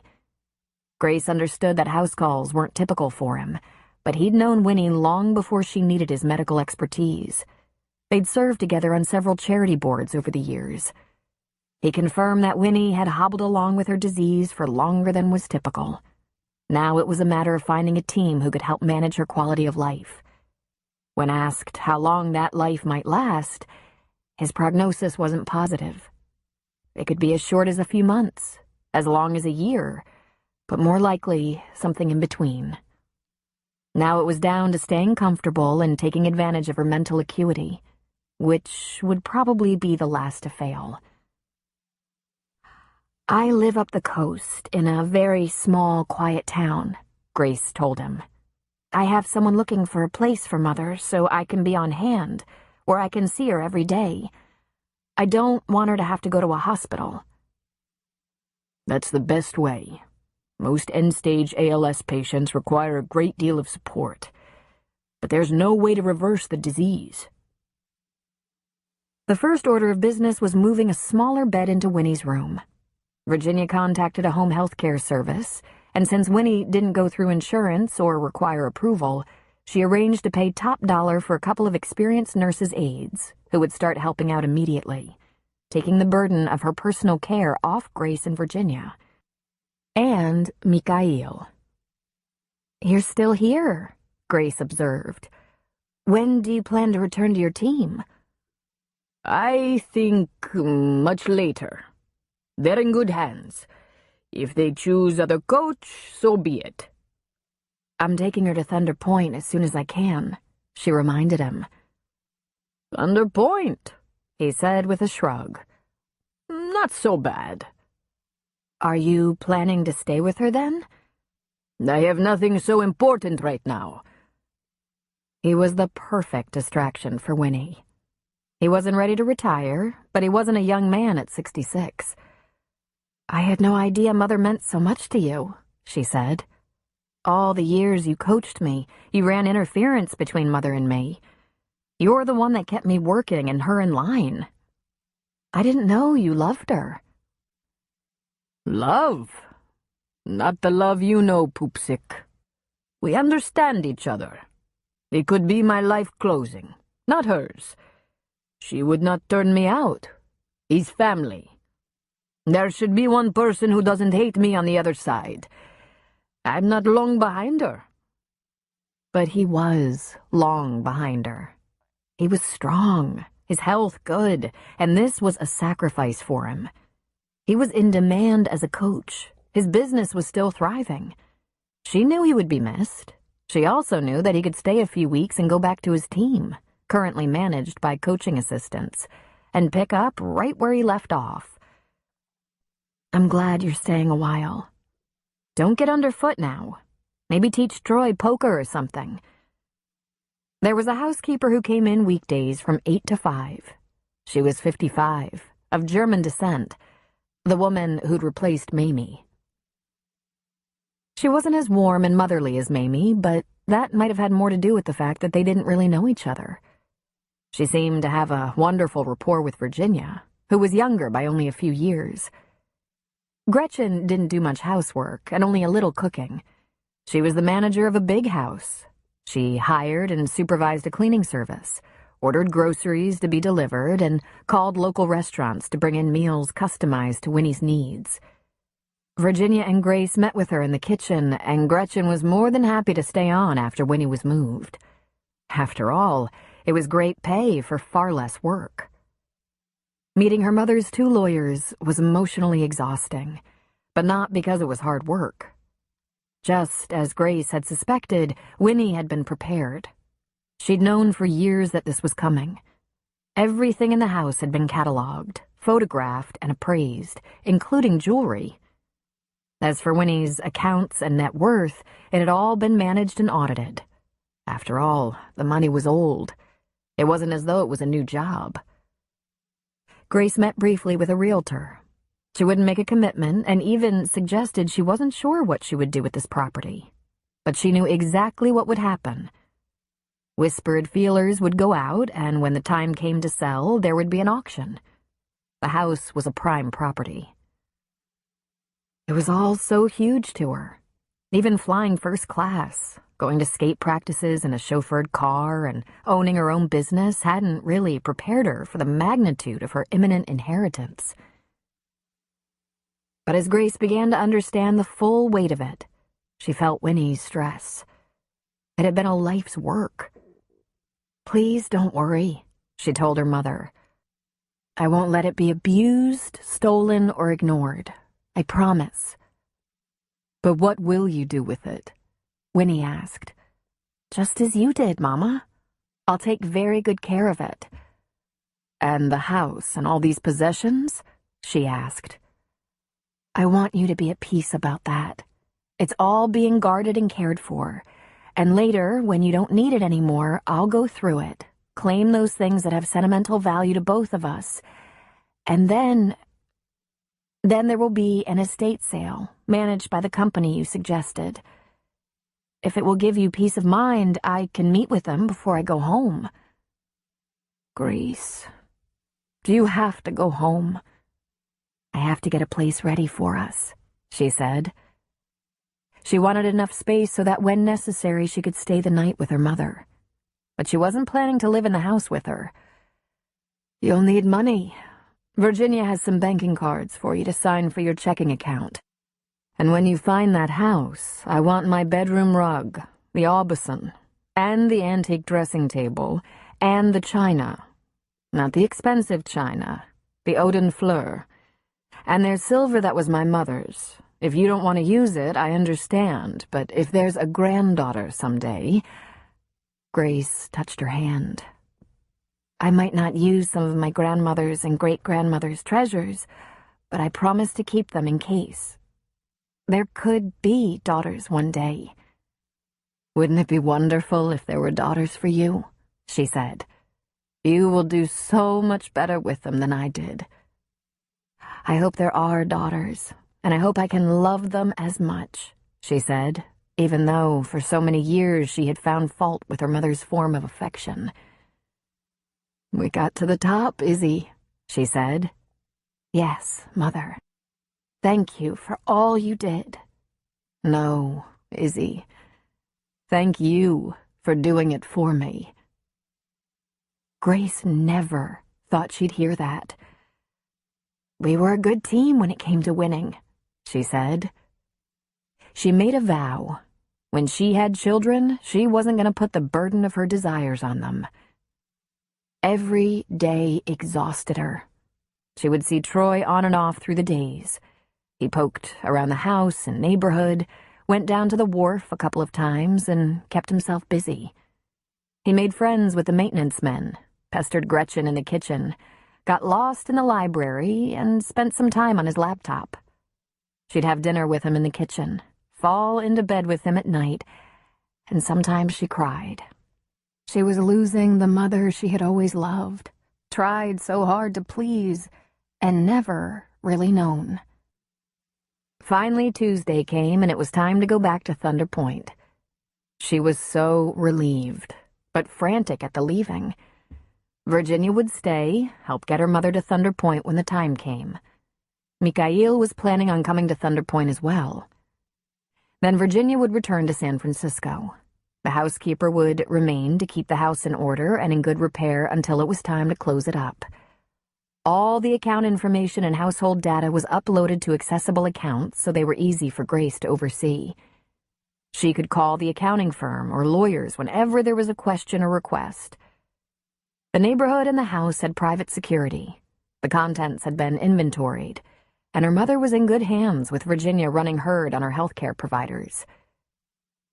The plane that Virginia arranged for Troy and Grace wasn't a large plush jet, but rather a small Lear that returned them to Thunder Point in no time at all. Grace wanted to tell him about the baby. Funny, in her mind it had gone from a positive pregnancy test to a baby. Oh, she was falling in love with the baby already. But she was so tired after 4 days of getting things settled, she just fell asleep on the plane. They had a quick bite to eat on the way home from the airport. Then Troy helped her get her suitcase up to her little apartment. I have to go home, babe, he said. I need to get ready for work in the morning. You gonna be all right? I'll be fine, she said. Thank you for coming with me. Thank you for everything you did. I didn't do much. You handled it all. I'll talk to you after work tomorrow. Chapter 19. Troy couldn't count the number of times Grace had said, "You don't understand," when she was telling him about her childhood, her life as a competitive figure skater, her parents. Likewise, he couldn't imagine how many times he'd replied, "Of course I do, Grace." Now he realized he really hadn't. Grace had come from a world so alien to him, he wondered if he would ever understand it. Troy had never been around people with the kind of money it took to rent a jet or live in a mansion with a complete staff to take care of it. But of course there had to be a staff. No one could take care of something that big alone. The closest he'd ever come to that kind of wealth was knowing a guy who'd had a cousin who was a pro football player and bought himself a $3 million house and a fast car. He couldn't even remember what kind of car because, of course, he'd never seen it. Troy didn't even read about rich people. He read about rafting, climbing, diving. He was scrimping to make his Jeep payments. Grace could probably pay it off out of her allowance. Did Grace get an allowance? He left Grace at her place and went home to his apartment, which was very quiet. It was also very lonely. He had only rarely spent a night alone since he started sleeping with Grace, and he wasn't thrilled about being alone tonight either. Troy had never lived with a woman, and he still didn't, not officially at any rate. He and Grace each had their own place. Except he checked in with Grace at least 3 times a day and saw her when they were both off work, and stayed the night more often than not. But right now, he needed a little space and time to think. He thought he knew her inside and out, but after 4 days in San Francisco, he wondered if he knew her at all. He was more than a little intimidated by the magnitude of her wealth. It made him feel like a failure by comparison. Intellectually, he knew that wasn't the case, but somewhere inside, he had that sinking feeling of not being good enough. The next day, during his free period, he went looking for Iris, whom he considered his closest friend. She was a counselor, and he needed counseling. There was a part of him that hoped she'd be busy with a student because he wasn't sure how he was going to put into words what he was thinking. "Got a minute?" he asked, standing in her doorway. "Sure," she said with a smile. "Want to sit?" "Thanks," he said, sitting in front of her desk. But then he didn't say anything. "Troy? Problems with a student?" He shook his head. "Listen, I don't know how to say this, how to explain this, so if I sound like an idiot..." "Just spit it out. We can rake through the idiocy afterward." "Can this be confidential?" he asked. "Of course." "It's about Grace. We've gotten pretty close." Iris smiled. "You two seem great together." "You know we're not alike, right?" She made a doubtful face. "You seem a lot alike. You laugh at the same things. You appear to be inseparable. She's an athlete, and you're a pretty physical guy. I bet you finally found someone to play with." "But we come from completely different backgrounds." "Completely. Did you know Grace is..." He struggled. "She's well-to-do." Iris leaned back. "I heard that. I mean, she told me. It was pretty recently when she was telling me about growing up on the ice skating circuit. She said she had tutors and traveled the world to compete, and I asked how expensive things like skating lessons were. Lessons for kids can be as much as $90 an hour. But coaching for world champions? It can be any amount, depending on the coach. Maybe $400 a day. Plus expenses. So I asked. Her mother is rich, He said. Old money. Apparently there's a difference, He added. She didn't make it on a .com, Iris said with a grin. I assume there's enough so that it keeps growing itself. Not only was Grace born into it, apparently her mother was, as was her grandmother. It might be billions, Troy said. Billions? Come on. I don't know. How would I know? But here's what I know after spending a few days at her childhood home. The house is bigger than 4 normal houses, and it takes a full staff to run it, so just one person can live in it. There's a full-time driver, even if he's not driving much. I think her mother might have other houses. She likes to spend time in Cabo, in New York, in London. There's art and jewelry, and her mother can rent private jets anytime she wants to. I mean, she stinks with it. I'm serious. Wow, incredible. Sounds like the Gettys. You should look and see if they're on the Forbes list. I'm afraid to, Troy said. Why? She asked with a laugh. She'll still be your friend. Iris, we've been more than friends, and I can't relate to that kind of money. Just as well, she said, laughing. It's not yours. It's hers. Iris, could you please stop laughing? It makes me feel like a poor relation with this handout. You have your hand out?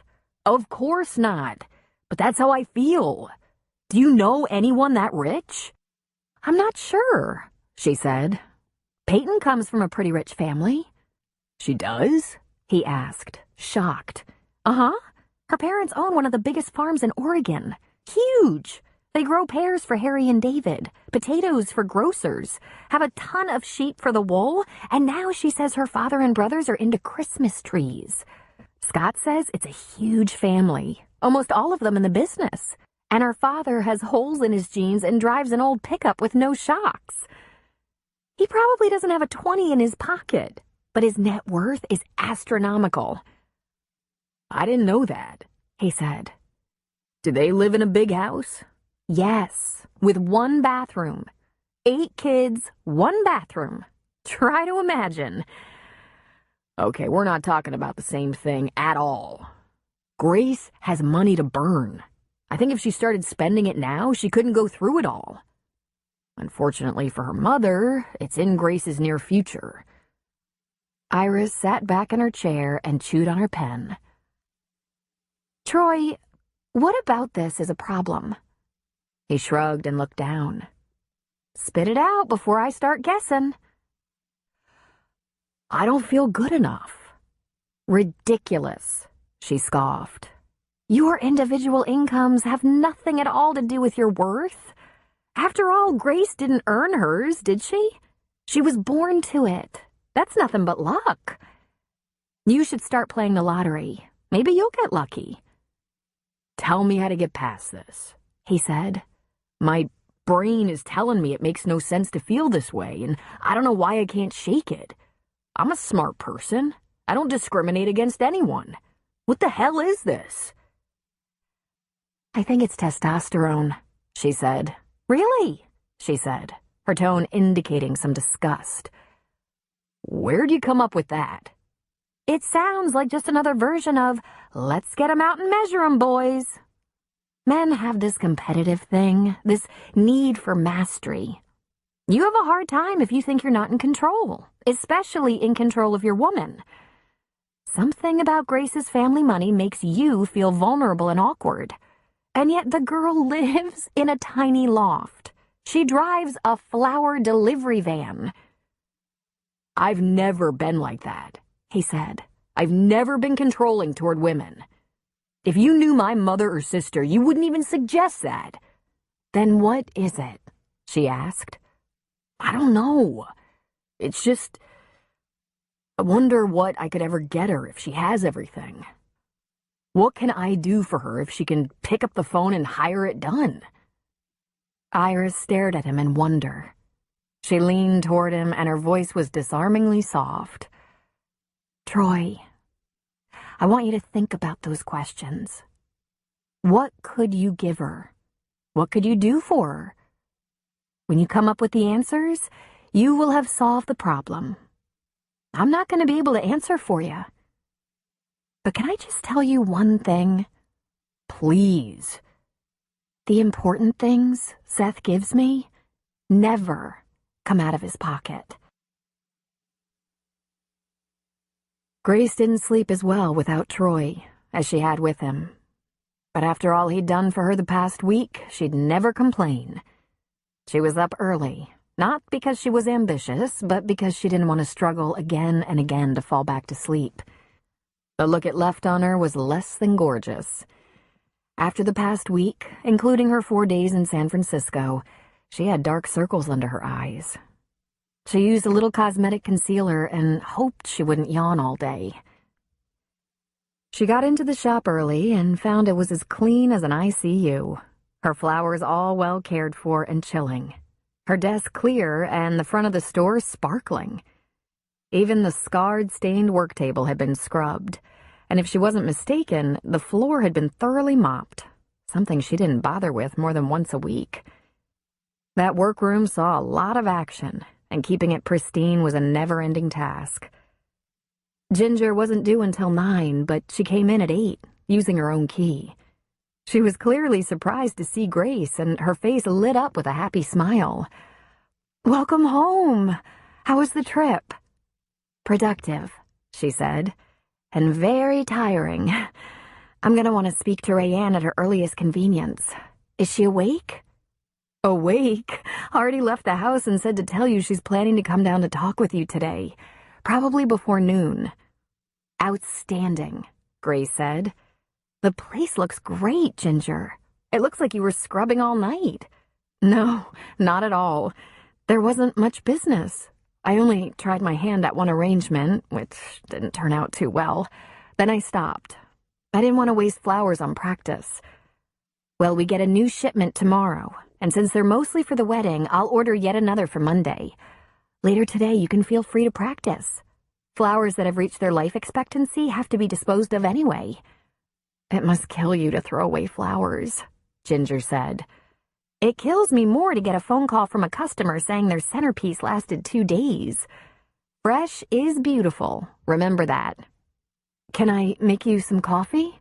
Ginger asked, going to the workroom. Grace thought about it, then lied. "I've already had coffee, thanks. Go ahead, make yourself a pot. The minute we have time, I'll show you how to use the designing computer programs I have." While they were in San Francisco, Grace had stayed away from wine and caffeine, though she could have used a full tank of each. She'd let Troy pour her a glass of wine, then nurse it.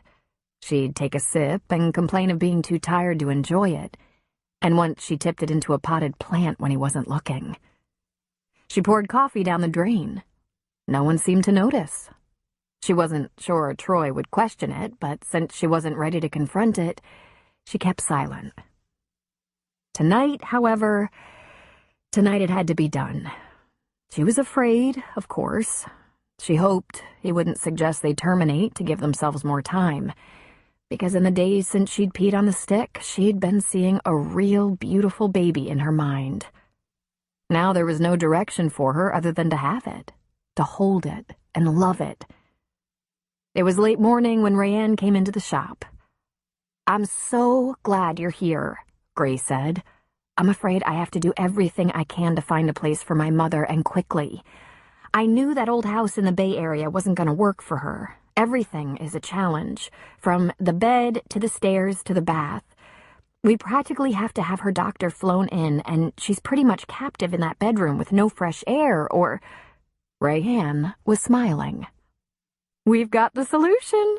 Everything you need, everything you asked for." "Really? How'd you find it?" I'd love to take credit, but Cooper will rat me out eventually. He has 3 spec houses that can be occupied in 3 months or less, and he's given me the contracts. Her face fell. Rayanne, we don't have 3 months. Not to worry. The exteriors are nearly finished on all 3, and one of them only needs a little... Oh, listen. Come with me. Come and see. Ginger can stay here, can't she? She sure can, Grace said. She left the place better than I leave it. Grace jumped in Rayanne's car, and they drove along the beach by the high road that wound behind the houses right down to Cooper's bar. Stairs led from the bar and houses down to the beach, the structures being safely perched on the hill. Rayanne parked in the drive of the house nearest Cooper's, next door to Spencer and Devin Lawson's home. There were a lot of trucks and construction equipment everywhere, and Grace was immediately disappointed. These houses look far from ready, she said. And Rayanne, they're 3 levels, stairs. Oh, they're not completely ready, but Cooper's hoping to get contracts on them before the interior is finished, so new owners can choose their flooring, paint, appliances, decorator items like wallpaper. Come inside. You'll see. She led the way and held the door open. They stepped into a wide foyer that opened right to a large living room and dining room. Very large. 20 by 20, Rayanne confirmed. Behind the great room was a nice-sized kitchen with plenty of cupboard space. Once the cupboards were installed, that is. A breakfast bar divided it from the dining room, and there was an island with a small sink. Straight ahead, a triple sliding door led to a wide deck. There was a fireplace on one wall, mantel unfinished. There were no countertops or appliances. The floors were plywood and still littered with construction trash. To the right of the kitchen were matching up and down staircases with crude railings and one of the finished decorator banisters. There was a door into the kitchen from the garage. This way, Rayanne said. She walked to the left down a wide hall. The master bedroom was in front, beachside, with a large ensuite bath. French doors led onto the deck. A second bedroom was across the hall. There was a generous bathroom down the hall for the use of anyone on that floor. Now listen, Rayanne said. What do you hear? Hammers and saws, Grace said, again disappointed. But not as loud. And I have a solution for that. But consider this. We can get the flooring, appliances, and bathroom fixtures in very quickly. Countertops would have to be rushed. You have your choice of cupboards once you make up your mind about the wood type. They're constructed off-site and installed in a day. Paint on this level would take 2 days. Rayanne, it's not finished. It's noisy. My mother isn't well. Your mother is quickly becoming wheelchair-bound, but she's not feeling ill or in pain. Isn't that what you told me? And there won't be any more noise in this property once we get this level finished. And as far as the neighboring houses are concerned, once the exteriors are finished, all the construction noise will be indoors. A good pair of soft noise-canceling headphones can solve that problem easily. Come back this way. Rayanne clacked down the hall to the great room in her heels. She stood in the center of the room. The slab is poured and doors and windows installed on the lower level. The walls for 2 bedrooms, game room, and large bathroom aren't finished, but it's closed up, airtight. There are 2 rooms and a small bath in the loft.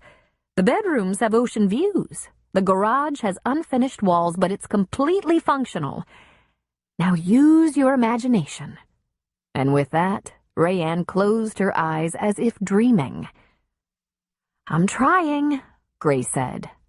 I've got to get my mother out of that San Francisco house soon, before she goes stir-crazy in that big old bedroom of hers, before she breaks a hip falling down the 3 stairs into the bathroom, or slips trying to get into the pedestal tub. Grace, if we concentrate on this floor and leave the lower floor and loft until last, we can get you here in a month, at the very longest. But I bet I can do better, lots better. If it doesn't take you long to make your decorating selections. I recommend hardwood floors, shutters for the oceanside doors and windows, that setting sun can be brutal. I can place all the orders and call in favors. People all over Coos County owe me. And once they start, I know how to motivate. That gives you a finished main level with access to the bath, kitchen, 2 bedrooms, great room, and deck. The other 2 levels can be left until... She swallowed and cleared her throat. Until it's more practical. Devin and Spence moved in when all they had finished was this level. Spencer worked over the summer and finished the lower floor and loft himself to save money. Grace was beginning to see it in her mind. She'd been in Cooper's house once when she delivered Mother's Day flowers for Sarah, and it was spacious and beautiful. The deck with the fireplace was to die for. She pointed to the deck. Awning and fireplace? Anything you want. The awning and some comfortable outdoor deck furniture is easy. The fireplace much more complicated, but you're not gonna crave an outdoor fireplace for 6 months. At least. Anytime she heard 6 months, it caused her eyes to water. But she'd been very emotional lately. Her mother could be gone in 6 months. And again, she could live another year. She could live long enough to meet her grandchild. You're close to town. You're close to Dr. Grant and Peyton if you need medical attention for your mother. Yes, she said.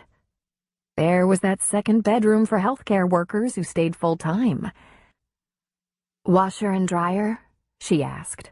In the hall, Rayanne said, pointing to the 2 spaces.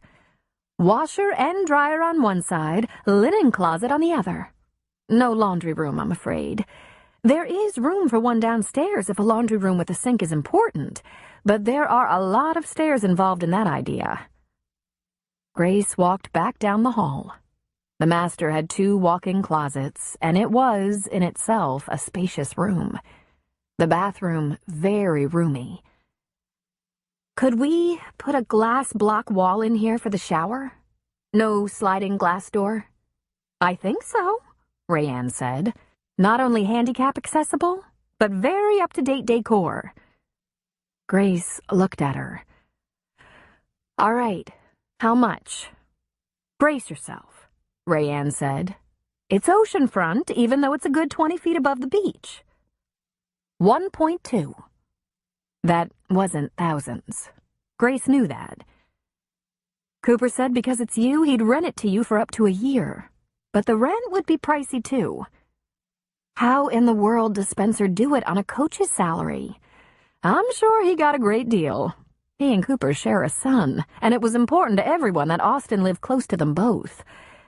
You said not to worry about the money. I know it's a lot, but for what you want, I know. I want my mother to be comfortable and near Beauty, and near me, and my shop is walking distance. But I need that loft finished as soon as possible. How complicated is that? Well, there are only floors and paint needed up there, no cupboards or countertops, so that should be quick. But you're gonna have to add light fixtures. Light fixtures are simple if it doesn't take you 6 weeks to decide what you want. Even I know how to install light fixtures. Is that fireplace ready? Except for the glass and ceramic logs. Accessories. But you won't be cold for... Just thinking about what has to be done to make it ready. Take a little time to think about it, Grace. But don't think long if you want to get started. You won't be able to close on it for about 30 days if all goes well. But this is Cooper's property, and given your circumstances, he's willing to start the interior work and even let you in before closing. He didn't ask for a contract for that, but I will. I want him protected in case you change your mind, or... She blinked and made a face. Or in case something unexpected happens and you don't need the house anymore. In case she dies before I get her here? Well, that's not gonna happen. She's in pretty good shape for the shape she's in. And we have to move ahead before she gets worse. Where do I have to go to make selections?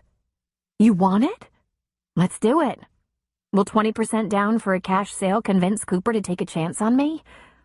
I believe so, Rayanne said, smiling. Even better. It'll convince him he made the right choice giving me the listings. She laughed merrily. "I can get this in shape for you, kiddo. You won't believe how good I am at that. If Ginger can watch the shop, I can take you to a couple of places. You should choose countertops, appliances, and flooring first. Cupboards and banisters should be next. I can bring you catalogs for fixtures, blinds, shades, and shutters, ceramic logs, and paint. Given the openness here, you're going to want to match your cabinetry with floors and banisters." She stuck out her hand. "Let's shake on it and go over to Cooper's bar and sign papers." Grace had to call Ginger and ask her if she felt confident enough to manage the shop another day. And bless her, she was good with that. She then spent 4 hours with Rayanne, first signing the contracts for the house, and then heading to Bandon and North Bend to make decorating selections. She didn't screw around pondering her choices, but Rayanne enthusiastically endorsed every one. About 2 hours into the project, Grace suddenly felt very faint and woozy with a touch of nausea. "Oh, damn, I forgot to eat," she said to her realtor. "I have an energy drink in my purse," Rayanne offered. "Oh, so that's what keeps you going," she joked, but a bit weakly. She used to live on those. But with a bun in the oven, she wasn't sure what was safe. "Pull into the next grocery or deli. All I need is a half sandwich or something and I'll be fine." But it reminded her that she had other important business at hand. She was just getting back to the flower shop a little after 3 when she finally texted Troy. "Am I going to see you tonight?" He texted back that he was working at Cooper's from 4 till whenever, and if she wanted him to, he could stop by afterward. "If I want you to?" It was usually hard to keep him away. "Please," she responded. "I really have to talk to you about a couple of things." From that point until 9:30, she wondered what she was going to say, how she was going to say it. When he finally arrived and used his own key to get in, she leapt to her feet and ran to him, throwing her arms around him. Even 24 hours away from him was too much. But he didn't embrace her as wildly. His hands rested on her hips. This was where Troy usually wondered how fast he could get into her. Counter, table, floor, wall. And yet there was a sudden distance she couldn't understand. "Why are you different?"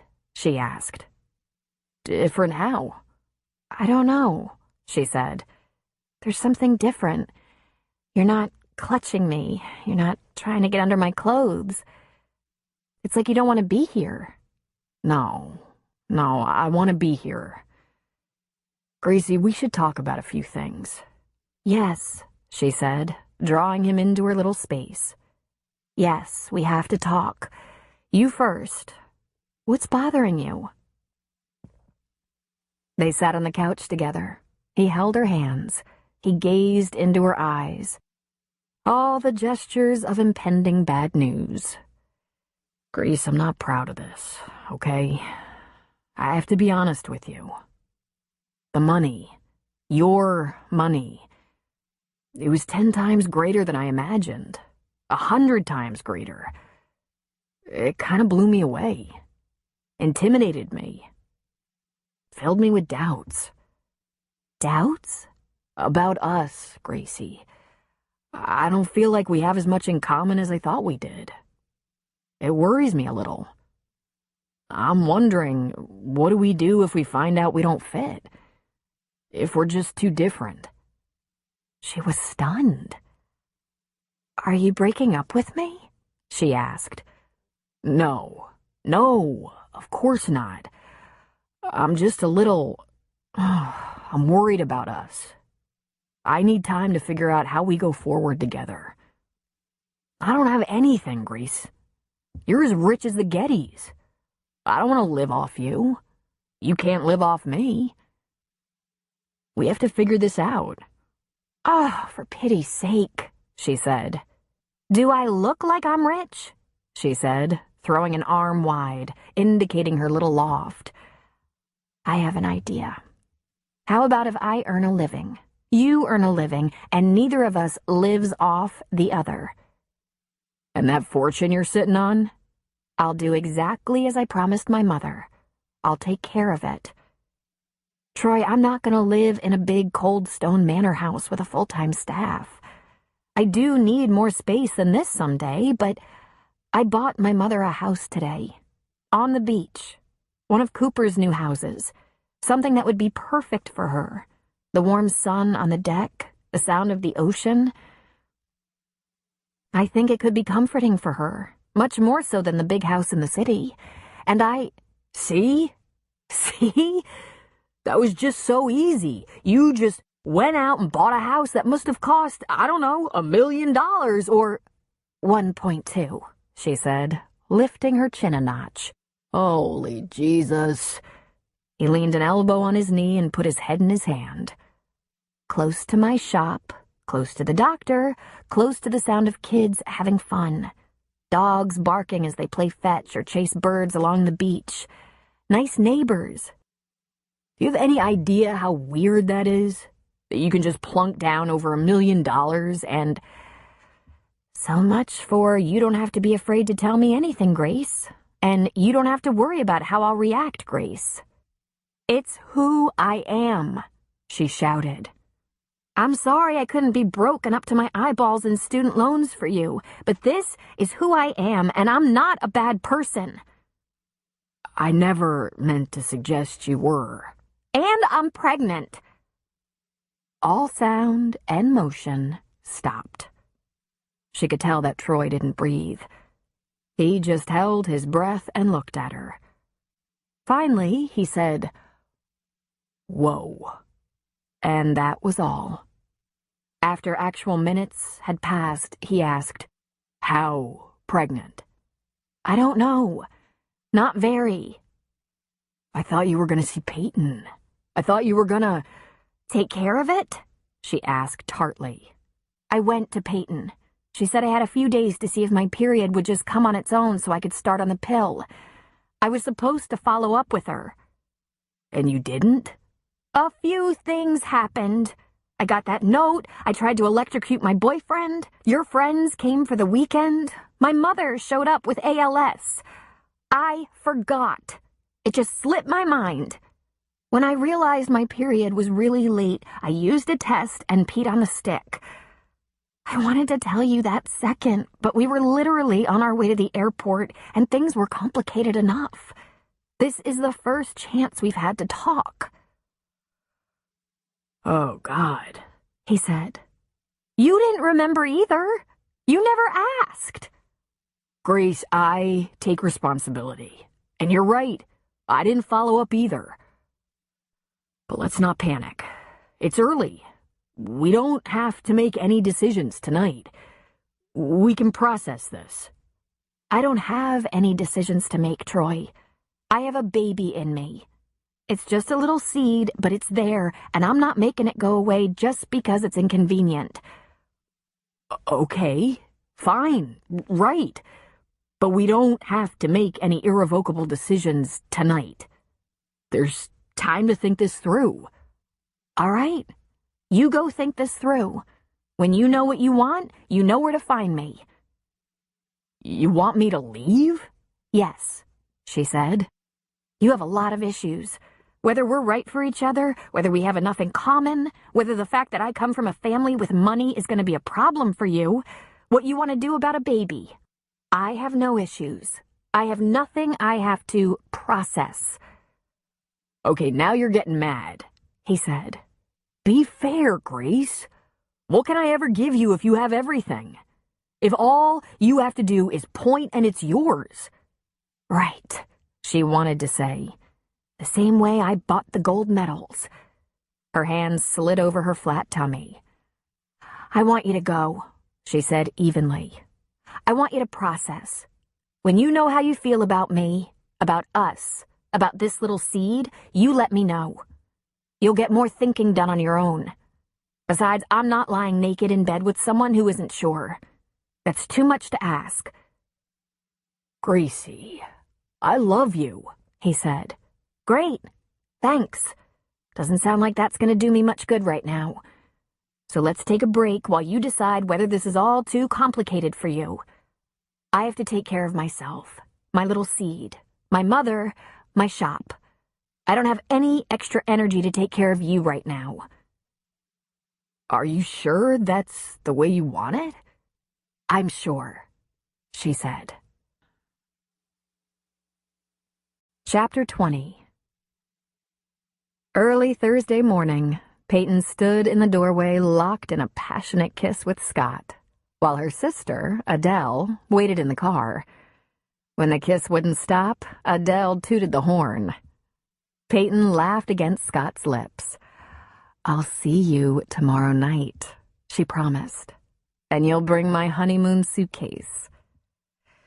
"And you have your wedding dress and we'll pick up my tux." "And you'll take the kids to the grandmother's." "They want to stay at the farm, which is going to hurt the grandmother's feelings." "Talk to them about that on your drive up, okay? They'll get plenty of time at the farm, but they do have to visit all the grandparents and take turns and be fair. They know how to share and be fair." "I'll talk to them," he promised. "But I want to stay at the farm too, with you." "Starting Saturday night, we will always stay together, and I won't have to sleep in your mother's craft room anymore," she said. "I never understood that," Scott said. "She doesn't do crafts. Not really." "I love you, Scott. I'm gonna marry you." "I can't believe it. Are you sure?" "I'm sure. Are you?" "I was sure the day you walked into my office. The only reason I didn't make a pass right away was because I thought you were a lesbian. Lesbian hearts are breaking all over the world, and I got ya." She laughed. "You got me all right. My breasts are actually getting sore already." He grinned at her. "Then they're gonna get big." Adele gave the horn another toot. "Think I'd better hit the road?" she asked. "Call me when you reach the farm. I'll get to my mom's tomorrow. I'll help her with the groom's dinner if she needs it." "Grace is bringing the centerpieces." Another quick kiss, and Peyton was in the car with her sister. Adele's baby girl was in the car seat in the back. "Are you absolutely sure you don't want to go back in there and maybe have a little more sex before you leave?" Adele asked. "I've had all the sex I can take for a while." "Ah, spoken like a wife." "And a mother?" Peyton asked. "Oh my God, you're pregnant!" "Just a little," she said. "I wasn't going to tell anyone, but you're not just anyone." "This is fabulous. I'll be counting the days. Our kids will be so close to the same age. Have a girl, will you?" "I'll see what I can do. Now don't tell anyone, all right? Because we should concentrate on the wedding, not the pregnancy. Everyone will know the second you say no thank you to a glass of wine." "It's not like I drink that much wine," Peyton said. "You didn't notice last night. You appeared to have wine." "No, that was citrus green tea in a wine glass." She grinned. "I can fake my way through this." "Oh, this is going to be so fun. Thank you for getting rid of that ass Ted and finding adorable Scott. I love him." "Whatever happened to Ted?" "Last time I talked to his daughter, she said they had a very nice housekeeper and he was playing grandfather. Apparently he's better with her little one than he ever was with his kids. A transformation, it sounds like. Good for him." "No regrets?" "Are you kidding me?" she asked. "Scott is my dream man." The drive to the farm near Portland was 4 hours from Thunder Point. Adele lived in San Francisco and had arrived 2 days ago. Her husband would be driving up on Friday morning in a catering truck stocked with prepared dishes. He was a restaurateur and would be catering much of the reception, but not all. Peyton's mother, sisters, aunts, grandmother, and cousins would not be held back from sharing their special Basque dishes. But Lucas was an amazing chef and wanted to do this for Peyton. He would follow Adele back to the city on Sunday. Peyton and her youngest sister were best friends. It was odd in a large family how the siblings paired up, and there was no formula to it. Peyton was always there for Adele and vice versa. They talked all the way to the farm, about their men, their jobs, the wedding, the other siblings, their parents. When they arrived, all was as expected. There were vans, RVs, trailers, and trucks with camper shells everywhere. The kitchen was full of women, talking, laughing, some arguing here and there.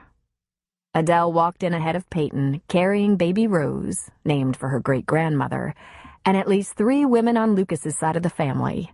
Peyton followed with her wedding dress hidden by a garment bag so that Scott wouldn't see it.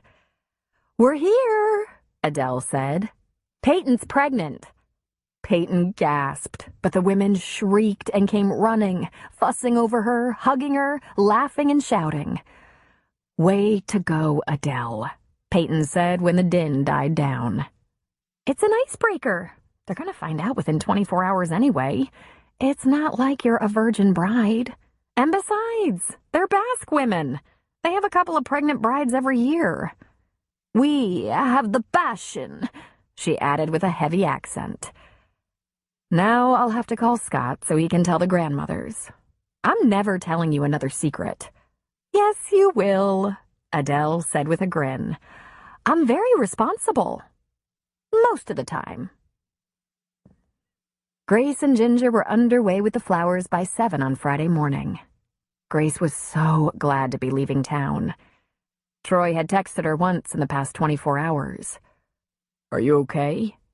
She texted back one word. "Fine." Was she angry? Damn straight. This was all so familiar. Her mother had furs and jewelry, so that made her life simple? Easy? The reverse was also not true. There was family money, and that made her tragic, evil, and doomed? No, it made her an individual. We're all very different with our own challenges and joys. What could Troy give her since she had everything? Well, she didn't have a father for her baby. My mistake, she mused. I thought he could love me no matter what. She didn't betray her feelings, something she'd become an expert at. She'd done it for years, starting when she was a young girl.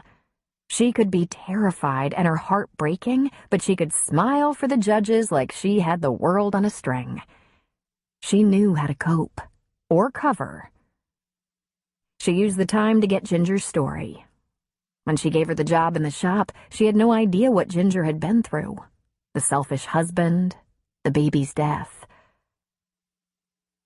I think the job at the flower shop has saved me, she told Grace. It's like a brand new chapter for me. I haven't been happy in so long, but I get excited to go to work every day.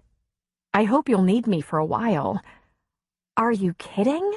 You're doing wonderfully. And my mother will be moving here in a month or so, and you know all about that. I want to be able to see about her if she needs me or wants me. It's so nice to know there's someone who can take care of the flowers.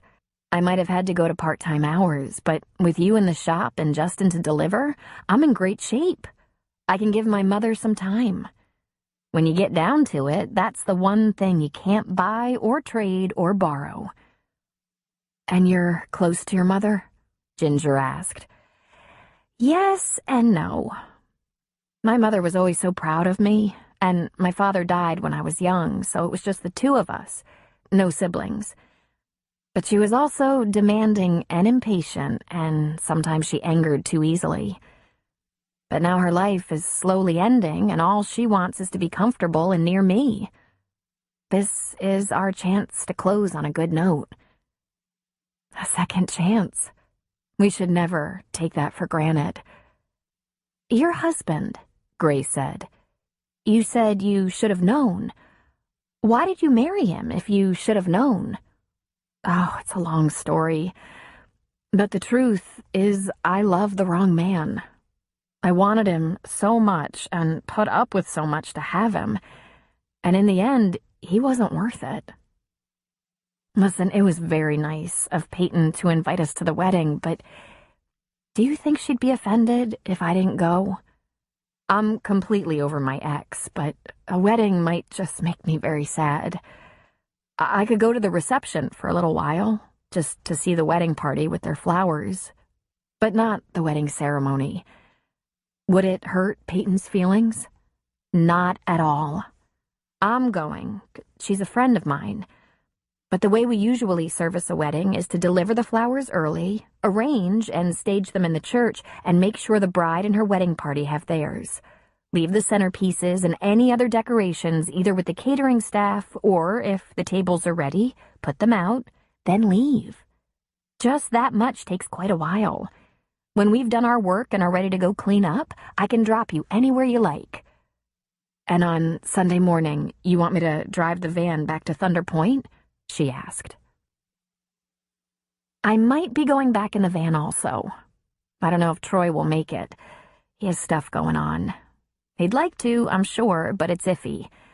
I can stay with my friends, Mamie and Ross. I'll know for sure about Troy on Saturday night. That okay?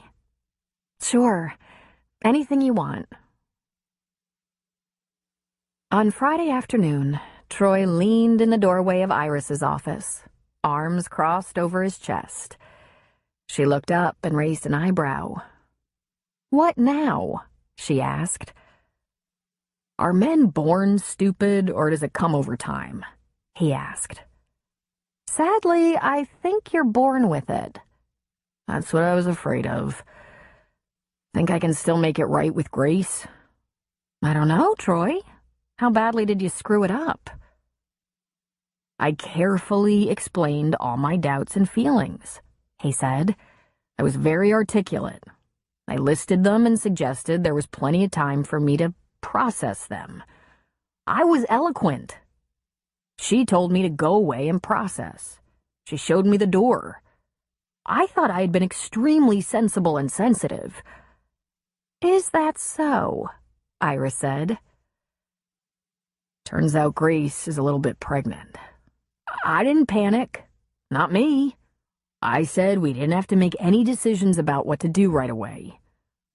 I got the distinct impression that wasn't the best response. Iris rolled her eyes. Wow, what an idiot. You're lucky she didn't fire up that taser. I think I'm figuring that part out.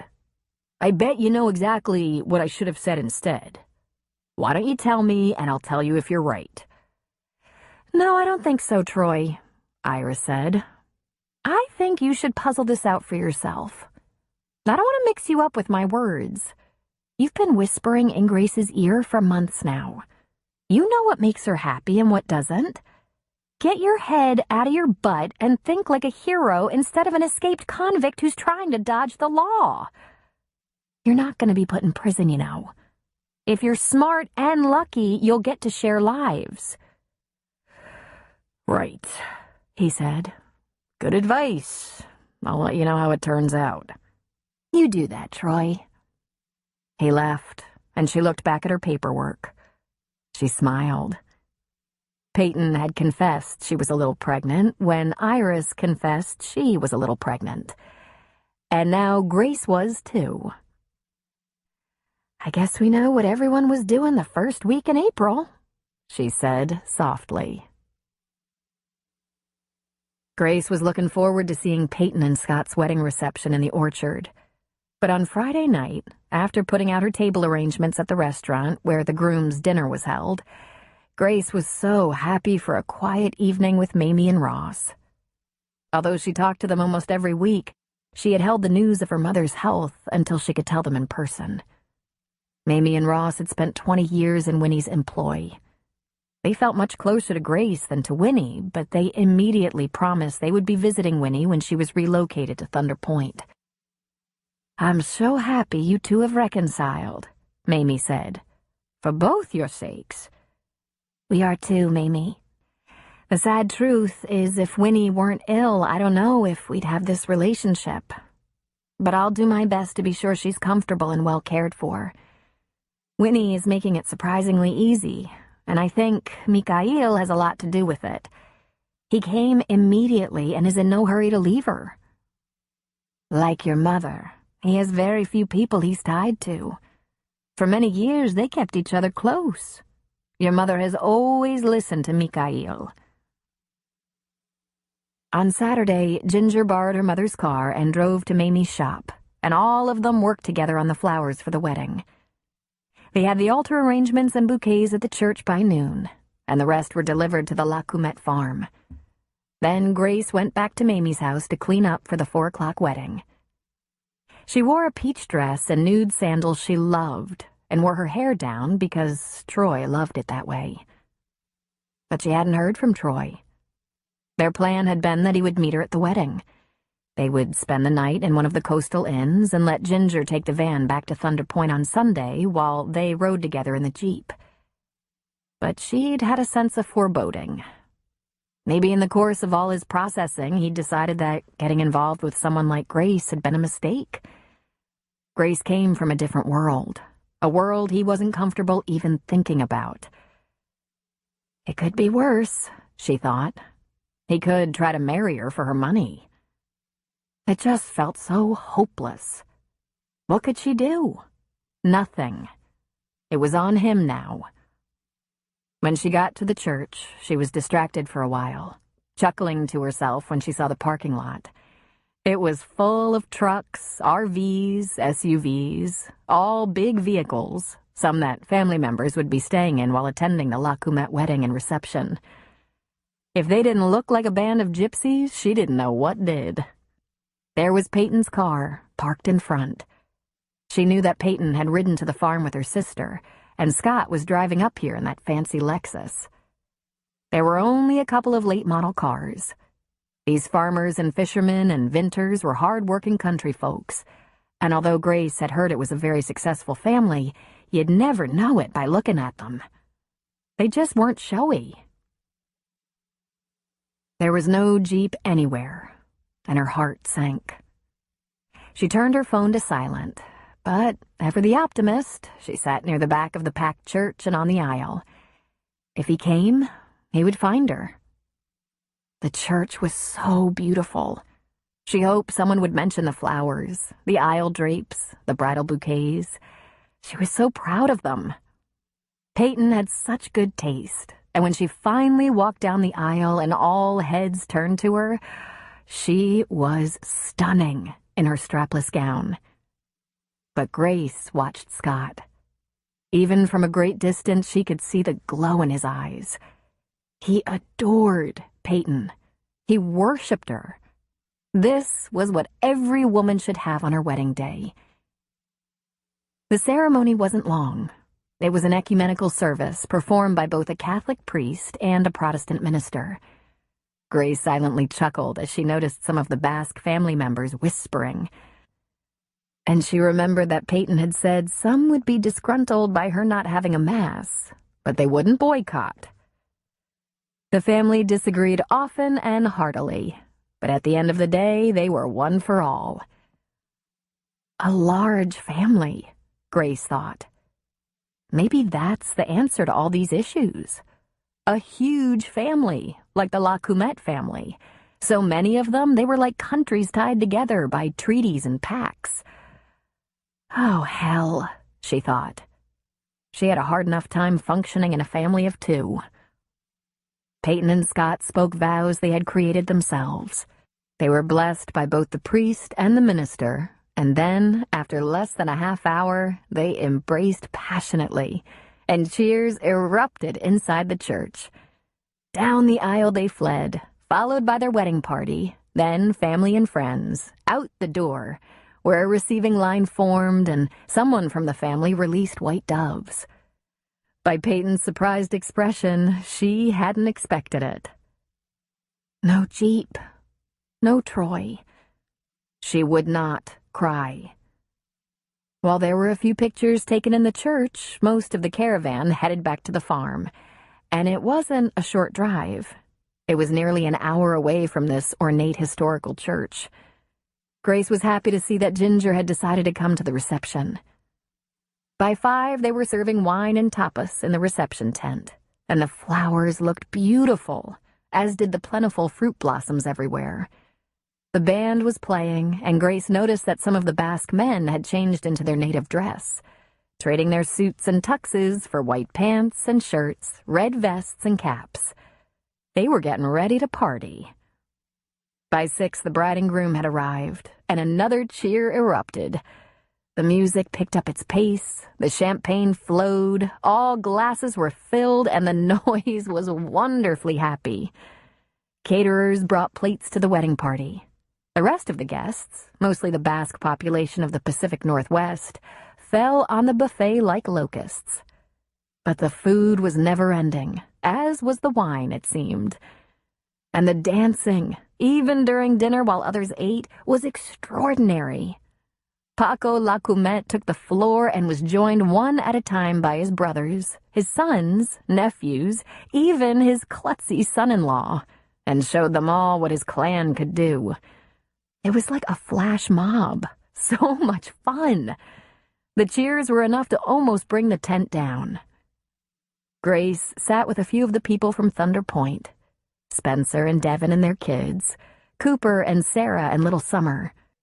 They asked if Troy was coming, and she said she'd hope so, but he wasn't sure. He had something going on today. Well, it wasn't work. Raleigh's holding down the fort. I could do that, Cooper said of the men dancing. A couple more glasses of wine, and I'm sure you will, Sarah agreed. Why didn't I come from a clan like this? Spencer asked. These people know how to have fun. From the looks of this place, they know how to work, too, Cooper added. Grace took her plate as if she'd be going back for more, but she put it in the bussing cart and wandered out of the tent. The sun was setting, the party was going strong, and she walked toward the orchard. She wanted a good look at it before it was dark. The house and garden stood between the big party tent and row after row of blossoming pear trees. She looked at Mrs. Lacumet's garden with envy and crouched down. Vegetables, flowers, herbs. Everything was just coming in. The vegetables weren't even showing their faces yet. But she longed for this. That's what she would do next. Get a house with room for a garden and teach her child how to grow things. Grace? A voice called. She looked up and saw Troy. He looked like he'd slept in his suit. His tie was crooked and there was a smear of dirt on his face. His duffel was sitting on the path behind him. I thought that was you. She stood. Troy, you came. Why weren't you here for the wedding? He waved over his shoulder and a noisy tow truck pulling his Jeep edged away from the party, leaving Troy behind. The car broke down. The tow driver dropped me here. In all the calls I had to make to get service, my phone went dead. What happened? You have grease on your... What didn't happen? He said, pulling out a handkerchief. I was running late to start with, and the damn thing just crashed. Transmission. It wasn't going anywhere. I bet $1 million the jerk who sold me that Jeep put a rebuilt transmission in it. I have to go to the guy's garage in the morning before we head home to see what's up. I might have to tow it home, get Eric at the service station to look at it. Jesus, I'm sorry. I didn't think you were coming, she said. I didn't hear from you. In fact, you've been pretty quiet. Did you know that when men are in love, there's a kind of atrophy of the brain that causes them to do stupid things? Even when they know better? I didn't know that. I'm living proof, he said, taking her hand and walking with her along the path to the orchard. Gracie, can you forgive me? For having doubts? She asked. For not grabbing you and kissing you and begging you to marry me the second you told me there's a baby. Oh, that. Well, yes, I guess so. You want to get married? Because you don't have to. I'm gonna have it no matter what you say or do. Grace, I want to marry you even if there is no baby. I love you. I can't sleep unless you're next to me. And I may not be rich, but I have important things. There are a million things I can give you that nobody else can. It appears I can give you children without hardly trying." That made her smile. "In fact, trying not to," she said. "Did I mention I'm good with kids?" he asked her. "I'm not a teacher for the time off. I love what I do. I get a kick out of the kids. I'd like a few of my own." "A few?" she asked. "I get that I'm slightly less than 50% of the vote, but I think we'll be good parents. As a matter of fact, I think we have a lot in common." "A couple of days ago you were worried that it wasn't enough." "Yeah, I got hung up on things that had nothing to do with us. We have fun together. Really, I've never had this much fun with a girlfriend before, and we don't even have to do anything to laugh a lot." Who would have guessed a picnic in the Jeep would get you excited? Good thing, too, since it looks like that's about all that Jeep's gonna be good for. I spend half my time off in that little dorm room you live in, and it's not too crowded. That means something. Every day when I wake up, if you're not right next to me, I start thinking about when I'm gonna see you. "You've had a lot of girlfriends, Troy. What makes this different?" He stopped walking and turned her toward him. "You do, Gracie. I've dated a lot, but I've never been this serious about a woman. I've always known I'd settle down when the right woman came into my life, and a couple of times I asked myself, is this her? Is this the right one? I never asked with you. I knew. I knew right away. But we had to learn about each other. You had to learn to trust me." "Yes, and the minute I did—" "Brain atrophy," he explained. "At least it's not permanent." "And if you get it again?" "Try a club," he suggested. And then he pulled her against him and kissed her stupid. A kiss that seemed to last forever. His hands roamed up and down her back, and her arms went around his neck. Their bodies were flushed together so that only an earthquake could distract them. "And then there's this," he whispered against her lips. "The way we fit together. The way I can't stop after once and almost can't after twice. We were made for each other. That's the truth. Sometimes I can taste you in my dreams." "And what if I want 6 kids?" she asked very softly. "Bring 'em on." "You're the only man I've ever been with, except for the knight, the Navy SEAL, and the vampire." "You're not gonna need those boys anymore, Gracie. I'm gonna keep you busy." He kissed her again. "I bought you a ring. It's not flashy or big." "You bought me a ring?" "You can't have it unless you promise to marry me and get old with me." "I don't know. Let me think." "I can promise you hand-holding and picnics and laughter. I can give you children and loyalty and love. I'll stick by you through hard times and beside you through good, and I'll never again doubt you. I swear. I'll trust you, and you can always trust me. I'll be a good husband and a strong father for our kids. Do it, Grace. Forgive me. Trust me. Marry me. I can't make it without you." "Okay, but only because I love you so much in spite of your flaws." He sighed in relief and pulled a ring box out of his pocket. Without letting an inch separate them, he slipped it on her ring finger. There was a lovely solitaire, certainly not too little on her small hand. She thought it was the most beautiful thing she'd ever seen. But it could have been a cigar band, and she would have been filled with love for him. "Be my life. Be my love. Be my wife." "Yes," she said. The end. We hope you have enjoyed this production of One Wish by Robyn Carr, narrated by Therese Plummer.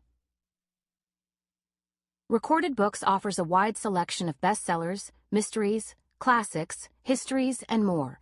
So look for us at your public library or on download sites online. And thank you for being a Recorded Books reader.